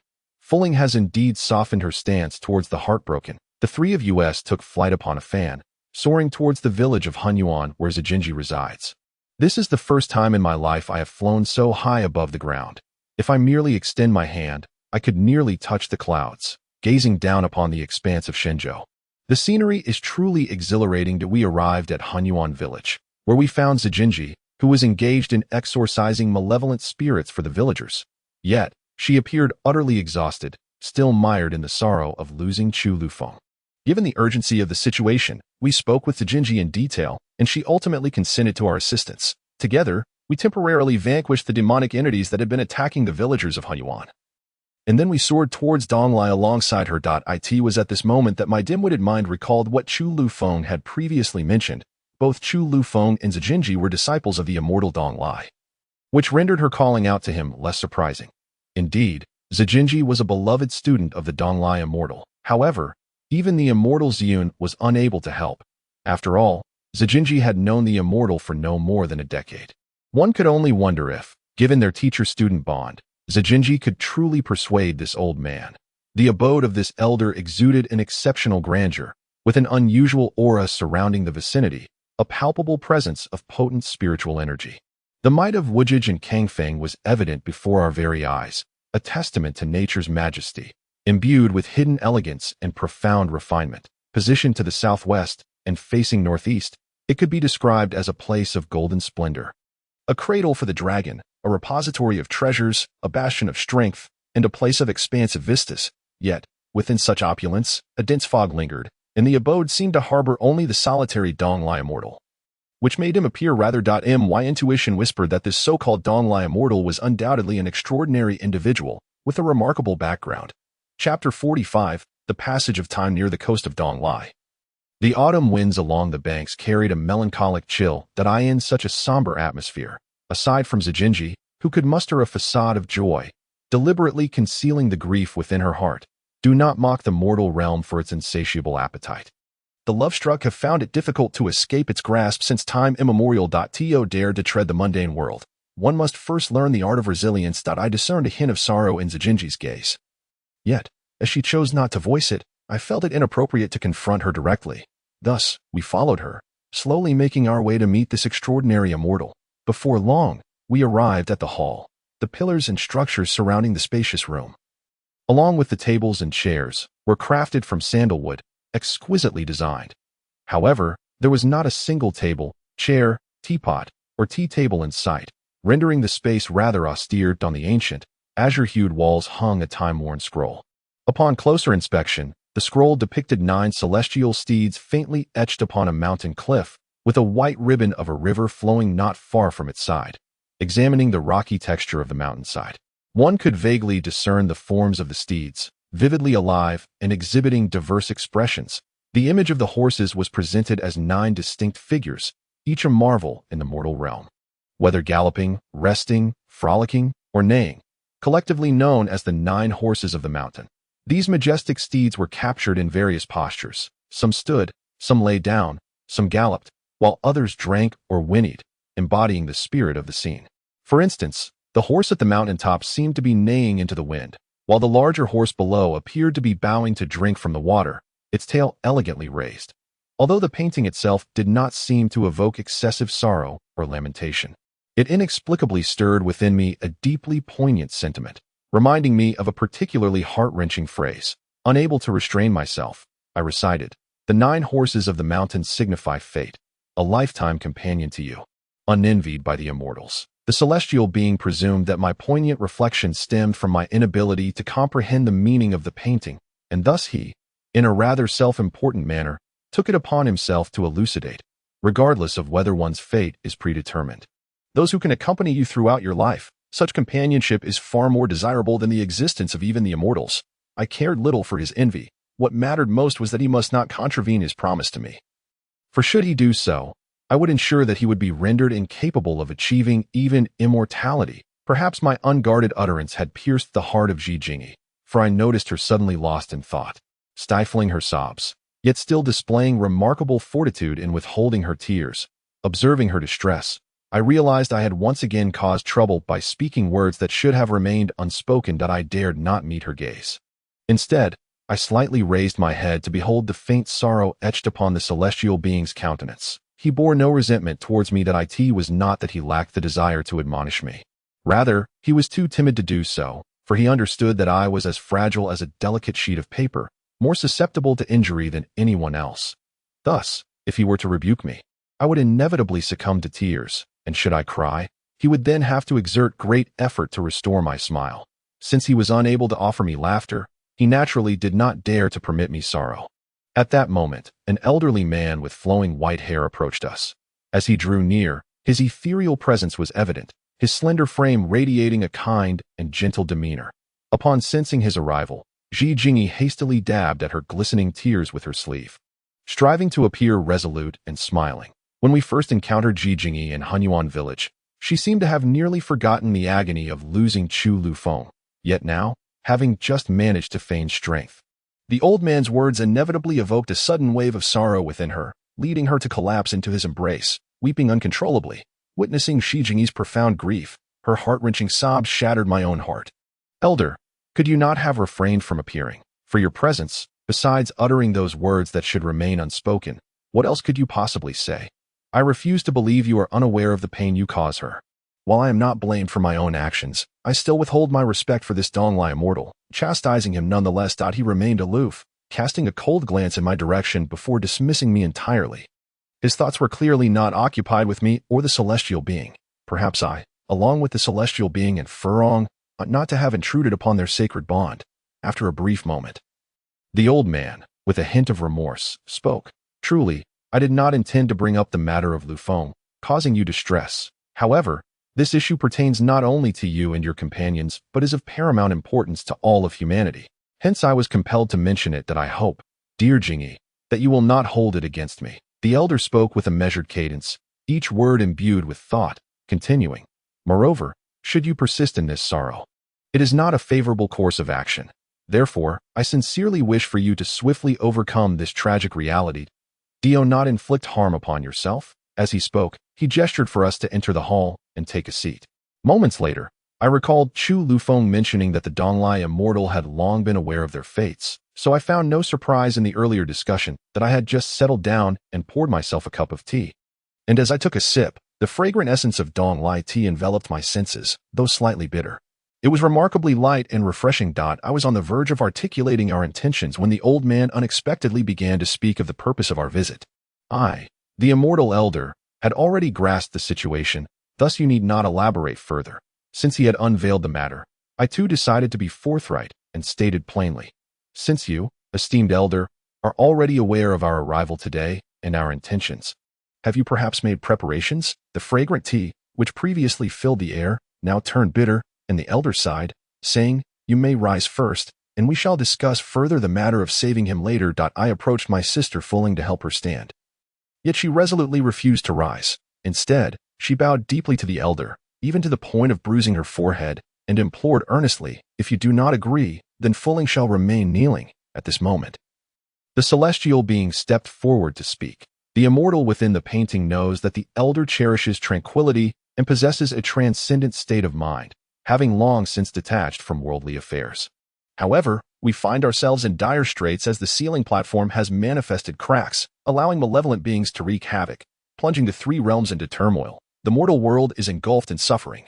Should more demons emerge from the ceiling platform, it may spell endless chaos for all realms, leaving even the elder without a sanctuary of peace. Moreover, since you are aware that our purpose is to beseech you to aid the one who, having fought alongside us against the demons, has sustained grievous injuries threatening his very essence, and knowing he is indispensable for the restoration of the ceiling platform, might you reconsider the decree you once established to never intervene again?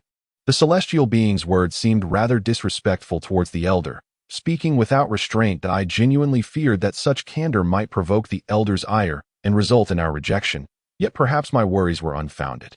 The avatar of the chaotic demon, woolly demon lord, had once been prideful and self-important, indifferent to the affairs of the divine and demonic realms. However, as the malevolent forces grew increasingly rampant, reminiscent of their overwhelming presence 3 millennia ago, I could no longer remain aloof. The battle of 3 millennia past, which claimed the lives of the northern celestial gods, the southern underworld's brush immortal, and the jade scribe immortal, weighed heavily on my heart, leading me to a moment of awakening.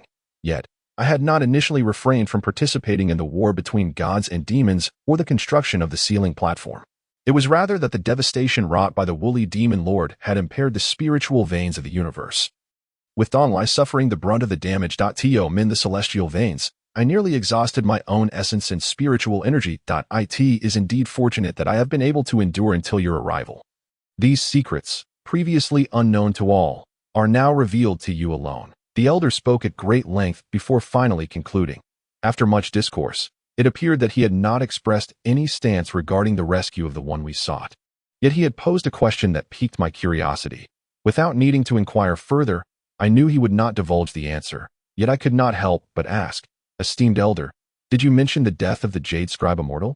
I confess I do not fully comprehend this matter. Might you elucidate it further?" As I beheld the venerable elder supporting the languid form of Changran, he spoke in a manner most approachable. "In due time, when the moment is right, someone will undoubtedly convey the necessary information to you. Therefore, there is no need for me to disclose it prematurely. I kindly ask that you refrain from further inquiries." Despite my persistent entreaties, he remained as reticent as the celestial being. Yet, it was clear that this old man was hardly at peace, for Sister Fu Ling was entangled in matters concerning the wayward hearts. While Zi Jingyi engaged him with a multitude of reasons, each of us, in turn, wore out our tongues yet failed to grant him a moment's respite. Even the celestial being eventually joined our ranks. Ultimately, I was unaware of what Zi Jingyi whispered to the elder in a secluded corner, but he finally acquiesced to lend his hand in rescuing the wayward hearts. I offered gentle words of comfort to Sister Fu Ling, who was no longer so sorrowful, yet I truly could not comprehend when her sentiments towards the wayward hearts had grown so profound, seemingly surpassing even the celestial being's feelings for me. "Mo Fu Ling, Yu Shu Xian Ruan has reincarnated. You too, come forth, for the old sage has words for you," beckoned the Dong Lai Xian Wang with a wave of his hand that we approached the old man.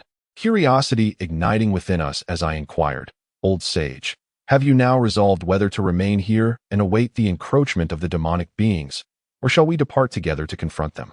The elder replied with an enigmatic smile, "Neither. To be frank, Dong Lai owes a tremendous debt to the Yu clan. When the celestial veins of the world were marred, despite my cultivation spanning tens of millennia, I was powerless to avert the calamity, perhaps due to the nature of the Yu clan's homeland, where spiritual energy is more abundant than in Dong Lai.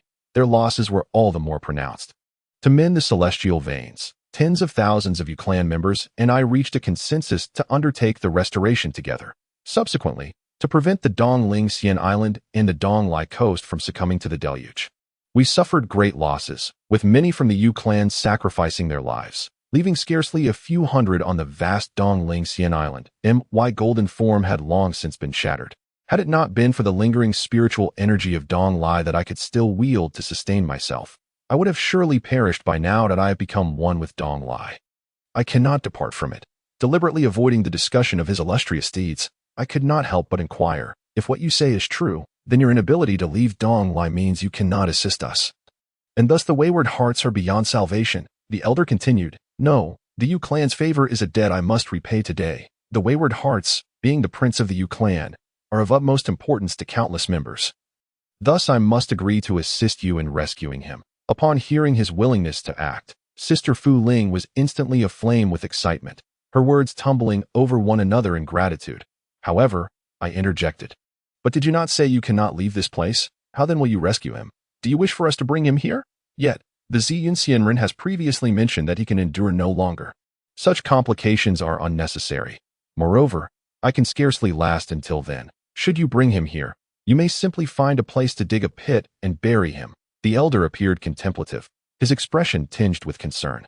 After a brief moment, the old man slowly approached Sister Fu Ling, gently placing his hand before her jade pendant. He subtly cast a spell, and in an instant, a golden light pierced through the Fushi jade.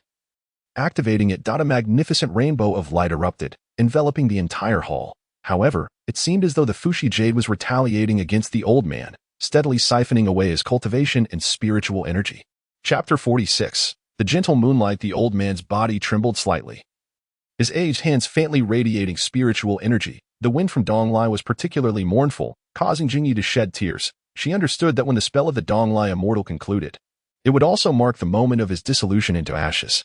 Yet, the old man appeared almost elated, as if his soul had suddenly found liberation. With a kind and benevolent expression, he addressed Fueling, saying, "Fortunately, the Fushi jade possesses the ability to both bear and absorb spiritual energy. I shall now impart half of my remaining cultivation, which spans merely a few millennia, to the reincarnation of Yushu, while the other half will be absorbed into the Fushi jade. As for what comes next, Jingyi will inform you on how to proceed. As his words lingered in the air, the old man unexpectedly placed his other hand gently above my head, and a beam of golden light descended upon me, rendering me immobile. Aside from the sensation of my previously injured body rapidly healing, I felt no further strangeness. The old man suddenly turned to me, urging, "Immortal Yushu, the matters of the heart summoning spell and the jade flute must be resolved within the stipulated time frame alongside the beings from the painting. As for the questions you posed to me, I can only tell you that the answers you seek are likely not far off." Suddenly, a burst of golden light shattered before my eyes, and the Fushi jade lost its radiance. Sister Fueling staggered back, momentarily dazed by the overwhelming brilliance. The exhausted immortal finally found release, turning to ashes. Notably, Jingyi did not shed a single tear, perhaps masking her sorrow with a facade of strength. However, as I observed the grave expression on Zijinji's face, the veil of false fortitude dissolved into fragility. Witnessing the profound sadness shared between Fueling and her, I could not help but feel a sense of desolation. In a moment of despair, Zijinji and Sister Fueling suddenly embraced, their sobs piercing the stillness of the night as they lamented. "Fueling, why is this happening? Why must our fates be so cruel?" Listening to their words, my heart ached, and an inexplicable fear gripped me. I dreaded the day when I might find myself in a similar state of despair. They seemed infinitely stronger than I. Had I been in their position, I might have already been on the brink of despair. With that thought, I dared not dwell further. Instead, clutching the arm of the immortal tightly, I sought to evade this haunting and terrifying topic. Simply stating, "Immortal, let us hasten to save the heart-severed one." Upon hearing the call to rescue, Zijinji and Sister Fueling rose unsteadily to their feet, facing the immortal and me. They declared, "The Master Ancestor said that to save the heart-severed one, it is essential to gather the three ancient deities to simultaneously cast a healing spell. None can be absent." I pondered this, feeling a surge of disappointment, and sighed. If that is the case, it seems we have failed. Is it truly destined that the heart-severed one must depart from Sister Fueling? Here, the only ancient deities present were the immortal and the celestial being. Jingyi wiped her tear-brightened eyes and spoke. "And you? You are the Jade Book Immortal. You were once an ancient deity. Although you have now reincarnated as a mortal, your essence remains unchanged. Perhaps you are still concerned that your cultivation and spiritual power are insufficient. In times past, such worries may have been valid. But now, not only have you inherited 5,000 years of cultivation from your master, but you also possess over 3,000 years bestowed by the immortal in the painting. You are now far more extraordinary than before. The only reason you feel no progress is that, aside from moments when you actively draw upon your spiritual energy, it remains concealed within your demon-slaying bracelet. As long as you wield the bracelet alongside the immortal, and both of you cast your spells in unison, you shall undoubtedly fulfill your master's final directive and repay the feathered clan a favor." "What nonsense! I am nowhere near as miraculous as you suggest, Jingyi. Could it be that you are mistaken? I can't help but feel that this is entirely inconsistent with what you are saying.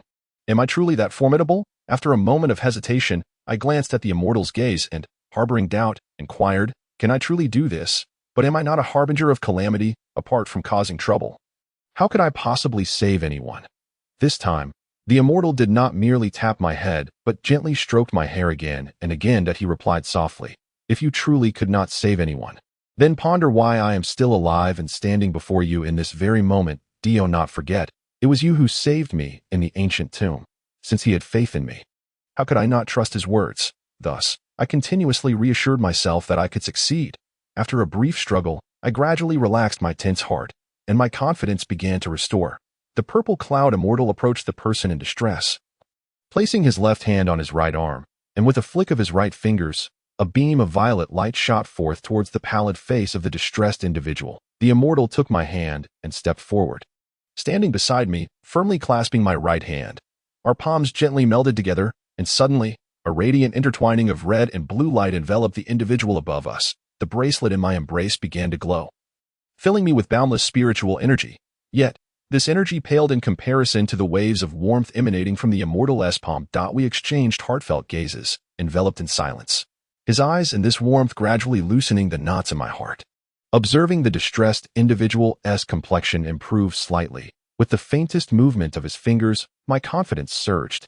After what felt like half a stick of incense, the spell was cast. However, as my injuries had not fully healed, and the immortal appeared to have expended considerable energy, I sensed our hands were beginning to drift apart, that a wave of dizziness washed over me.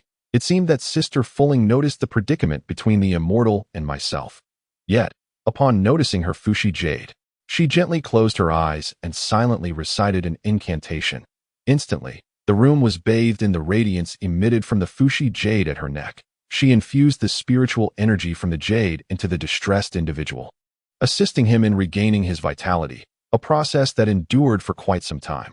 After the spell was cast, we anxiously waited for an hour or two that it last. The individual known as Li Exine opened his dark eyelids, his gaze weary. Upon witnessing this scene, Fu Ling couldn't help but smile. However, at that moment, she seemed to be afflicted by the same ailment as before, as if the Fushi jade were inflicting a wound upon her. I could not comprehend why every time she harnessed the spiritual energy of the Fushi jade, she would appear so feeble, even on the verge of fainting. Her hand remained firmly gripping the Fushi jade, from which the spiritual energy continuously emanated. Suddenly, Zian Stinran ceased his incantation, turning towards Fu Ling, and urgently commanded, "Fu Ling, you must not. Stop at once." Fu Ling appeared somewhat dazed, her expression unchanged as she continued her incantation. In stark contrast, Zian Shinran's countenance was filled with panic and anxiety. He approached Fu Ling gently, loosening her grip, and caught her as she began to lose consciousness.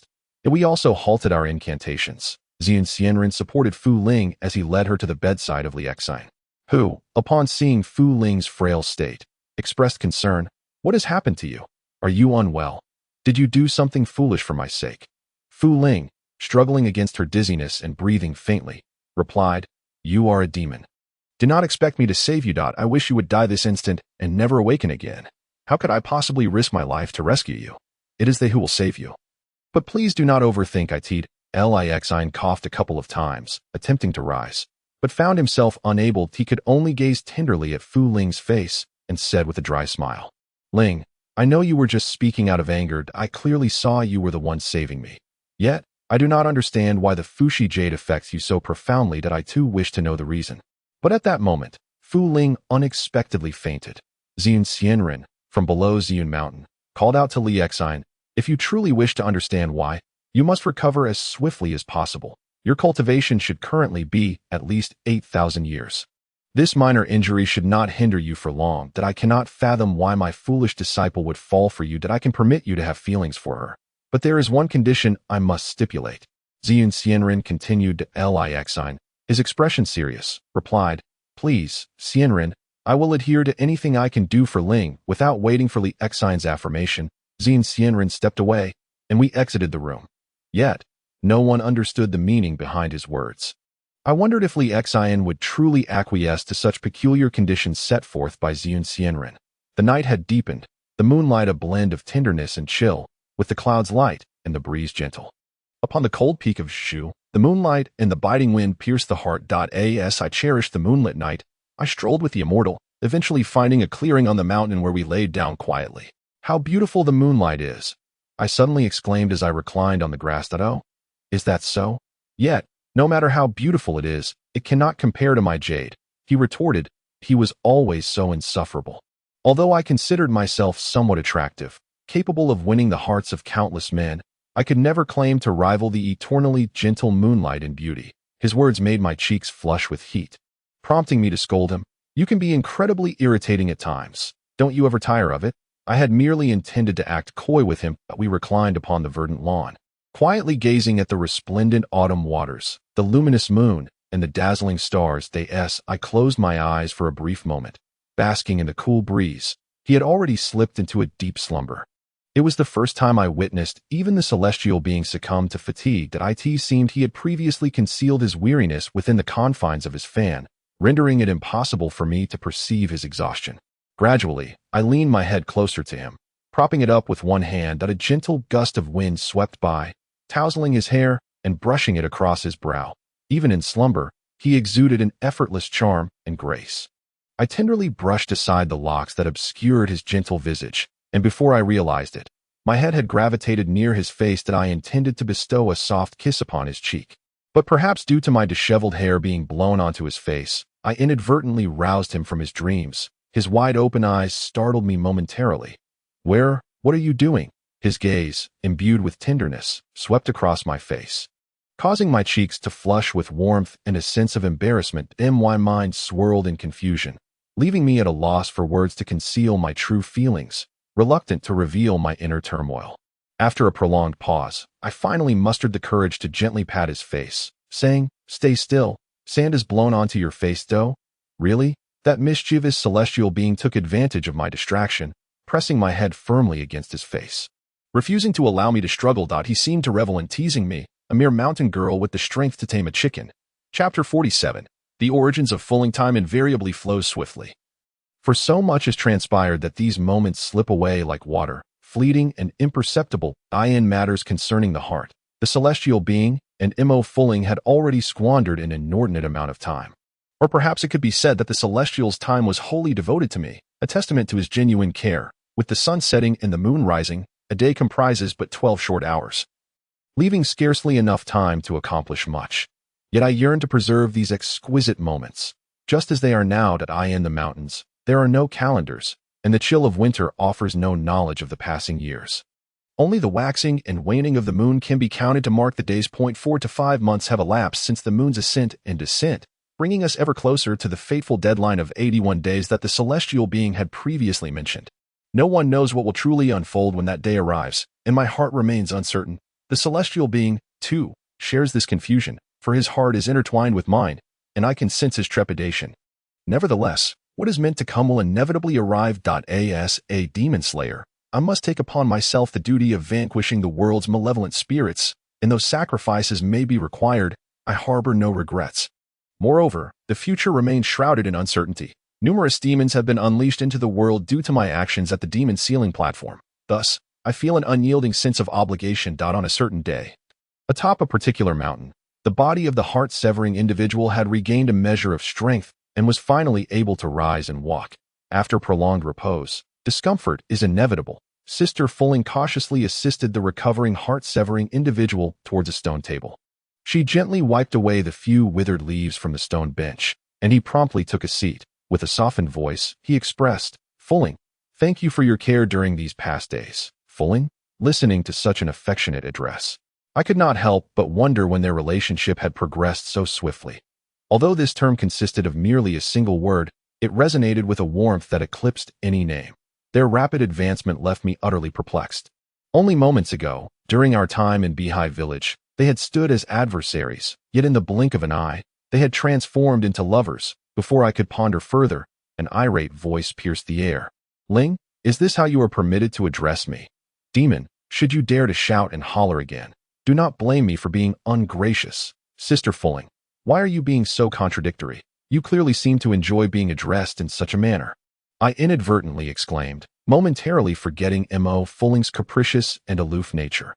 This provoked Sister Fulling to unleash her fury upon the members of the U clan, exclaiming, "If you dare to continue this nonsense and lead others to misinterpret my intentions, do not hold me accountable for my ruthlessness. The sole reason I spared your life was that I, M.O. Fulling, do not wish to owe any favors to your demonic kind. Should you obstruct my path to vanquish demons again, I shall not hesitate to sever ties with you." Sister Fulling's capacity to turn hostile was swifter than the turning of a page, leaving both me and the celestial immortal bewildered, overwhelmed with shock. I had no choice but to tiptoe and inquire, "Celestial Immortal, why is Sister Fulling suddenly so angry? Just a moment ago, she seemed perfectly fine." "You are unaware of the full story," the Celestial Immortal replied. "Having allowed Fulling to accompany you on this journey and witness her growth through various trials, I find it necessary to reveal her lineage to you for your future protection. As for her erratic demeanor, alternating between icy coldness and gentle warmth, the answer lies therein." Upon hearing the Celestial Immortal's words, my ears perked up with urgency. I was consumed by a desire to uncover Sister Fulling's mysterious background, for she exuded an enigmatic aura. Fulling shot a furious glance at the Celestial Immortal, asserting, "No, absolutely not." The Celestial Immortal, sensing her distress yet prioritizing Fulling's future development, responded, "Since they are not outsiders, what harm is there in confiding this to them? Moreover, I do not wish for you to be misunderstood. Over the years, you have deliberately masked yourself as a frigid and indifferent individual, acting against your true feelings. How can I not feel sorrow for you? Gently stroking Sister Fulling's hair, the celestial immortal turned toward us 5. Embarking on a lengthy narrative. 20 years ago, due to my oversight, a succubus managed to breach the seal I had placed here centuries ago, wreaking havoc upon the nearby village at the foot of the mountain. In the span of a single night, thousands of souls in Mo village were mercilessly slaughtered, leaving no survivors. Upon learning of this calamity, I hastened to Mo village. As the celestial immortal recounted this tale, he was consumed by self-reproach, dragging his heavy footsteps as he wandered aimlessly. Subsequently, I recounted, I approached the eve shrouded in malevolent energy, only to fortuitously discover that a solitary infant had miraculously survived amidst the chaos. I hastened towards her, cradling her in my arms and meticulously examining her at that moment. However, I discerned that she was seemingly permeated by an exceedingly potent dark aura, which had invaded her fragile form for far too long. How could this innocent child withstand the insatiable consumption of such malevolent forces? I realized that although she was still clinging to life, it would be but a matter of 2 hours before the dark energy would completely engulf her, rendering her yet another victim of the demonic scourge. Unable to bear the sight of her pitiable state, I resolved to take her back to the mountain, hoping to expel the dark aura through my own cultivation and thereby save her life, thus alleviating a fraction of the guilt and sins I harbored towards the unfortunate villagers. He meandered through his narrative for quite some time, failing to arrive at the crux of the matter. I could not help but urge him. What transpired thereafter? How did you manage to revive Sister Fu Ling and extend her life? The immortal Ziyun, observing the unwilling gaze of Mo Fu Ling, felt a pang of shame and continued, eventually, despite the fact that my cultivation was but a mere 3,000 or 4,000 years shy of that of the celestial being in the painting, I considered my skills substantial. My sole intention was to harness my powers to purge her of the malevolent energy. Yet after a month of effort, I found myself unsuccessful. At least she continued to endure her suffering.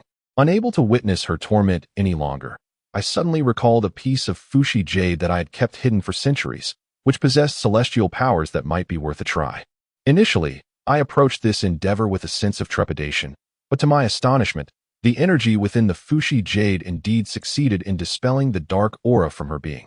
However, the malevolent energy had lingered within her for far too long, having intertwined with her very essence. Upon its removal, she was left unable to survive independently.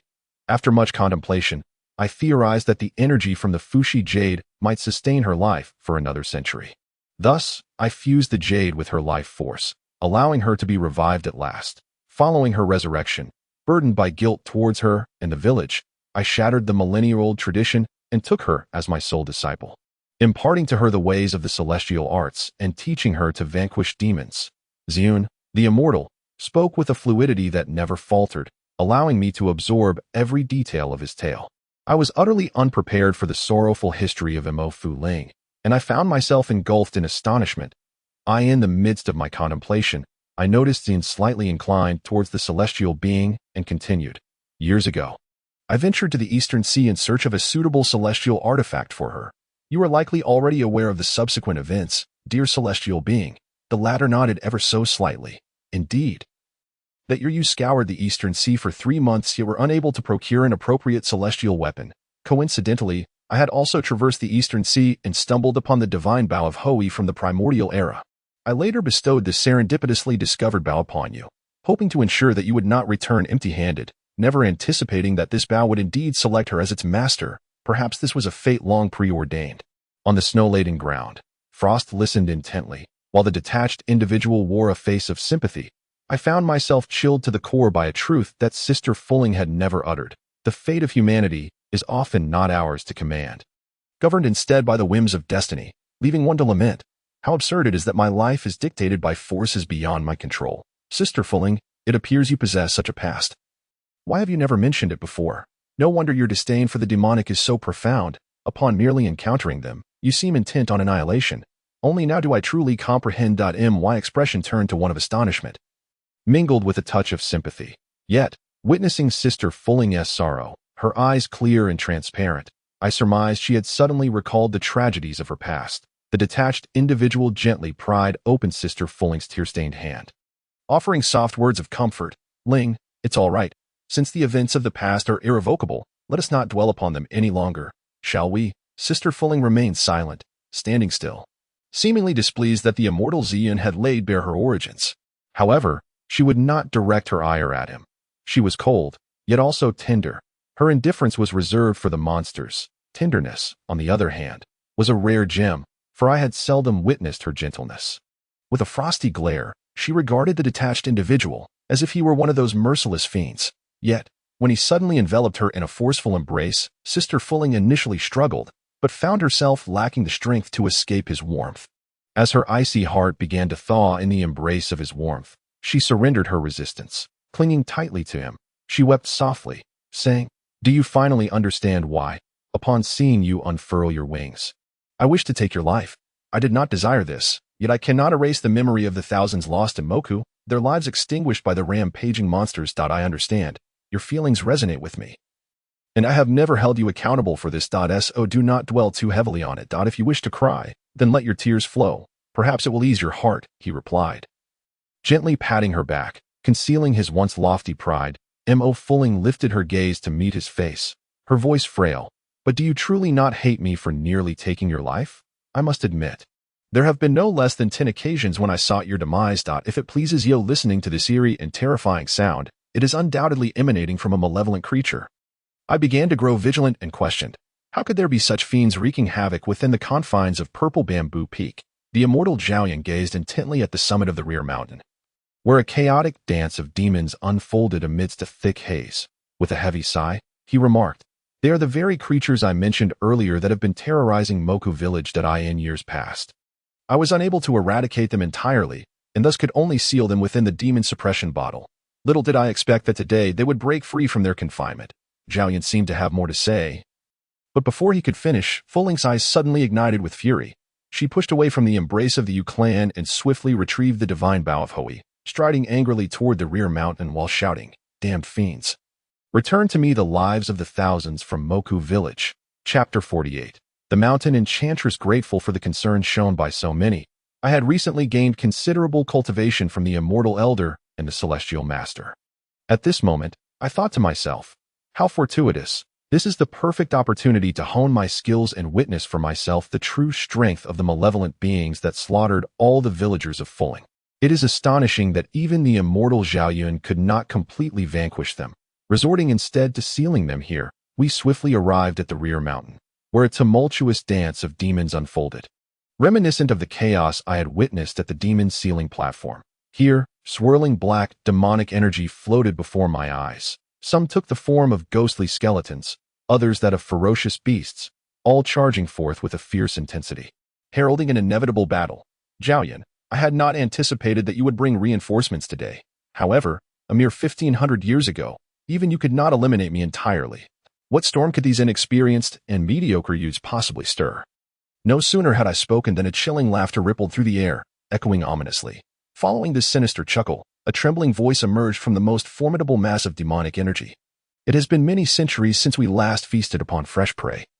Our appetites have indeed grown insatiable, since you are so graciously offering them to us as sustenance." Weak and I retorted impulsively, "Nonsense. Who would even think of you?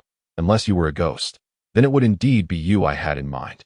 Suddenly, a repulsive mass of black demonic energy surged towards us, causing discomfort.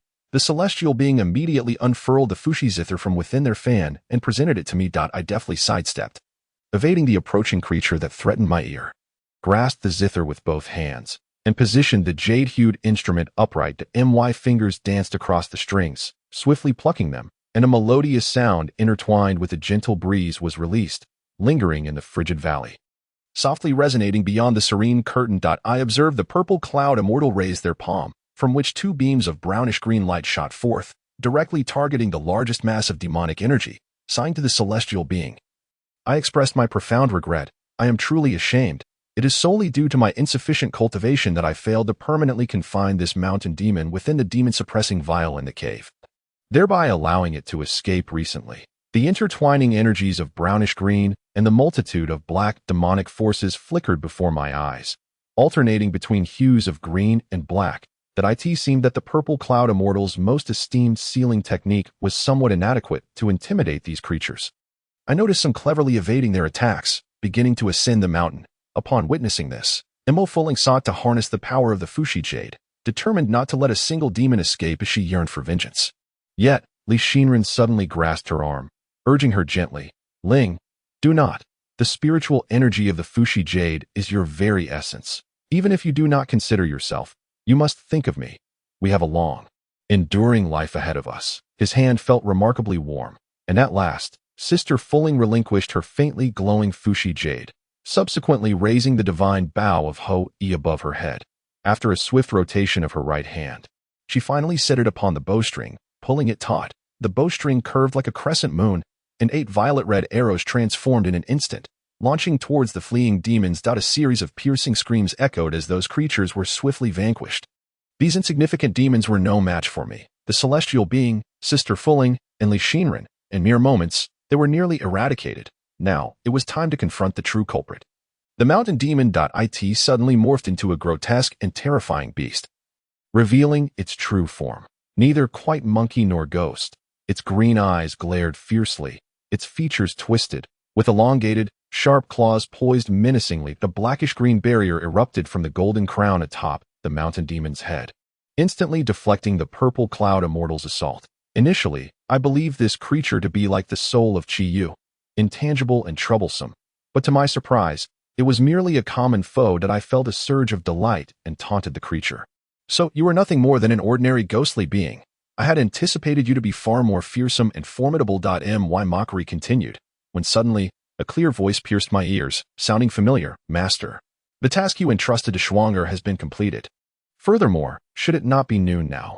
Why has it suddenly grown so dark?" The little girl, unperturbed and stumbling towards us, evidently had not perceived the concealed demon. The creature howled in fury. "Little girl, who are you? What did you just call him? Is it not true that Ziyun Xianren has never taken any disciples? How is it that he is willing to make an exception for you? It seems you must be extraordinary." "Far from ordinary, for if I consume you and these few others, I might fully restore my cultivation and finally escape this place forever." "Ha! Who are you? Who dares to speak to me?" As Schwanger approached, rubbing her eyes, she cast a glance our way. It was only as she drew nearer that she realized we were battling the demonic entity. "The joke. I am indeed a creature that devours without leaving a trace." Before the demon could finish its taunt, I, concerned for Schwanger's safety, once again grasped the Fushi Qin and bellowed, "Demon, it is you who have caused the demise of Sister Fulling's villagers. I shall obliterate you utterly to avenge them. You are hardly worth my effort, yet you speak with such audacity at your tender age. Do you truly wish for me to be the first to consume you?" The demon suddenly transformed, unleashing nearly 100 mountain spirits from its body. The sheer number of its summoned minions was astonishing. These ferocious spirits surrounded us tightly, charging toward Schwanger, who had just approached. In a moment of panic, I heard Li Xin, alarmed, exclaim, "Schwanger, do not go near them. Quickly, come to me. Your brother will protect you." The term brother struck me as peculiar, and Li Xin's expression seemed off. Perhaps it was merely my imagination. The demons, each bearing their fangs, advanced menacingly. I observed as 3 or 4 of them encircled Schwanger, their claws mere inches from her. I seized the Fushi Qin in fury, ready to pluck its strings. But to my astonishment, Li Xin, despite his injuries being only partially healed, acted with swiftness that surpassed my OW, and by the time my hand rested upon the Qin, his twin blades had already transformed into a white dragon, spiriting Schwanger away and safeguarding her closely.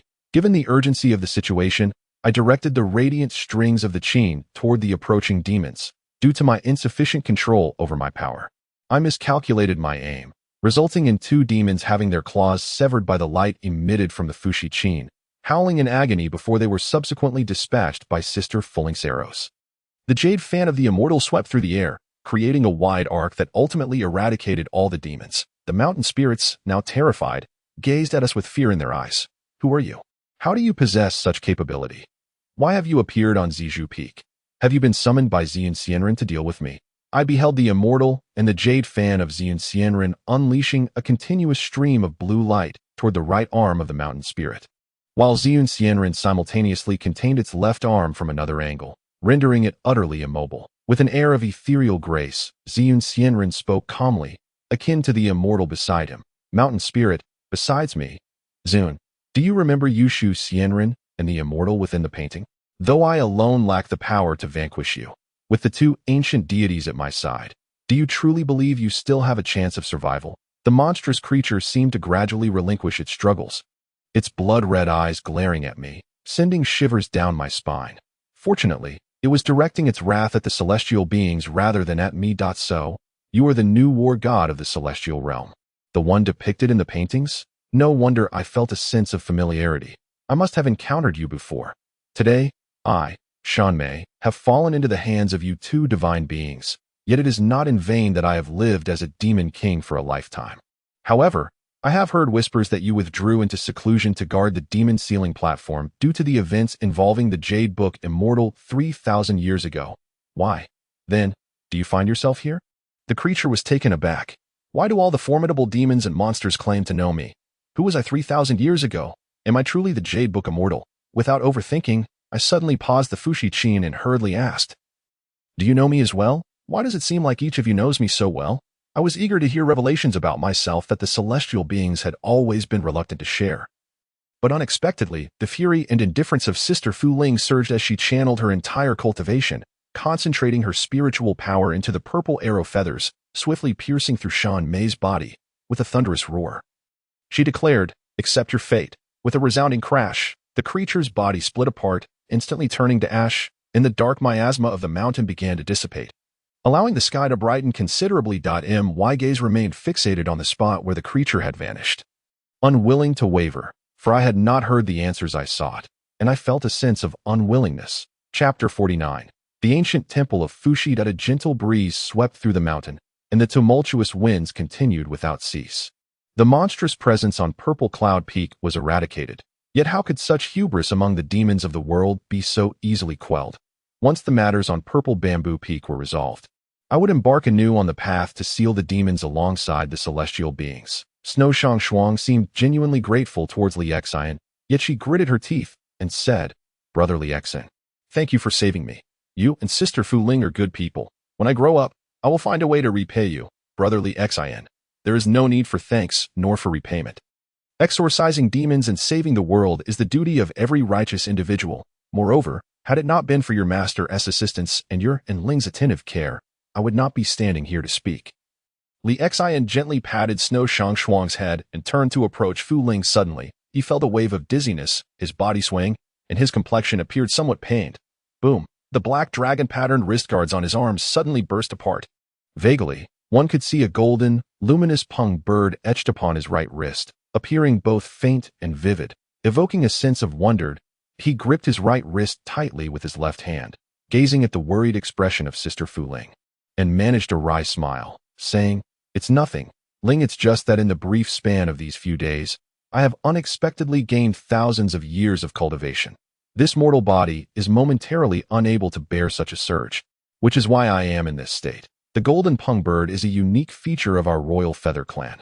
The clearer it appears, the more spiritual power this individual possesses. That I believe it is warning me that this is the utmost limit of spiritual power I can withstand. Upon reflection, this notion indeed made sense, and thus I felt no surprise. In the midst of snow and frost, her expression bore traces of sorrow and confusion. Suddenly, Shui Shang Shuang exclaimed, A member of the Feather Clan? Is this mark truly exclusive to the Feather Clan? According to what Li Xinren said, could it be that Shuanger also qualifies as a member of the Feather Clan? Shuanger, do not jest about such matters. The Feather Clan resides far across at Dongling Xian Island, distinct from us inhabitants of the Xinzhou continent. Not just anyone can claim to be of the Feather Clan. Zun Xianren appeared to ponder deeply. Shui Shang Shuang, with unwavering conviction, replied, I am not joking that if you do not believe me, look closely. I too bear a mark of the pung bird on my arm, identical to that of Brother Li Xinren. The only difference is that mine seems rather faint and obscure, not always visible. However, I cannot fathom why, after Brother Li Xinren's mark illuminated, mine became clearer as well. As she rolled up her sleeve, she pointed directly at the mark on her arm. How can this be possible? Li Xinren scrutinized the ping bird mark on Shuanger's arm, repeatedly examining it in shock. His expression was one of panic. After a moment, he inquired, Could it be that you truly are of the Feather Clan? This seems to be improbable, but I recall Sister Fulling mentioning that Schwanger is from Lilu village, hence she could never belong to the Feather clan. Upon hearing this, Shueshangxuang suddenly raised her voice, ringing with clarity. In truth, I do not know where I hail from. Lilu village is not my true home. I cannot recall why I appeared there in the first place. Is what you say true? Why have I never heard you mention this before? Mo Fulling questioned, her uncertainty evident. With a frown that suggested immense grievance, Shueshangxuang lowered her voice. In reality, I remain a child who can never grow up. When I arrived at Lilu village, I was already 5 or 6 years old, yet I was adopted and have lived there for several years, but my stature has scarcely changed. My growth has been sluggish and stunted. And it continues to be so. Her face reflected a deep melancholy as she lamented, I remember when Sister Fulling rescued me. I should have been around 13 or 14. Now, 2 years have passed. And by my calculations, I should be nearly 16, yet I do not understand why I find it so difficult to mature. All of us were rendered speechless by Schwanger's poignant revelation, each one silent in contemplation. I was the first to break the silence, asking, You say you are nearly the same age as I am this year. How can this be? Surely, you jest. Sister Fulling turned to gaze at Shuang. Her expression serious. Schwanger, are you truly speaking the truth? You are certain this is not a jest? At that moment, Li Xinren appeared agitated, gripping Schwanger's arm. His expression was somewhat dazed, as if caught in indecision. And he said, This cannot be done if you truly are she. Then why did you suddenly vanish without a trace 12 years ago? If you are indeed a member of the Feather clan, then like me, you should possess a pair of wings. Yet, why do you not? This must be mere coincidence, he then inquired. Do you possess any other items that could validate your identity? Frosty shook her head and replied, No. Aside from this peculiar mark, there is nothing else. At that moment, the celestial being suddenly approached the Heartseeker and asked, Heartseeker, do you mean to say that 12 years ago, during the time of divine retribution, some members of the Feather clan departed from Dongling Immortal Island? And who, pray tell, is the person you just mentioned? The Heartseeker and Snowy Frost exchanged glances, silently communicating through their eyes. After a brief pause, Snowy Frost suddenly asked, Is it true that every member of the Feather clan must possess a pair of wings? The Heartseeker resolutely affirmed, It must be so, for that is the only thing that can confirm one's identity as a member of the Feather clan. It seems Frosty has yet to find her home. Perhaps I am not a member of the Feather clan either. It was Frosty who misspoke earlier, and I hope you do not take it to heart. A hint of disappointment flickered across Frosty's face. Who could imagine such a fate befalling a little girl? It remains uncertain whether her words hold any truth. In any case, I feel a profound sympathy for her experiences and misfortunes. The celestial being and Mo Fulling asked further questions regarding Snowy Frost. Although she recounted her tale in full, it left listeners bewildered. Moments later, no one could unravel the mystery of Frosty's origins, nor understand why she would never grow up. I recall her mentioning that over the years, she often dreams of a certain individual, one she believes to be a relative, aside from her parents. Yet, her memories are hazy, and she cannot recall what this person looks like or who they are. The sunlight bore a slight chill, and the mountains appeared hazy. I expressed my unwavering belief in her words and inquired, Could it be that she cast some curse upon a magical creature, or has she been controlled, thus resulting in her current state? Suddenly, the Ziyun Celestial remarked, If you wish to understand why she reacts this way, and whether her words convey the truth, why not seek answers on Dongling Immortal Island alongside the Heart Calling Spell and the Jade Flowing Flute? Very well, apart from that, what other choices do we have? At this moment, it was evident that there was little left to do on Zizhu Peak. Considering that the malevolent creatures at the ceiling magic platform continued to wreak havoc, we dared not linger. Initially, we intended to head directly to Hunyuan Village. However, the Ziyun Celestial warned us that without Zijinji accompanying you, you must not go there at all. What could possibly prevent our journey? Could it be that Hunyuan Village holds some inexplicable connection with Zijinji? Or is she the key figure in our endeavor to Hunyuan Village? I could not comprehend why, with the celestial being's formidable powers, any danger posed by Hunyuan Village would deter us. Yet, he spoke with such foreboding. The Ziyun Celestial, with a long, white beard, spoke kindly, Your purpose in visiting Hunyuan Village is twofold. Firstly, it is imperative to ascertain the whereabouts of the Jade Flute and the remnants of the half-scroll incantation known as the Heart-Calling Spell. Secondly, we must undoubtedly recover the ancient Xianyuan sword, a revered artifact of antiquity, which may one day serve as the 8th pillar of the demon ceiling platform. The immortal Ziyun, lost in contemplation, continued. However, You must bear in mind that as long as the Xianyuan sword exists, your destiny shall not be fraught with excessive tribulations. Yet should the sword be destroyed, your fates will darken, tormented as if in a hellish purgatory. Nevertheless, the affairs of the world are as intricate as a game of chess, with each move shrouded in uncertainty, and the evolution of fate remains a mystery dictated by the heavens. For reasons unknown, his words filled me with a sense of dread and unease that I in my youthful arrogance. I had experienced half a city's sorrows, and it is indeed laughable to think that my fate is mine to command and not dictated by the heavens. I was already engulfed in confusion regarding the future, and his pronouncement only deepened my fear. What does it matter? If the king of hell decrees your death at the third watch, how could you possibly survive until the fifth? Since he has spoken thus, we must once again venture to Fushi town to seek out Jingyi, leaving the uncertainties of the future aside for now. At the very least, I wish for time to stand still. Moreover, the immortal Zune specifically advised, upon your arrival at Dongling Island, do not forget to investigate whether Shuang has any true connection to that place. If so, like the heart-seeking individuals, she too does not belong to this land of Shinjo. I would hope you could enlighten me regarding her lineage at that time. This celestial being truly seems unperturbed by the thought of leaving me alone on the bustling streets of Fushi town, unconcerned about the potential dangers posed by any lurking demons. Upon my arrival, he immediately joined Sister Fuline and the others at the Lu Yun sect. Yet, I shall not dwell on them. There are countless delectable treats and entertainments here that I cannot afford to miss. My previous visit was a hurried affair, leaving many experiences unfulfilled, and this time I shall not let such opportunities slip away. Famished and parched, having exhausted my funds, I fortuitously heard rumors of a banquet at the Fushi temple in the ancient town. Heaven indeed has its benevolence. It is said that there are an abundance of exquisite delicacies, and thus, unable to resist the allure of such culinary delights, I found myself unwittingly drawn inside. On that day, the Fushi temple was teeming with an extraordinary throng of people. Seizing the moment amidst the crowd, I stealthily slipped in and had nearly satisfied my hunger when, just as I was about to depart, I caught sight of a middle-aged Taoist priest at the entrance, clad in a blue and white robe, holding a floating dust whisk. His gaze as sharp as a sword, he bore a colossal sword upon his back, its mere presence radiating an overwhelming aura of wrath. In his arms, he cradled a snow-white fox, with autumnal eyes that appeared exceedingly gentle and charming. However, I suddenly noticed a slender, leaf-like wound beneath its paws, stained with traces of blood. Initially, I presumed that the priest had rescued it from the snares of a hunter. Yet, as I approached the priest, I could not discern whether it was mere illusion, for I heard the haunting cries of a young woman pleading for help echoing in my ears. That I surveyed my surroundings, finding nothing amiss and no cries for help. Just as I was about to depart, a fox suddenly lunged forward and bit me. The pain was excruciating, and I felt an overwhelming urge to seize it from the Taoist and tear it apart.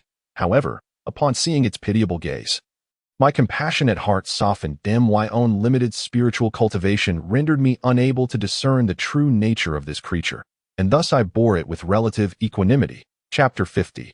The malevolent old demon of the black wind. My decision not to seek retribution did not imply that I was easily bullied. I had intended to wait for the Taoist to apologize, yet after a prolonged silence, he uttered not a single word. In a fit of indignation, I raised my voice to him, exclaiming, "You wretched Taoist! Your beloved pet has bitten me. It is a beast that knows not the meaning of apology, yet you too lack the decency to acknowledge this." The heartless Taoist remained unresponsive, which only fueled my ire. I thought to myself, what pretense of nobility is this? What airs of a recluse? You are merely a demon-hunting Taoist, wielding your meager skills to impose your will upon others. I could not fathom why I had been so easily provoked of late. Perhaps it was due to the indulgences bestowed upon me by the immortal. I was never one to be particularly difficult, merely prone to occasional whims, yet he consistently spoke ill of me. The mere thought of his frequent remarks about how I had become spoiled and capricious ignited my frustration. It was simply unfortunate that the appearance of this old Taoist coincided with the pent-up fury I had been suppressing. Yu Shu, my alter ego, despised being bullied but equally abhorred the idea of bullying others. Nonetheless, Yu Shu was playful and thrived in chaos. Thus, I began to raise a ruckus in the Taoist's ear, knowing that if word of my outburst spread, only the immortal would bear the shame, while I would remain unscathed, for I was his precious gem, and anything I wished to avoid bearing, he was obliged to shoulder unconditionally. After a moment, The Taoist gently stroked his beard, then suddenly seized my arm with a firm grip. Ouch! That hurts. Another wave of pain surged through me, and I nearly retaliated with a slap.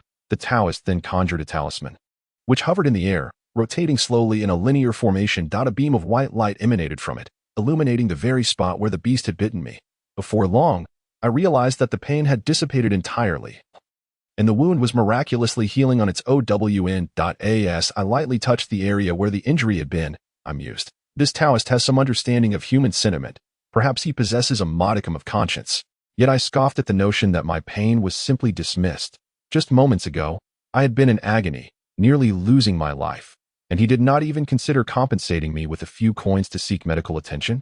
With no money to my name and uncertain when the immortal would provide me with more funds for sustenance, I decided to entangle myself with this demon Taoist, observing his seemingly ample purse. I thought it prudent to request some funds for my journey. Thus, I shouted at him, "You claim there is no issue. How can you, a supposed practitioner of the Tao, lack the esteemed virtues attributed to your kind? Demon Taoist, if you do not compensate me with some money today, I shall make it my mission to publicly humiliate you."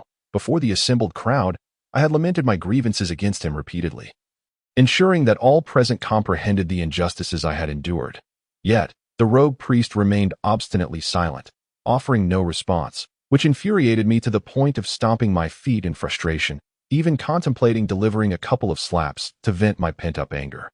At that moment, many began to speak on my behalf, some even engaging in fervent debate with the scoundrel priest to seek justice for me. In an instant, the crowd was united in their condemnation of him.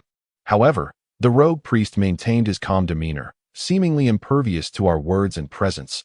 Turning on his heel and preparing to leave, that I found myself at a loss, resigning to my misfortune. Just then, a sudden tempest erupted outside the Fushi temple, plunging the sky into darkness, an ominous wind howling in, extinguishing the candles within and toppling the offerings and decorations upon the altar. Before long, a torrent of swirling sand surged toward us. I scarcely had time to ponder the origin of this black dust or the cause of the sudden change in weather when the rogue priest shouted at us, urging, "Quick, find a place to take shelter. Demons are indeed demons." I could hardly muster any sympathy for them. Anger surged within me as I noticed he seemed to have more to say, but I interrupted him, clutching the fox and exclaiming, "Fine, I'll concede you possess some conscience, but do not regret it. This scoundrel has wronged me deeply, and whether he lives or dies shall be my decision." The sandstorm approached us with relentless fury, whipping my hair into disarray, causing my scalp to throb, my ears to sting, and grains of sand to invade my eyes. In that critical moment, the priest uttered to me, "Heaven has its own benevolence." No sooner had he spoken than his robe billowed dramatically in the wind. He raised his hand, swirling the dust before him in a rapid motion, conjuring a golden sigil of the Fushi Bagua that struck against the onrushing sandstorm. Instantly, the tempest was dispelled, though the priest staggered back slightly. That moment, the wind abruptly ceased, and the sky appeared to brighten. I thought the ordeal had come to an end and was about to emerge from beneath the table when a sudden clap of thunder and lightning shattered the calm. The ominous wind returning, accompanied by a chilling voice that echoed, "Witching Laodao, did you not vow to protect the lives of all beings, taking their welfare upon yourself? 5 centuries ago, I was regrettably sealed by your predecessor within this Fushi temple. Today, fortunate enough to have someone tear asunder my seal. I, the black wind old demon, shall obliterate everything you seek to protect. Everything." The terrifying voice sent shivers down my spine. Yet, I refrained from further contemplation, reasoning that if this malevolent entity had once been subdued by the rogue priest's predecessor 500 years ago, surely he must possess a means to vanquish it now. Thus, I chose to ignore the unfolding chaos. And in this dire moment, I surprisingly found myself dozing beneath the table, utterly exhausted. Outside the Fushi temple, the confrontation between the Wichendeo priest and the Black Wind demon was nothing short of fierce. As the two engaged in their magical duel, the streets of the ancient Fushi town were shrouded in darkness, punctuated by the rumblings of thunder and flashes of lightning. Yet, the tumultuous sounds failed to rouse me from my slumber. Upon awakening, I found the temple utterly deserted, the surroundings in disarray, with items scattered haphazardly and debris strewn across the floor. The sky had cleared considerably, and the winds had ceased, suggesting that the Black Wind demon had likely been vanquished by the Wichendeo priest. I refrained from overthinking the situation and mused to myself, this old priest possesses a certain level of skill, having truly subdued this malevolent entity and saved the townsfolk. with a buoyant spirit. I exited the Fushi Temple. As I stepped over the threshold, I was struck by the adorable sight of the little fox sleeping peacefully. I murmured to myself, such charm hardly befits a creature that brings calamity to the world. I shall make an exception today and spare you. When I discover a method to restore the ceiling platform, I shall confine you within it, thus granting you a reprieve. This was undoubtedly the only malevolent being I had refrained from slaying throughout my tenure as a demon hunter. Upon leaving the Fushi Temple, I noticed that the Taoist's floating dust had fallen onto the ancient town's floor, and the great sword had been reduced to mere fragments, with a pool of blood staining the ground. The air was tinged with a faint metallic scent. I recalled that the immortal had once mentioned that as long as I recited the incantation, he would be able to sense my whereabouts. Thus, I began to chant the spell, hoping he would come to find me, only to realize that I was unable to wield any magic at all. As night deepened, I wandered alone through the desolate streets, unable to locate the Luyun Gate where the immortal resided. Occasionally, the sounds of barking dogs and cawing crows pierced the air, instilling a sense of dread within me. Panic began to set in. Since departing from Qinghuan Peak, I had never been alone. Now, without the immortal to rely on and my magic failing me, I thought, what if that malevolent creature appears and seeks to trouble me? I have no desire to meet my end. Just in that moment of distraction, the fox in my arms suddenly leapt to the ground, vanishing in the blink of an eye. A chilling wind swept through, followed by a harsh, piercing laugh from a woman whose voice sliced through the air, tauntingly declaring, "It seems you are searching for someone. Let me assure you, you shall never see them again." Chapter 51. Jade Book. A cold breeze brushed against my face, enveloping me in a sense of melancholy, and I involuntarily shivered at the sudden chill. That moment, I did not feel fear towards this mysterious malevolence. However, intrigued by her strange words, I inquired, "What do you mean by never being able to see them again? Who are you, and what manner of demon are you?" Her laughter resonated with a blend of sorrow and wickedness, and I could faintly hear the echoes of her weeping, which swiftly transformed into a voice filled with wrathful glee. "You have entered my dream, and they reside outside of it, separated by an insurmountable divide. Thus, you shall never reunite." I find myself profoundly intrigued by how I suddenly entered her dreams, despite having arrived at the ancient town of Fushi alongside the celestial beings. Yet, it perplexes me why some of us exist beyond the realm of dreams while others are ensnared within it. Perhaps her voice lacks the severity and chill one might expect. I discern that her terror is but a fade. For reasons unknown, an overwhelming sense of sympathy for her wells up within me. But who exactly is she, and what transpired? In that moment, I became oblivious to my surroundings, suddenly disinterested in seeking out the celestial beings. Yet, I am fearful of the darkness. The night here is overwhelmingly somber, and the wind carries an eerie chill. Strangely, the compassion I feel for her gradually morphs into dread and terror that I must find the celestial being. For only in his presence do I feel fearless. The words of that woman are deeply unsettling and frightening. I genuinely fear being trapped in her dreams forever. That I dread the thought of never seeing the celestial being again. The prospect of losing him terrifies me. In an instant, I feel vulnerable, weeping as I dash toward the silent end of the long street, crying out, "Celestial being, where are you? Please come save me." Ewer is truly frightened all alone. I have never experienced such fear as I do now. I do not know how I might reunite with the celestial being. Perhaps I shall never see him again. That I hear her voice, soft yet as sharp as a dagger, taunting. "Afraid, are you? That's precisely right. However, I advise you not to fear, for the more you tremble, the more I desire to see you perish. Let me tell you, in my dreams, I shall not permit anyone to fear. All who feel dread in my dreams shall meet a fate without burial. I run with all my might, yet I cannot escape the relentless pursuit of this fox demon." In an instant, she lunges toward me, halting before me in a menacing display, exuding terror. Paralyzed by fear, I find myself unable to yield to it. I can see the wound on her knee, a clear indication that she is the very fox I held moments ago. As a demon slayer, while I may not harbor the same loathing and indifference as Mo Fulling, no demon has ever escaped my grasp. I recognize her abilities are rather mediocre, and given her injuries, she could never match me in combat. Yet, for reasons I cannot fathom, I find myself reluctant to strike her down. Observing her in this state, I feel less fear than before, regretting my earlier display of vulnerability. She does not resemble the typical demon, one who lunges at any human or revels in bloodshed. The atmosphere is ominous, and suddenly she threatens, "If you cry again, I shall devour you. I pay no heed to her admonition to cease my tears, gently wiping the moisture from my eyes and pleading for her to escort me away from this cursed place. Yet, for reasons unknown, she remains obstinate. In desperation, I advance toward her, anger spilling from my lips.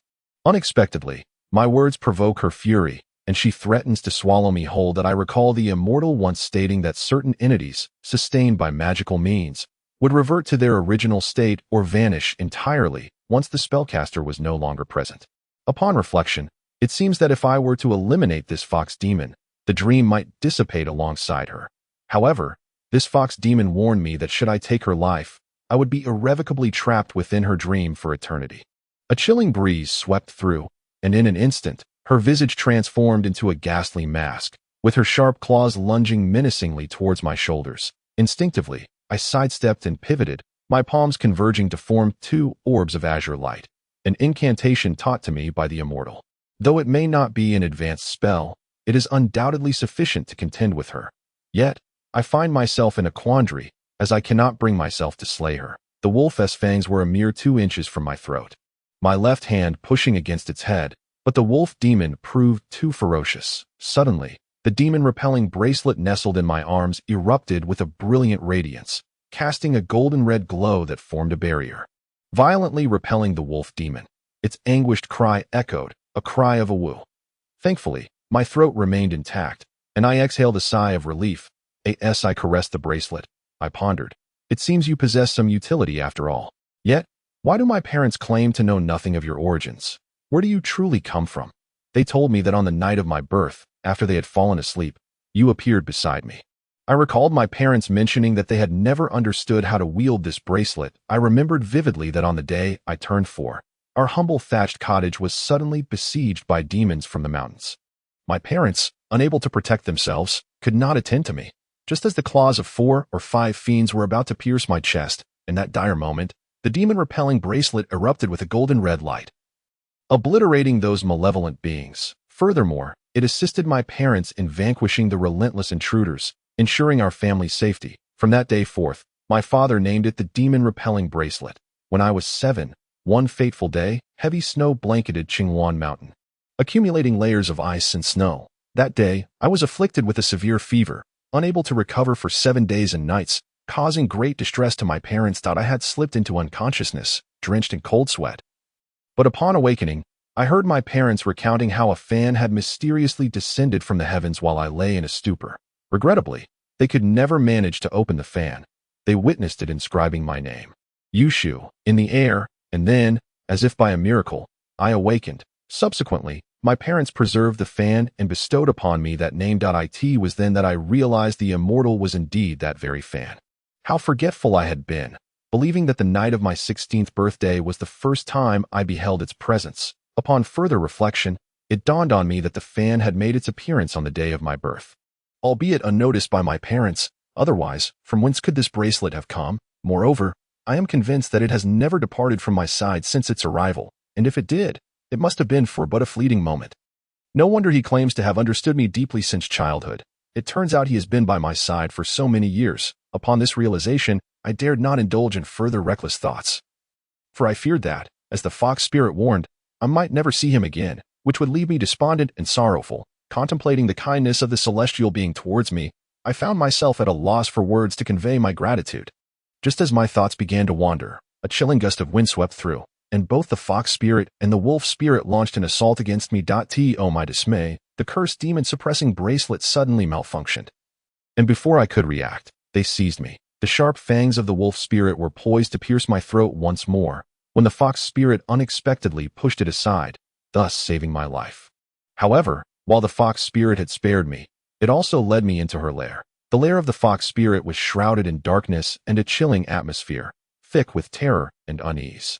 As I stumbled through the dimly lit cave, my mind clouded. I meandered past a couple of forked pathways, eventually encountering a chamber filled with a dozen or so white skulls and remnants of clothing, weapons, and other debris. That a wave of dread washed over me. All I could think of was fleeing this haunted place. As I continued onward, I stumbled into a shadowy corner where I discerned the voices of 2 individuals. I heard the fox spirit pleading earnestly, "Dear one, could you promise me not to harm others anymore? If you persist in your malevolent ways, it will inevitably attract the attention of other demon hunters. You have died once already. I do not wish to see you perish again or suffer. But the wolf spirit retorted in a furious roar. Murdering and harming is the very essence of our demon nature. How can I change? Besides, you need not worry. With Chu Lufeng gone from Fushi Town, I no longer have to hide. Without him, no one in Fushi Town can threaten me anymore. You can find me within your dreams, preventing me from seeking revenge on the Lu Yumin for Chu Lufeng, and thus my rage can only be unleashed upon those trapped in this dream with you. The wolf spirit fell silent. And the fox spirit continued, but later, you mentioned that being alone in my dream felt rather desolate and lonely, so I reluctantly allowed some mortals from Fushi Town to enter my dream as well. Yet you claimed there were still too few. You expressed a desire to construct an entirely new world within my dream, akin to the outside world, believing that would suffice for you. Consequently, I brought in more souls. And now thousands accompany you in my dream. Yet you regard them as mere prey, continuously siphoning their essence and spirit to aid in your recovery. You have already taken the lives of over 100 innocent beings. Your wounds are healed. What more could you possibly desire? Such wanton slaughter stains you with sin. Should you escape from my dream, you will undoubtedly be purged by the demon hunters. Why not remain in my dream? Forever by my side? Would that not be enough? Chapter 52. Nightmare. The wolf spirit was impervious to the fox spirit's heartfelt entreaties, and at that moment, I comprehended why so many souls, like mine, were ensnared in this dream. It has become increasingly clear to me why, from day until now, I have not witnessed the fox demon harm a single soul, that I can now comprehend the significance of the words spoken by Taoist Wuchen. In order to break the dreamscape woven by the fox demon, I pondered deeply, yet I could only recall that the fox demon had mentioned I was ensnared in this dream after the sacrifice of Taoist Wuchen. Consequently, I need not remain in a state of heightened anxiety. I thought to myself, perhaps the chaos caused by the Black Wind demon would capture the attention of the celestial beings, prompting them to come to the Fushi temple in search of me, and upon discovering my absence, they would surely devise a means to rescue me. However, my intuition strongly suggested that this plan was utterly implausible. Thus, I shifted my thoughts once more. The cave was damp and cold, and the icy droplets falling upon my face jolted me from my drowsiness. At that moment, I inadvertently recalled a statement made by the celestial being, who had once said that every dream I experienced was indeed real. If this were true, then as long as I could dream in this wretched place, and if I could control my own dreams, escaping this cursed realm would not be an insurmountable task. With that in mind, I gently closed my eyes and drifted into a hazy slumber. Alas, the cold and dampness of my surroundings proved too much, and I was roused from my sleep within less than an hour.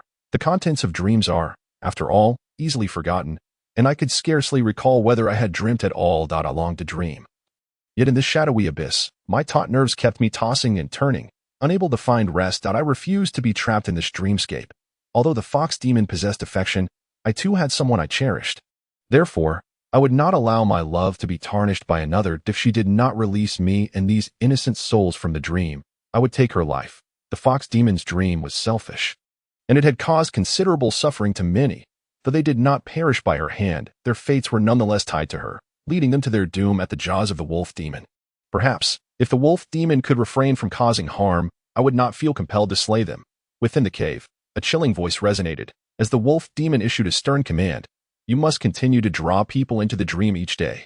As I absorb more of their essence, I shall grow increasingly powerful. Then, we shall no longer need to cower in this illusory realm. We can do as we please. Is that not desirable? At that moment, I found myself wavering, contemplating whether it was truly necessary to eliminate them all. Yet, I could not tolerate the wolf demon's brutality, while I did not wish to cause the fox demon distress. It was clear that she had gone to great lengths to save him, to bring him into the dream and keep him there. How could I bear to tear them apart?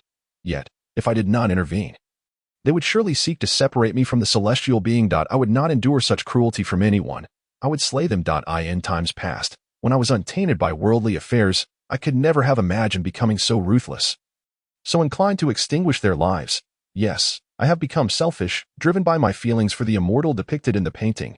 I have transformed into a being of self-interest. I merely lingered nearby, absorbing the conversation between the wolf demon and the fox demon.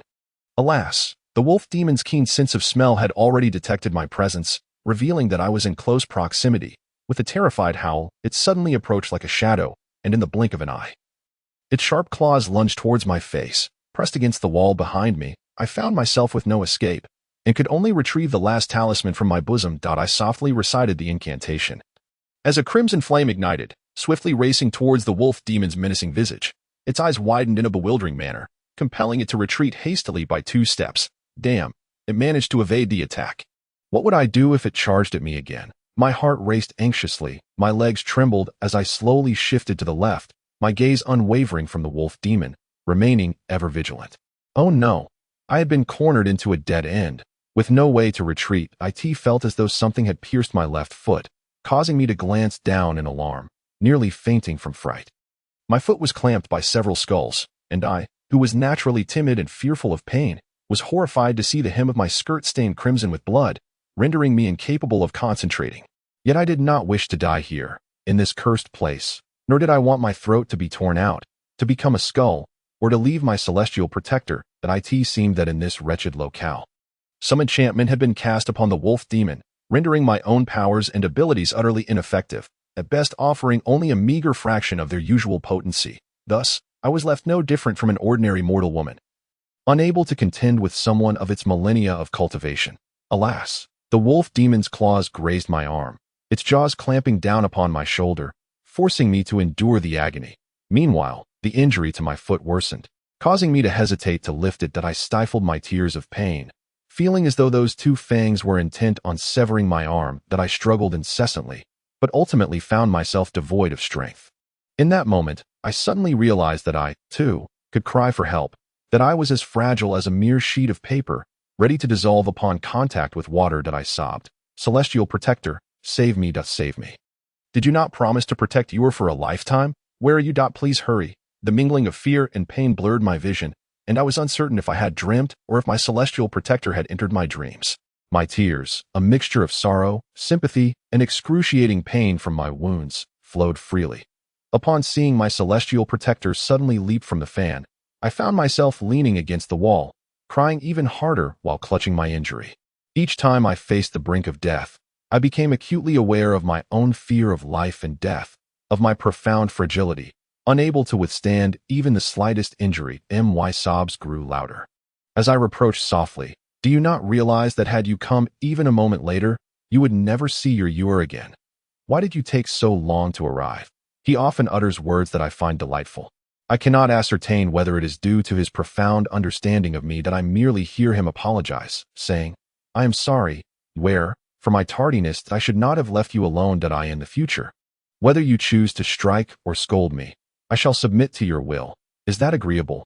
Upon hearing his words, I instinctively raised my arm, yearning to deliver a sharp blow to him, yet the pain from my injury restrained my impulsive actions. I remained enveloped in sorrow, gently wiping away my tears, and softly uttered, "Do you not realize how frightened I was just now?" The ethereal figure gently pried open my hand, and a stream of azure light emanated from his fan, casting its gentle glow upon the wound on my arm. He tenderly reassured me, "Do not fear, Ewer. The celestial being shall always be by your side. How could I possibly allow my beloved Ewer to endure solitude?" Gradually, my wound began to heal, and the pain subsided. That I noticed that Sister Fulling had also arrived, and my heart swelled with gratitude. It dawned on me that I was surrounded by those who cherished and cared for me. No matter where I found myself, they always managed to seek me out.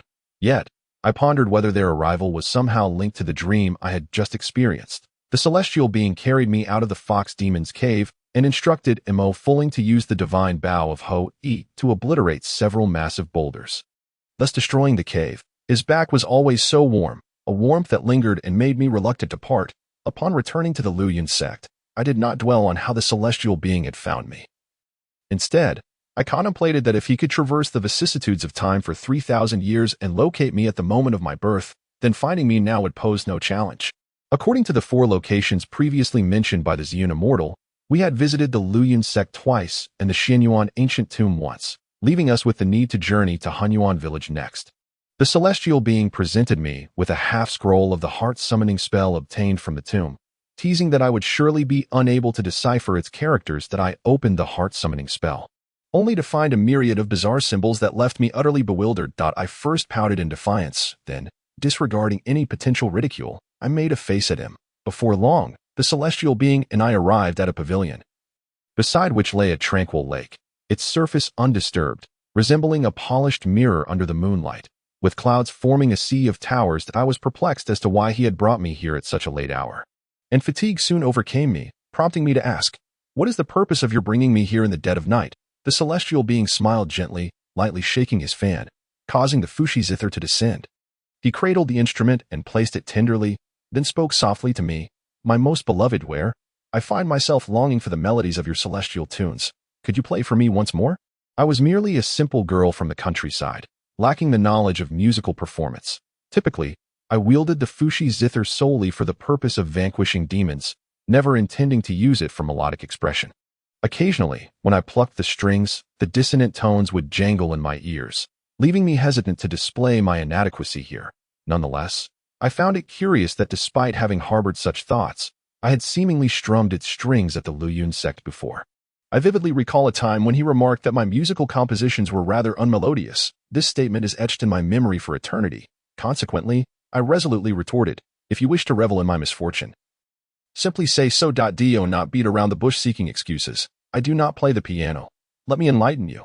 I am merely a girl from the mountains. Since you profess to have affections for me, you ought not to coerce me into undertaking tasks I despise, lest you find yourself filled with regret." Chapter 53.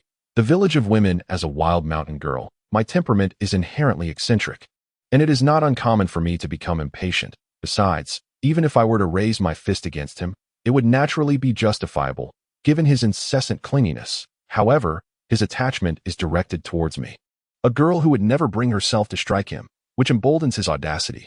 Thankfully, he is who he is, not someone else. Otherwise, with his twisted logic, I would certainly teach him a severe lesson. I could not fathom why I suddenly felt out of sorts. What misalignment in my thoughts had led me to sit down in a daze. Gently placing my hands upon the Fushi zither, I dozed off, wearied, murmuring, "Just one piece, nothing more. If I play poorly, do not mock me, or I shall show you a thing or two." Considering the numerous sacrifices he had made for me, it was hardly excessive to agree to continue the melody for him. Beneath the moonlit pavilion, the lake lay clear as a mirror. Such a splendid scene would be perfectly complemented by the sound of bamboo flutes. Strangely, despite merely plucking the strings at random, harmonious melodies flowed effortlessly from my fingertips. Gradually, I realized that my innate talent for playing was quite remarkable. The music was not lamentable, and I boldly allowed myself to play freely, although I had promised only to perform one piece. As the moonlight began to wane, my hands remained uncontrollably engaged in plucking each string, that I was oblivious to the enchantment he had cast upon me, leading me to unwittingly fall into his trap. Reluctant yet unwilling to yield, I continued to play. Had I not consented to his request to accompany him under the moonlit pavilion for a delightful evening, I would never have discovered the depth of my talent on the zither. After a considerable duration of playing, fatigue began to envelop me. My eyelids fluttered, and my focus waned. As my delicate fingers once again danced upon the strings, the melodies lost their earlier charm. Alas, I could not help but exclaim in pain. Raising my hands high, I began to hold him accountable. "Look, it is all your fault. You've caused my fingers to bleed." The celestial being gently grasped my hands and blew softly upon them, only to reveal that the wound miraculously healed. His touch was warm, and I was momentarily enveloped in this comforting sensation, when he suddenly laughed and said, "My dear Uer, your zither melodies remain as enchanting as they were 3,000 years ago." Drawing me in, making it difficult for me to depart. "I wonder if you could grace me with yet another piece. Play for you. How could one possibly sleep with such demands?" I found myself genuinely irritated. Yet I found him gently clasping my hands, then firmly settling behind me, his hands softly kneading mine as he resumed tuning the Fushi zither. He surely could not genuinely harbor feelings for me. Otherwise, he would never allow Yua to remain exhausted without respite. The melodious strains of the zither continued to ripple through the air, his silky hair brushing against my cheeks, his embrace warming my heart, flushing my face with a tender hue, further softening my voice, my smile, my laughter. How vexing. How did I suddenly come to realize just how insufferable you truly are, listening to the enchanting music, leaning against his warm embrace? I found myself gazing up at him with affectionate eyes, captivated by his earnest demeanor, completely oblivious to the fact that my hands were no longer my own, feeling a tinge of shyness. I spoke in a delicate tone. "Could you possibly be any more irritating?" Gripping my hands so tightly. "Are you not afraid that my warm cheeks might scorch you?" To my surprise, he drew the Fushi zither closer. Pressing my body snugly against him. A surge of warmth enveloped my heart. My breath quickened, and I felt a suffocating sensation, my face contorted under his embrace. Yet this was my own doing. He merely followed my whims, rendering himself even more unbearable, committing no wrongdoing. I understood then that you did not wish to hear my melodies. Rather, you sought to take advantage of me. Did you not? I must warn you, am not a woman to be trifled with so easily. Should you continue this way, there will be a price to pay. Do you comprehend? I delight in being coy, yet my ability to be so is indeed a result of your indulgence. He remained silent, casting an eerie stillness around us, with only the lingering notes of the zither resonating in my heart. Gradually, I succumbed to drowsiness, resting in his embrace. It was not until the following morning, when Sister Fulling came looking for us, that I realized he still held me tightly, though he had fallen asleep. I dared not wake or disturb him, merely signaling Sister Fulling to be quiet. I found joy in pinching his nose and playfully tugging at his ears, gently caressing his dark, lustrous hair, continuously ruffling it. His breathing was steady, and even in slumber, his smile was captivating. He remained as dashing as ever. After quietly observing him for a considerable time, he still did not awaken.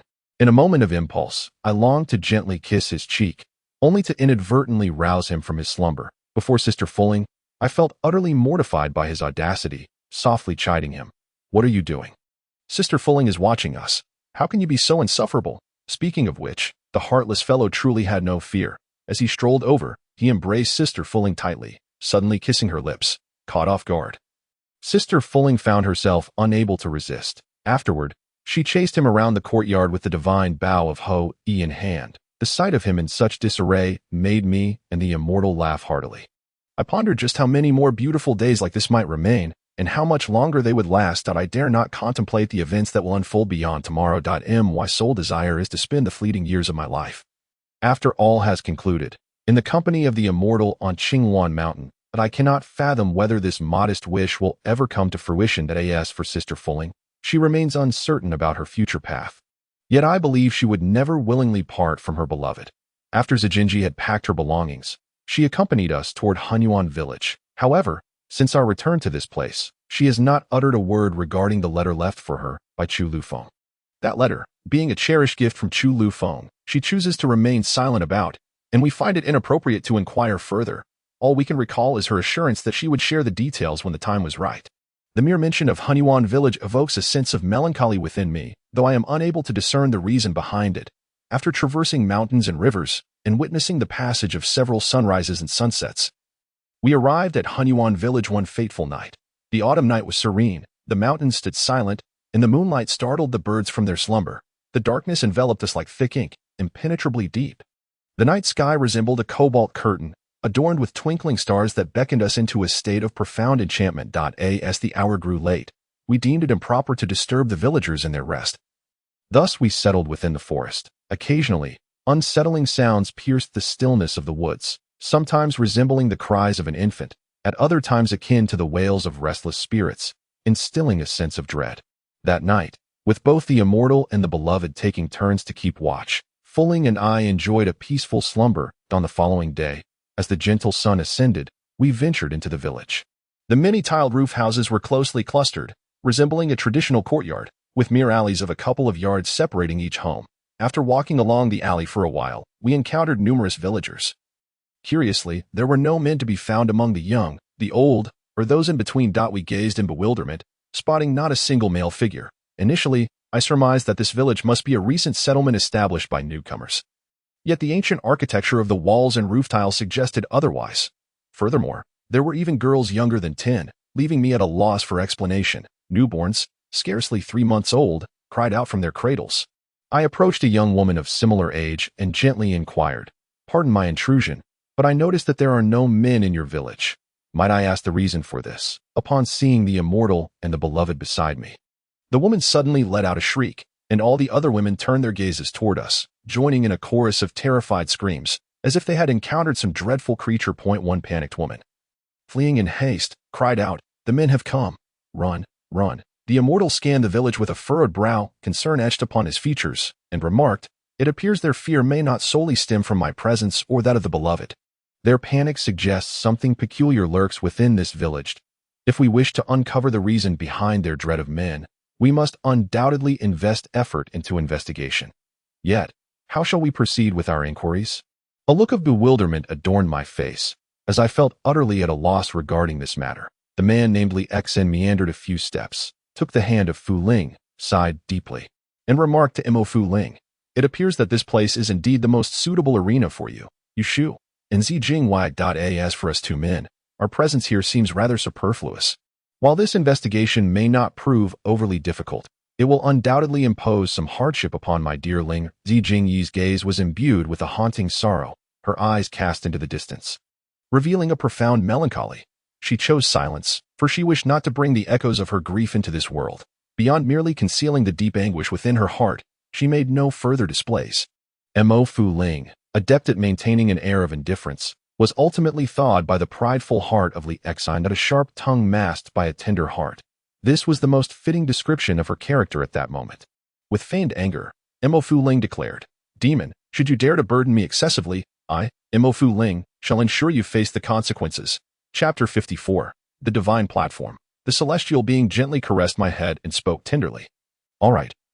My foolish Yuer, since you are so reliant on me and refuse to allow me to hide, I shall remain by your side. These past days, witnessing your grievances has resonated deeply within me, filling my heart with sorrow. Do not speak of me disguising myself as a woman, even if you desire me to become a tool in your hands, to be commanded and utilized at your whim. I would willingly oblige." In that moment, I felt as if I were the happiest girl across the entire realm. Joy enveloped me as I lay in his embrace, my heart swelling with delight. I softly uttered, "Celestial, you are truly wonderful. Your kindness towards you fills me with bliss. I have no regrets about loving you in this lifetime, nor do I regret descending into the mortal realm for you." The celestial being chuckled softly, his voice gentle. "My dear Yuer, I have long told you that one day I would win your heart. You were once skeptical, treating me with indifference. What has caused you to suddenly become so clingy now? If I do not cling to you, whom shall I cling to? You are the only one in this realm who genuinely cares for Yuer, and I cannot believe you would stand idly by while I seek solace in another. Furthermore, you have already been by my side for 16 years in this lifetime, have you not? The more splendid the moment, the more I feared it would slip away in haste." The celestial being smiled charmingly. "Yuo is so astute. You have indeed uncovered the truth. From the moment of your birth, I arrived at Qingwan Mountain, and since that day, I have never strayed even a step from your side, nurturing and safeguarding your growth, ensuring you remain unharmed by malevolent forces. Witnessing your joyful maturation has brought me immense joy, and at times, I have eagerly wished for you to grow up more swiftly. Perhaps you are unaware, but the 16 years of your growth have been far more agonizing than the 3 millennia of my waiting. Why is it that you willingly endured 3,000 years for Yuer? At that time, I had already reincarnated. You knew all too well that merely waiting another 16 years would see me grown, yet you lament that this span is too arduous. Have you suddenly begun to regret?" I was aware that this was not the reason, but I longed to hear him articulate the truth behind his sentiments. Speaking of which, I must confess that there was indeed a fleeting moment of regret. For the version of you I encountered at Qingwan Mountain was undeniably mischievous and headstrong. Time and again, you relished in causing mischief before your parents. During that period, I found myself contemplating the possibility that one day you might bring me to ruin, which instilled a profound fear within me, almost compelling me to abandon my affections for you. However, I soon realized that no matter how unruly you were, my fondness for you remained unwavering. Perhaps, had I not discovered this, I might have relinquished my attachment to you long ago. As for him, I found myself somewhat satisfied, continuing to listen intently as he remarked, "Moreover, each day I must follow you closely, fearful that this troublemaker might come to harm herself. How disconcerting you were back then. I often wished for those 16 years to pass swiftly, so I would no longer have to dread your misadventures." The immortal was indeed fond of jesting, yet he truly lacked an understanding of which jokes were appropriate and which were not. If you dare not love me, then why force yourself to do so? Why should you feel compelled, my dear Piampian? If Yuer truly vexes you to such an extent, then why do you not choose to part ways with me? Could it be that you are, in fact, captivated by my allure? I suspect he is precisely that type of person. I may be rather self-absorbed, yet when the immortal smiled so charmingly, he deftly sidestepped my inquiry. I then heard him say, "Indeed, I have my shortcomings. In the year you turned 10, your parents departed this world, leaving you to navigate 6 years of solitude upon the mountain. Yet I, with a heavy heart, failed to emerge and share in your tears and laughter, allowing you to endure 6 years of loneliness and hardship. Do you ever think that I have not done enough? No, you have done remarkably well. You are the most devoted guardian of Yuer in the entire world. Yuer wishes to be with you for eternity, never depart. You too will love Yuer and desire to be by her side, will you not? The immortal suddenly adopted a playful demeanor, retorting, "What do you think?" Take a guess. I would have been willing to tug at his ear, yet I found myself unable to exert even the slightest force, and I feigned indignation. "No, I shan't guess, for I already know without needing to speculate. Mo Fu Ling is a competent demon slayer, and she had not forgotten the strange occurrences in Hunyuan village from the moment we arrived." Listening intently, Mo Fu Ling suddenly inquired of Li Xianren. Speaking softly, "And you, what do you intend to do?" I observed Li Xianren wipe his mouth with a mischievous grin, responding nonchalantly, "Fortunately, I can fly, since it is difficult to seek out the cause on the ground. I shall ascend into the air to help you uncover clues, but fret not. As long as you think of me, simply call my name, and I shall descend to find you." Sister Fu Ling can be somewhat aloof at times, a reflection of her inability to move past the tragic events that befell Mo family village. Mo Fu Ling raised her toes and shouted at Li Xianren, "You may fly, but I advise you not to let me glimpse your wings. Otherwise, I shall shoot you down with an arrow."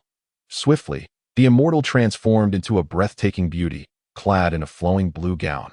Her features delicate, with eyes like shimmering autumn waters, she appeared even more enchanting than I, which inevitably stirred a pang of jealousy within me that I could only hear him softly uttering, "All right, my Yuer, are you satisfied now?"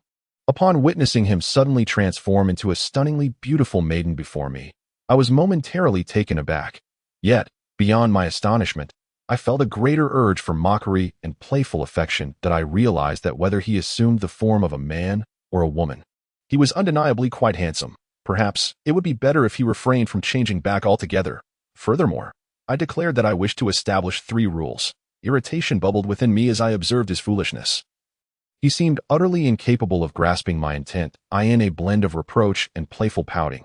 I chided him, "How can you be so foolish? Even more so than I. You must not call me Yuer. Instead, you may refer to me as my Yuer, my beloved Yuer, or my dearest little Yushu, among other variations. In essence, there are countless names you may use, just not that one to in the presence of Zijinji and Ma Fuling." A flush of crimson crept over my cheeks as I added, "I am not pouting, I assure you. I am quite the demure lady." The celestial being inquired further, "May I approach you?" While it was indeed permissible, the condition was that he must render it impossible for me to refuse. Otherwise, should I find a reason to evade him, he would not be able to draw near again. In other words, firstly, do not provoke my ire. Secondly, adhere to the 3rd rule. Protect me, I proclaimed. Before long, my clinginess subsided, and as we strolled together beside the village well, we traversed a lengthy alley. Occasionally, individuals passed us by. However, compared to me, it seems Zijinji garnered more affection from them. They greeted her with great enthusiasm, especially noticing the sword of forgetfulness she carried. Just then, a woman accompanied by a small girl approached Zijinji, earnestly asking, "Are you the demon slayer come to rescue our village? We implore you to save us." After some inquiries, the young woman lamented, "To be candid with you 4 ladies, the majority of the residents in Hunyuan village are men. The strange occurrences here can be traced back to a month ago. Time was of the essence, so I urged her, 'Yes, please continue, but I hope you can be succinct and clear.'" The woman, filled with trepidation, spoke, "Not far from the village lies a mountain with a divine platform known as Function Platform. It is said that beneath it lies a terrifying demon. Atop the mountain is a temple called Function Temple, where a highly esteemed Taoist priest named Wichindeo once resided. He possessed the ability to foresee the future and was adept at predicting events yet to unfold. One day, he gathered us in the village and spoke of a matter that filled us with dread. He warned that a demon sealed for 1,000 years beneath the Function Platform was on the verge of emergence. Initially, he intended to advise us to evacuate the area, but after further contemplation, he calculated that if this demon were to break free, the consequences would be unimaginable. Listening to the tragic plight of Hunyuan village, I felt a wave of sympathy wash over me. However, I soon realized they had yet to address the crux of the matter, prompting me to inquire, "But what does this have to do with your fear of men?" Upon witnessing the woman, tears streaming down her face and her nose running, she sorrowfully lamented, "It is precisely because these men have transformed into something unrecognizable that we have gradually begun to fear them." The Taoist had departed, mentioning that the arrival of any foreign man in the village would signify the awakening of the malevolent beings trapped beneath the Function Platform. which would lead to the destruction of those men and threaten the village itself. He even claimed that these men would consume human flesh. Zijinji, though initially indifferent, pondered for a moment and declared, "Since this is merely a prophecy, yet to be realized, there must be means to prevent or alter it. If my conjecture is correct, there are at least 200 or 300 souls imprisoned beneath the function platform. With so many lives at stake, as long as I, Zijinji, am present, I shall never permit their demise." Prophecy. If we are to speak of prophecies, I only believe in those imparted to me by Lu Feng. All other predictions are but absurdities in my eyes. Mo Fu Ling suddenly became incensed, her eyes glistening with hatred as she exclaimed, "I too do not believe that any malevolent creature can escape the grasp of my Holy Divine Bell. Rest assured, I shall eradicate that creature before it has the chance to emerge, thus dispelling this fictitious prophecy." Chapter 55. The Ancient Xianyuan Sword, Part 1. Having listened to their lengthy discourse for much of the day, I found myself parched and thus ventured into the courtyard to request a cup of water. To my dismay, I overheard the woman say, "I sincerely apologize. For reasons unknown, the village well has inexplicably run dry in recent days. Our water source has been severed, and we have no water even for cooking. If one wishes to drink, we must wait until nightfall when the dew falls to quench our thirst." Surveying the village, which appeared relatively normal save for the absence of men, I was taken aback to discover such dire circumstances. Undoubtedly intertwined with the malevolent beings beneath the function platform, that I could not help but clench my fists, overcome by an impulse to charge up to the function platform and vanquish those creatures. At that moment, a girl of about 5 or 6 unsteadily approached the woman, a faint trace of blood visible at the corner of her mouth, as she wept, "Mother, I am so thirsty, so very thirsty." The woman suddenly consoled her, "Child, do not cry, do not cry. Mother will find a way for you today." As soon as the words left her lips, she waved her hand, lifting her sleeve to reveal 2 deep, jagged scars on her arm. To my astonishment, a sharp dagger had appeared in her right hand, and she poised to draw it across her arm. Zijinji swiftly intervened, deflecting the dagger with her sword, demanding, "What are you doing?" In response, the woman clutched the girl tightly and began to weep bitterly, exclaiming, "The village has been without water for several days, with no source of hydration. We have no choice but to drink blood to quench our thirst. Though this may seem cruel, it is the only means we have to stave off our thirst for the time being. Although we, as adults, may endure such hardships, how can these children possibly withstand days and nights without a single drop of water? Given the increasingly harsh living conditions and the lurking dangers here, why have you not sought a way to relocate, to resettle in a more hospitable place? This is the only path I can offer them. Beyond this, I am powerless." The woman wept bitterly, her sobs resonating with sorrow, lamenting, "How could we not desire to leave this place for a better existence? Yet, this is our birthplace, where we have lived for so many years, and we are inextricably bound to it. How can you expect us to abandon our home? And let us not forget, even if we could leave, what of the men? Are they not our kin as well? How could we bear to part with them?" As tears streamed down her face, she gently raised her hand to wipe her eyes and continued, "Though we have considered the plight of these newborn girls, you may not be aware that we have previously cast a spell upon the creature known as the Black Wind Old Demon. Wherever we tread, the land becomes parched. To avoid implicating the innocent, we have no choice but to remain here. Zijinji is the most revered person in this place. I believe that as long as she continues to seek out a few women for inquiries, she may uncover more about the demon beneath the Divine Seal platform. This way, we can have some assurance, at least gaining insight into the creature's true strength and cruelty." Before long, Mo Fu Ling arrived at the Divine Seal platform, where a colossal stone statue loomed, intricately carved to life. Its visage resembled a spirited and imposing man, gazing skyward towards the rising sun. With one leg bent, he raised the divine bow of Ho-E with his left hand, while his right hand drew the bow into a crescent arc, poised for action. The arrowhead pointed sharply toward the heavens. Upon closer inspection, the stone bow in his hand bore an uncanny resemblance to that of Mo Fu Ling.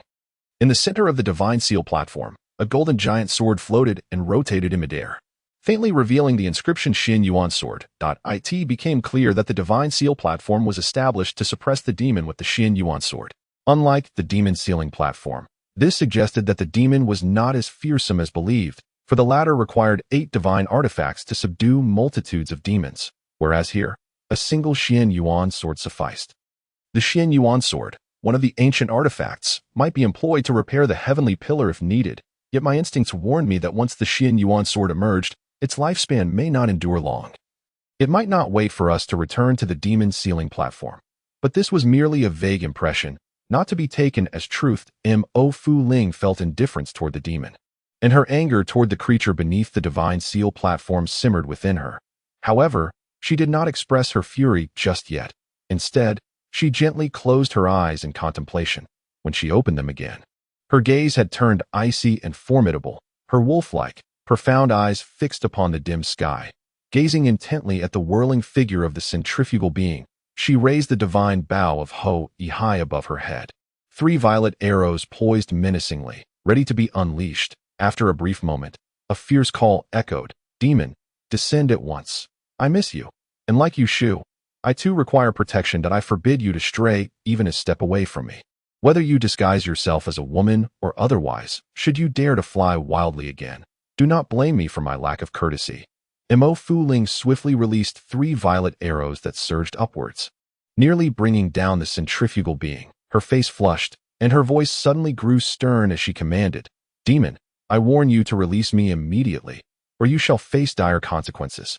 Known for her sharp tongue but tender heart, Mo Fu Ling had indeed learned the art of speaking contrary to her true feelings. She exclaimed once more, "Do you truly wish for your demise?" The centrifugal being, however, had not forgotten his purpose. He recounted the observations he had made while soaring through the AT that moment. Zi Jing-yi arrived on her sword, and after combining her account with that of the centrifugal being, we deduced that the village's ley lines had been infiltrated by this malevolent creature. The sudden desiccation of the village's waters was a direct result of the damage to the ley lines. A chilling and wrathful sound erupted from beneath the ground, and suddenly, numerous strands of dark demonic energy entwined around the function platform. This dark energy seemed vaguely familiar, prompting me to speculate. Could it be that this is also a part of the Chaos Demon? Just how powerful could this Chaos Demon be, having sacrificed 4 ancient deities 3,000 years ago without eradicating the true form of the demon Lord Wu Li? With a thunderous roar, the Xianyuan sword abruptly lost its brilliance and plummeted. The function platform trembled violently. As the earth quaked and mountains shook, the men who had previously been immobilized by Taoist Wuchen suddenly regained their fervent gazes. Though their eyes were bright, they glowed with a wrathful green light, as if harboring deep-seated grudges against us. Their hands extended forward, rigid as corpses. I understood that once they awakened, our burdens would multiply. And since we could not harm them, we needed to eliminate the malevolent entity before they could move. Suddenly, a piercing shriek resonated as a foul-smelling cloud of dark demonic energy surged through the center of the ceiling platform, violently lifting the Xianyuan sword and hurling it towards Zi Jing-yi with uncontrollable fury. The crimson radiance flared as the stench intensified, and at that moment, the wails of the damned grew ever more haunting. As if countless vengeful spirits were lamenting, accompanied by the ominous sound of cracking bones that sent chills down my spine. Zi Jing-yi brandished the Wangxin sword, slowly raising a scarlet banner 2 zhang high.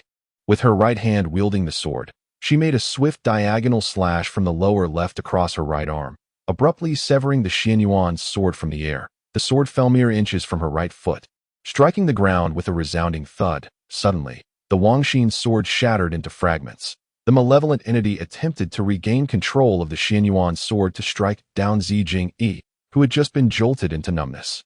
The Xianyuan sword roared back to life, lunging once more towards Zi Jing-yi's chest. Witnessing this alarming scene, I shouted, "Sister Jing-yi, be careful." Zi Jing-yi swiftly retreated, clasping her hands tightly around the Xianyuan sword. However, this malevolent creature is undeniably formidable. As its eyes widened in a fierce glare, the Xianyuan sword suddenly began to spin violently, causing the hand of Zijinji, which grasped the sword, to be lacerated. The celestial being brandished his fan, which danced around the Xianyuan ancient sword, ensnared by the dark demonic aura, effectively immobilizing it. The sinister energy surged into the body of one of the middle-aged men atop the function platform, and in a brief moment, it completely possessed him. The nearby onlookers, their expressions blank, were fortunately ensnared within a narrow confinement circle cast by the centrifugal spell, rendering their fierce and menacing attempts to escape futile. As they remained trapped within the encirclement formed by the 2 spiraling dragons. Chapter 56, The Xianyuan Ancient Sword, Part 2. In the wake of the creature's rampant devastation, an array of mournful and longing sounds filled the air. akin to the haunting cries of crows and the sorrowful wails of apes. Weaving a continuous lament that pierced the soul that it is no wonder that we had heard such strange sounds in the forest last night. The water veins of Hunyuan village have been ravaged by this fiend, and to restore them, we must first vanquish this monster. Yet, given the severe damage to the water source, even if we triumph over the creature, without the water spirit pearl, we shall ultimately be unable to effect any restoration. Observing Hunyuan village, now riddled with countless wounds, it is evident that survival is no longer feasible. Our only recourse is to rescue these men and subsequently lift the curses afflicting the villagers, allowing them to seek refuge elsewhere. Heaven and earth give rise to all things.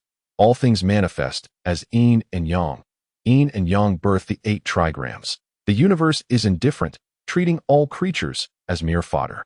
All changes and phenomena in the world exist within the duality of yin and yang, suffused with profound mysteries. The Fushi demon-subduing array, crafted by the deity Fushi in ancient times, is a marvel of endless intricacy that never fails to astonish.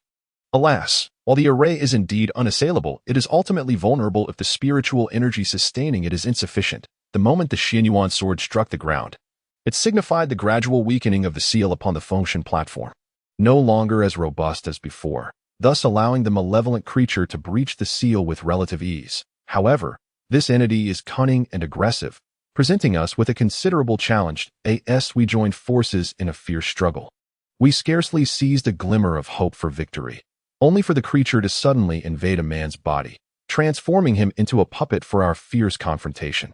The man, now possessed, appeared like a ghoul, consumed by madness. Mafuling's arrows, swift as a dart, aimed directly at the grotesque figure, yet were effortlessly deflected by the creature's sweeping black robes. At the same time, a dark orb hurtled towards Mafuling, who deftly sidestepped and unleashed 3 arrows, scattering the dark demonic energy that the creature continued to summon. As he held me close, he vigorously waved the fan, causing several shards of blue light to burst forth, cleaving through the oppressive darkness of the heavens, dispelling the ominous gloom that shrouded the sky, and neutralizing the onslaught of the creature directed at us. I harbored concerns for his safety, yet seeing his confident demeanor, I gently implored, "Would you please set me down?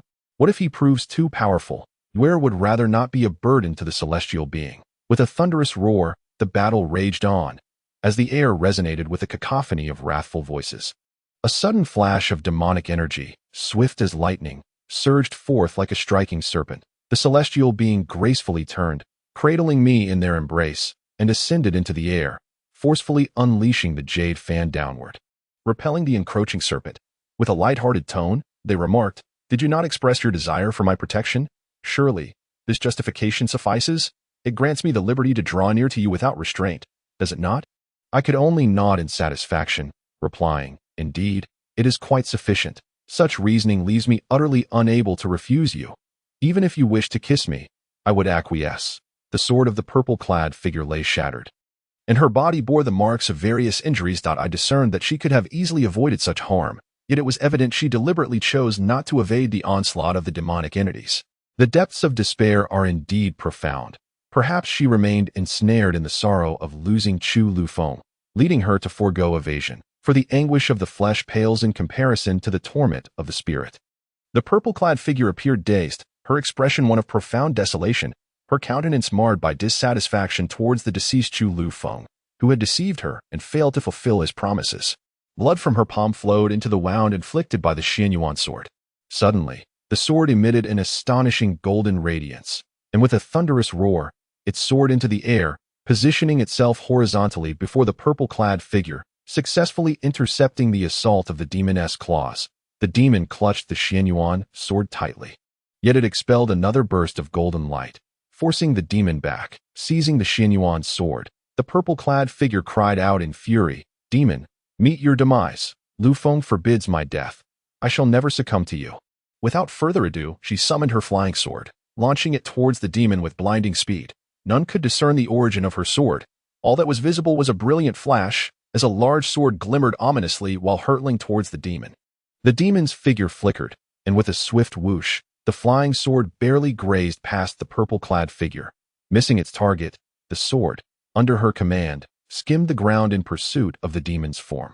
Although the sword's blade did not touch the earth, It left a stunning scar upon the unyielding stone of the function platform, a testament to its overwhelming power, stirring even the demon's heart. The centrifugal figure, filled with rage, spread its wings and charged at the demon, relentlessly flapping to disperse the dark demonic energy in a brief moment.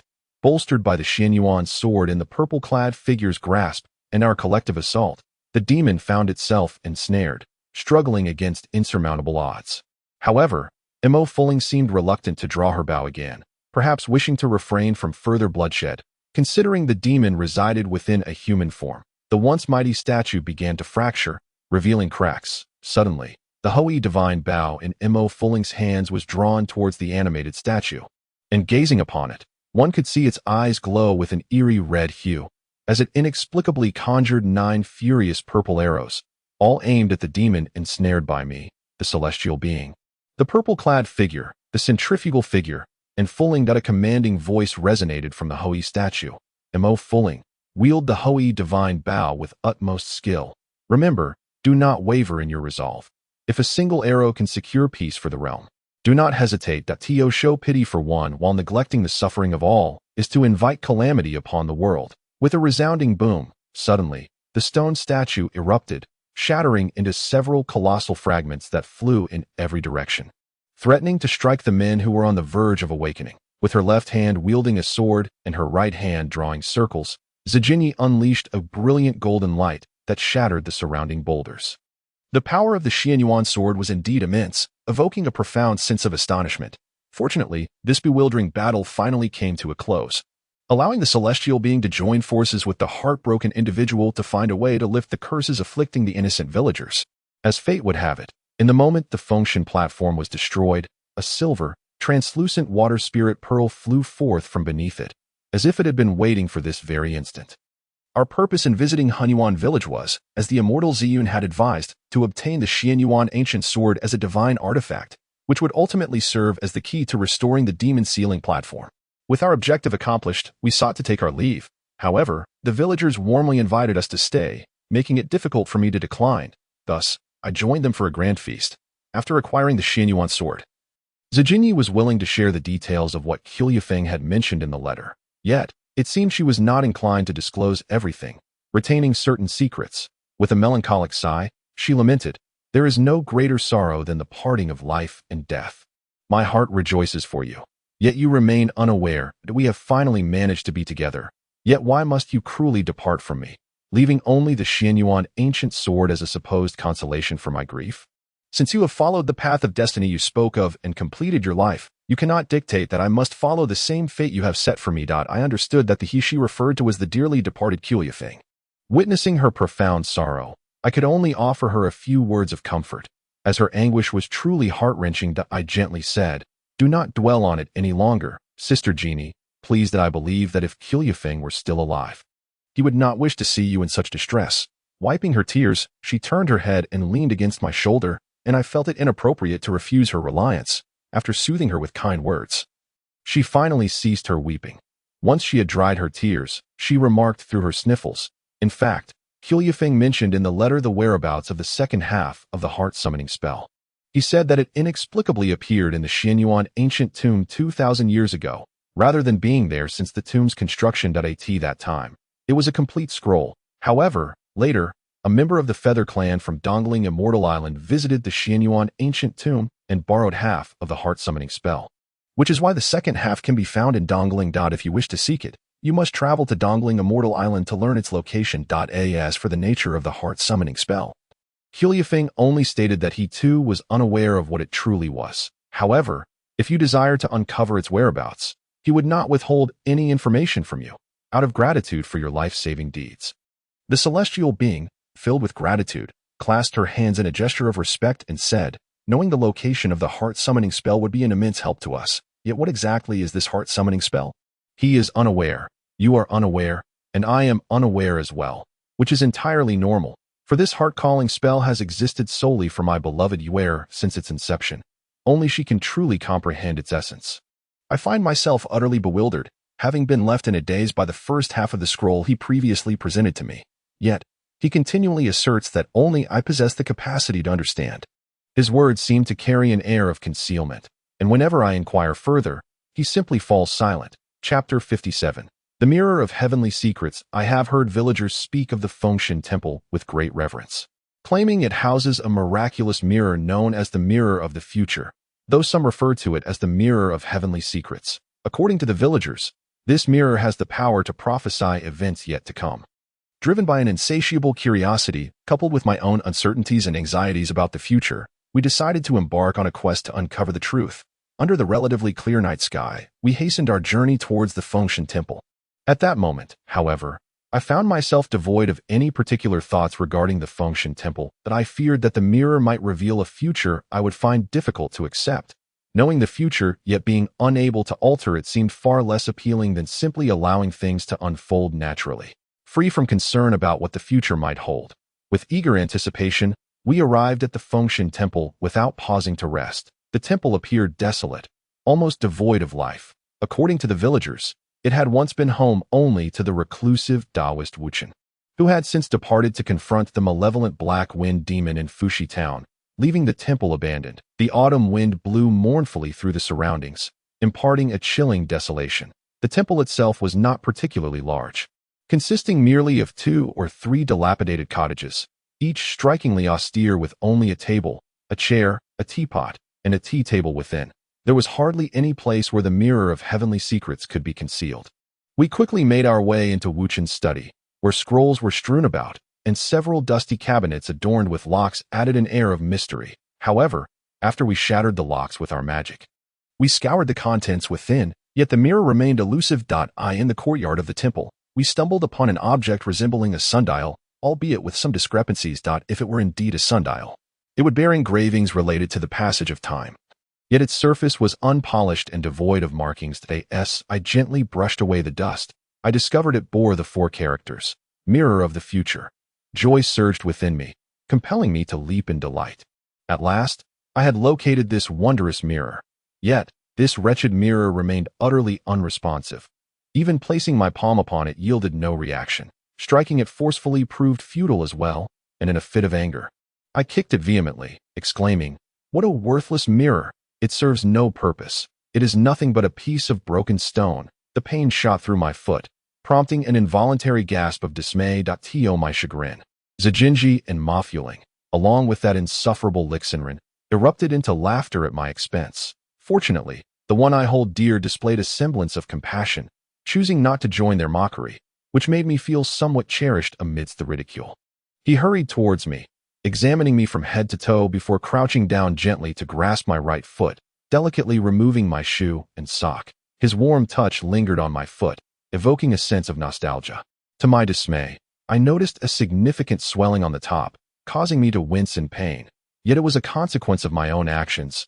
Leaving me with no recourse, he tenderly held my foot, as if unable to bear parting with it, which led me to feel an unsettling notion that he intended to violate my personal space. However, I soon discerned that his gaze brimmed with compassion, a sentiment that seemed to be solely reserved for me. The celestial being emitted a soft blue light from the jade fan, casting spells to heal my wounds. He then inquired with genuine concern, "My dearest Yuer, does it still hurt?"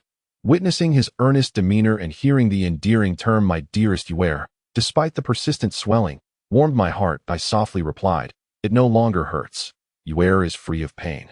But I know you must be hurting greatly, for you care deeply for me. Since I am pain-free now, you need not suffer any longer. All right." With a sigh of relief, I noticed my injury had completely healed. Yet the celestial being continued to inspect my foot meticulously until he was assured of its full recovery, at which point he finally relaxed. He gently helped me put on my socks and shoes. His movements remarkably deft. He expertly tied the laces of my shoes, adorning them with a purple bow, prompting my mind to wander as I speculated that he must have had a fondness for another woman before my reincarnation, having tied laces for someone else. Moments later, he slowly rose to his feet, supporting me as I took a few steps, softly asking, "So, does it still hurt?" In that moment, I felt utterly blissful, thoroughly pleased with his earlier actions. And I joyfully leaped up to embrace him, exclaiming, "It doesn't hurt." Yet, the envious gaze of Ma Fueling, akin to the piercing eyes of a wolf, seemed intent on consuming me.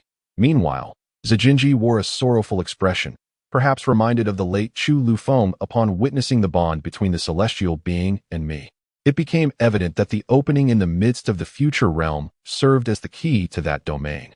Zijinji appeared to grasp this fully.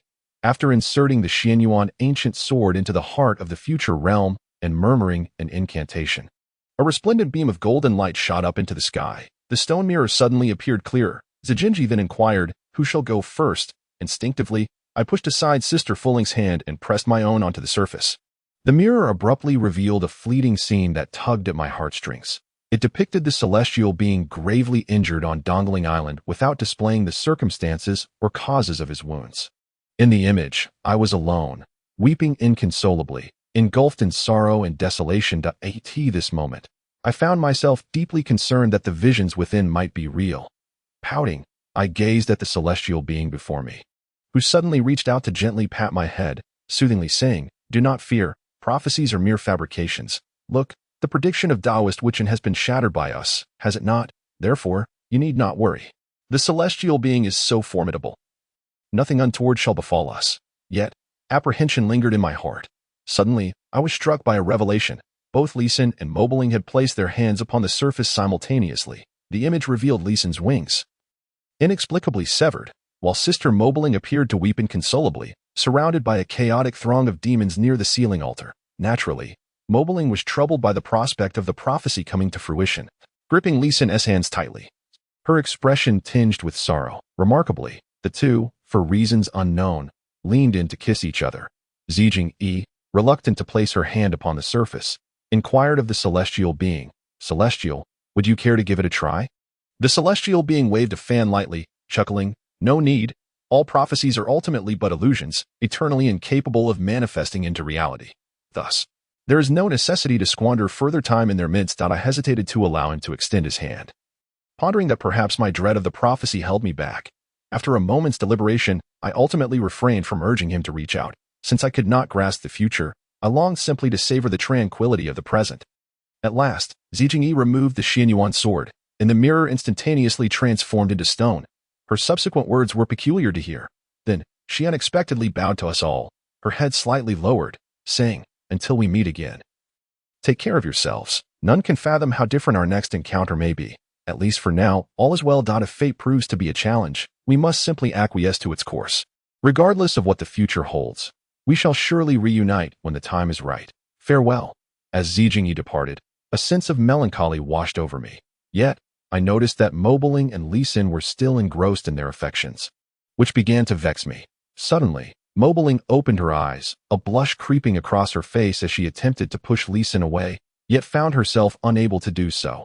Observing her anxious demeanor, I remarked, "You may continue.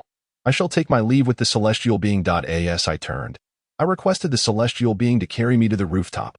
The moonlight was exquisitely enchanting, the breeze gentle and caressing, his shoulder radiating warmth, and the stars shimmering brilliantly. I remained immersed in the haunting vision I had just witnessed, steeped in melancholy. However, he soon perceived my mood and exclaimed, "The moonlight is so resplendent. If only we could accompany it with a tune of celestial music, it would be even more splendid." I discerned his desire for my music once more. This time, I feared he might never hear my melodies again. So without hesitation, I retrieved my fushi zither, settling into his embrace. As I began to play softly, I realized my composition was still as beautiful and captivating as ever, his hands still radiating warmth. Yet, he suddenly remarked, "Yuer, why does your music seem somewhat cool and jarring to my ears? It does not resonate as beautifully as before." I initially intended to express my anger towards him, but for some inexplicable reason, I suddenly felt a wave of tenderness wash over me. I merely rested my head upon his shoulder, devoid of any reproach or ire, and said, "You may embrace me, you may kiss me, and you may even allow me to play for you.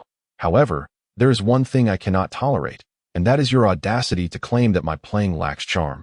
You must understand, I am but a simple country girl, utterly ignorant of many things, and it is for your sake that I have painstakingly acquired this modest skill on the piano." Observing the tender concern etched upon his face, I softened further and sweetly continued, "Do you know, ever since we departed from Ziju Peak, when you expressed your fondness for my music, I have secretly sought a place to practice alone each night after you fell asleep. I have persisted in this endeavor day after day, never once giving up. Otherwise, you might wonder how I managed to play so proficiently during your recent stay at Luyan Gate without any formal instruction. He listened quietly as I spoke, prompting me to further envelop him in my gentle words. I must confess, there are times when you truly vex me, showing no appreciation for delicate matters, especially towards a gentle and beautiful girl like myself. How could you dare to say that I have not performed well? You see, were it not for the realization that I seem to be unable to live without you, in the past, my wild spirit would have driven me to distance myself from you and never look back. Look, my fingers have developed numerous calluses, and they still ache even now. I continued. My tone grew ever more delicate, yearning for a semblance of his affection. Chapter 58. The profound affection of calligraphy and painting. The immortal finally came to understand the need to cherish me. His voice soft and soothing. It dawned on him that my struggles were for his sake. By day, I toiled alongside him, and by night, I secretly practiced the piano, enduring such fatigue and hardship. Yet I had remained oblivious to this until now. My heart ached for my dear Ewer. The immortal, increasingly tender, pressed my head closely against his chest, gently murmuring, "My Ewer, you are perfect in every way. You excel beyond all others. With such a wonderful wife by my side, what more could I possibly desire? Ewer has done so much for me, and she has truly given her all. Thus, I should never claim that she plays poorly. I was in the wrong. Will you forgive me?" Upon hearing the word wife, I could not help but indulge in further playfulness. "How can you be so shameless? Whoever said that just because I like you, I would want to marry you? Are you not afraid that I might just be toying with you? If one day you discover that I was merely humoring you, I wonder if you would regret it and whether your love for me would remain. If that were the case, I certainly would not love you." Hearing him say such things ignited my ire, and I asked, "Why? Do you truly believe that Ewer could ever develop feelings for anyone other than you? Do you genuinely think that your Ewer would ever stray?" After he let out a soft sigh, he remarked, "My foolish Ewer, if it were truly the case, I would only love you more. Therefore, I would certainly not love you as I do now. Yet, despite the many words spoken, I remain uncertain whether my Ewer is willing to forgive me." The immortal suddenly grew anxious and said, "How can that be? In the future, I intend to take my Ewer to traverse the entire 3 realms. There are countless delightful and intriguing places within the realms that you have yet to explore. Do you not relish the vibrancy and novelty?" I, who had always reveled in playfulness, found myself inexplicably weary of such fleeting distractions at that moment, merely stating, "All of that is nothing but ephemeral clouds. There is nothing worthwhile there. Moreover, with the 3 realms being so vast, wouldn't that tire me to death? How could you be so heartless?" I insisted on remaining at Qinghuan Peak, refusing to go anywhere else. "Of course, you must not leave Qinghuan Peak either. For me, Yushu, having you is sufficient for a lifetime. With you, I possess the entirety of the 3 realms, equating to everything. I am blissfully happy that I adore you. I love you, O immortal." The immortal sweetly replied, "I love you 2,300 years ago. I loved you, and I love you still, forever and always. I shall only cherish and adore you. Furthermore, I have noticed that before me, you remain just as you were by the shores of Bihue Lake 3,000 years ago, eternally a child who never grows up. Back then, you waited for me by Bihue Lake for 2,000 years, and subsequently played the zither for me for 3 days and nights without closing your eyes. Your zither melodies are as beautiful as you are, captivating all the creatures of the vast sea as they listened by the shore. Yet, later, you selfishly declared that all your future compositions would be played solely for me. And then you followed me away from the azure seat. I couldn't help but feign indignation, saying, 'Oh, cease your flattery. I am not so selfish. How could I not have realized just how much I like you, how I fell for you at first sight? Surely, I cannot be so foolish as to play for 3 days and nights without sleep upon merely seeing you. If that were the case, I would surely be exhausted. You must be fabricating these tales to amuse me. Am I right? I assure you, I am already quite pleased. Should you continue to tease me, I may very well laugh my way to the afterlife." My heart brimmed with joy beyond words could express, and I could only respond to him, "I find that you are quite adept at soothing me. I recall in the past, when I couldn't sleep, it was always my father and mother beside me, comforting me that I don't know if they have been gone for too long or if it is something else.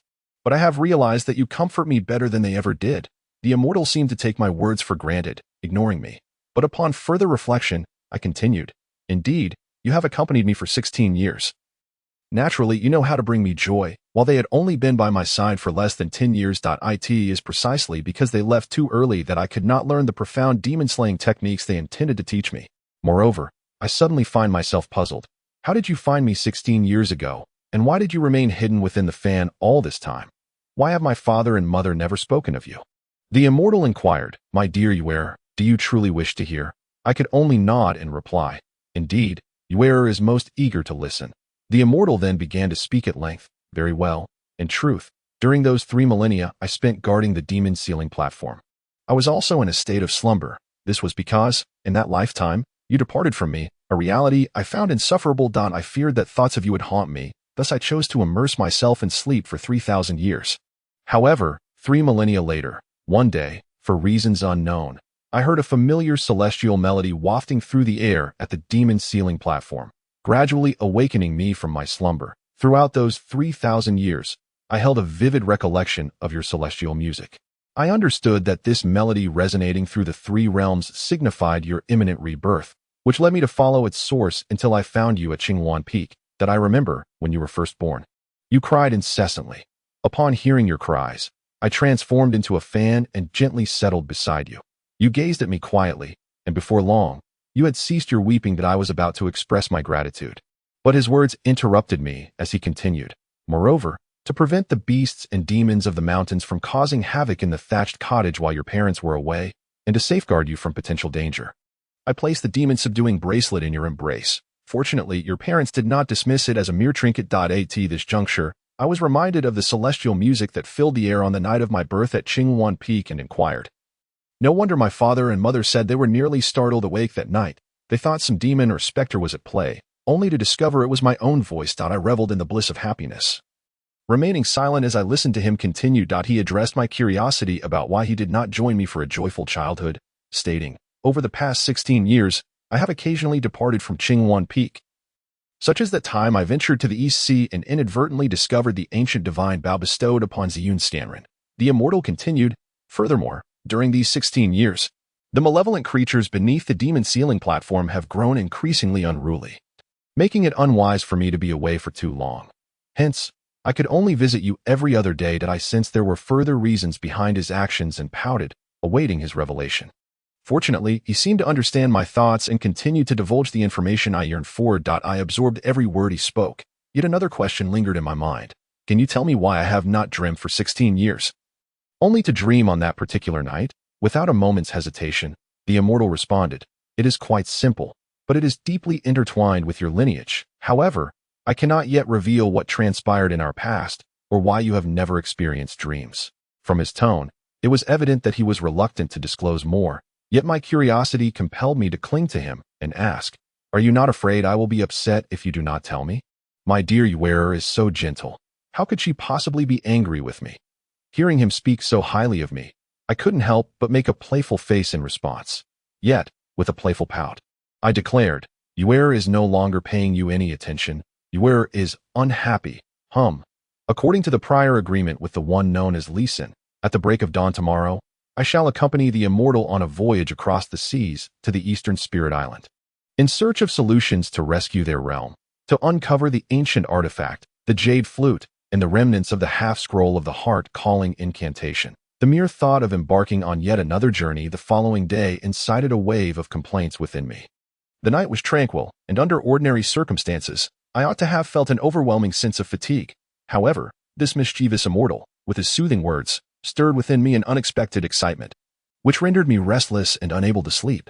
Gazing at the sky, I noticed the sudden tumult of wind and clouds, accompanied by flashes of lightning and the roar of thunder, compelling me to seek refuge from the impending rain. Yet, before I could take a step, torrents of rain cascaded from the heavens. The icy droplets lashed against my face, drenching me entirely in an instant. Strangely, this chill evoked an inexplicable memory of the illusions within the celestial mirror. At that moment, I felt an acute fear that those visions might manifest into reality. I feared for his safety. Thus, I was reluctant to allow him to journey to Eastern Spirit Island. I contemplated embarking on the trip alone, reasoning that if he were absent, perhaps the prophecy would be thwarted. Yet, he insisted on accompanying me, unwilling to part ways, even temporarily. The downpour continued relentlessly throughout the night, only momentarily ceasing by midday the following day. Chapter 59. The Path to the Immortal Island. The name Eastern Spirit Island evokes thoughts of a secluded paradise amidst the deep sea, imbued with an ethereal aura, suggesting it must be a realm of extraordinary beauty. Albeit remote, given the allure of its name, one would assume that the reality could hardly disappoint. Thus, I yearned to set foot on Eastern Spirit Island immediately, eager to behold its boundless splendor. However, upon reflection, if Eastern Spirit Island were indeed surrounded by water, akin to a solitary isle, would it not pose a challenge to access its interiors? An air of concern began to envelop me as I inquired. Is Eastern Spirit Island situated upon an island? If so, how shall we gain entry? You must understand, neither the immortal nor I possess any swimming skills. With a serene smile, Leeson approached us, seemingly with a touch of sarcasm, and remarked, if it were not at sea, how could it be aptly named Eastern Spirit Island? Fear not, for our journey to Eastern Spirit requires no navigation through water, so there is no cause for concern regarding your swimming abilities. Even if you were adept at swimming, if you lacked the strength to swim for 7 or 8 hours, you would find yourself at the mercy of the waves, or merely gazing at the horizon in despair. His words left me astonished, prompting me to ask, then what shall we do? If we are not to travel by water, how shall we proceed? Surely you jest. Initially, I had imagined he would entertain the notion of constructing a vessel from timber, allowing us to traverse the waters. The azure sea, resplendent in its beauty, would render even a 7 or 8 hour boat ride a romantic endeavor. Thus I found myself quite fond of that idea. Yet I realize I was mistaken. From the words of the one called Leeson, it is evident that his refusal to take the water route signifies the abandonment of such romantic notions. Nevertheless, I remain perplexed regarding what other remarkable strategies he might possess. After a brief pause, I observed him suddenly fall silent as he approached Sister Fulling. The members of the Feather Clan are indeed fortunate, for they possess wings, allowing for such ease. He then unfurled his wings and, facing Fulling, joyfully exclaimed, Fulling, come here to me, and I shall carry you to Dongling Sien Island. Just hold on tightly, and should you find my speed too swift or feel any discomfort, do not hesitate to inform me. That it dawned on me why he chose not to travel by water. Being of the Feather Clan, he was naturally endowed with wings that allow him to soar through the skies. Yet, I found myself in a quandary, for I lacked the ability to fly. How then was I to proceed? Suddenly, a gentle smile blossomed on Fulling's face, a clear manifestation of her blissful joy. Indeed, it is rare to encounter someone as attentive and loving as Leeson. How could she possibly not be elated? Witnessing their display of affection before me stirred a sense of defiance within, prompting me to turn toward the immortal, pouting as I gazed at him, hoping for some acknowledgement. However, to my surprise, he merely stood there, observing me for quite some time, and judging by the enigmatic smile gracing his lips, it seemed he harbored a hint of mockery, which left me feeling unjustly aggrieved. Perhaps he had grown weary of my pouting expression, for he gently fanned himself and slowly approached me, extending a hand toward my head. I knew he intended to ruffle my hair, yet for reasons unknown, I felt no desire to evade him. In fact, I willingly wished for it. I gazed into his tender, watery eyes, and at that moment, warmth enveloped my heart, an inexplicable flutter pulsing within me. Fortunately, he refrained from striking me. Instead, he lightly stroked my head and tenderly said, All right, no more mischief, if you please. The members of the Feather Clan may soar across oceans with ease, but how could I bear to let my beloved you traverse mountains and rivers, forsaking the breathtaking maritime vistas and splendid landscapes? Soon, I shall ride upon the Yushu fan, and together we shall revel in the azure sky, the billowing clouds, the cerulean sea, and the verdant mountains. I wonder if, my dear, you would find such a journey satisfying? In that moment, I momentarily forgot that he was indeed an immortal, possessing boundless magical prowess. Such trivial matters posed no challenge for him. Moreover, he had already carried me through the skies when we departed from Zizhu Peak en route to Hunyuan Village. I discovered that I, too, was a fortunate girl, though I remained uncertain whether this happiness would endure. A nagging worry crept into my heart. Would there come a day when I would lose such beauty? I questioned whether these days of joy could truly last. In all honesty, were it not for the demons wreaking havoc upon the world, we would not find ourselves in this relentless pursuit. We could have long ago settled in a tranquil sanctuary, living out our days in serene contentment. I find myself perplexed, wondering when this wild girl from the mountains became so tender and dependent in his presence. It seems she holds immense significance in my life. For many years, I had grown accustomed to solitude in the mountains, relishing my independence. Yet now, the thought of a day without him is unbearable. And I find myself averse to loneliness. With the melodious call of Sister Fulling, let us take flight. We soared into the sky. In a short while, we ascended to the Madeira, gazing upon the majestic peaks. The water shimmering like a mirror, and the verdant mountains reflecting gracefully in the serene waters. The scenery on both banks resembled a picturesque gallery stretching for miles. The distant mountains, shrouded in a delicate veil, appeared ethereal, fleeting in and out of view amidst the wispy clouds, akin to strokes of pale ink brushed against the azure sky. Amidst laughter and jovial banter with Sister Fulling and the celestial beings of the Feather Clan, we had likely been flying for half a day. Their pace gradually slowed, suggesting they might be weary. Initially, I intended to indulge in some self-pity for the one I cherished, yet the celestial being's disrespectful remarks irked me, prompting me to act a bit petulant. The mischievous smiles and glances exchanged between the Feather Clan members and Sister Fulling made me feel rather uncomfortable. Suddenly, the Heartseeker inquired of Sister Fulling, "Ling, do you still cherish the beauty of this landscape?" Sister Fulling beamed radiantly and truthfully. Since the second departure from Zizhu Peak, the once occasionally indifferent version of her had vanished. Overflowing with happiness, she replied, "As long as it is for me, I shall adore everything crafted by the celestial beings." To be candid, I find myself more enamored with the celestial beings than the enchanting scenery at that moment. I no longer felt envy or jealousy towards Sister Fulling and the others. Instead, I nestled my head snugly against the celestial being's embrace, wishing fervently for time to stand still, to never reach Dongling Island. For I am uncertain what other challenges may arise once we set foot there. Yet the world is vast, and every journey must culminate somewhere. After some time, we arrived above Dongling Island. The breathtaking view below showcased the gracefully winding mountains. Resembling a slumbering dragon, gazing down, the clouds swirled around, encircling the peaks, with each summit emerging from the mist like lotus blossoms rising from the water.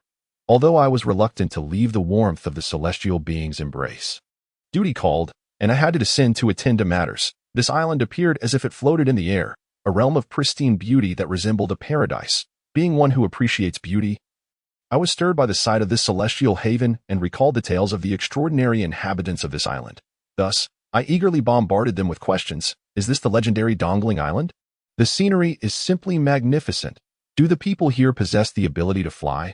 I wish to see it at once. According to the Heartseeker, this place is a convergence of the purest energies in the world, highly beneficial for the cultivation of aspiring immortals, a method of practice that has been revered since ancient times for its emphasis on purity and the suppression of impurities. However, the island is beset by malevolent creatures lurking nearby, eyeing the celestial sanctuary with intent to seize it for their own gain. Strangely, the mention of the princess of the Feather Clan escaped the lips of that individual, which struck me as rather novel. I had never heard him speak of it before. My curiosity piqued. I could not help but inquire, "Li Xan Run, who is he? Moreover, why have you never mentioned that your Feather Clan has a princess? Surely, this princess of the Feather Clan must be a relative of Li Xan Run." I was quite eager to catch a glimpse of the mysterious veil surrounding this princess, to ascertain whether she possessed beauty that rivaled my own. At that moment, the man clad in black abruptly turned towards us and hastily introduced himself. "You must be friends of His Highness the Feather Emperor. I sincerely apologize for neglecting to introduce myself earlier. I am Yixing Run, originally intended to be the personal guard of His Highness the Feather Emperor. However, given that His Highness possesses extraordinary prowess far surpassing mine, I dare not call myself a true guard. For should trouble arise, it is never my turn to intervene." I merely nodded to indicate my attentiveness, and then he suddenly added, "It seems His Highness has been unable to locate Princess Shang Shui, which is why he has not mentioned her to you." In truth, the Feather Emperor has a sister named Li Shang Shui. The siblings had always lived a joyous and harmonious life together. But alas, fate was unkind. When Princess Shang Shui was but 4 years old, a cataclysmic event befell the Feather Clan, resulting in her disappearance. Over the years, we have scoured every nook and cranny of the immortal Spirit Island. Yet regrettably, we have failed to find the princess. Chapter 60. A millennial cataclysm. Yixing Rin's expression grew increasingly troubled, his heart heavy with sorrow that flowed like an unending stream. The chilling sea breeze of Dongling Island tousled Yixing Rin's dark hair, blurring my vision and dulling my hearing. Yet, he continued with palpable grief. "We once suspected that during the turmoil surrounding the immortal Spirit Island, Demons lurking beyond the island took advantage of the chaos to abduct the princess. However, the monumental changes on the island left no room for the Feather Emperor and others to divert their attention to the search.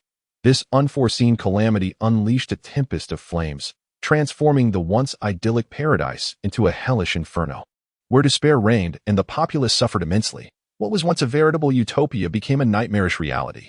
Listening to the tone of Yixingren's voice, which was laced with indignation and sorrow, he continued, "Fortunately, during that catastrophic inferno, a celestial elder from Donglai intervened, preventing the complete annihilation of our clan by the natural disaster. Yet, from tens of thousands of Feather Clan members, only a few thousand remain. Even more tragically, this land has become increasingly inhospitable. Famine ravages the populace, and strange ailments frequently claim lives. There are even instances where individuals are obliterated by the heavenly thunderbolts that strike the island with alarming regularity." As he spoke, his anguish deepened. Observing this land, so ethereal and dreamlike, I was utterly unprepared for the horrific events that had transpired here. Had I not heard his account, I could scarcely have imagined such a reality. However, this description starkly contrasts with the Night Wanderer's account, which inevitably piqued my interest. Yet, an instinctive feeling whispered to me that I might be ensnared in some kind of illusion. The ethereal realm before my eyes was certainly not the ravaged, dangling fairy island that exists today. The Night Wanderer's words were steeped in despair, evoking a profound sense of melancholy and sympathy. Just as I was about to speak, my thoughts were abruptly interrupted by a member of the feathered tribe, who was overwhelmed with sorrow. With a pained expression and a voice laced with bitterness, he said, after hearing the Night Wanderer's lamentations, "You must have gleaned some understanding of the tribulations that have befallen this island. However, the experiences here are far beyond your imagination and cannot be encapsulated by the mere few words of the Night Wanderer. I had never witnessed the heartbroken one exhibit such profound sorrow." With a strained resolve, he continued, "Since the Night Wanderer has laid bare the situation, and considering you are all friends who have shared life and death with me, I shall no longer conceal the truth from you. I indeed have a sister who has been lost for many years, and my purpose in leaving Dongling Fairy Island is not solely to seek a way to save my kin, but also to search for my long-lost sister." Initially, I presumed he would reveal that he had been unable to find her. However, to my surprise, fortune had favored the diligent. Yet, I remained oblivious to the identity of the sister he spoke of and was uncertain whether I had ever encountered her or what the referred experiences truly entailed. At that moment, Fulling lowered her head in contemplation and suddenly inquired, "Master, is she the one known as Schwanger?" Indeed, during our time at Zizhu Peak, we had only heard him mention that a member of the feathered tribe had departed from Dongling Fairy Island, and he had previously stated that the mark of the rock was a royal insignia belonging to their clan. Schwanger's background was indeed peculiar, so it was understandable that Sister Fulling would arrive at this conclusion. It seemed that the heartbroken one possessed a commendable selflessness, placing the lives of his kin above his personal affairs. At that juncture, the celestial being suddenly posed a question. "Heartbroken, surely there must be other means on this island to verify if she is indeed the feathered kin you have been seeking. If that is the case, why not request Ziyun Immortal to permit her temporary presence here for confirmation?" Gazing upon the horrific scene before me, in such a desolate place, I pondered, even if it were possible to ascertain her identity, what would it amount to? Rather than allowing her to witness the tragic fate that had befallen her homeland, plunging both her and myself into an abyss of sorrow and despair, it would be far better for her to remain at Zizhu Peak, living in carefree bliss, free from worries. Unless I could restore her homeland to its former beauty and harmony, I would never be able to acknowledge her as my kin. I had initially thought it impossible to fulfill Ziyun Immortal's directive to uncover the lineage of Shui Shangshuang. Yet I never anticipated that this once enigmatic puzzle would now unravel effortlessly, requiring not a single ounce of effort on my part. Although the heartbroken one had previously insisted that he could not confirm Shui Shangshuang's identity, his final words had, after all, revealed everything. The heartless individuals, out of a profound pity for the frost upon the snow, certainly do not wish to bestow upon her this desolate place as her homeland.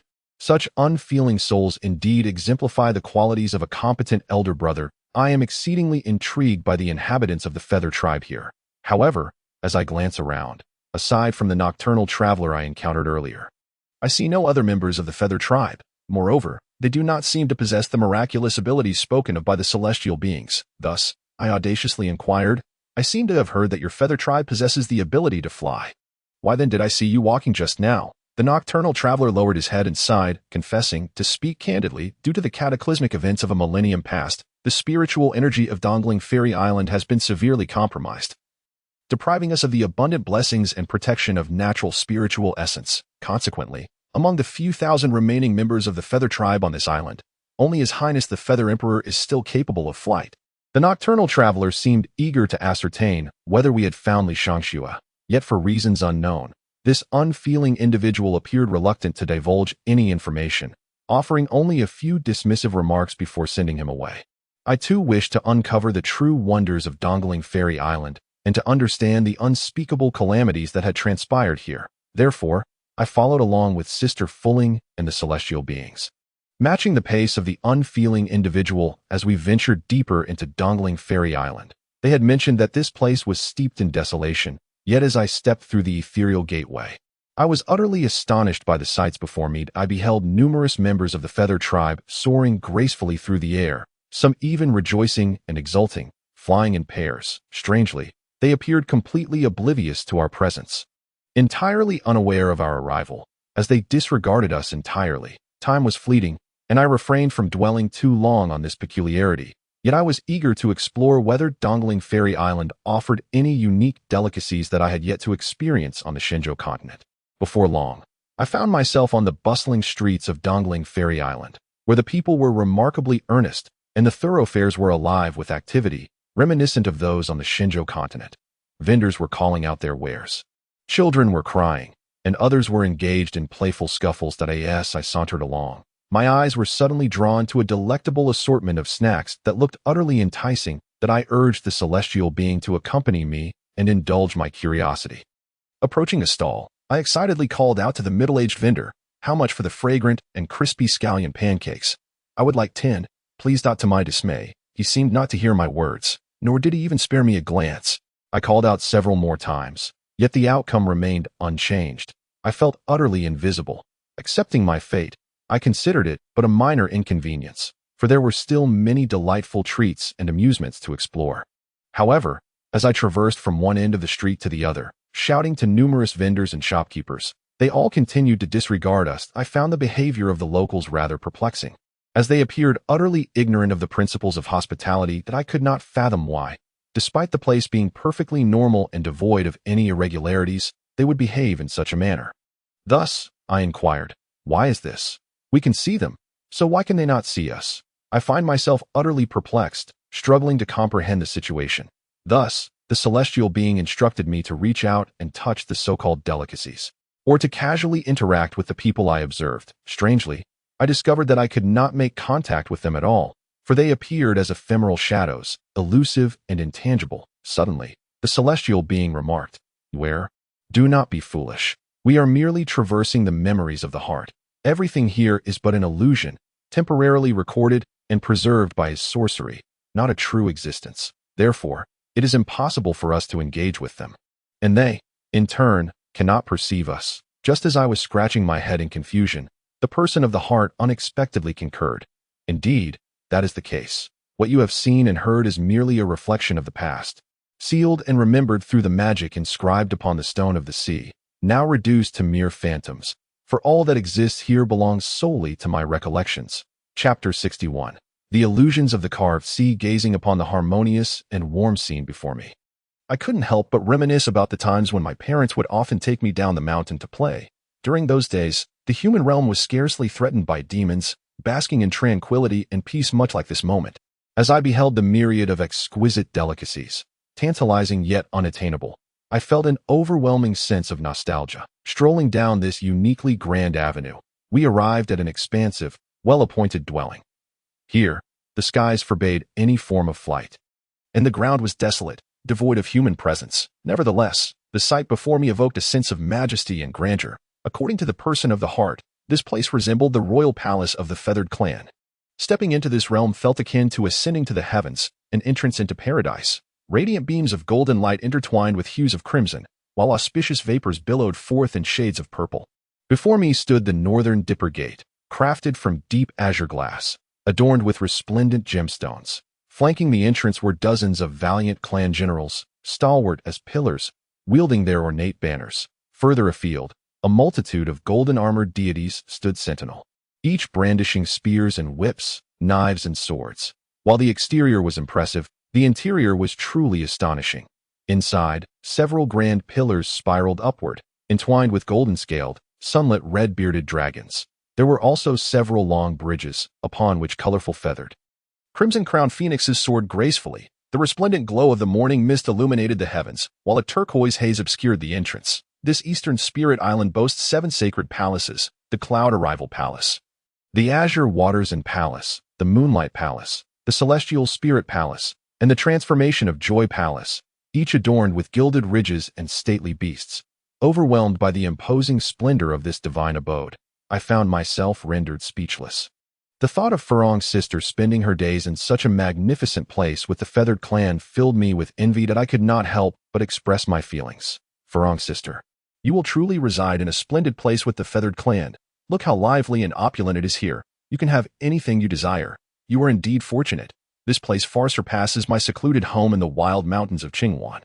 Having been away for so long, I had grown accustomed to the vibrancy around me, and I no longer relished solitude. Whoever claimed that I cherished him, that I would live here with him, was mistaken. This place is isolated, cut off from the outside world, encircled by the sea. I would not wish to be trapped in such a wretched place. As I spoke, I could feel my cheeks flush, a clear indication that my words did not align with my true feelings. Without regard for her and the heartless one's dignity, I continued to mock her, saying, "Look at you. Your face is flushed, yet you claim not to have feelings for him. Furthermore, I did not inquire whether you liked him. You confessed that all on your own." Suddenly, she retorted with a smirk, "Your bond with the celestial being seems quite strong. If you find solitude in the mountains too stifling, why not bear a litter of wild boar piglets with him? That would surely enliven the atmosphere." Little did I know that my unguarded words would provoke a fierce retribution from Sister Fulling. I had unwittingly shot myself in the foot. She was well aware that women are most prone to blushing, yet she continued to jest at my expense. Feeling a sense of injustice, I pleaded, "Sister Fulling, you mustn't mock me." Her expression, vexatious to behold, was accompanied by a mischievous grin as she replied, "I am not mocking you. It is you who inadvertently revealed your thoughts upon your face. Why not ask your celestial being if I am mistaken?" Sister Fulling grew increasingly audacious. Not wishing to remain in such an awkward position, I pondered for a moment and then stood on my tiptoes to match her wit, asserting, "I admit that I have feelings for him, and there is no shame in that. However, unlike you, I am not deceitful. You project your own thoughts onto me. All I desire is to be with him for a lifetime, never to part, and that is sufficient." Still feeling indignant, I continued to assertively declare, "I will not allow him to touch me. I refuse to believe he possesses such audacity. Furthermore, do not impose your thoughts upon me. If you wish to bestow a pair of flying companions upon the heartless one, simply tell him directly. Why must you distort the truth?" Suddenly, a thunderous voice resonated in my ears, compelling me to lift my gaze toward the illusion conjured by the heartless one before me. A vivid scene unfolded from my memories. There stood a remarkably handsome young man, his sculpted features sharply defined, his face strikingly beautiful. Though he appeared to be carefree, the brilliance that occasionally sparkled in his eyes commanded respect. His thick, jet-black hair framed his face, and beneath a pair of sword-like brows were delicate, elongated peach blossom eyes, brimming with sentiment, capable of ensnaring the unwary. His noble nose and lips, perfectly proportioned, bore a dazzling smile. Yet, alongside this youth appeared a middle-aged man clad in a purple-black robe, adorned with a golden crown. The man's countenance was filled with rage, his eyes bulging as if they might burst. Abruptly, he flung his robe aside and delivered a fierce kick to the young man, bellowing, "I have made my decision. Do not ever bring this up again. Do not think that because you are my son, the prince of the Feather Clan, you can do as you please. Let me remind you, your father is still very much alive. As long as I draw breath, the entire Feather Clan is under my command. You are nothing." The young man knelt on one knee, clasped his hands in a gesture of respect, and gazed up at the middle-aged man with pleading eyes, imploring, "Father, do you still not understand? 12 years ago, the descent of heavenly fire served as the most faithful warning from the heavens. During that catastrophic event, our feathered kin were on the brink of extinction. Now, after great effort, we have managed to soothe the remaining thousands, finally finding ways to alleviate their suffering, guiding them to emerge from their sorrow and despair, enabling them to rebuild their homeland. Could you truly bear to plunge them once more into an irrevocable calamity?" The middle-aged man's voice grew increasingly impassioned, his words brimming with indignation as he declared, "Since the great Pangu opened the heavens and bestowed upon our East Spirit, celestial island the purest and most unparalleled spiritual essence, it signifies a revelation left to us by Pangu himself, aimed at aiding our ascension to immortality. If we fail to harness this gift to enhance our cultivation, would that not be a betrayal of Pangu's profound favor?" The previous emperor of the feathered clan was no feeble figure. His temper was far from mild, and he would not heed the words of the dissenter. In a fit of rage, he forcefully kicked the dissenter aside. At that moment, the night wanderer entered through the door and, upon learning of the feathered emperor's fury, joined the dissenter in earnestly persuading him to relent.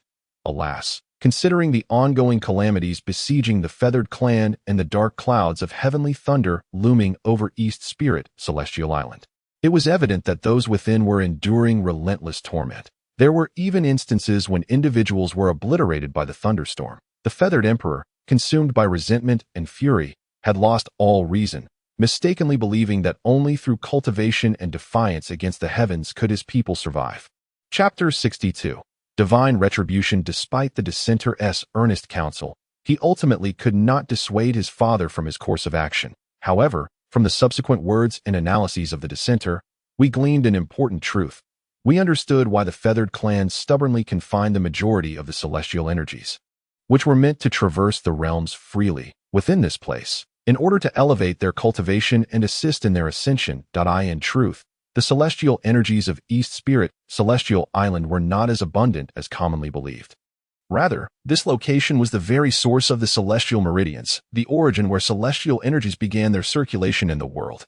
Every 1,000 years, these energies would return to this place to commence a new cycle, lingering here longer than anywhere else in the world, subsequently imposing seals upon each generation of feathered kin to further confine them. These celestial energies nurture and support all creation and should not belong to any one place. To willfully impose seals and imprison such energies is a transgression against the celestial order.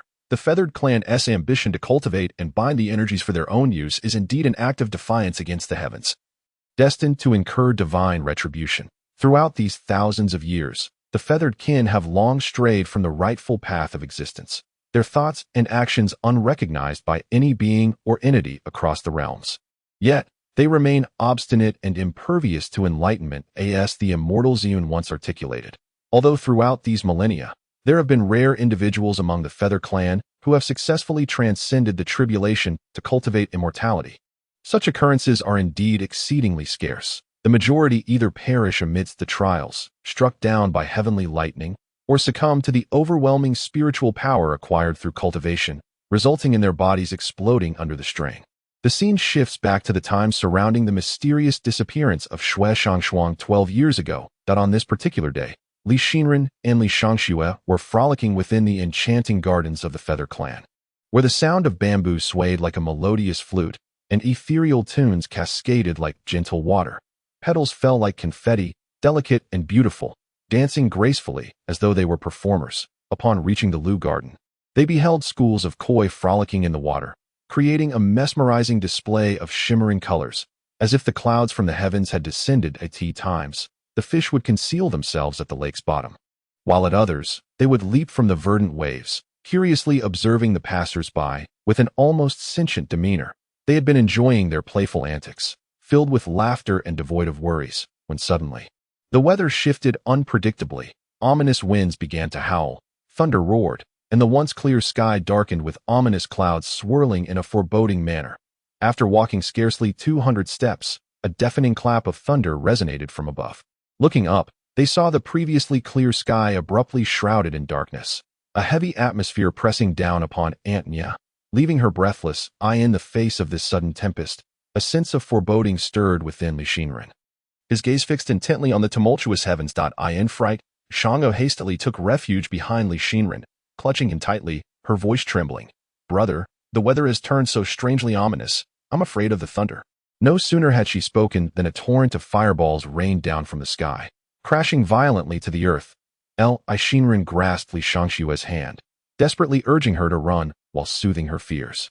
Whether this was a calamity from the heavens or a man-made disaster, the sky unleashed a barrage of fiery spheres. The heavens rained down fire, and celestial beings fell. Fragmented memories surged forth, and the ensuing scene drained the color from Li Shangshue's face. As if she had suddenly succumbed to a grave illness, an object, humanoid in form, appeared in the sky, engulfed in colorful flames. Although it was still distant, Li Shinran instinctively felt its intense heat. He now ran with all his might, their speed surpassing anything they had ever experienced. In moments of peril, humans often unleash boundless potential. Soon, they reached the ancient street, where many others were emerging, having noticed the celestial anomaly above. Yet, they seemed oblivious to the impending danger. Gazing with curiosity at the falling figure, it wasn't until the fiery humanoid object descended closer to the ground, coupled with onlookers spotting the frantic escape of Li Shinran and Li Shangxue, that the reality of the threat dawned upon them. Panic ensued as they began to flee in a frenzy. Amidst this chaos, Li Shinran was resolute not only in his intent to protect his sister, but also to safeguard his people. He shouted fervently for them to escape as he ran. In the midst of her frantic dash, Li Shangxue let out a piercing scream. In that very moment, she instinctively turned her head as swiftly as she could. And without a second thought, she dove towards the ground ahead of her, oblivious to the potential consequences of such a sudden maneuver at such speed that it was then that she realized, among the scattering debris flying in all directions. One shard was hurtling directly towards her. Regrettably, despite her desperate attempts, her movements were no match for the velocity of that shard. Before she could even fully turn her head, she caught a glimpse of a violet flash before her eyes, followed by an excruciating pain in her head, and then she succumbed to complete unconsciousness. As that violet light swept past, she vanished within its glow, never to be seen again. Meanwhile, the streets erupted with a cacophony of voices, soon interrupted by intermittent screams of despair. An atmosphere of sorrow enveloped the surroundings, as the anguished cries of the elderly, women, and children intermingled, weaving a tapestry of desperation. The entirety of Dongling Island was shrouded in an oppressive silence, seemingly consumed by darkness. No one, be it the elderly or the young, could escape the wrath of this heavenly fire. They were either scorched to cinders or crushed mercilessly by falling debris in the sky. The heavenly fire rained down like meteors, igniting the heavens and transforming the landscape into a vast expanse of crimson desolation. The moment of the explosion, the crowd on the streets scattered in terror. Such a scene was overwhelmingly horrific. The raging flames spread like wildfire, and those who regained their senses hurriedly fled. The inferno seemed to have gone mad, wildly dancing in the wind and indiscriminately devouring everything in its path. The blazing red flames appeared as if a deranged painter, wielding a brush, stained everything it touched with black.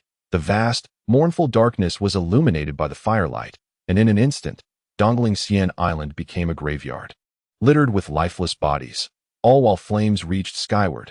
Day and night exchanged fleeting moments. The fire raged on for an entire day, and as night fell, the dawn had yet to break. The evening breeze whispered through the air, carrying the chill of shadows. The glazed tiles and vermilion windows stood stark against the pitch-black night, while in some places, wisps of smoke still curled upward. Wanhua Street lay eerily quiet. Some sought to escape the alleys, yearning to break through the inferno and reach the sea. Yet, as they spread their wings to fly, those wings were instantly consumed by the flames. Turning to this moment, Li Shinran was desperately searching for Li Shangxue, who had been lost for a day and a night. Suddenly, a shadow darted past him with incredible speed, the air thick with a palpable sense of menace. Quick-witted, he swiftly found a nearby dustpan to conceal himself. Then, he beheld a pair of sinister, elongated shadows casting themselves near the chest of the figure before him. Those horrifying claws swayed menacingly, and then a blood-curdling scream pierced the air, accompanied by a multitude of fragments of flesh and blood, each the size of a palm, scattering like raindrops in every direction, showering the vicinity with gore. A dark crimson mist soaked the air around him, as the monstrous beings lurking near the island seized this opportunity. Taking advantage of the calamity that fortunately, the sudden emergence of the Eastern Lai immortal ancestor and the Emperor of the Exiled, leading the remaining valiant warriors of the Feather Clan, managed to save the remnants of the Feather people on Dongling Immortal Island after 3 days and nights of fierce resistance against the heavenly flames and the extermination of demons. However, in this land of devastation, the number of souls rescued barely reached a few thousand. Once a thriving community of over 10,000 happy Feather people now lay scattered and bereaved. Chapter 63. The thunderstorm array. Perhaps the exiled understood that both I and Fulling could no longer bear to witness such a heart-wrenching spectacle, for he suddenly withdrew the illusion occurring before us. Yet, we remained within his memories. To be candid, the exiled had always presented himself as optimistic and composed in our presence, had he not previously mentioned, and had we not witnessed with our own eyes, we might have never fathomed the profound tragedies he had endured. It was beyond our imagination that Dongling Immortal Island could suffer such divine retribution, leaving behind a scene of utter desolation and sorrow. Faced with such despair, I felt nothing but a deep sense of grief and compassion, coupled with an overwhelming desire to alter this grim fate. Observing the somber expression on the exiled's face, Fulling's mood inevitably grew heavy. She stepped gently toward him, pressing her head firmly against his chest, and spoke in a tender voice. I am truly sorry, Master. I had no idea you bore such a tragic past. Had I known you were a fellow sufferer, I would never have regarded you as a mere beast, nor would I have sought to bring you to ruin. I acted impulsively. Will you ever forgive me? The exiled remained silent, his heart filled with sorrow. One hand gently cradled Fulling's divine bow, softly patting her back in a gesture of comfort. If I cannot even endure this minor emotional turmoil of yours, how could I ever hope to be by your side? Should you face any troubles in the future, feel free to wield me as your guiding arrow. Seeing them share such a harmonious bond filled me with solace for Fulling, causing me to momentarily forget the sorrowful scenes that had unfolded. I sat quietly, watching the two of them in their tender exchange when suddenly, a clear voice from behind me broke the silence. The immortal asked softly, "What is it, Mayua? Why are you not pestering me this time? It is quite serene by my side now, but are you certain you do not harbor even a hint of envy or resentment as you watch them?" "What is there to envy? I have no interest." The words escaped my lips thoughtlessly, revealing my inner conflict. If you do not envy, then why do you appear somewhat displeased?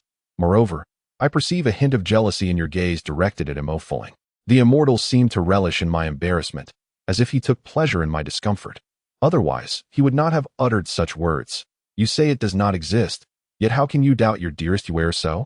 I feigned a look of grievance, hoping to evoke a sense of sympathy from him, testing whether he would dare to expose my feelings so openly in front of others again. Meanwhile, Mo Fulling and the exiled appeared deeply in love. Many matters in this world indeed elude comprehension. Frankly speaking, it is baffling to fathom how the proud and haughty Li Shinren could find himself entwined with the frigid and indifferent Mo Fulling.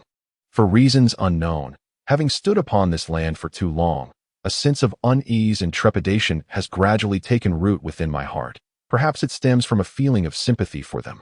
Or perhaps it is the haunting inability to forget the visions glimpsed within the celestial mirror, for they are undeniably difficult to accept. However, with such upheaval transpiring here, and the urgent need to locate the remaining half of the heart-calling spell, how can I afford to squander time? Yet, I remain utterly oblivious to the whereabouts of this heart-calling spell amidst the vast expanse of Dongling Fairy Island. How am I to navigate such a monumental search? A shadow of worry crossed my brow as I pouted at the immortal, only to find in his gaze a reflection of his own bewilderment. Suddenly, a night traveler approached us with haste, and judging by his hurried demeanor, it seemed he too had ventured into the memories of Li Shinren. Before I could utter a word, he spoke first, asking, "So, how is it? By now, I trust you all have grasped the recent turmoil on Dongling Fairy Island.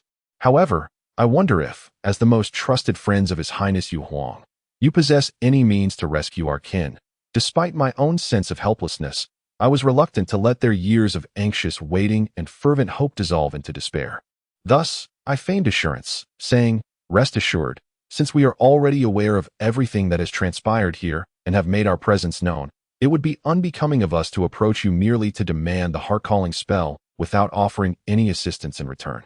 To do so would paint us as utterly ungracious, and we do not wish to be perceived as taking advantage of your misfortune.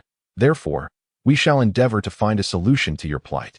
No sooner had I spoken than a deafening rumble echoed through the air. Suddenly, the sky erupted with thunder, as streaks of white and gold light intertwined above, while ominous clouds swirled and dark winds howled. I have always harbored a fear of thunder.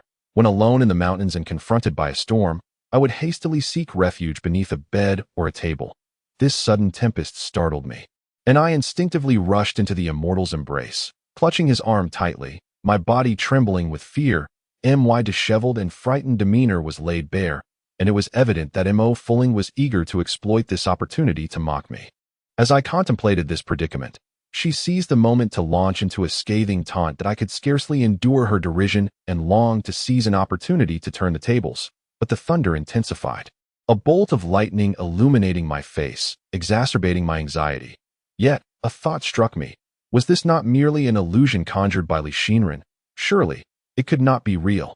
Thus, I found myself urging my heart to quell its fear. I had not yet realized that I was truly in the realm of reality. In my astonishment, I heard the nocturnal traveler sighing as he continued, "Very well. Allow me to guide you in comprehending the current desolation of Dongling Fairy Island. Indeed, this place stands in stark contrast to the realm of dreams, a veritable chasm separating the two." Suddenly, Sister Fulling inquired, "Pray tell, nocturnal traveler, aside from what you and the esteemed one have previously shared with us, what other profound calamities have befallen this land?" Before she could continue, she abruptly interjected, "Did you just call me Yuho?" This interruption startled the nocturnal traveler from his train of thought. Upon hearing this novel appellation, I felt invigorated, seizing the opportunity to tease her. "Yuho? Ah, Sister Fulling, that name seems quite fitting for you, and it certainly has a melodious ring to it. If you don't mind, I shall henceforth address you as such." However, Sister Fulling's demeanor shifted in an instant. Her expression turned grave as she retorted, "Enough of this frivolity. We must prioritize the pressing matters at hand, especially in these perilous times." She then turned back to the nocturnal traveler, continuing her inquiry. "I am not yet accustomed to being called Yuho. You may still refer to me as Fulling, and furthermore, I seek to understand what this so-called heavenly thunder array truly is. Could it possibly be linked to the subsequent second heavenly retribution?"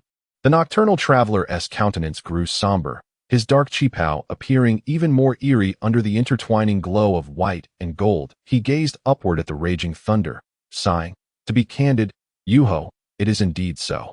This heavenly thunder array serves as a renewed punishment from the celestial realm upon our feathered kin. Presently, the entirety of Dongling Fairy Island lies ensnared within its grasp, and none can predict where the next bolt will strike or how many lives shall be claimed beneath its fury. The current population of our feathered clan has dwindled to no more than 200 or 300. Most have either been struck dead by this celestial wrath or crushed beneath the debris of collapsed roofs and tempestuous winds. Even those fortunate enough to survive are often left battered and on the brink of death. Thus, the state of Dongling." His lament grew increasingly poignant. Suddenly, a thunderbolt crashed down beside me, causing me to panic and nearly lose my senses. My heart raced violently. As if it were lodged in my throat, I beheld him raise his crimson longsword, a beam of celestial light shooting skyward, striking the heavenly thunder array above and igniting a cascade of sparks. Boom! In an instant, lightning danced chaotically, striking in every direction, a terrifying symphony of thunder rumbling like an explosion. The sky was shrouded in dark clouds, oppressive and foreboding, as a bolt of lightning surged toward us. Cleaving the earth as if it were about to split in two, the resounding thunder followed, akin to the relentless beat of drums. Yet curiously, it did not rain. Chapter 64. The Heart-Summoning Spell. Boom! Boom! A myriad of heavenly thunderbolts descended from the horizon. Suddenly, the sky was enveloped in darkness, and I felt as though heaven and earth were intertwined. Shortly thereafter, the heavens flickered with light and echoed with thunder. The lightning lashed the sky like a whip, instilling a profound sense of dread. According to the Nocturnal Wanderer, it had been reported that a month prior, the Eastern Spirit Island had once again fallen victim to a new divine retribution. Originally, the feathered sovereign intended to transport them away from Eastern Spirit Island to the mainland of Shenzhou for survival. However, following the calamity 12 years ago, the spiritual essence of Eastern Spirit Island had leaked, compounded by the invasion of surrounding demonic energy, resulting in a severely tainted atmosphere. Consequently, deprived of the sanctuary and blessings of the local spiritual essence, they had long lost their ability to soar. Thus, the plan to carry them across the sea in search of a new refuge had become nothing more than a mere illusion. Yet, my heart brimmed with unanswered questions, prompting me to inquire, why? Then, has the detached soul also faced tribulations yet still retained the ability to spread its wings? In response, I observed his expression falter, and he lamented helplessly. Surely, you have witnessed the terrifying nature of the thunderous array. Once triggered, its horror knows no bounds. Now, the entirety of Spirit Island lies under its shadow, akin to an impenetrable barrier, should we dare to approach the coastline even by a fraction, seeking to escape. The thunderous array will grow increasingly ferocious. If we touch its edge, it will obliterate us, reducing us to ashes and scattering our very essence. Before I could voice further inquiry, the nocturnal wanderer continued. Thus, even if we were to construct a vessel, it would be futile for us to leave this place. Moreover, not only are we trapped here, but now that you have entered, there is no chance for you to depart either. For upon arriving, you have become entangled with us, bearing the burden of our fate, and thus, you too must endure divine punishment. Therefore, you are also confined within this infernal realm. Hearing the solemnity in his voice and the brutality of the thunderous array he described, I couldn't help but feel compassion for them. Yet, at that moment, even our own survival was in jeopardy, leaving me in a state of dismay that I merely questioned. Are you suggesting that we, too, cannot escape this wretched place? The detached soul sighed as he approached us, his brow furrowed in despair, his voice imbued with sorrow and empathy. In truth, there is a way to exit, but it hinges upon breaking this formation. Without doing so, even should we regain our powers, we remain unable to leave, for within the thunderous array, whether one is an ancient deity or a great immortal, once ensnared, there is no escape. The thought of being trapped in this dark and terrifying place, unable to break free like them, overwhelmed me, and I found myself lamenting, no, I refuse to be eternally confined in this dreadful place that I in that moment. My mind went blank, completely disregarding the feelings of the nocturnal wanderer and the detached soul. After all, did they not also wish to escape from this desolate and lifeless land? From the nocturnal populace, we gleaned that the former emperor of the Feather Clan, in an effort to atone for his grave transgressions and to rescue his kin, had resorted to employing a half-scroll of the heart-summoning incantation, which he fortuitously acquired years prior, as a seal to temporarily delay the activation of the heavenly thunder array and mitigate its impact.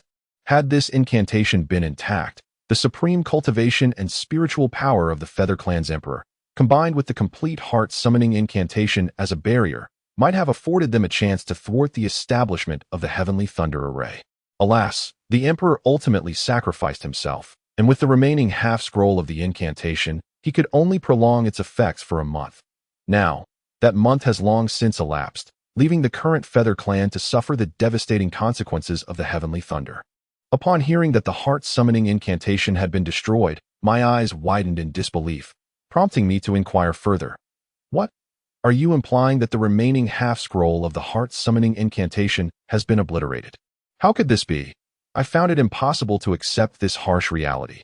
Our purpose for coming here, beyond rescuing the Feather Clan, was to obtain the heart-summoning incantation and the jade-flowing flute to seal the demonic entities of the demon-sealing platform, thereby saving countless lives and aiding the immortal in achieving his long-held desire to return to the demon-sealing platform. The nocturnal wanderer remained silent, and my disbelief compelled me to ask again. Are you suggesting that the heart-summoning incantation has perished along with the Feather Clan's former emperor? If that is the case, shall we never be able to recover the remaining half-scroll of the incantation? My emotions threatened to spiral out of control. Does this mean there is no longer any hope of sealing the demonic entities of the demon-sealing platform? Is the immortal's aspiration to return to the platform now rendered unattainable? How can you be so selfish, willing to forsake the lives of countless individuals merely to save your own thousands? I am no longer the willful and unreasonable wild girl I once was. I understand and sympathize with the sentiments expressed, yet in my heart, nothing holds greater importance than the matters concerning the immortal.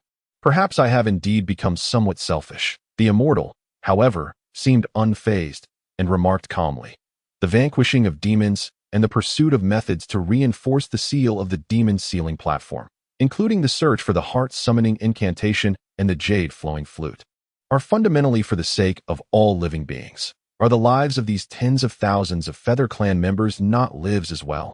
If they require this heart-summoning incantation to survive by the skin of their teeth, then it is only justifiable for them to pursue it. However, should this be the case, the restoration of the demon-sealing platform would necessitate alternative methods. While I recognize the validity in the immortal's reasoning, I protested. Yet, what of your own aspirations? Does this not mean they cannot be fulfilled? Suddenly, both the heart wanderer and the immortal spoke in unison. Although the heart-summoning incantation has been destroyed in form and incantation, it may still possess a pure spiritual essence that counters the heavenly array. Perhaps if we can dismantle this heavenly thunder array, the remaining half-scroll of the heart-summoning incantation might yet be restored to its former state. But to pursue this course of action would be to act against the heavens. Incurring divine retribution, I expressed my concerns. The heart wanderer, filled with righteous indignation, exclaimed against the notion of defying the heavens. I am resolute in my defiance against fate. The entire Dongling Yuzu clan has long been regarded as having committed acts of rebellion against the heavens, regardless of the truth of this perception. If I were to refrain from challenging the divine order, would it not render me exceedingly innocent, as the final words of the one driven by centrifugal forces echoed in the air? I could sense that his heart was brimming with fury. Suddenly, he clenched his fists tightly, raising his gaze to the heavens above, seemingly filled with dissatisfaction towards the firmament. Yet, lingering here, wasting time, is ultimately not a prudent course of action. Thus, we inquired about the necessary steps to take, for in that moment, I yearned to do something on their behalf, yet found myself utterly powerless. We departed from this desolate place, moving towards another location. And all around us lay an endless expanse of ruins, devoid of human presence, with nary a hint of verdant life. In this quiet, desolate realm, the expressions of the people were cold and devoid of hope. Every household stood silent, lacking any semblance of vitality. Following the calamity, what remained was not only the haunting sight of devastation, but also an indelible shadow forever etched in the hearts of the populace. Suddenly, piercing cries for help emerged from beneath the rubble. When those nearby exerted themselves to rescue her, it was too late. She had already breathed her last. Through the crevices of the debris, I glimpsed her kneeling. Her upper body sprawled forward, hands pressed against the ground to support her frail form. That a hand reached into the gap to confirm her demise, and cries for assistance echoed against the lifeless ruins, met with an unsettling silence. After great effort, the people finally extricated a child from the rubble. That he lay ensconced in a small quilt adorned with red and yellow flowers, mere months old, unharmed thanks to the protective embrace of his mother, who had perished. Though the street was somewhat forlorn, it resonated with mournful lamentations, occupied by the voices of the innocent, burdened by grief and indignation. Witnessing the survivors contort their faces in anguish and despair, hearing the child's cries, and inhaling the air thick with unrest, even the one accustomed to the cycles of life and death was on the verge of tears. At this moment, tears had already moistened the eyes of both myself and Sister Fulling. As we clung tightly to one another, reluctant to advance any further, allowing the celestial beings and the one driven by centrifugal forces to continue their path alone. From that moment onward, my steps seemed to grow significantly heavier. Perhaps due to compassion and pity. In the wake of the disaster, Dongling Xian Island appeared even more wretched than the Shenzhou mainland, which had suffered the ravages of monstrous incursions. Chapter 65. The Eve of Destiny. Alteration. Before long, I traversed the desolate landscape marked by countless footprints, haunted by myriad sorrowful whispers that lingered in my ears, filling my heart with trepidation and unrest. As I continued onward, I suddenly noticed a few scorched trees nearby, struck by heavenly lightning and consumed by celestial flames. Among them, one tree had been cleaved in two, while its closest companion lay prostrate, charred to the semblance of ash, having grown up in the mountains. I possessed a keen understanding of various tree species, and thus I quickly discerned its unique characteristics, identifying it as a Fusang tree. The Fusang tree, revered as the divine gateway to the realms of gods, humans, and demons, is shrouded in mystery, and is said to have been discovered and named by the great Pangu himself. I have also heard that the Fusang tree was originally referred to as the Sangmu. But at that time, the great Pangu felt that such a name did not befit the resplendent Fusang divine tree, and thus he bestowed upon it a name of his own choosing. Yet, for reasons unknown, I still find Sangmu to be more fitting. I recall my parents once mentioning that the appearance of the Fusang tree invariably heralds the birth of some form of unrest and trepidation. In my confusion, I could not grasp this notion, so I pressed on to investigate the true state of affairs here. However, I found myself at odds with the celestial being and the wayward soul, as they were not moving in the same direction as myself and Sister Fulling, causing us to drift further apart. After a quarter of an hour, the two had already distanced themselves from us.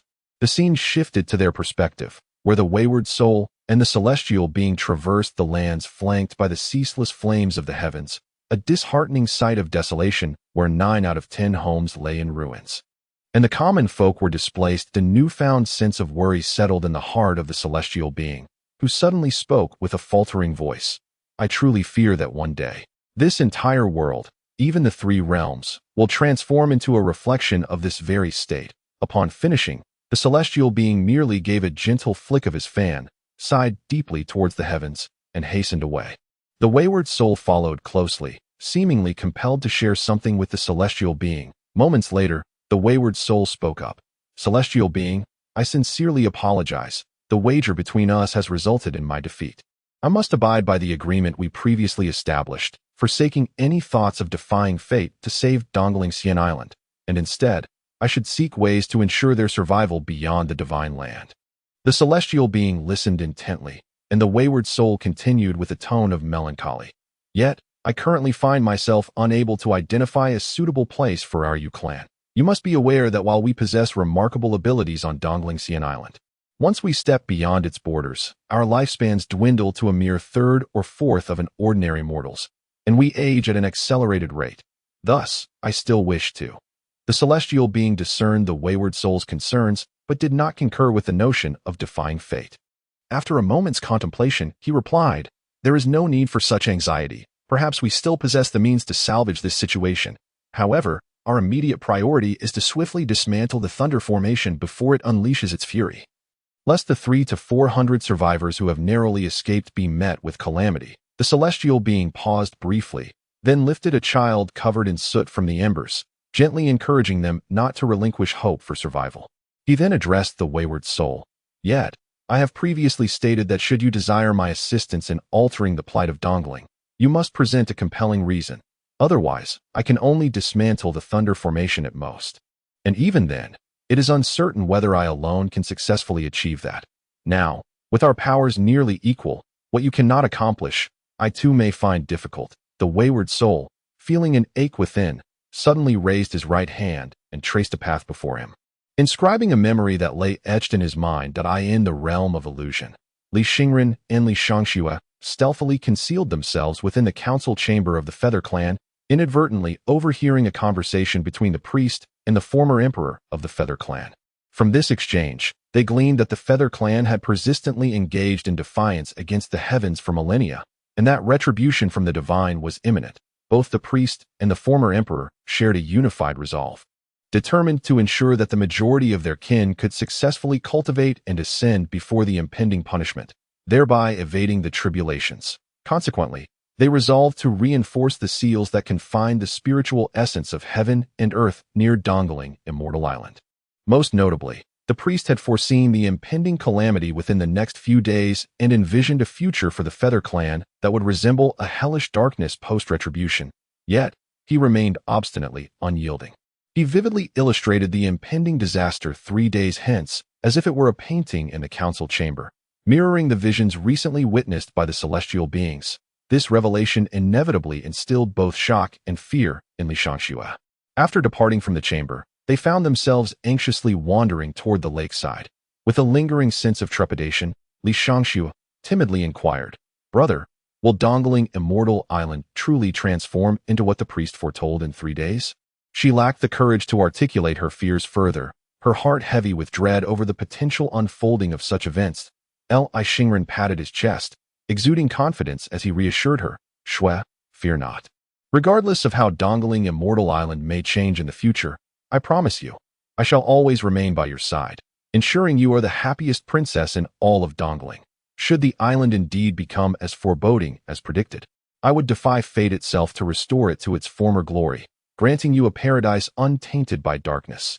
Yet, he abruptly halted in his tracks, his tone fervent as he declared, having made a promise to Shangxue, I shall not relent in my endeavor to alter Dongling's fate. Moreover, for Ling's sake, I cannot abandon this mission.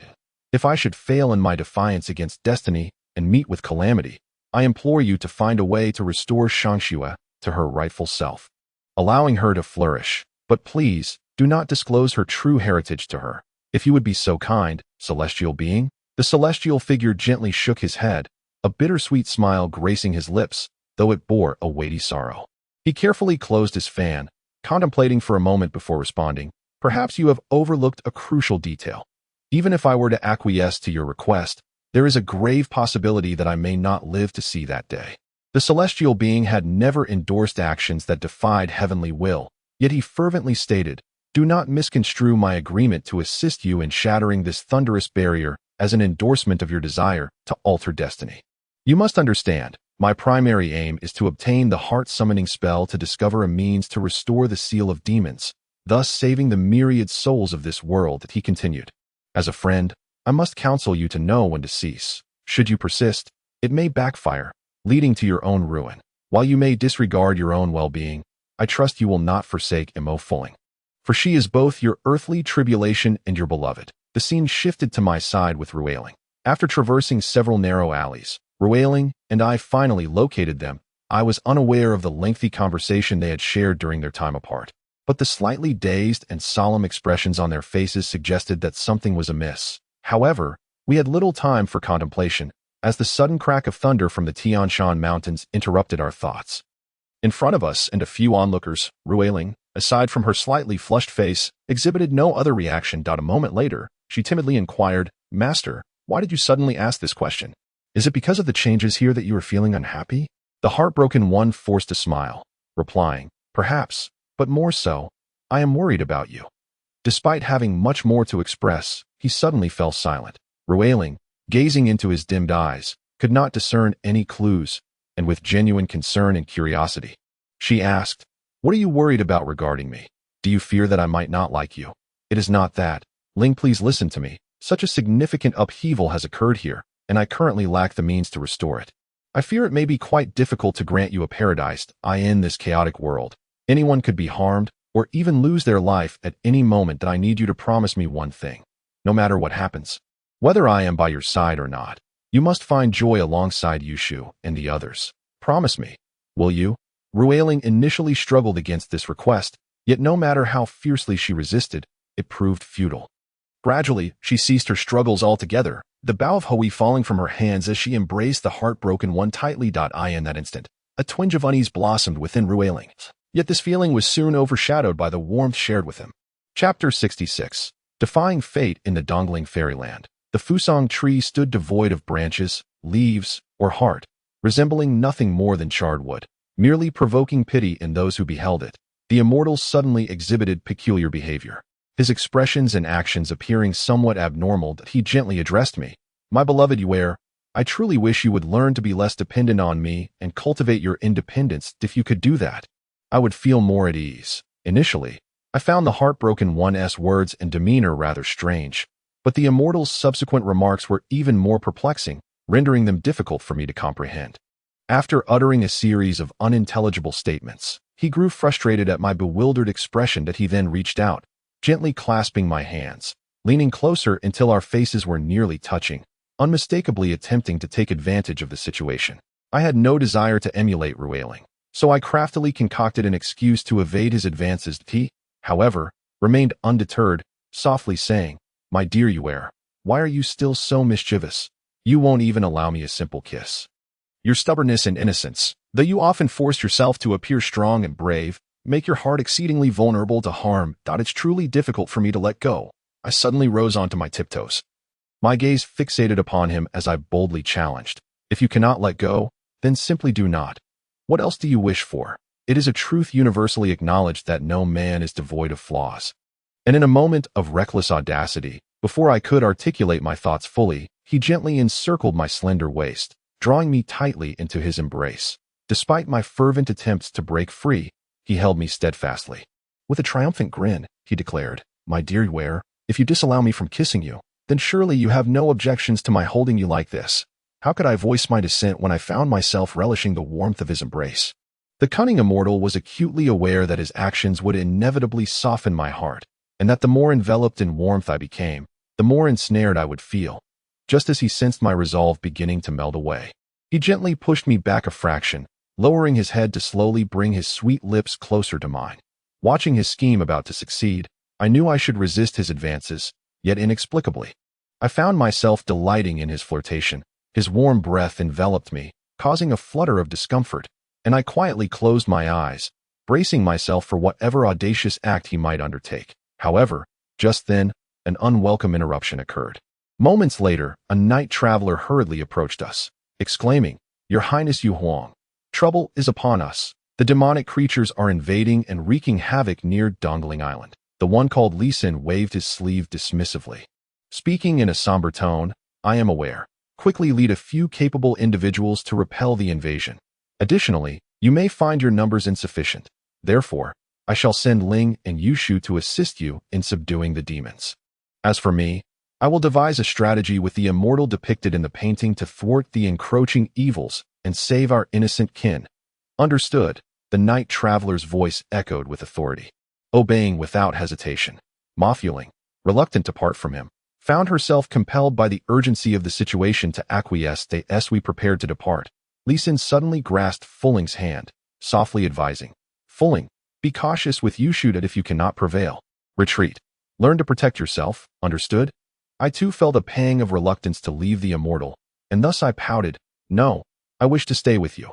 I want to help." The immortal gently tugged at my lips and pinched my nose, finally ceasing his playful taps on my head. His voice was tender as he reassured me, "Enough of this mischief. It is hardly a perilous venture. You seem to think it is a matter of life and death. Now go assist the night traveler." The scene shifted as the immortal dispersed us. Upon the stargazing platform of the Feather Clan, the immortal depicted in the painting and Li Xin took their respective positions, embodying the duality of yin and yang within the Taiji diagram. The two individuals exchanged glances for but a fleeting moment before both managed a wry smile, simultaneously conjuring forth their respective celestial artifacts. The figure from the painting, with his left hand tucked behind his back, stood tall and proud, his right hand elegantly raised, holding a fan horizontally at a distance above his head, where a gentle breeze tousled his two dark locks, giving him an air of ethereal grace, as if he were a paragon of elegance and composure. In contrast, the other, clad in a billowing brown qipao, emanated an aura of uncontainable fury, as the daggers on his arms transformed into two colossal dragons that soared into the sky, one white and one black, roaring ferociously. Instantaneously, the fan in the hand of the figure from the painting emitted a blinding blue radiance, a beam of light shooting forth like a celestial pillar, striking the barrier of the thunder array high above. Thunderous roars followed in succession, the sound reverberating like a cataclysmic echo. Lightning, swift as it is, always precedes the thunder, resulting in the latter sounding a resounding boom that shakes the very heavens. The two dragons spiraled around the azure beam, voraciously ascending, soon reaching the barrier of the thunder array, where they clashed with a golden light emanating from it. Suddenly, a torrent of heavenly fire cascaded from above, striking with the force of a tempest, crashing down upon the stargazing platform and its surroundings, shattering several white columns nearby. The pillars crumbled to the ground with a thunderous crash, while ominous winds swirled, whipping the shattered fragments into a frenzied dance. In a moment of chaos, another 4 or 5 bolts of divine thunder struck, toppling the remaining 2 columns, one of which, tilting toward the figure from the painting, fell perilously close, just within 2 heads' breadths of his head. With a graceful lift of his left palm, he unleashed a beam of blue light that sent the column hurtling away. Meanwhile, the column that threatened the other figure was deftly evaded as he executed an aerial maneuver, landing gently upon the fallen stone pillar, his hands continuing to weave intricate spells. The celestial fire, a voracious entity capable of consuming all in its path, left behind a wasteland wherever it swept. The flames raged unchecked, extending their grasp in an attempt to envelop all within their dominion. The red glow ignited in the darkness resembled a signal of death's approach, appearing from afar like a sinister miasma swirling ominously, drawing nearer with a ghastly visage, accompanied by the acrid smoke and searing heat, punctuated by the suffocating sounds of rapid combustion, as if the very heavens yielded to this eruption of chaos. The figure from the painting and the other, both tirelessly casting spells, fended off the onslaught of celestial fire directed towards them, while simultaneously erecting a barrier that kept the divine thunder at bay. As the thunder struck the ground, it created an immense pit, scattering debris far and wide in the sky. 2 streams of spiritual energy intertwined in their struggle against the golden barrier, striving to breach it. Roaring and swirling in a furious dance, suddenly, from the thunder array, emerged a middle-aged man clad in a black qipao, his gaze dark and countenance grave, wielding a thunderous hammer and divine thunder nails. Exuding an aura of formidable authority without uttering a word, he spoke with vehement intensity. "Old mortals, audacious beings of the painted realm, how dare you defy the heavens and attempt to breach the celestial thunder array designed to punish the Yudong Lingyu clan? Such acts of rebellion against the divine shall undoubtedly exact a tremendous toll that we were unaware that they intended to deliberately mislead us." After departing from their presence, we sought out the Nightwalker. Heading to the prearranged location at that moment, we had no knowledge of the situation concerning the celestial being. Surrounding us was an atmosphere steeped in desolation and despair, the air thick and suffocating. A chilling wind howled past, and suddenly, several shadowy figures darted before us, igniting a sense of trepidation within. I cradled the Fushi zither in one hand, my right hand caressing its strings, while Sister Fulling readied her Hoi divine bow, poised like a crescent moon. Curiously, my demon-slaying bracelet did not emit its customary glow. I had no time for contemplation, for it appeared these dilapidated surroundings had once been ravaged by some malevolent entity. Thus, I positioned myself back-to-back with Sister Fulling and ventured deeper into the alley. I discerned that indeed, malevolent beings were inflicting harm upon the innocent members of the feathered clan. Consequently, I released the strings of my zither, unleashing a golden beam that cleaved through the demon, reducing it to ash. Yet, strangely, the Nightwalker was nowhere to be found. In an instant, 3 more shadowy figures lunged toward us. I swiftly conjured 3 beams of light to strike at the approaching specters.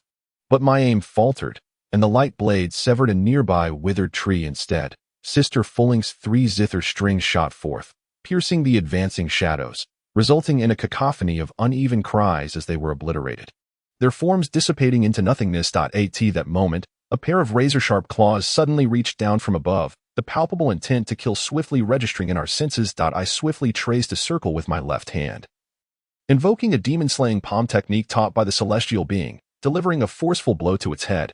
However, the creature performed an aerial somersault, its long red sword falling to the ground alongside it. Simultaneously, Sister Fulling's 2 purple arrows had already struck toward the demon's chest. A pained cry erupted from the creature, yet it did not disintegrate. Sister Fulling seemed to sense something amiss, for the silhouette behind this figure appeared eerily familiar, and the long red sword it wielded bore a striking resemblance to that of the Nightwalker.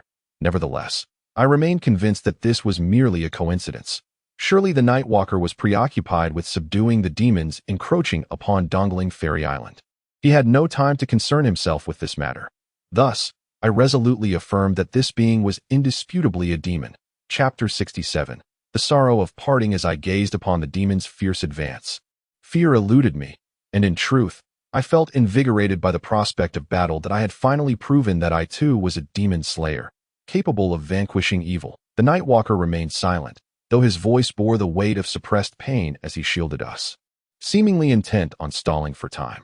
However, his actions were perplexingly strange, leaving us utterly bewildered regarding his true intentions. He ceased his aggression toward us, and we, in turn, refrained from retaliating. Yet, he was now on the brink of collapse, his life hanging by a thread. Although we had not meant to harm him, the damage had become irreparable. The divine bow of Mo Fulling possesses the innate ability to pierce through bone and heart. He had clearly already been struck by Mo Fulling's divine arrow, and was also hit by the luminous strike emitted from my Fushi Chin. It was likely that he would not survive beyond half an hour. Suddenly, a series of low, rumbling thunderclaps echoed from afar. Boom! Boom! I gazed into the distance, where the boundaries between heaven and earth had dissolved, rendering it indistinguishable where the sky ended and the ground began. The night wanderer stared vacantly at the flash of heavenly thunder, and could not help but exclaim in alarm. "This is dire. Yu Huang and the immortal are in danger. You must hasten to save them." We were wrong. We did not foresee the gravity of the consequences. If you do not act swiftly, it will be too late. I was taken aback, unable to comprehend his actions and words. First, he spoke inexplicably of a demonic invasion, then proceeded to masquerade as one himself. This was truly perplexing. That my heart was suddenly gripped by anxiety and tension, compelling me to ask, "Could you elucidate your statements? How are they in peril? What matters are you concealing from us regarding your relationship with them?" The night wanderer knelt, sword planted in the ground, and coughed up a mouthful of blood. His voice, though faint, was urgent. "It is Yu Huang and the others who have deliberately misled and delayed you. They are currently defying the heavens, attempting to break through the thunderous barrier. You must know, no one can breach the thunder array. Their actions are fraught with peril, potentially leading to the destruction of their primordial spirits and scattering of their souls. You must go save them. In that instant, the Night Wanderer suddenly turned to ashes, leaving only his crimson ghostly sword upon the ground. I heard a resounding boom as I moved closer to where the immortal and the others were located, only to find the sky ablaze, thunder clashing violently, and a suffocating darkness enveloping the air. Boom! As I beheld the figures above the thundercloud, they unleashed all their spiritual power, striking the heavens with a tremendous hammer upon the thunder nails. A colossal bolt of white lightning surged forth, piercing through the natural formation on the ground, creating a vast chasm. Simultaneously, I observed their bodies shudder. Taking several steps back, the blue light began to dim, and the two roaring dragons suddenly lost their formidable presence. Yet, the immortal and the other remained undeterred, channeling their full might to defy the heavens and break the array.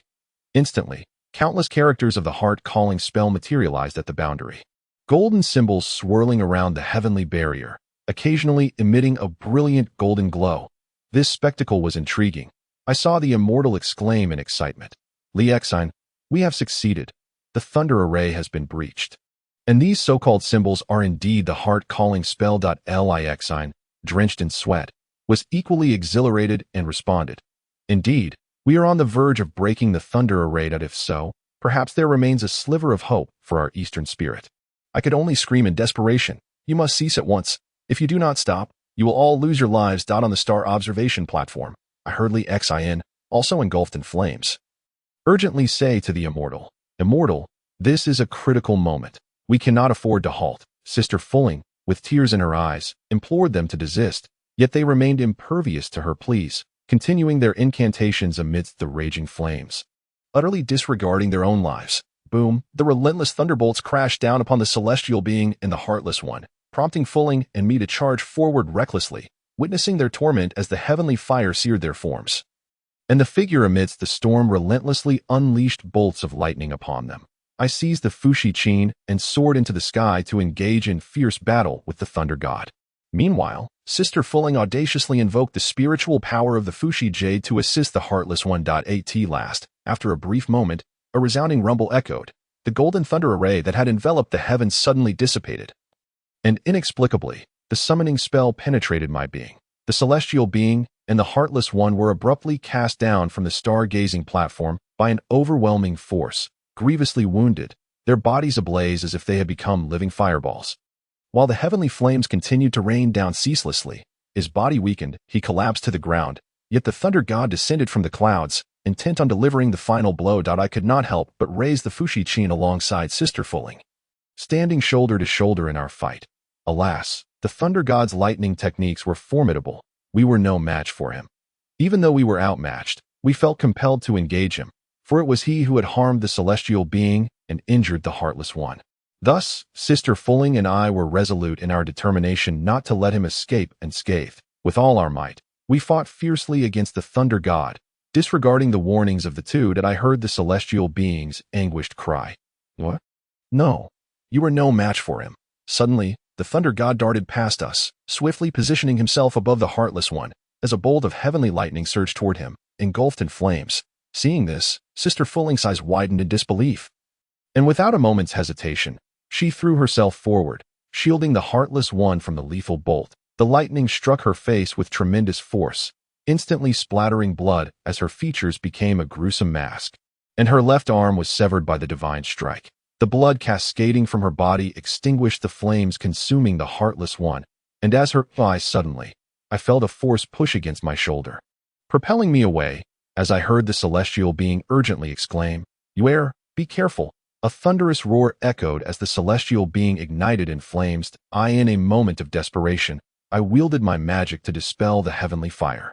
Clutching his injured form tightly, my heart was wrenched in agony, a pain so profound it felt as if I were suffocating. At that moment, my eyes were already drenched with tears.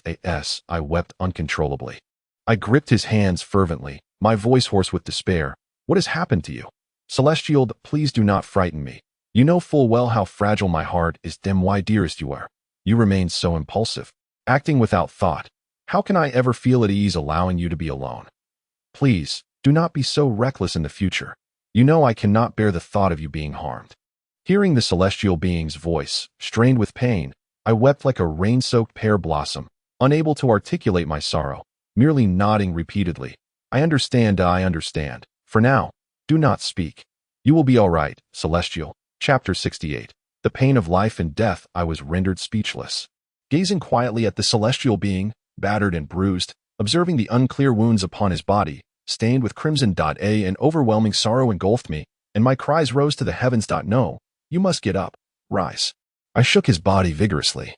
Witnessing him suddenly expel fresh blood from his lips, his eyes slowly beginning to close, my heart ached with urgency and despair as I cried out. You promised me. You would protect me for a lifetime.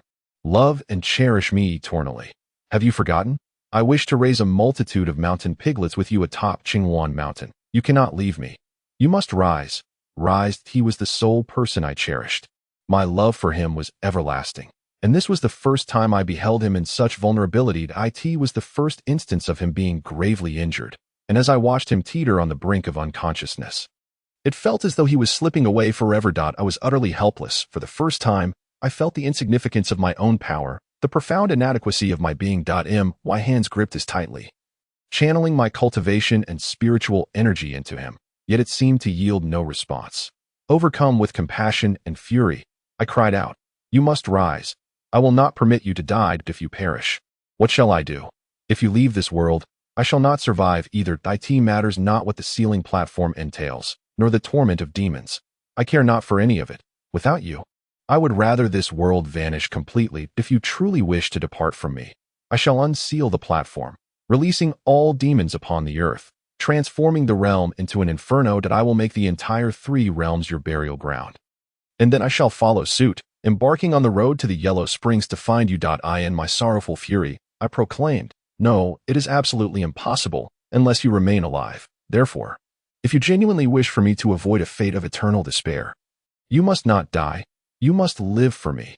The celestial being paid no heed to my words, yet suddenly, with a breathless whisper, he murmured, My Yuer, there is actually one last wish I harbor. Can you fulfill it for me?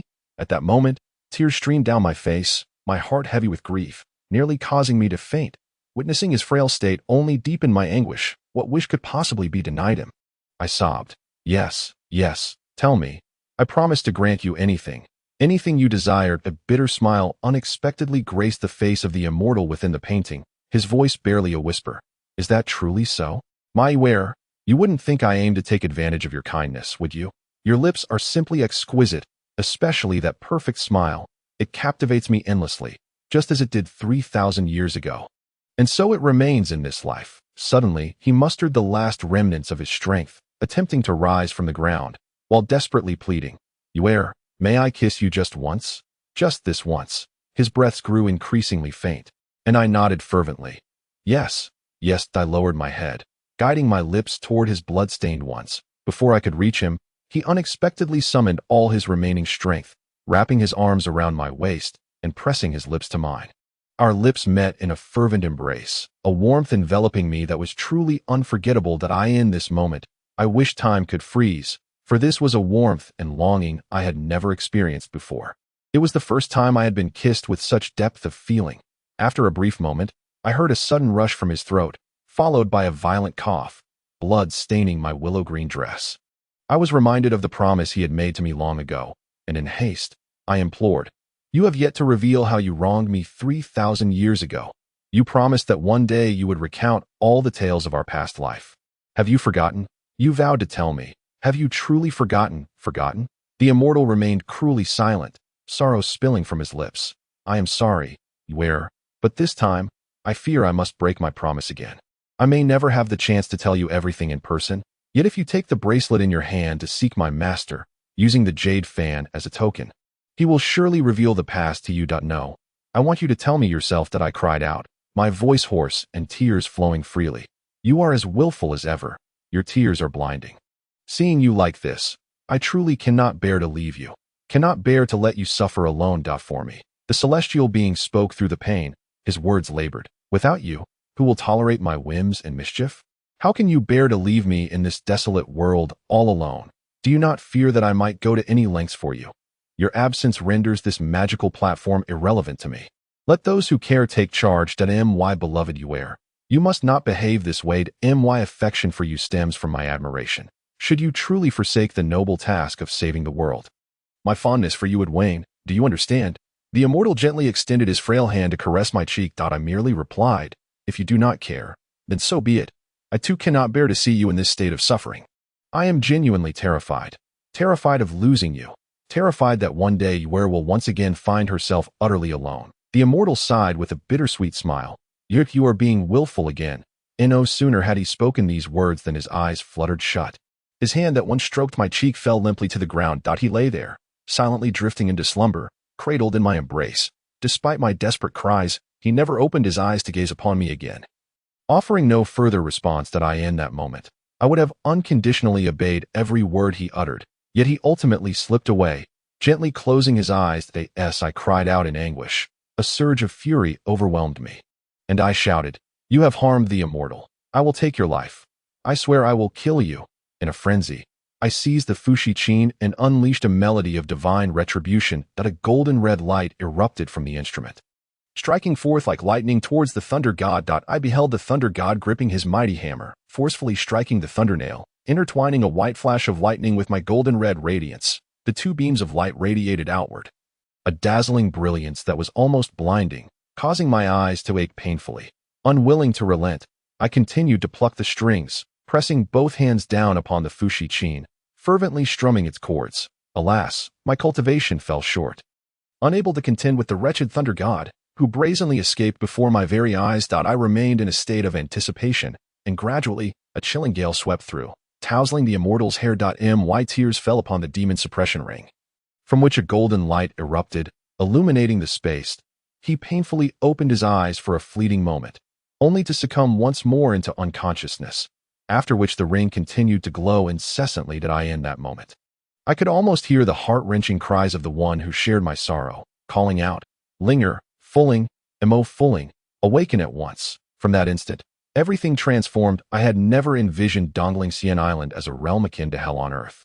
I could never have anticipated that here, we would each suffer the loss of our most beloved. What Dongling Xian Island had bequeathed us was a pain of irreparable consequence. Gently, I laid the immortal upon the ground and tenderly tucked away his jade fan.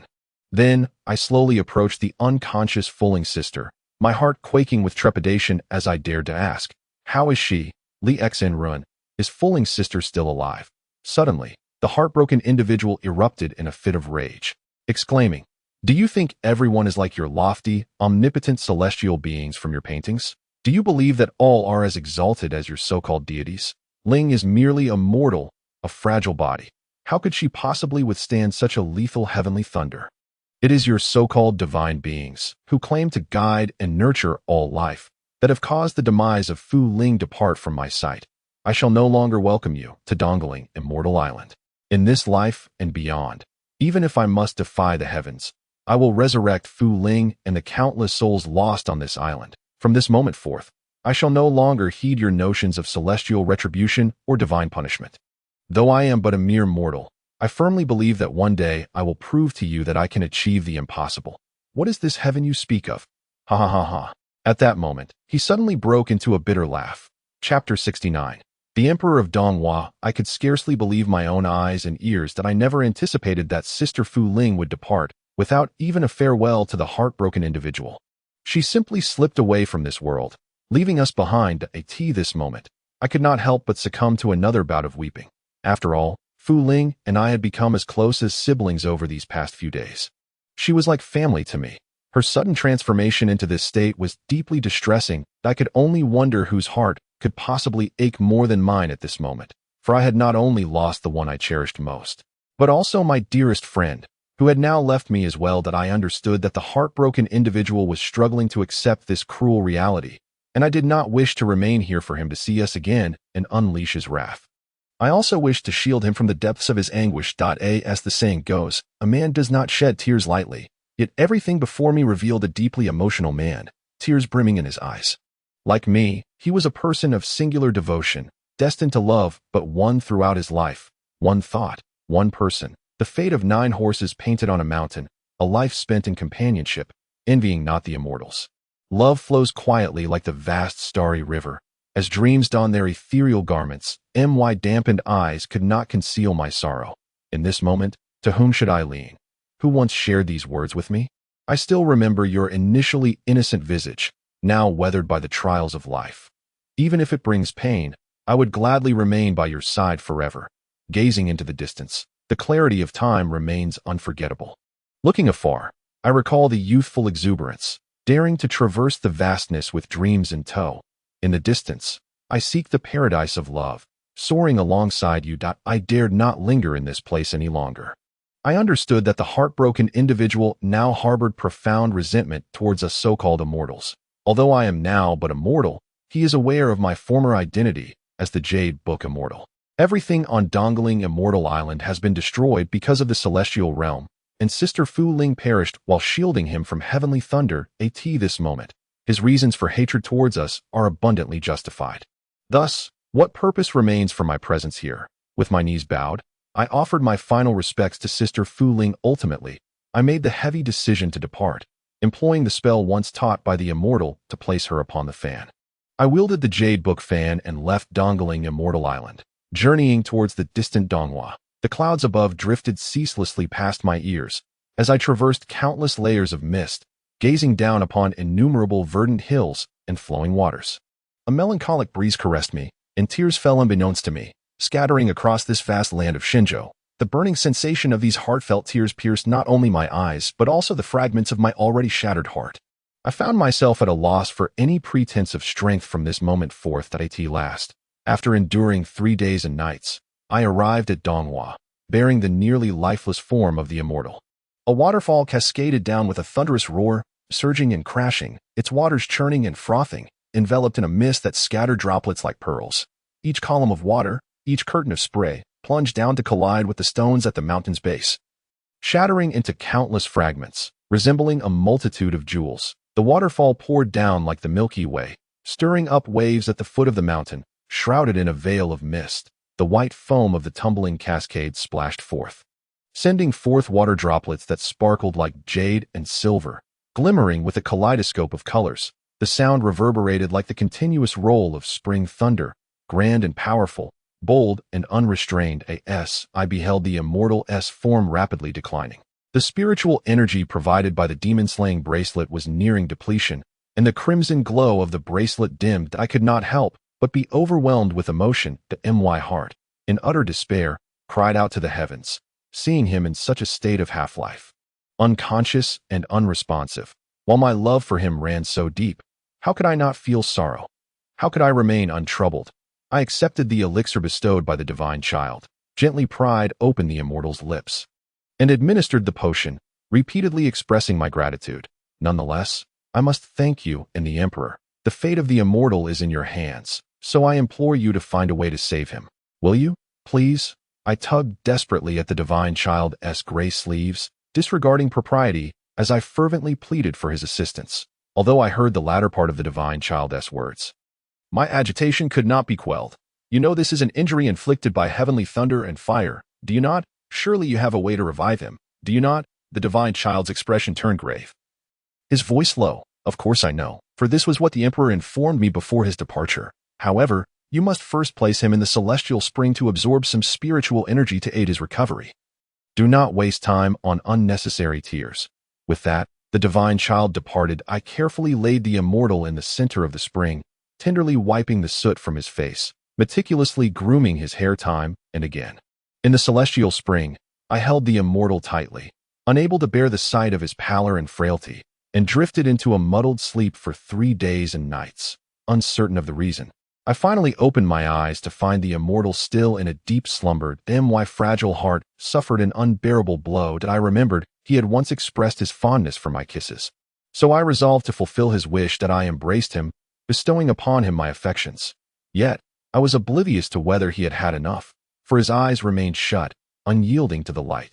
The Emperor of the East remained silent, merely allowing me to recount how he brought me to the realm of the immortal. Circling around the figure of the immortal depicted in the painting, the Emperor of the East scrutinized it intently.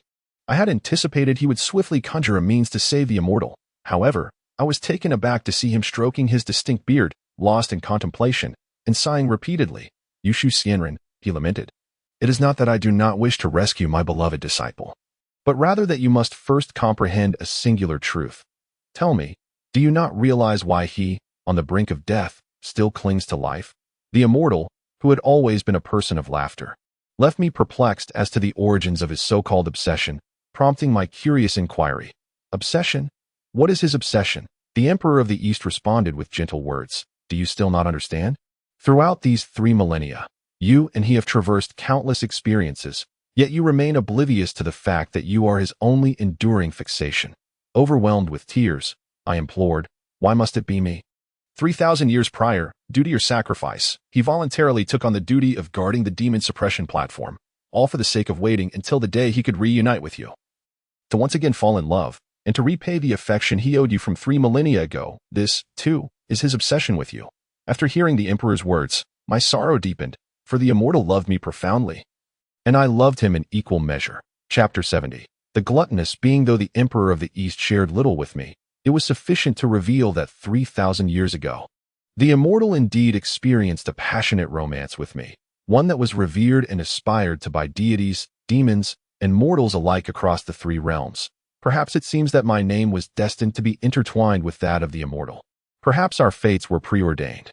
Yet, for reasons unknown, the book and the painting must remain apart, just as we are separated by a millennium before our reunion. Although I remain unaware of why he once claimed to have wronged me, I find no desire to uncover the truth, for regardless of whether he truly betrayed me, his obsession with me suffices to affirm his genuine love. If he did indeed wrong me, it would surely stem from an excessive love. The Emperor of the East then shared a fragment more regarding the immortal's past, though he did not complete his thoughts. Despite the majority of matters being concealed, I gleaned enough to understand what I needed to know. The remaining secrets are ones I wish to hear from the immortal himself in due time. At this moment, I fully grasp why the immortal has consistently treated me with such kindness. He has waited for me for 3,000 years, unwavering amidst the trials of time, never abandoning me, willingly enduring for my sake. It is difficult for me to fathom how he has spent these 3 millennia. How could someone who loves me so deeply not evoke my profound emotions and appreciation? How could I disregard the tumult of the world and choose to be with him? I yearned to know how we encountered one another, came to understand, fell in love, and yet ultimately could not achieve a perfect union. However, the immortal's current injuries do not permit me to dwell upon these thoughts or inquiries that I yearn for him to awaken soon, to hear from his own lips what transpired between us 3 millennia ago. Thus, I implored the Eastern Emperor, beseeching him to divulge any means to revive the celestial being, regardless of the difficulties or challenges that may lie ahead. I earnestly requested that he reveal to me the methods that could restore the immortal. The Emperor, after a moment's contemplation, though his demeanor was grave, ultimately resolved to share the secret with me, stating, "You must understand that the jade fan you currently possess is, in fact, a fragment of his very essence. It represents his true form. The being that lies here is merely a corporeal semblance. A half-immortal guise. The damage sustained by this fan, with a corner scorched by heavenly flames, signifies the loss of a crucial part of his true self, akin to the heart of a mortal. Thus, you must grasp the significance of restoring this jade fan in order to save him." As I unfurled the fan, I found the image of the man had vanished, and the place where he once resided was now marred by a gaping hole, the upper left corner having been consumed by flames. In a state of panic, I implored the Emperor, "Might I trouble you to instruct me on how to mend the jade fan and awaken the immortal? Why is there only a mere 30% chance of reviving him? What are the remaining 70%?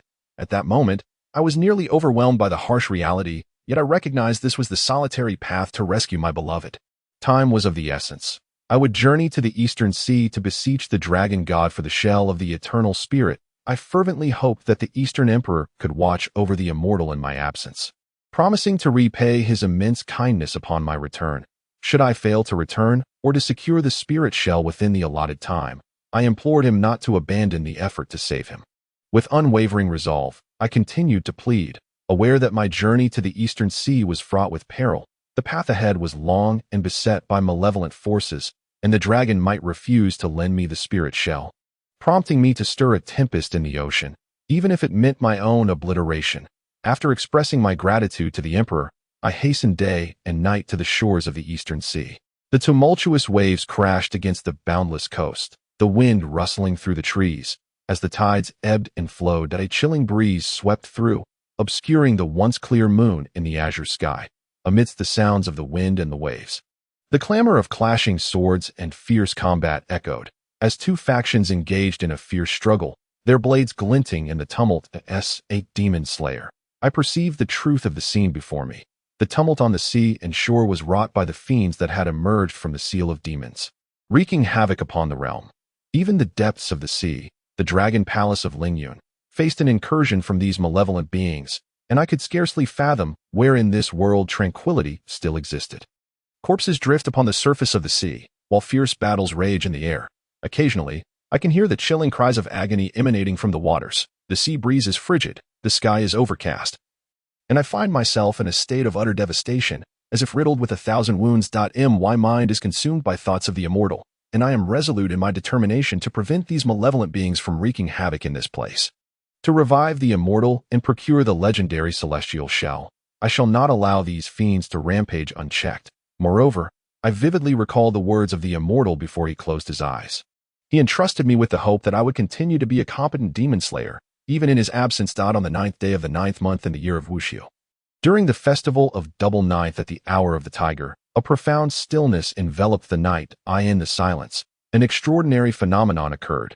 8 stars aligned, while the 9th cold star gradually approached, joining the 8 in a straight line.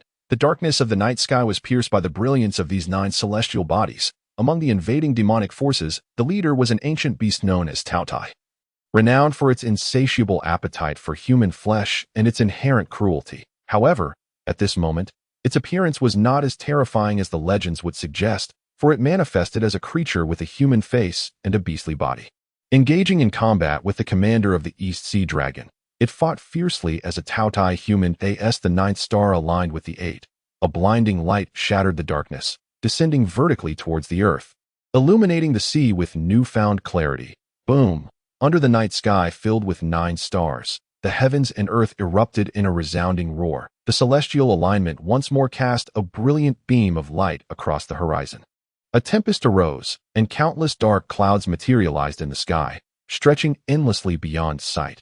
Beneath the cold, silvery moonlight, the Taotai human took on a more sinister demeanor, its gaze burning a furious red, its visage suddenly grotesque. The battling demons and the patrolling night sentinels abruptly halted their fierce skirmish, their weapons momentarily lowered, as they were captivated by the extraordinary spectacle unfolding before them. In an instant, a thunderous roar echoed across the sea. Kill. Protect the East Sea. Safeguard the Dragon Clan. The cries of battle filled the air, and on one side stood thousands of silver-armored soldiers and patrolling night sentinels, brandishing long spears in defense of the waters. Opposing them were tens of thousands of demons and demonic beings, wielding battle blades, engaged in a brutal clash with the silver-armored shrimp soldiers. The silver-armored warriors faced overwhelming odds, 1 against 4. The might of the demons was formidable. Leaving the soldiers covered in wounds, their bodies stained crimson with blood, yet they refused to retreat.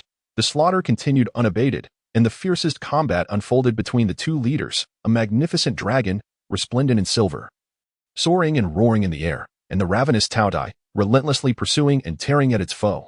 Their battle was incredibly intense, neither willing to concede. The Taotai would alternately transform into a human and then into a colossal beast, embodying terror itself. Moments later, the snarling and menacing Taotai spoke in a chilling voice, resonating with an eerie authority. Dragon warrior, why do you persist in your futile resistance? We both know that further conflict will lead only to mutual destruction. The East Sea you once knew, capable of upheaval, has changed irrevocably. What do you possess to contend with our demonic kin? Amidst the tumultuous chaos, the imposing silver dragon bellowed with an air of authority. I would rather shatter into jade fragments than remain whole as mere tiles. As the progeny of the divine dragon, I bear the solemn duty to protect the denizens of the eastern sea. I solemnly vow to expel you from our waters, even if it costs me my life. The Taotai, with a fierce glimmer in its enraged eyes, brandished its spear and lunged once more at the silver dragon. With a thunderous crash, the agile silver dragon soared past the Taoyai's head, coiling around it, and forcefully struck its silver tail against the creature's body. The Taotai let out a piercing howl and leapt into the air, transforming into a colossal beast, viciously sinking its teeth into the silver dragon's tail, eliciting a cry of agony from the dragon. Meanwhile, the cacophony of battle upon the surface of the sea grew increasingly terrifying, a chilling sound that sent shivers down the spine.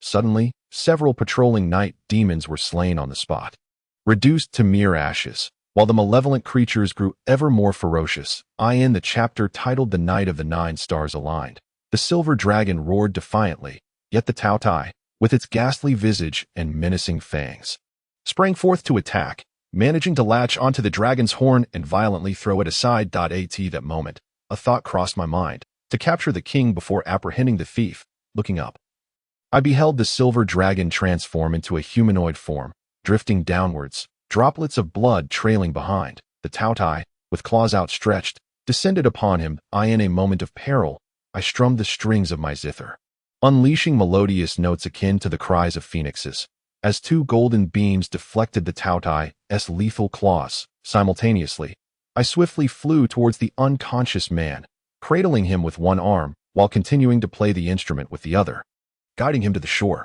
The Taotai, brimming with malevolent intent, advanced upon us. Just as I prepared to strike a fierce note on my zither, a towering pillar of water erupted from the sea, generating tumultuous waves. The divine dragon had at last arrived, engaging the foul creature in a fierce struggle. It ensnared the Taotai with relentless vigor, delivering a resounding lash of its tail across the beast's face, provoking its wrath. Then, with a swift bite, it severed the Taoi's throat, blood gushing forth as the creature plummeted heavily into the eastern sea, marking a turning point in the battle above. Suddenly, a massive wave surged forth, and before I could evade, the golden dragon ensnared both me and the silver dragon, dragging us beneath the water. I instinctively gulped down a few mouthfuls of seawater, and despite my attempts to break free, I succumbed to unconsciousness. My mind swirled in a haze as I gradually opened my eyes, finding myself reclined upon an opulent jade bed, surrounded by an air of splendor. Everything around me felt remarkably unfamiliar, with fish and shrimp swimming about and myriad seaweeds intertwining beside me. As if I had stumbled into a corner of an underwater palace, I initially presumed I had met my demise or was still ensnared in a dream, and thus pinched my neck, only to feel a sharp sting. Realizing I had narrowly escaped death, clarity dawned upon me. I had undoubtedly arrived at Lingyun Palace. Now that I was here, I must embark on my quest to seek the legendary shell of eternal spirit. As I lifted my foot to step through the stone gate, a young man clad in white suddenly materialized before me. His features were distinctly defined, with sharp contours, and atop his head rested a pair of dragon horns, evoking an air of both majesty and mystery. I recognized him as Long Zhan. He approached me, his left hand resting gently on the wound inflicted by the Taotai on his right arm, and spoke softly. "There is no need for the young lady to feel anxious. My name is Long Zhan. Your skills appear to be remarkable, and I am profoundly grateful for your life-saving assistance last night. However, I have yet to inquire about your esteemed name." At that moment, I was preoccupied with the urgency of locating the eternal spirit shell, so I merely waved my green sleeve dismissively and replied, "There is no need for thanks. That I have matters to attend to and no time for idle chatter. I must hasten my departure from this place." His sudden appearance had rendered me somewhat indifferent to these bothersome questions. I resolved to first clarify the intricate structure and exit routes of the Dragon Palace, and subsequently ascertain the whereabouts of the eternal spirit shell, before devising a means to acquire it. Yet, upon reflection, I realized that the spirit shell was also a treasure in its own right. Perhaps it lay hidden among these rare curiosities. Hence, I inquired, "I beg your pardon. My earlier remarks about disliking rare treasures were merely a dismissal of the commonplace. As mere mortal, I cannot be as detached as a celestial being, and I do indeed have an appreciation for exquisite jewels and gems. Might I be allowed the privilege of selecting for myself?" My true intention was merely to ascertain whether the eternal spirit shell was concealed among them. That I deliberately masked my profound sorrow, adopting a weighty tone as I added, "Then I must trouble you, noble dragon." I gestured towards the path beyond the threshold, indicating that he should lead me forthwith. Moments later, I became aware that I had unwittingly revealed my complicated emotions through an inadvertent remark. Long Zhan discerned that I did not revel in superficial pursuits. He remarked, "I knew from the outset that Miss Yushu is unlike those frivolous women. She neither seeks to cling to the powerful nor covets rare treasures. Her character is remarkably unique, and such attributes are coveted by many within my Dragon Palace, yet remain unattainable." Long Zhan paused momentarily, scrutinizing me once more, before stating, "However, considering the immense favor you have bestowed upon me, if merely sharing the geographical layout of the Dragon Palace is all I offer in return, it would indeed be an insufficient recompense." He then proceeded to extol the splendid rarities of the East Sea, inviting me to ponder which ones I might favor. Yet, amidst his elaborate descriptions, he made no mention of the location of the eternal spirit shell, fully aware that he might categorically refuse my inquiry. I nonetheless pressed on. "Is there, perchance, a treasure within your Dragon Palace known as the eternal spirit shell? Might it be possible for you to present it to me? I have no interest in any other curiosities. My heart is set solely on that shell. This." Long Jean's countenance suddenly grew grave, his striking features taking on a more pronounced sharpness. His deep, dark eyes shimmered with an alluring hue, complemented by his thick brows, prominent nose, and exquisitely shaped lips, each aspect radiating nobility and elegance, while the horns atop his head added an additional touch of splendor. Long Jean glared at me with intensity, speaking solemnly. "Is your purpose in coming here merely to seek the unparalleled treasure of my eastern sea, the immortal spirit shell? Then your appearance on the shore was surely no coincidence." Recognizing that I had come with intent, and that this purpose could not possibly be realized by my own efforts alone, I pondered whether I might persuade him to lend me a hand. No longer shrouded in pretense, I clasped my hands in a gesture of respect, lowering my head, and spoke in a subdued tone. "I dare not deceive the son of the dragon. I have indeed come here out of necessity, and this immortal spirit shell holds immense significance for me. Although I am aware that I am merely indulging in a vain hope, I possess ample justification to cling to this slender thread of possibility. I wonder if the son of the dragon would be willing to part with it. Should you grant this request, I would not hesitate to risk my life in gratitude." Suddenly, Long Jean fell into deep contemplation, hesitating before me, scrutinizing my every detail. After a moment, he quietly settled onto a nearby jade chair, gently resting his chin on his hand, and sighed. "You saved my life, and by rights, even if this immortal spirit shell is of utmost importance to my clan, I should present it to you as a token of gratitude. However, you may not fully comprehend the value of this treasure." His demeanor suggested he faced some difficulty. He did not seem inclined to trouble me, nor did he appear to be deceiving me. Yet I could not fathom it. How could the son of the divine dragon, of such noble lineage, have never laid eyes upon this immortal spirit shell? Did he truly remain unaware of its whereabouts? Thus, I pressed further. "Why do you speak in such a manner? If you are unwilling to lend me the shell, then simply say so. There is no need for such circumlocution." Long Jean sighed deeply. "My clan has, since ancient times, acquired 7 immortal spirit shells over the millennia. 5 of these were given to the goddess Nuwa to fashion the stones for mending the heavens, and another was presented to the Eastern Emperor thousands of years ago, transformed into a celestial artifact. Now, within the Dragon Palace, only the final shell remains, making it of paramount importance to my clan." Just as I was about to inquire further, Long Jean continued to lament. "However, that is not the crux of the matter. The most critical point is that it is personally overseen and carried by each Dragon Emperor, and does not reside in any corner, nor is it on my person. My father regards it as his own life. Even though you saved me, expecting him to relinquish this immortal spirit shell to you is a fanciful notion." Chapter 72. A ruckus in the Dragon Palace. After conveying my intentions to Long Jean, I initially presumed he would expel me from the Eastern Sea or impose punishment upon me. To my surprise, not only did he show no inclination to drive me away, but he also engaged in deep thought, seeking ways to fulfill my request. I felt a profound sense of gratitude toward him. Days slipped by swiftly, and as his wounds healed, he ultimately resolved to take me to meet the divine dragon, intending to gauge the dragon's reaction before making further plans. However, due to the sudden invasion of demonic creatures in the Eastern Sea, the divine dragon needed to remain focused on the crisis at hand for the next few days and could not leave the surface of the sea. I was obliged to wait here for 2 or 3 days. Yet my restless heart could scarcely endure the wait. Amidst the desolate expanse of the ocean, I find myself enduring time as though it were an eternity, my heart perpetually tormented. For the past 3 days, Longzi has persistently inquired as to why I so fervently desire the celestial shell, yet I have remained resolutely silent, much to his apparent serenity. During this time, he has attended to me with meticulous care, guiding me through the resplendent and grandiose underwater palace of the dragon, engaging me in conversation and eliciting laughter, as if to evoke the memory of the immortal's former presence. He even bestowed upon me a delicate hairpin crafted from a pearl, instructing me on how to adapt to life within this aquatic realm. teaching me the nuances of breathing and survival here. As various dark forces rise anew, wielding the sinister art of soul manipulation against the aquatic races. The Eastern Sea soon finds itself besieged by demonic invaders. One fateful day. In the East Sea, unguarded and vulnerable, the Dragon Palace was infiltrated by numerous puppets. These individuals, now under control, could neither be subdued nor vanquished. In desperation, the Eastern Sea's divine dragon sought the aid of the immortal Ziyun and others, employing the palace's secret treasures to infiltrate the Eastern Sea and assist the aquatic beings against these malevolent creatures. The eastern realms of the world are adorned with azure waves, where the sea meets the endless sky. The ocean depths plunge thousands of fathoms, a boundless abyss rich with treasures. Amongst the myriad of invaluable artifacts lies the Crystal Palace of the Dragon King, a structure that rivals the splendor of the Jade Emperor's abode, each possessing its own unique charm. The palace glows brightly in the fireless night, illuminated by luminous pearls that serve as eaves.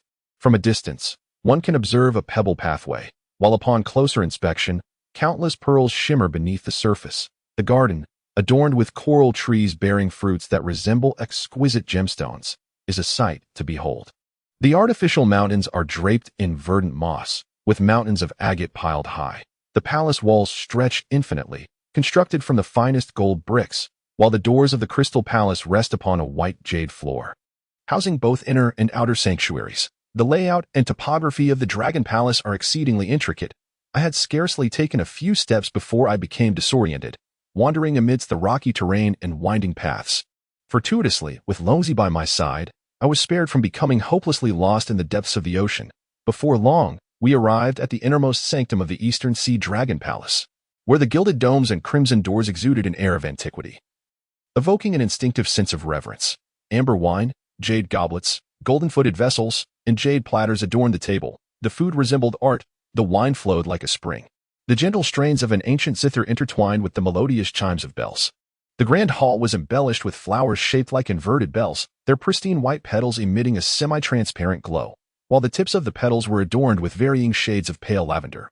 As if dyed by the heavens, the Eastern Sea's divine dragon appeared as a fearsome beast. Its triangular head was sharply pointed, with hair on either side resembling flickering flames. Its ears resembled two fans, and its nose was akin to a fishhook. Its mouth, grotesque and cavernous, revealed two extraordinarily sharp fangs, surrounded by a tangle of bristly whiskers. Its hands were large and coarse, reminiscent of a mighty mountain, adorned with two substantial bracelets, wielding a formidable axe, exuding an aura of terror. The lower half of its body was clad in a tiger skin skirt, exuding both majesty and ferocity.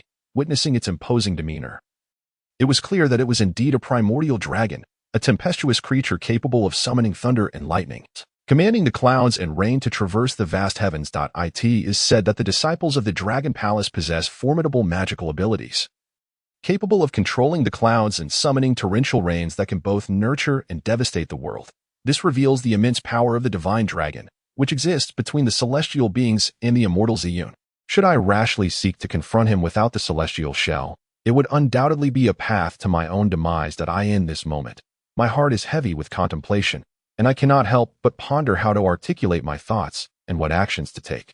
The Dragon King expressed profound gratitude for my timely intervention last night, rescuing Long Zhan from the jaws of the gluttonous beast. After a brief moment, he spoke with an air of authority. You may linger in the Dragon Palace for a few days and explore what treasures may pique your interest. Should you find anything to your liking, I, the divine, shall gladly bestow it upon you as a token of appreciation. The Dragon King gently stroked his golden dragon whiskers, a beaming smile gracing his face as he nodded in satisfaction, remarking, "Ah, indeed, you possess an ethereal aura, your demeanor and essence exuding an otherworldly charm. Your heart is pure, and your formidable presence and spiritual prowess are undoubtedly beyond that of an ordinary mortal. Might I inquire as to which ancient celestial master you serve?" Suddenly, the dragon's round eyes widened with intensity as he approached me with swift steps, his tone turning earnest. "Are you suggesting that the stringed instrument you hold is the Fushi Qin, bestowed upon the Yushu Immortal by the esteemed Fushi? As I understand it, the Yushu Immortal met an untimely demise at the hands of demonic creatures on the Seal Demon platform 3 millennia ago. And since then, the Fushi Qin has remained in eternal slumber. It is said that this instrument recognizes but one master, destined for that singular individual across countless generations. Could it be that you truly are the reincarnation of the Yushu Immortal?" Unable to draw a definitive conclusion from the celestial's words, I found it hard to affirm my enigmatic lineage. Typically, I paid little heed to the opinions of others, dismissing them with indifference. Thus, I merely offered a casual response to the Dragon King's inquiry. Feigning reluctance, I recall that during my time at Zizhu Peak, both the immortal in the painting and the Ziyun immortal spoke of my origins. Perhaps I am indeed the reincarnation of the Yushu immortal. The Dragon King, suddenly filled with joy, exclaimed, "Ah, it seems I was not mistaken. You are indeed a remarkable woman. My son's judgment has proven true.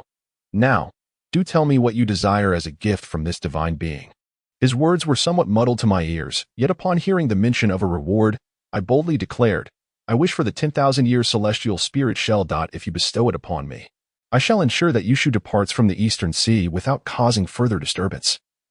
And I shall ask for no additional reward." In an instant, the dragon goddess' demeanor shifted dramatically from amiable to furious. Moments ago, he had been cordial, but now he was a tempest of rage. His teeth ground together audibly, and his eyes blazed with an uncontrollable fire, akin to an enraged lion. With a thunderous roar, he proclaimed, "I should have anticipated that you were colluding with those demonic creatures, seeking to claim my treasured 10,000-year celestial spirit shell. Do you truly think me so easily deceived? Not only will I withhold any reward from you, but I shall also ensure the annihilation of those who ravage my Eastern Sea, treating you as one of their ilk." Under the Dragon King's wrath, I was left speechless, daunted into silence. In order to prove my innocence and disassociate myself from any collusion with the demonic entities, I endeavored to persuade him. However, his mind was clouded by my earlier mention of the millennia-old celestial shell. All that resided within him was fury, and he had long since lost the capacity for discernment. The divine dragon suddenly brandished his golden robe and barked an order, commanding, "Seize this person and cast him into the East Sea. Let him be executed to appease the souls of the deceased." At this moment, the dragon had come to realize that I was not a spy for the demons, yet he was eager to expel me. With palpable rage, he declared, "You have saved my son. You may select any cherished item from my East Sea. Once you have made your choice, hasten to leave my domain. You may choose at will, but the notion of acquiring the millennia-old celestial shell is utterly preposterous."